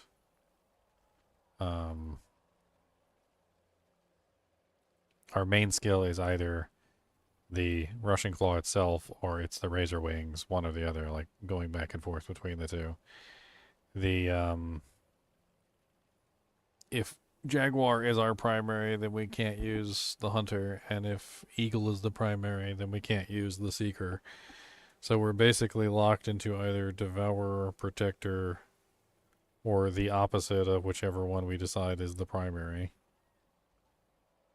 Because the primary needs to have all 4 tags from Ebiwaka. All the rest of them will have 3 tags, but the primary skill is going to have all 4 tags. That's basically how this works. I don't think the Devourer is a good choice. It's just too slow. You probably don't want to waste the primary on that either. No. Like the 2 best primaries are probably Jaguar and Gorilla.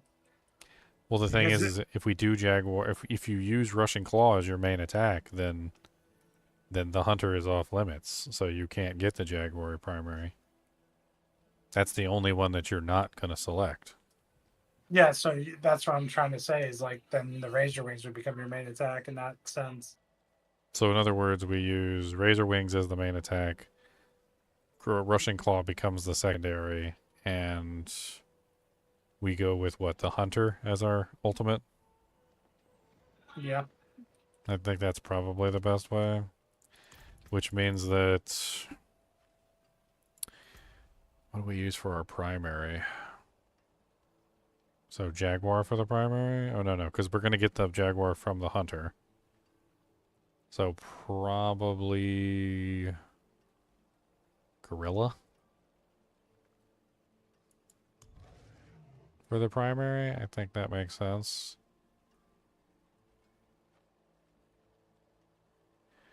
Eagle we can't choose because Razor Wings becomes our primary. So we just don't choose the one that is actually going to be the primary skill. So then secondary becomes... It basically just becomes either Gorilla primary or Centipede primary. And either Gorilla secondary or Centipede secondary. Centipede secondary seems absolutely useless if we don't have any way to poison the monsters.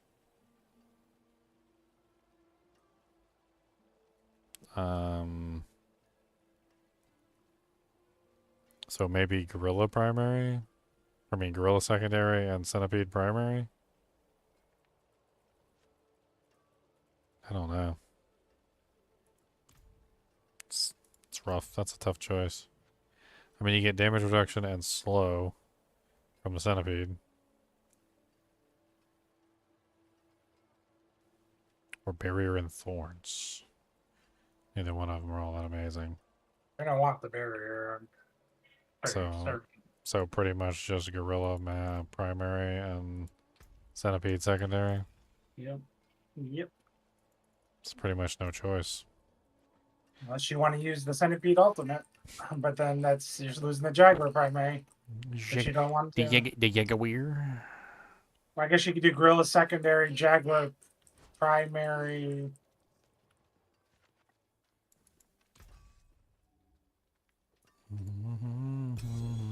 Centipede ulti. Then there's the barrier, so Why don't you do Gorilla primary and Centipede secondary? that's what he's doing. Yeah, that's what I just did. No.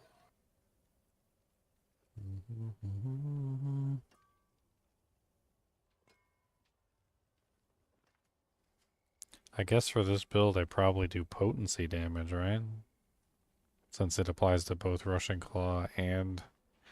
Actually, I don't know. Everything applies to Rushing Claw and Jaguar and the Jaguar thing now, don't they? Like, literally everything. And I guess then it just really becomes which one is the highest bonus. Is Razor Wings considered a mobility skill as well? I don't think so.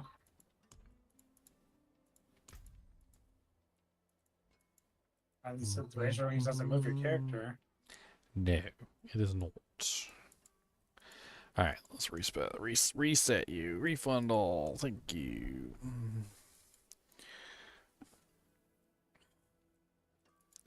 I don't even want nor care about a basic. Nor do I want nor care about a core. So I'm in that same situation where I gotta just like You waste so many points. just man. wasting skill points. It's awful. I hate this limitation. It's like, why make us waste skill points at this point? You know, these like basic core, like original design is gone. Like we're building way more builds.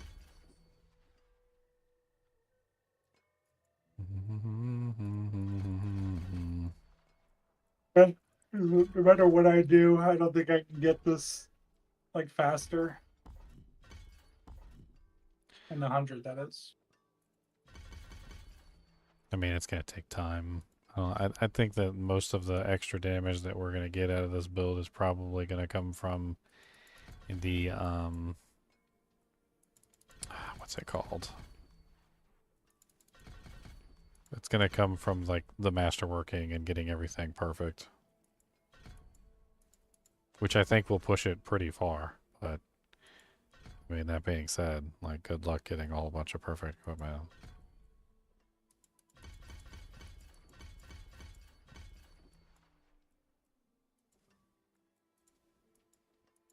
And what key passive am I using with this? Vital Strikes, Prodigy's Tempo, and not Noxious Resonance. I mean, Vital Strikes could be interesting, considering that Razor Wings like makes everything vulnerable, like all the time.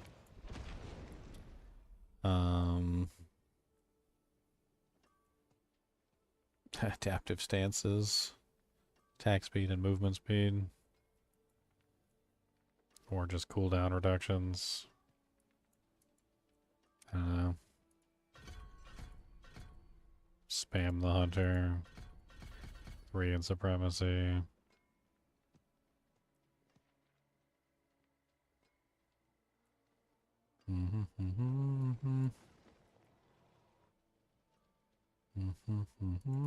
Three in brilliance.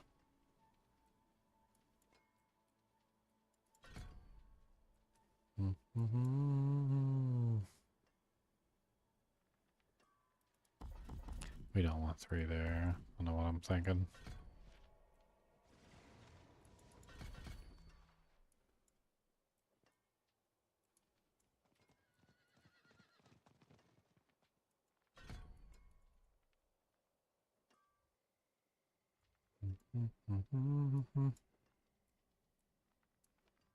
Man, I wasted so many points. So many points.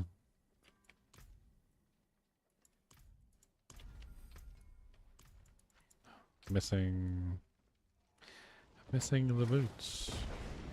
Where are the magic boots? The magic boots, the magic boots. Where are the magic boots that do the magic things? Where are the magic boots? The magic boots, the magic boots. Where are the magic boots that do the magic things?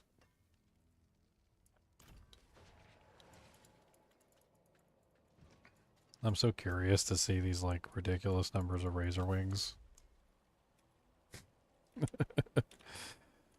It's gonna be silly. I know that much. I don't know how good the build is, but it's gonna be silly. So, are you sacrificing the Shadowfall stat for the temp or for the aspect, or are you Just for the sacrificing? time being. I'm not sure what I want to do to like sack it. I just don't Oh, because know. there's too many aspects you need. There's 3 defensive aspects that Yeah, you pretty much go on. there's too many defensives. I was thinking about that the whole time. I was like, that sounds awful to me. It's too many defensives.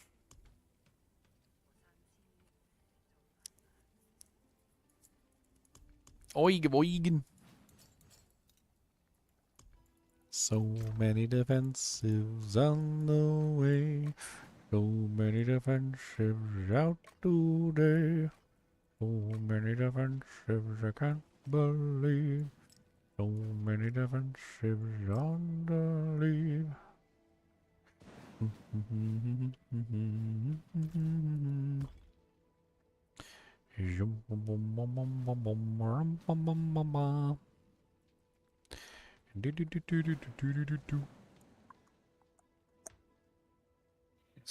Dario's the last thing I can try, and then that's it.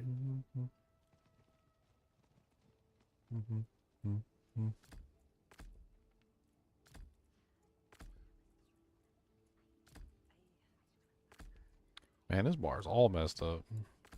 Hey, buttons all over the place. Ain't nothing was where it was supposed to be.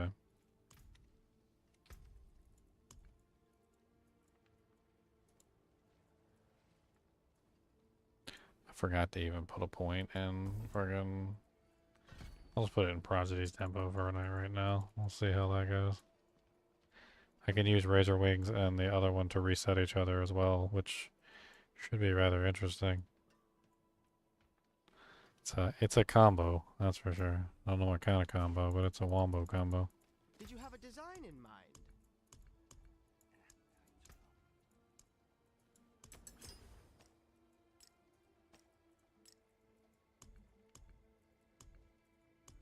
I got way too much crap in my inventory. I got way too much crap.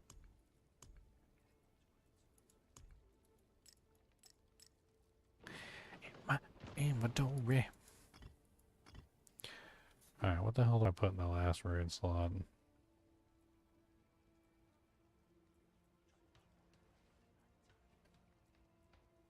What? Stack movement speed even higher? What?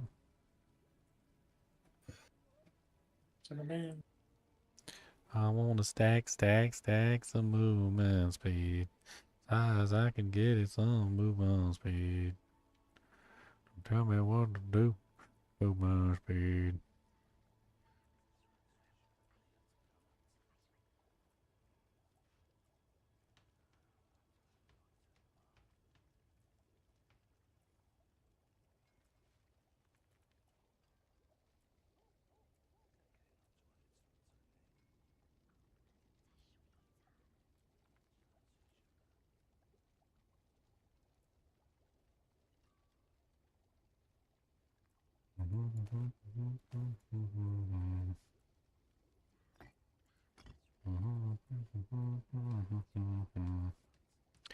What do I got? Yule. So then we're going to use Bach.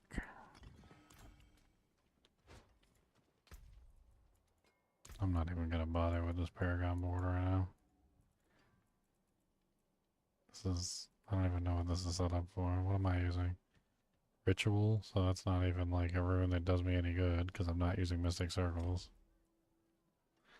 Guess I can take Menagerist and put it in the place of that since that's already at 46. I'm using Jagged Plume for those Storm Feather damage, which is useless. Headhunter, meh.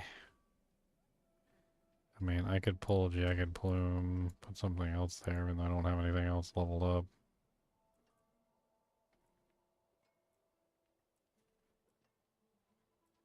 I just want to see it work, and then we'll figure out more of it later.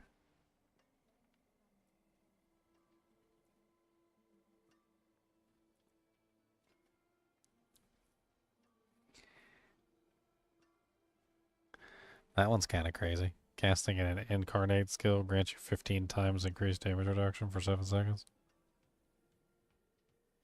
Also gives you the bonus damage to all of your incarnate skills.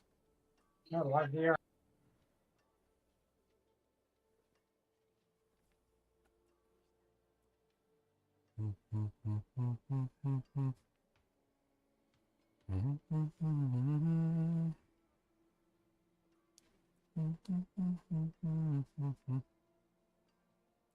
Yeah, progress. I'll just put talent in here for right now. That's something. Alright, let's go into the training room real quick and let's see if we can actually have these Razor Wings active 100% of the time. That'll be really fun to see. See if I can get like all 12 active at the same time and just lag out the whole game. It's like permanently active.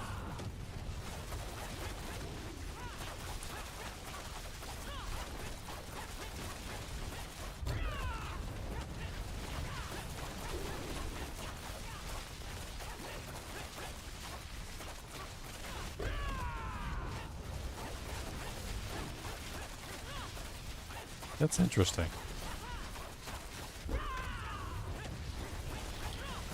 Where's the counter? It usually says the number of Razor Wings I have active somewhere. Looks like I have all 12 going at the moment, though.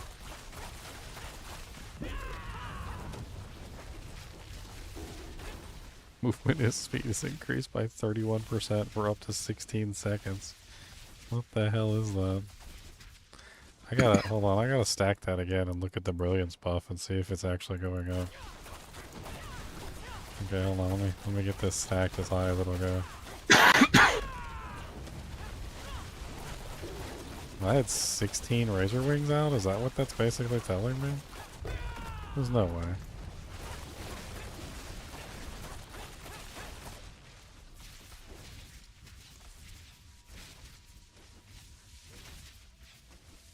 Are you looking at the eagle thing? Movement speed is increased by 31% for up to 16 seconds. Well, eagle has a 16 thing too. That's why I don't know what you're looking at. But you probably don't have eagle primary. I'm trying to see where the... I could have sworn there was a counter for the number of Razor Wings that I had active.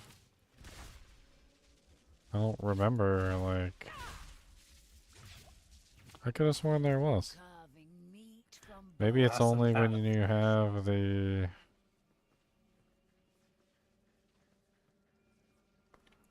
I have no clue.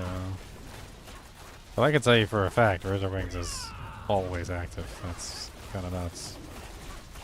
I don't know how many I had. Yeah, I don't know how many I had active at a particular time, but it was a lot. And as long as I kept using Russian Claw, like, and spamming counterattack whenever it was active, like, they're just running around doing whatever they want to do.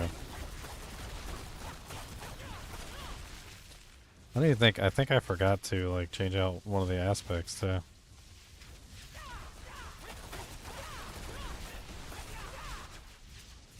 Yep.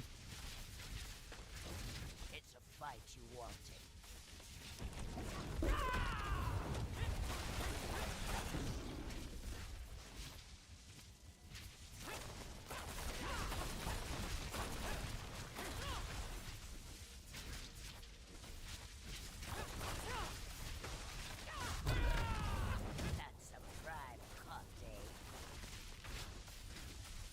I do miss having this attack speed.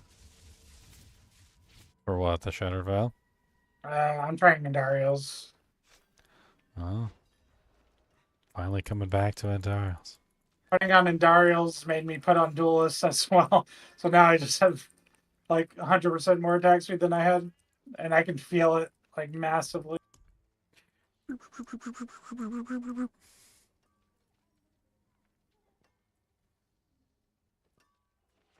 There's like no tempers on this ring.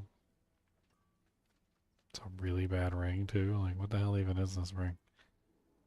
Overpowered Dex and the greater affix is on lightning res. Like, well, I think we can do better than that. Like, let's see what I've got in here.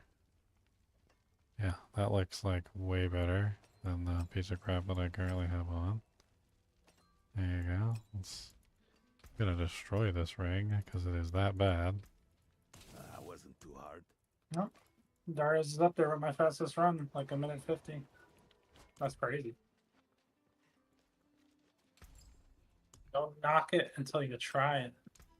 As fine as the relics of old. Boom, boom, boom, boom, boom.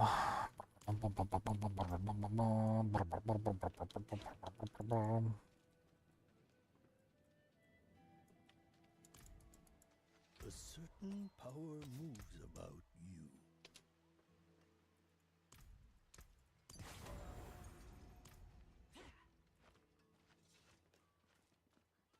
Been fighting hard?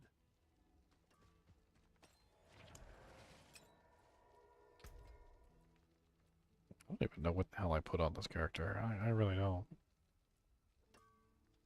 Do I just build in the critical strike damage anyway?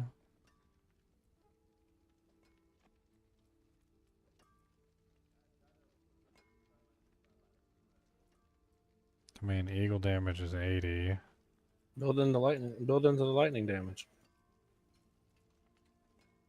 Well, I'm talking about for like the tempers.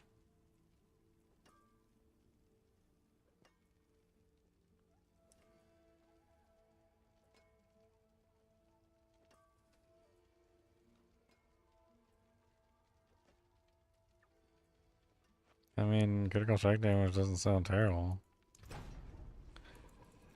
And then, yeah.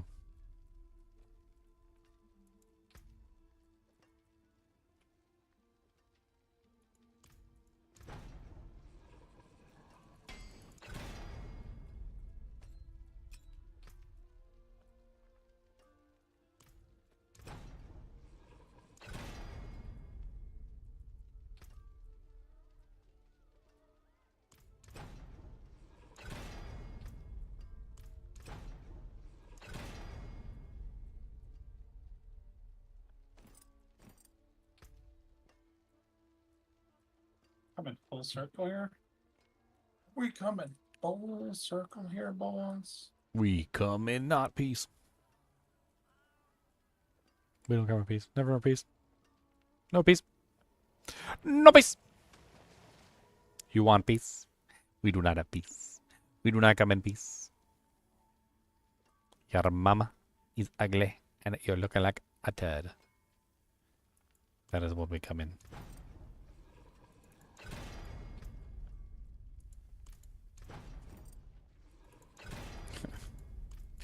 I just want barrier generation.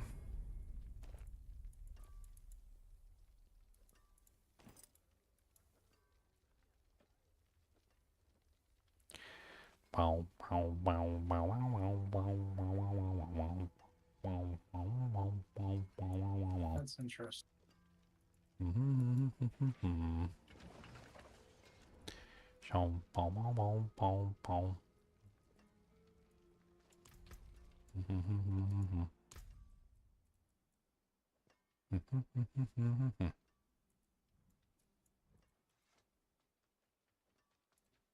Okay, this is so fast. What the? I want to add an accelerating and a core skill somehow. I think I can do that with Touch of Death. Get rid of Scourge. I put on Shattered Vow too with Endarials and Duelists. I'm like so fast now that I can't even control my character. I need more. The way. I need more. This is the way. Do you know the way? Do you know? Do you know the way? Do you know? Do you know the way? Do you know the way? Do you know? Do you know the way? Do you know the way?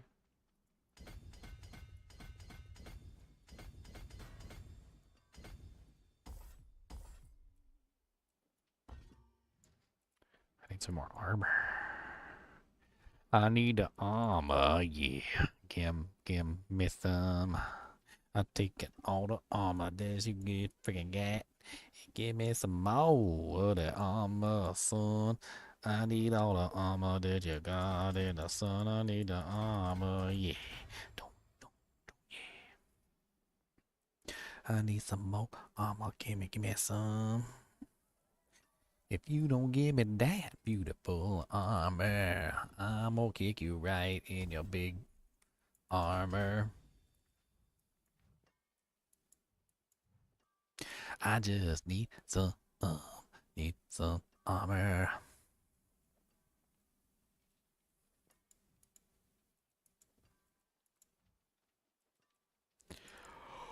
All the armor in the world.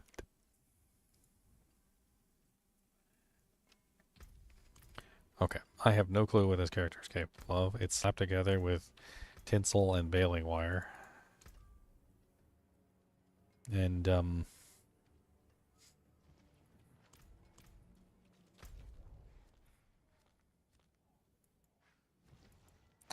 let's go throw her into a pit and let's see what she can do. Throw her into the pit. Throw her right deep down in the pit. Throw her right deep down in the pit. Don't say nothing. Don't pass, break, and go. Right down in the bottom of the pit. She gonna go straight to the pits. All the way down to the bottom of the pit. Don't say nothing about none of it. Alright, I think we want to crit. Or maximum life would also be cool, I guess. I don't know. Make like 10 of those and... Let's make like 10 of those and... Taking a trip down memory lane now. Going backwards. Leon's going backwards. All the different weapons. Here we go again. I'm just getting lost in the sauce, Ginger. Get me out. I don't know how to do it. I don't know how to get out of there. I'm sorry. Go on, pull me out. I'm Grab the rope. Alright, let's see if this girl is like at least Torment 4 capable with all her razor wings and rushing doojanks and silliness. I have no clue what the hell this character is going to be capable of. With 2 main spirit halls and like 18 tags. I don't even know what's going on with my life anymore.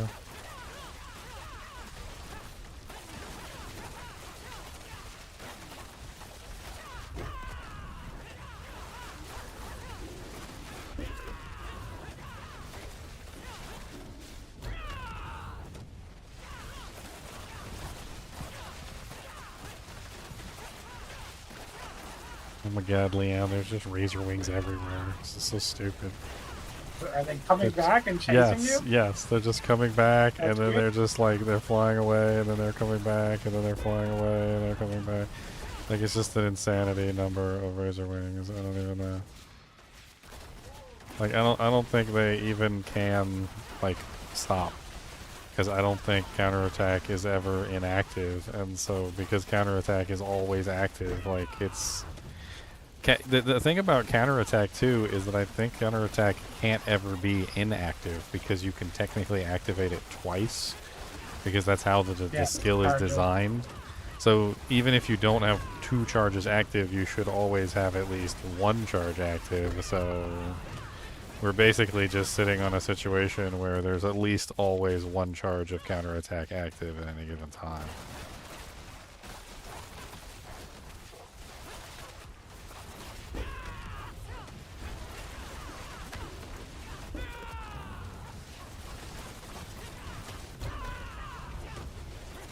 I mean, I basically just like spam all my charges real quick and just make sure that I have counterattack active. Like, I can't even. The funny thing is like, you know how the thing is like if you have a certain amount of like barrier or whatever, or if you have barrier and then you like it hits you, it's like a % chance it'll just like redo the charge or whatever. Like, I can't even get rid of the charges anymore. Like, I literally just can't even get rid of the charges. There's just too many charges.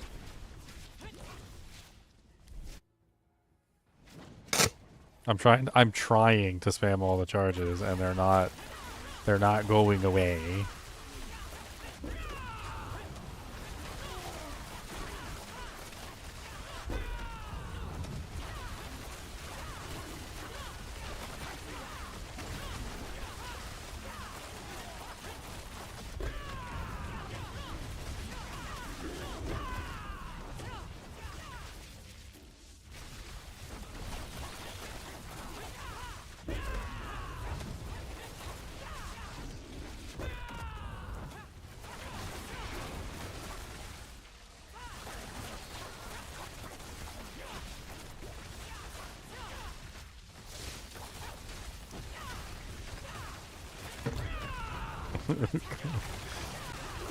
This is silly. Can't wait till I get to the boss and just like shoot 12 razor wings at his face as they bounce back and forth and hit him over and over again. I want to see what happens to the boss.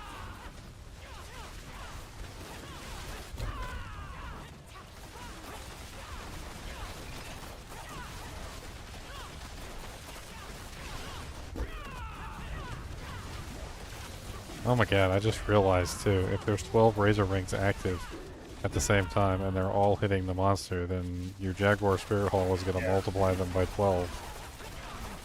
So you're going to get 12 times the damage from your razor wings when the Jaguar Spirit Hall hits on the boss. The boss is probably just going to like disintegrate. I'm probably going to walk up to the boss, get all 12 things running. He's going to get hit 15 times after 2 rotations of the thing. He's then going to get hit by all of them at the same time for the 15%, and then just boom, he's just going to explode.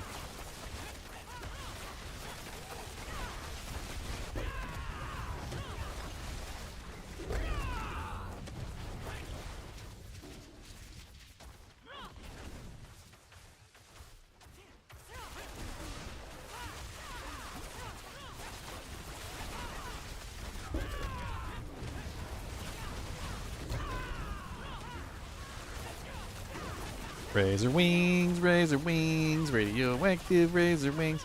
Does whatever razor wing can, cause it a razor wing man. Cause razor wings, does whatever razor wing can. Come on down with the razor wing man. Alright, boss time. Ding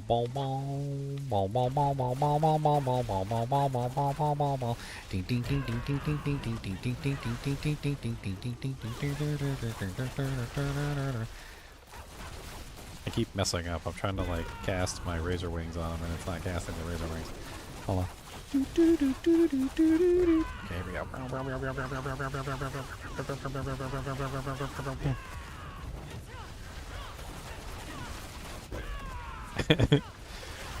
15.4 million? That's not bad.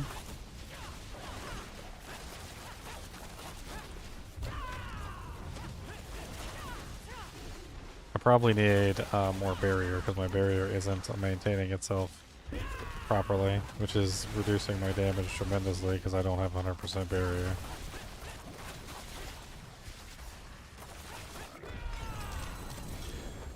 Well, hit 65 with cobbled together gear, nothing too special going on here. I'm even missing a glyph because I just like tossed in Talon at the last minute. I don't know, that's pretty impressive for something I just threw together on like a whim.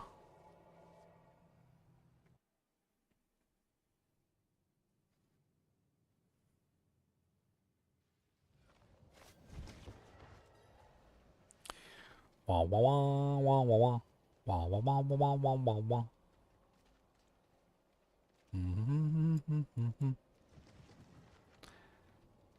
Razor wings. It's a potency, eagle, gorilla, centipede incarnate. It's also a jaguar too, but it doesn't show right now because I don't have the thing.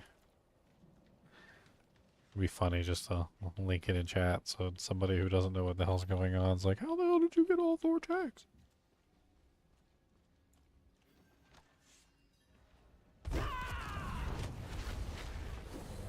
Look at that. All 4 tags, boys. Let's go.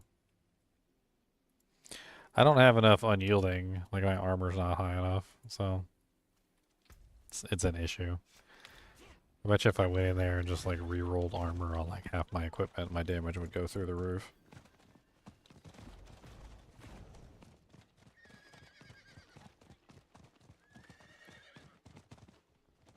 Oh man, I went around the top side.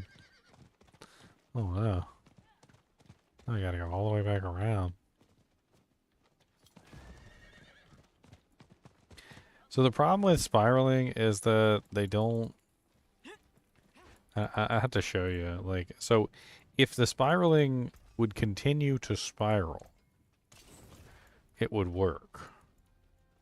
But the problem is that it doesn't continue to spiral. So when they come back and they bounce back from counterattack, they just kind of do whatever they feel like doing, which is kind of part of the issue. I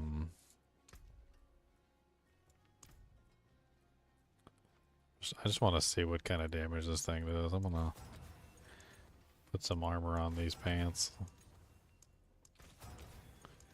See if I can get the armor up to a high enough amount that I'm actually taking advantage of the unyielding properly.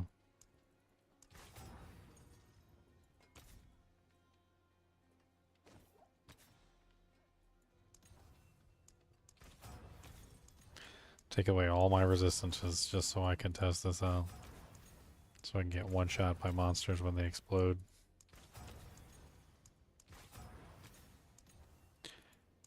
I'll show you, Brandon. We can take a look at it together. We can see how it functions.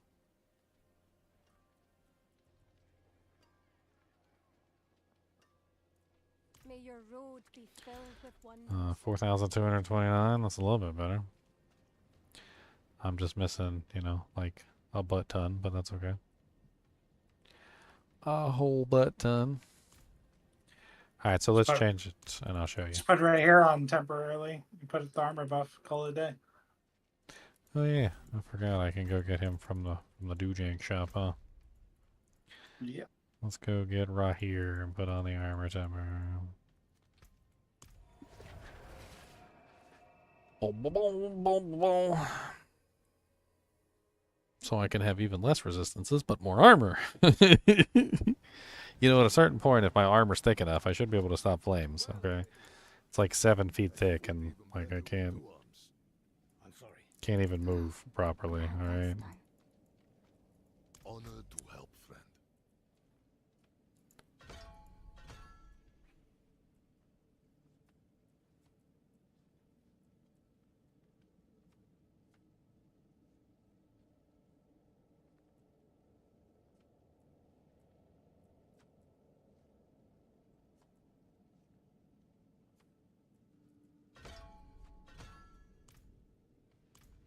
Armor man, radioactive armor man.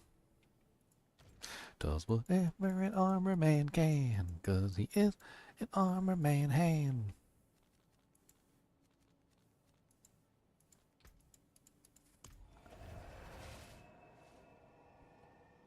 Oh yeah, let's put a que rune in there so we can max out the barrier too. I feel like that's part of the issue, as I don't have enough barrier either. So like, there is an issue with me getting my booty cheeks clapped that it did. Man, this gear setup is so like subpar. It's just barely there. I can't believe how well I'm doing though for like barely there.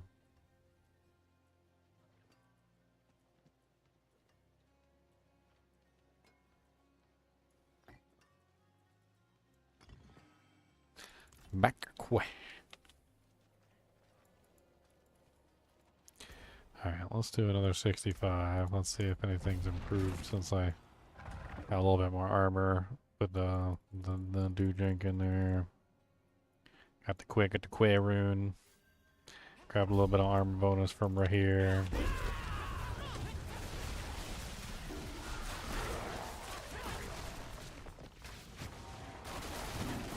So one of the problems with the spinny one, and you can see it for yourself, is that once counterattack causes them to blow back, which it, you know, more often than not does, the problem is that they don't come back spinning. They just come back regular. So counterattack doesn't actually send them back in the normal, like the spinny way.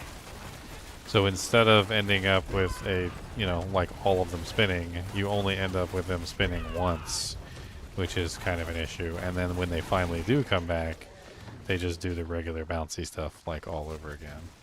I still forgot to swap out that aspect for like the 16th time. Like, what the is wrong with me? You know what? Let's go do that right now before I forget, because I will totally forget. And then the other thing is that the other aspect gives you more charges back. So there's like it's like a 10% chance to just give you a charge back, and then I think it's like a 20% if you have a barrier. Is that right? Yeah, it's 10% to regain a charge when hitting an enemy, or a 20% when you have an active barrier. So basically, you just get the charges back for free the other way. So you get a little spinny, or you get, I don't know. I mean, they do last 300% longer, but then at the same time, the problem is that, well, you know, like, they're already lasting forever with counterattack, like, keeping them out, so it doesn't really matter. Like, duration's just kind of like a bad play. Alright, so what do we want as this last aspect that I totally forgot to do? We got one offensive aspect that we can use.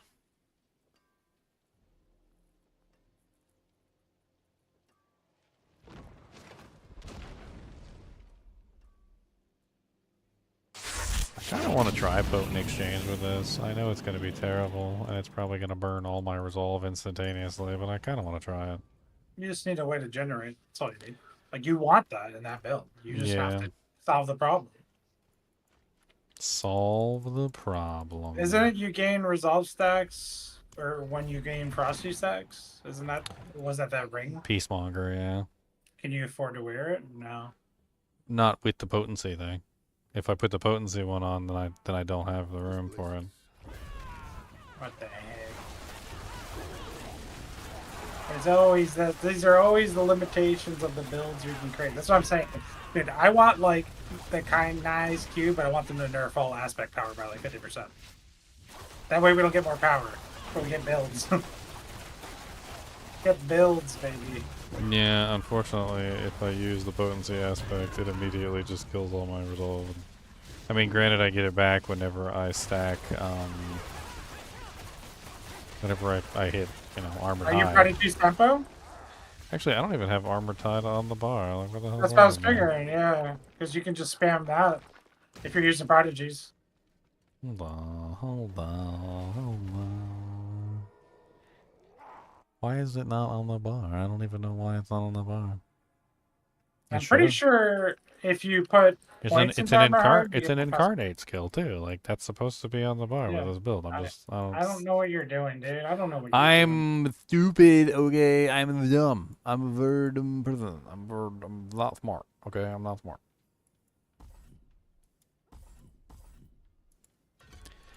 I'm not You got smart. streamer up brain. I do. I've been streaming for like almost 9 hours. I got the rot brain. Don't look. Okay, look. My rot brain is my rot brain, alright? My rot brain is a rotty brain, it's the rottest brain of all. Don't tell nobody about it or you'll probably fall. 'Cause I got rot brain for days and you ain't got none of these. And rot brains everywhere you see. The rot brains are for me. Rot brains everywhere, yeah. Rot brains are for me. Yeah, I burned through those resolve stacks with the potency thing, like instantaneously. I mean, it's kind of funny because like I use armored hide, and then as soon as I use armored hide, I see their resolve stacks pop up. I got like 20 of them, and then they're just all gone. Like they're done this time. Sometimes it's an odd number of resolve stacks too, which is kind of funny. So there's one left because it burns 2 per potency. So I'll just have one stack. Just have the one stack. That's it.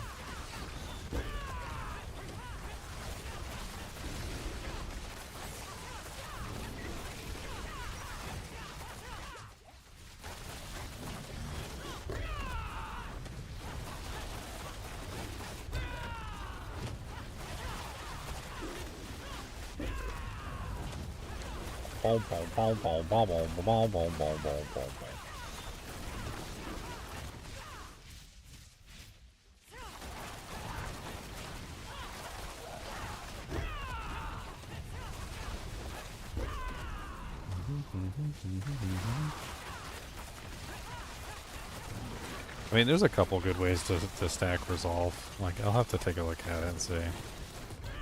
There's some pretty decent ways that you can have like kind of like a massive amount of resolve just pouring in.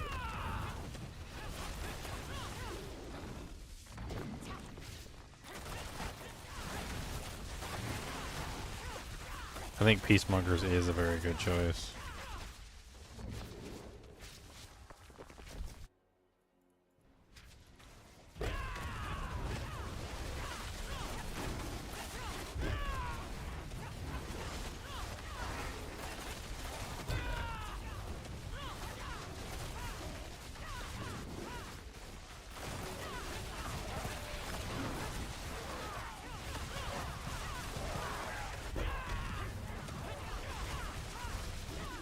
Yeah, this is kind of silly with the 20% chance to just reset the charges, because you literally can just... Not only can you keep 12 active permanently, you can also just, like, half the time just spam the charges. And because it is a potency skill, while you're spamming the charges, you're also resetting the charges, and then you're getting the charges back from the passive portion of it. So like you're either A, completely resetting the charges all the time, or B, like, yeah, you starve out and then you just use Crushing Claw a little bit and then you get it all back within seconds, and then you just start the same thing over again, just trying to keep like all the Razor Wings in the air at the same time. It's kind of fun. It's like juggling. You're basically just juggling. Yep. The perfect setup. Oh yeah, and if you dash to the other side of the monsters, it definitely does. Like the Razor Wings are following you the whole time, so you can like control them to go specific directions. Like you're trying to make them hit the target by moving on the opposite side of the monster.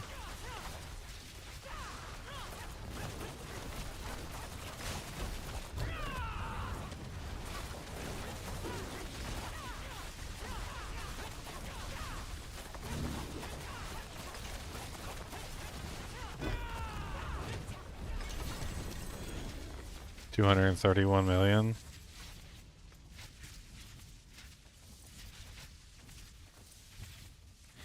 $231 million. $1 million. I mean, it's getting stronger.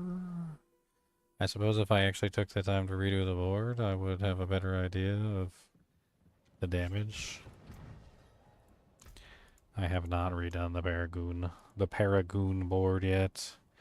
What am I running on this Paragon board? I'm running Infighter, which is terrible for this build because you're moving around too much.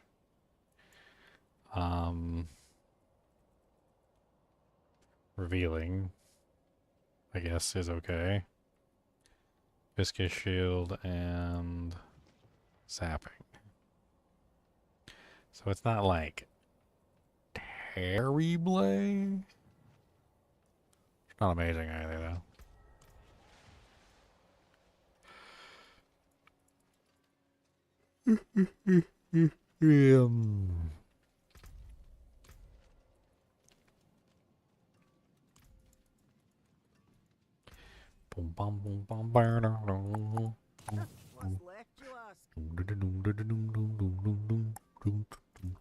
Alright, well, I slapped it together. I'll have to refine this one later. I don't have the patience to like spend on a whole nother build. I think the only thing I need is what, the amulets and the boots. Those are the only 3 items I stole. Cause I'm a thief, a thief, I'm a thief. We got the Green Ranger. The Ranger of the Green. Pleasant enough, if you like that sort of thing.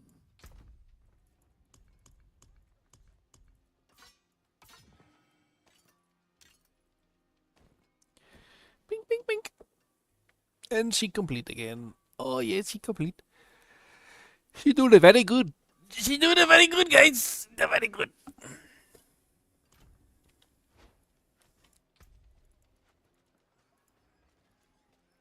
I forget you get EXP from the incenses and stuff. I always forget to go make them. In armor. Yeah. I think that you're always missing. I mean, they do get you that. Oh, that's how you can gain resolve right there. For each amount of vigor, you gain over 100. Yeah. You're always gaining. That's your resolve solve. That's easy mode.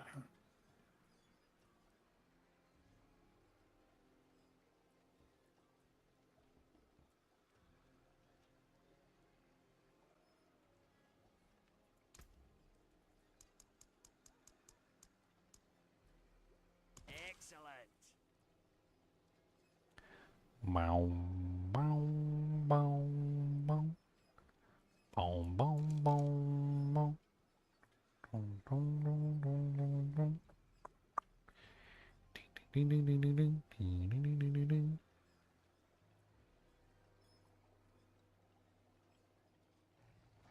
Tenacity. It's a defensive. Another defensive. Can't afford another one.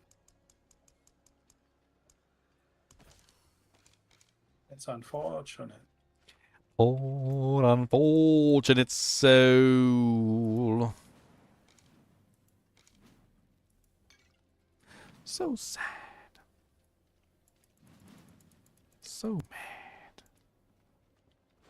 Do I grind out a couple more levels or just call it a night? I just ran around the room and just like gave everybody a free incense. Oh, man. It's funny, you can see it activate on the monsters, on the players too. It's kind of funny. Alright, let's go try another 100 real quick. Actually put incenses on and a potion and like, yeah, we'll see. And I got the build like more refined now as well. Like the centipede. Oh no. Oh no. Oh no, I forgot I changed the aspects.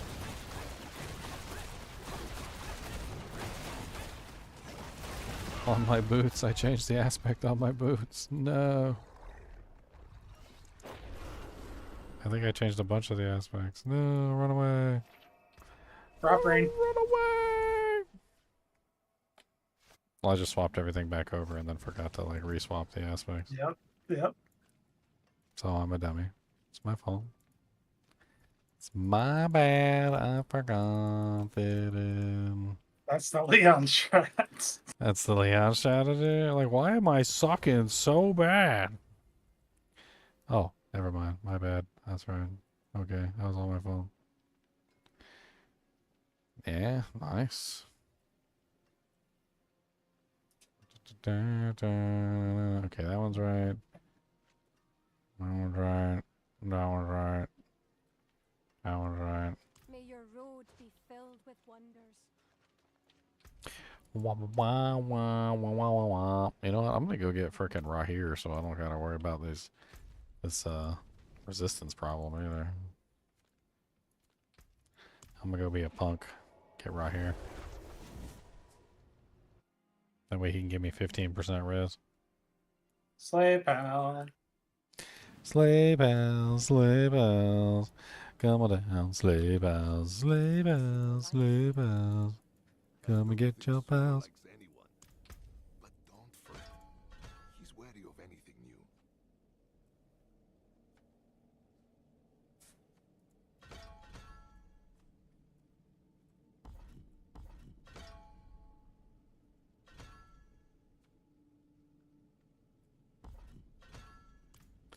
new. Okay. Actually, try to get EXP.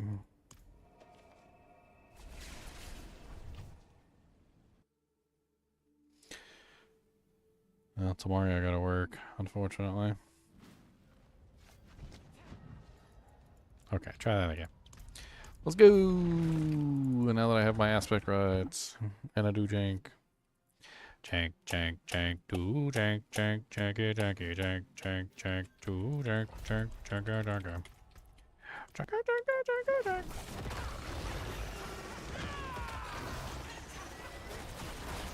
Yes, I'm getting there, Brandon. I'm trying. Trying, baby.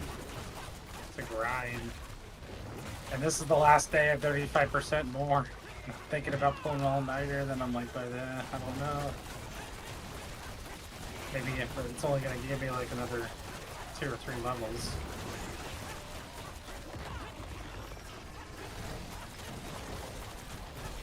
But could get to 290 maybe.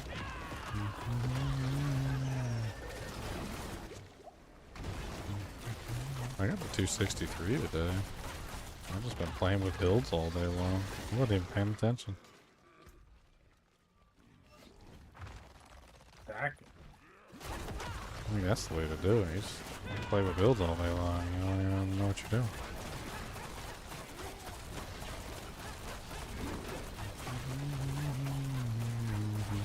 Interesting that I got Indario's working pretty much just as good.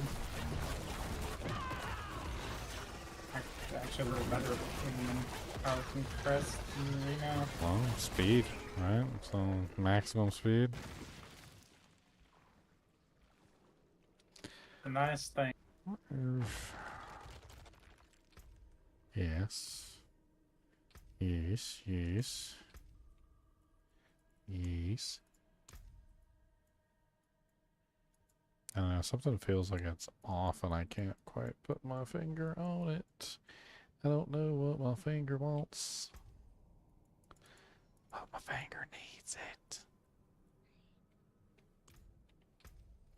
Finger, finger, finger, my finger, finger, fingers, my finger, finger, fingers, my finger, finger, fingers. You have the counterattack on the amulet, right? What? The counterattack shoots the razor wings back on the amulet. I would have put it, I think, because you get more damage out of the wings. Oh, I had the, I guess, yeah, I could do that. I had the interdiction on there. That's what I had on the amulet. Yeah. They're both good, but I think the more damage, like the baseline damage, is probably important.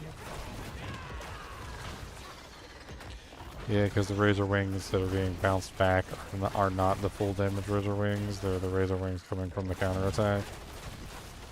Yeah. Okay. Baby wings. Okay. I don't know what's wrong. I feel like I just lost a bunch of damage or something. I don't even know what's going on. Who knows what you changed? Are all your glyphs equipped? All your aspects in line? You're failing. You have failed this city.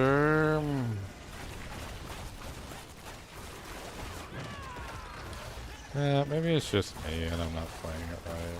I don't know. Did you pop an elixir? You did. I got instant. I got the pretty instances. You got all the buffs, but you're doing worse. So you definitely messed up something. Yeah.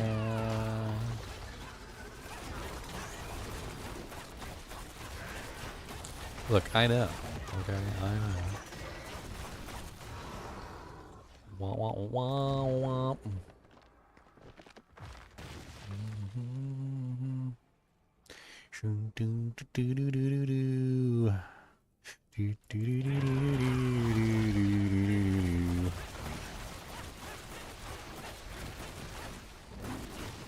Suck 'em in, suck 'em in, suck 'em all the way in. Suck 'em in, don't let 'em go in. Suck 'em in all the way in.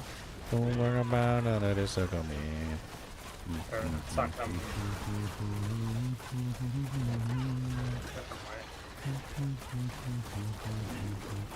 Suck 'em in, suck 'em in, suck 'em in.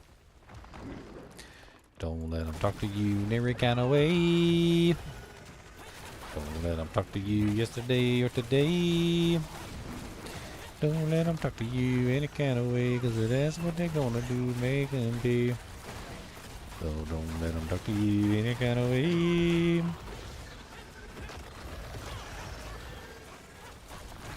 Or you gonna freaking rue the day?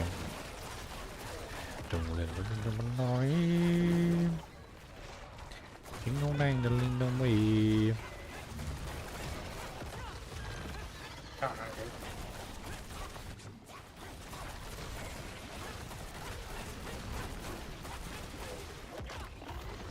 Yeah, I feel like this 100 is going a tad slower than the previous ones. I don't know, it's not too bad. Like, I'm still completing it, it's just not... It's not amazing.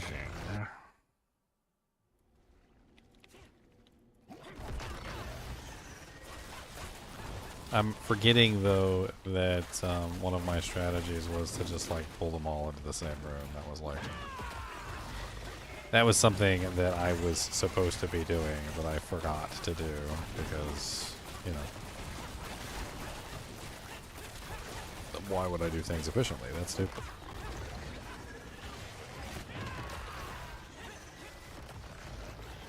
Efficiency is for wimps, I say. Wimps and frauds and charlatans. Monkeys?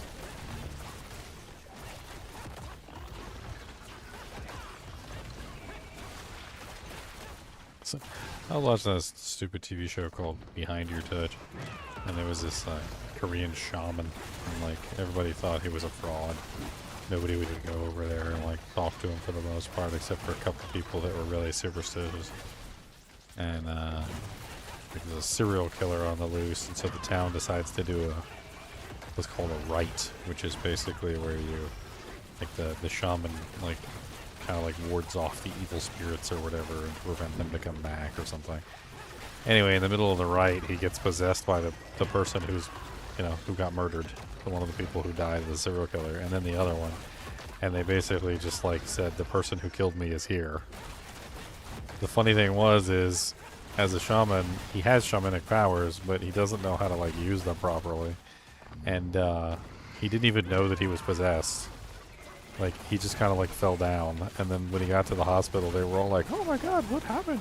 Like, how did you know that you know, such and such?" And like, and they were all like fawning over him because they realized he really did have shamanic powers, but he had no clue what the hell happened. He was just like, "What are you guys talking about?"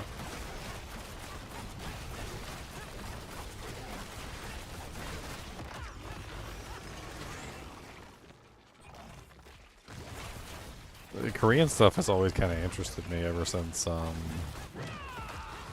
Diablo 2 with the armor. What is it called? The Heaven's Brethren set? It's a Korean set. And when I went and looked up the shield, because I was really interested in what the hell the shield was. The shield is a ceiling tile. Did you know that? It's like a roof shingle. So apparently, like in Korea, they would make these elaborately complicated looking like faces on the roof tie shingles, and the elaborate faces would be, you know, scary or whatever, or they would have like specific features about them that was supposed to ward off evil spirits. Essentially, that was the general premise. And apparently this particular evil warding shingle was found in the pond of like the prince's courtyard. So like the prince had his own special like pagoda or whatever you want to call it, and like it had fallen off the roof of his pagoda, and it was supposed to ward off evil spirits, but I think I just slapped me down. It was supposed to ward off evil spirits, but apparently it fell into the pond, and when they were like redoing reconstruction on the thing, they pulled it out. And sure enough, there's the roofing tile. So the shield Taybox Glory, I think is what it's called in the game, is literally just... it's literally just a freaking, like shingle from a roof. Like a fancy shingle that's supposed to ward off evil spirits. I think it's kind of funny.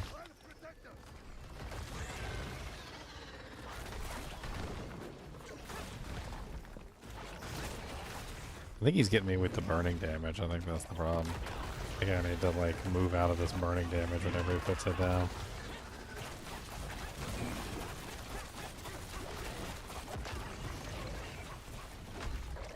And there it is again. My resistances aren't the greatest, so, you know, standing in a whole bunch of burning damage probably isn't the brightest idea.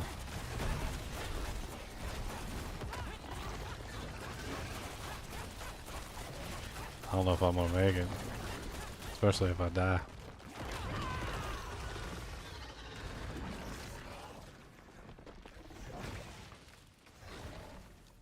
I don't know. Seems like 100 is like just outside my reach. I probably just need to refine my gear a little bit, get more off stacks. I probably just need to work on masterworking materials, because I think that's like my biggest problem right now, is just masterworking materials. I might have to spend the whole day just farming up some masterworking mats.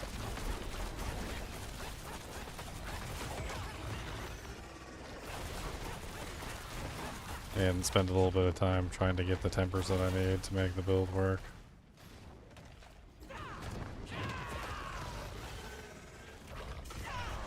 Dang it, my mouse went off the screen and opened up a panel on frickin' Twitch. It's so frickin' dumb.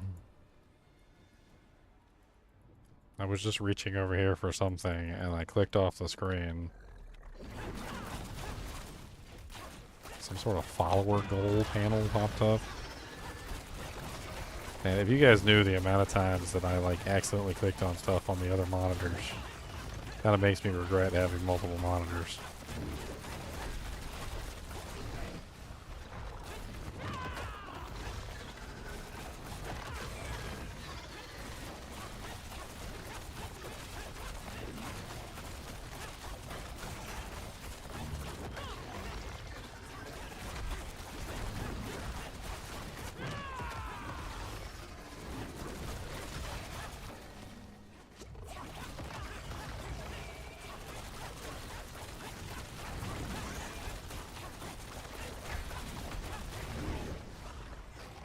Time to move him because he's being a pain in the butt.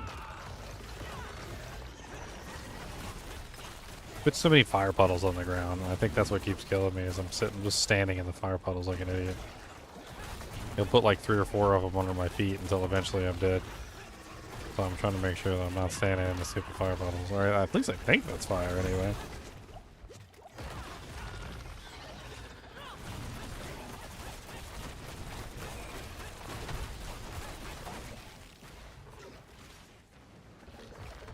They don't go away either, like, they just stay there forever.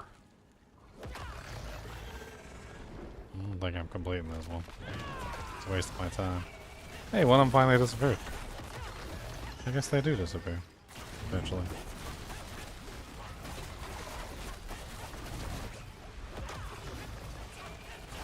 Oh, not Lilith with the spikes. Come on now.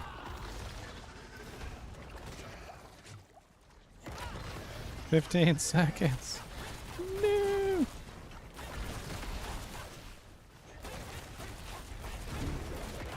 Six seconds. No. If I hadn't died 2 times like a pleb, probably would have had it. Like a pleb. I said it. A plebeian. A pleboid. A plebe-jeebie-jeebie-jeebies. Hey look, more fire puddles under my feet. Come over here, Mr. Fire Puddle Man. Okay, alright, alright. Alright, I got 3 stacks. I don't want more of that. No thank you. Actually, I don't think the Razor Wings are affected. Just the small missiles are affected by that percentage. Yeah. Yeah, I don't think it matters. I mean, it was fun to play with. I think it could scale pretty high. I've just slapped it together with some like junk gear that I had laying around. It could definitely be better put together. 100%.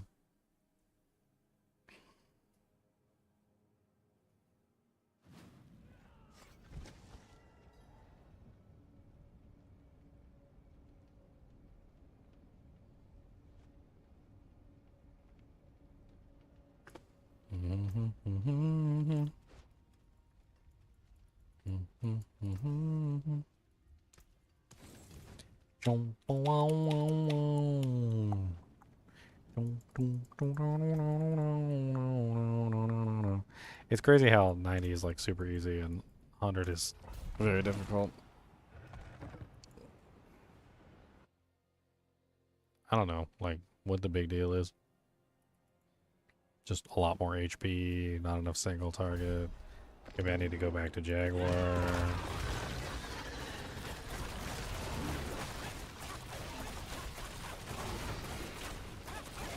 I am using Noxious Resonance, aren't I? Okay.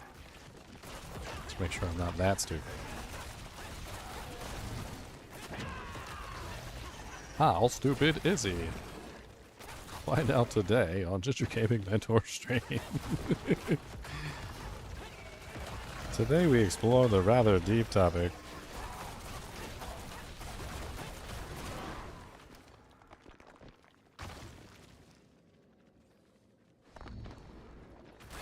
I was kind of surprised that we were missing some of the more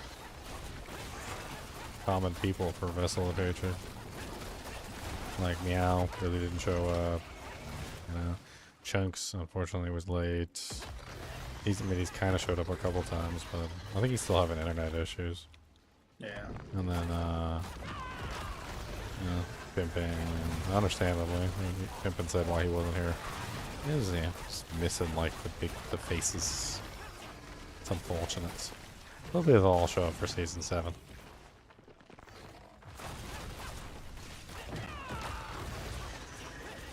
I can't wait to play PoE 2 and nobody will be here for that. It's funny when I remember when Last Epoch was, everybody was like, oh, I'm gonna be there for Last Epoch, and then Last Epoch launched and there was like 4 whole people, and like me and you were 2 of them. Like, and it'll be like nobody.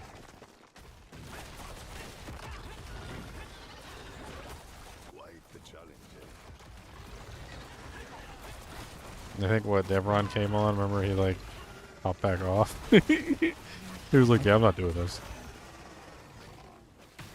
I'll come back on later.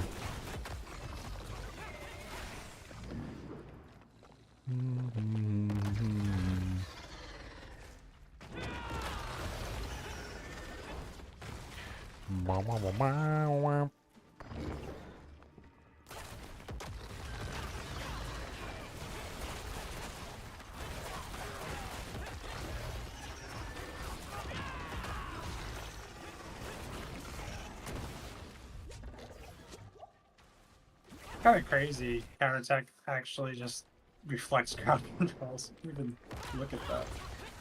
Yeah, if you get it set up for the other side, it just reflects the crowd controls right back to the target.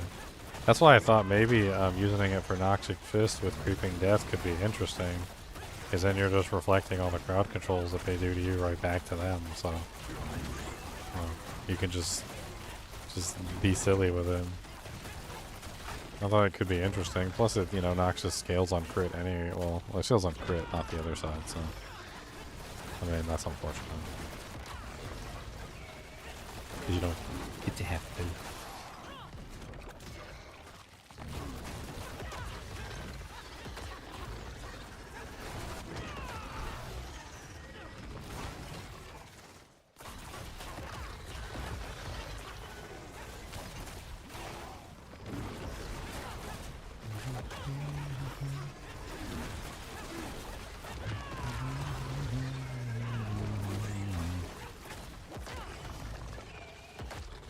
I kind of like the fact that I have like the older versions of the videos now.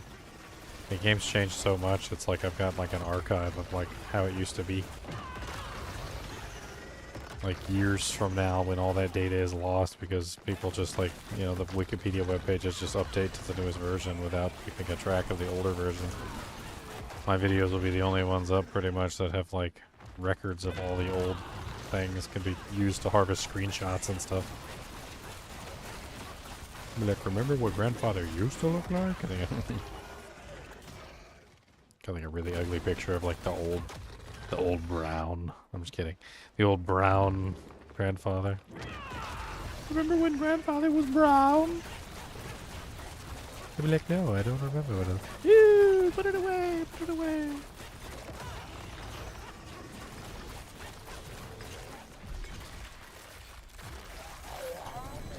Put it away, put it away, put it away, put it away now. Put it away, put it away, put it away, put it away now. Put it away, put it away now.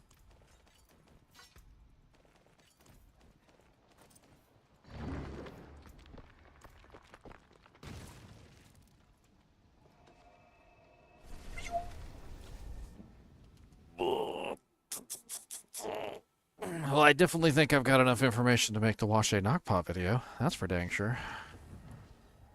I think at this point I can very clearly and very eloquently elaborate the benefits of Wushe Knockpot and like what it's good for, what it's not good for. I feel like it's probably one of the deepest items I've ever seen. Because there's 4 different Spirit Hall bonuses that you could potentially give yourself. 4 different ultimates that you can potentially use.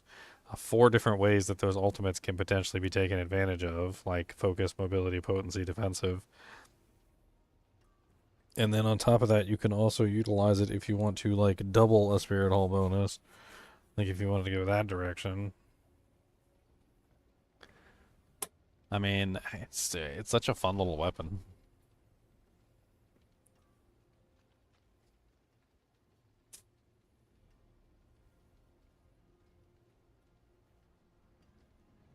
And knock the pause. And it's kind of crazy. Like, I really have fallen in love with the Centipede now that I know that the Centipede basically does the same thing as Shattered Vow. Like, it's kind of hard for me to, like, justify going back to Shattered Vow. I mean, yeah, it gives some nice damage attack speed, but technically the Devourer does the same exact thing as the Shattered Vow. The only thing it doesn't execute is bosses. But at least it still executes everything else besides bosses.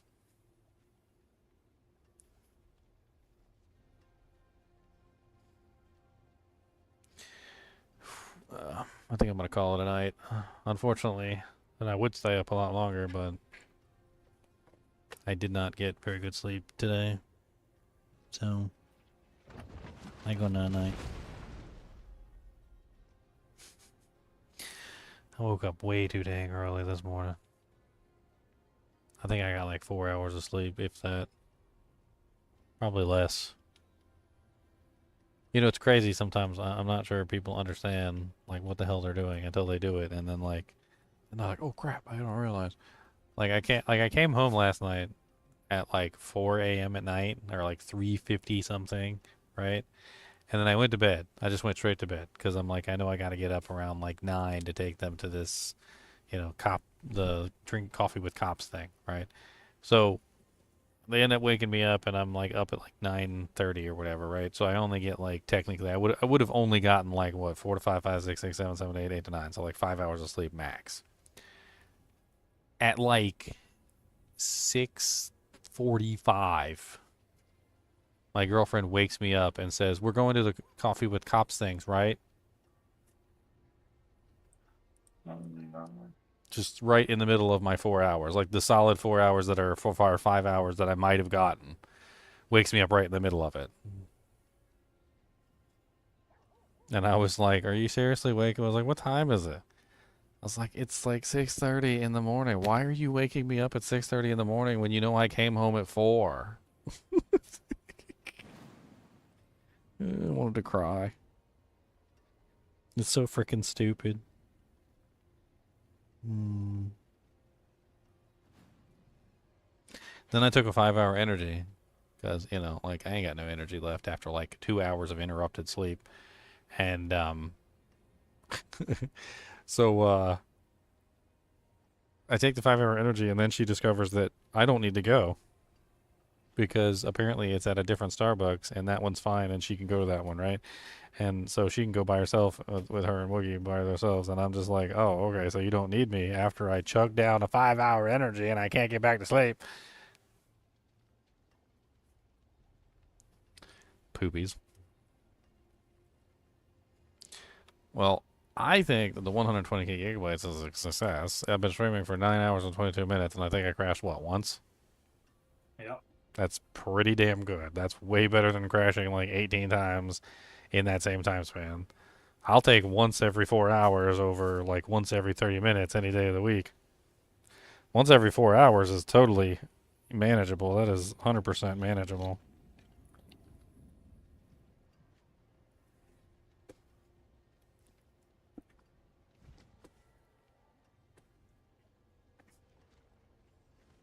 Come here, Cody. No, come here. Why you always gotta be third base? That's right, I said it. Turd face. Use them turd face. Come here and give me some hugs. Come here, I need doggum hugs. Come on, give me some doggum hugs. Where's my doggum hugs at? Come on. Come on. Come on. Come on. Give me that doggum legs. And give me that doggum leg. And come on up here and give me some hugums. Say something nice. Don't do nothing. You're being a goodest boy. Did you be a goodest boy today? Do you deserve a milk and bones?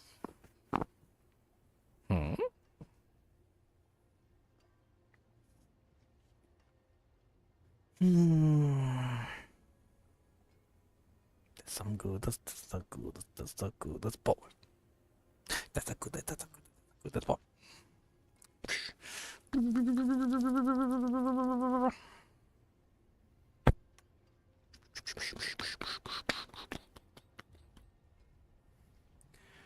What you got on your snoot? What is on here?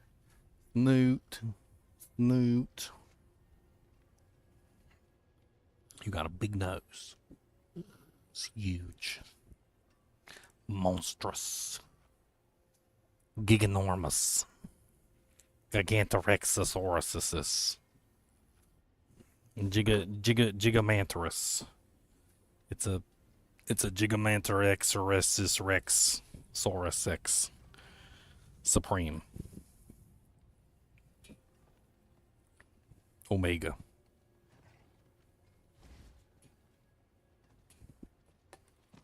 It's bigger than my nose. I said, I'm not talking about somebody's nose like that. Because you got big nostrils too. It's, I don't know what you're talking about, big nostril, man. Want you to lick some peanut butter? How about that?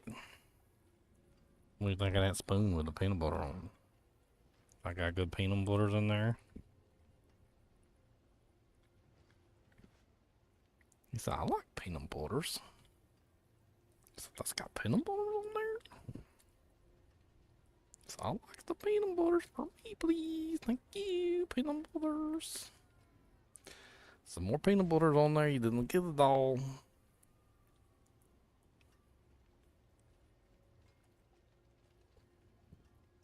Still some more left on there. You're gonna get it. Peanut butter on a spoon. There, cleaned it. Congratulations, peanut butter cleaner. Why is there a cheese top down here that's half chewed on? Is that your half chewed on cheese top, sir? Still got cheese in it? There's still cheese in that. You can get all the cheese out of that cheese top, sir. That nacho cheese, you can get all that nacho cheese out of there. Look, there's still some in there. Look. Nacho cheese in there. So, well, it keeps running away from me and I can't skid it.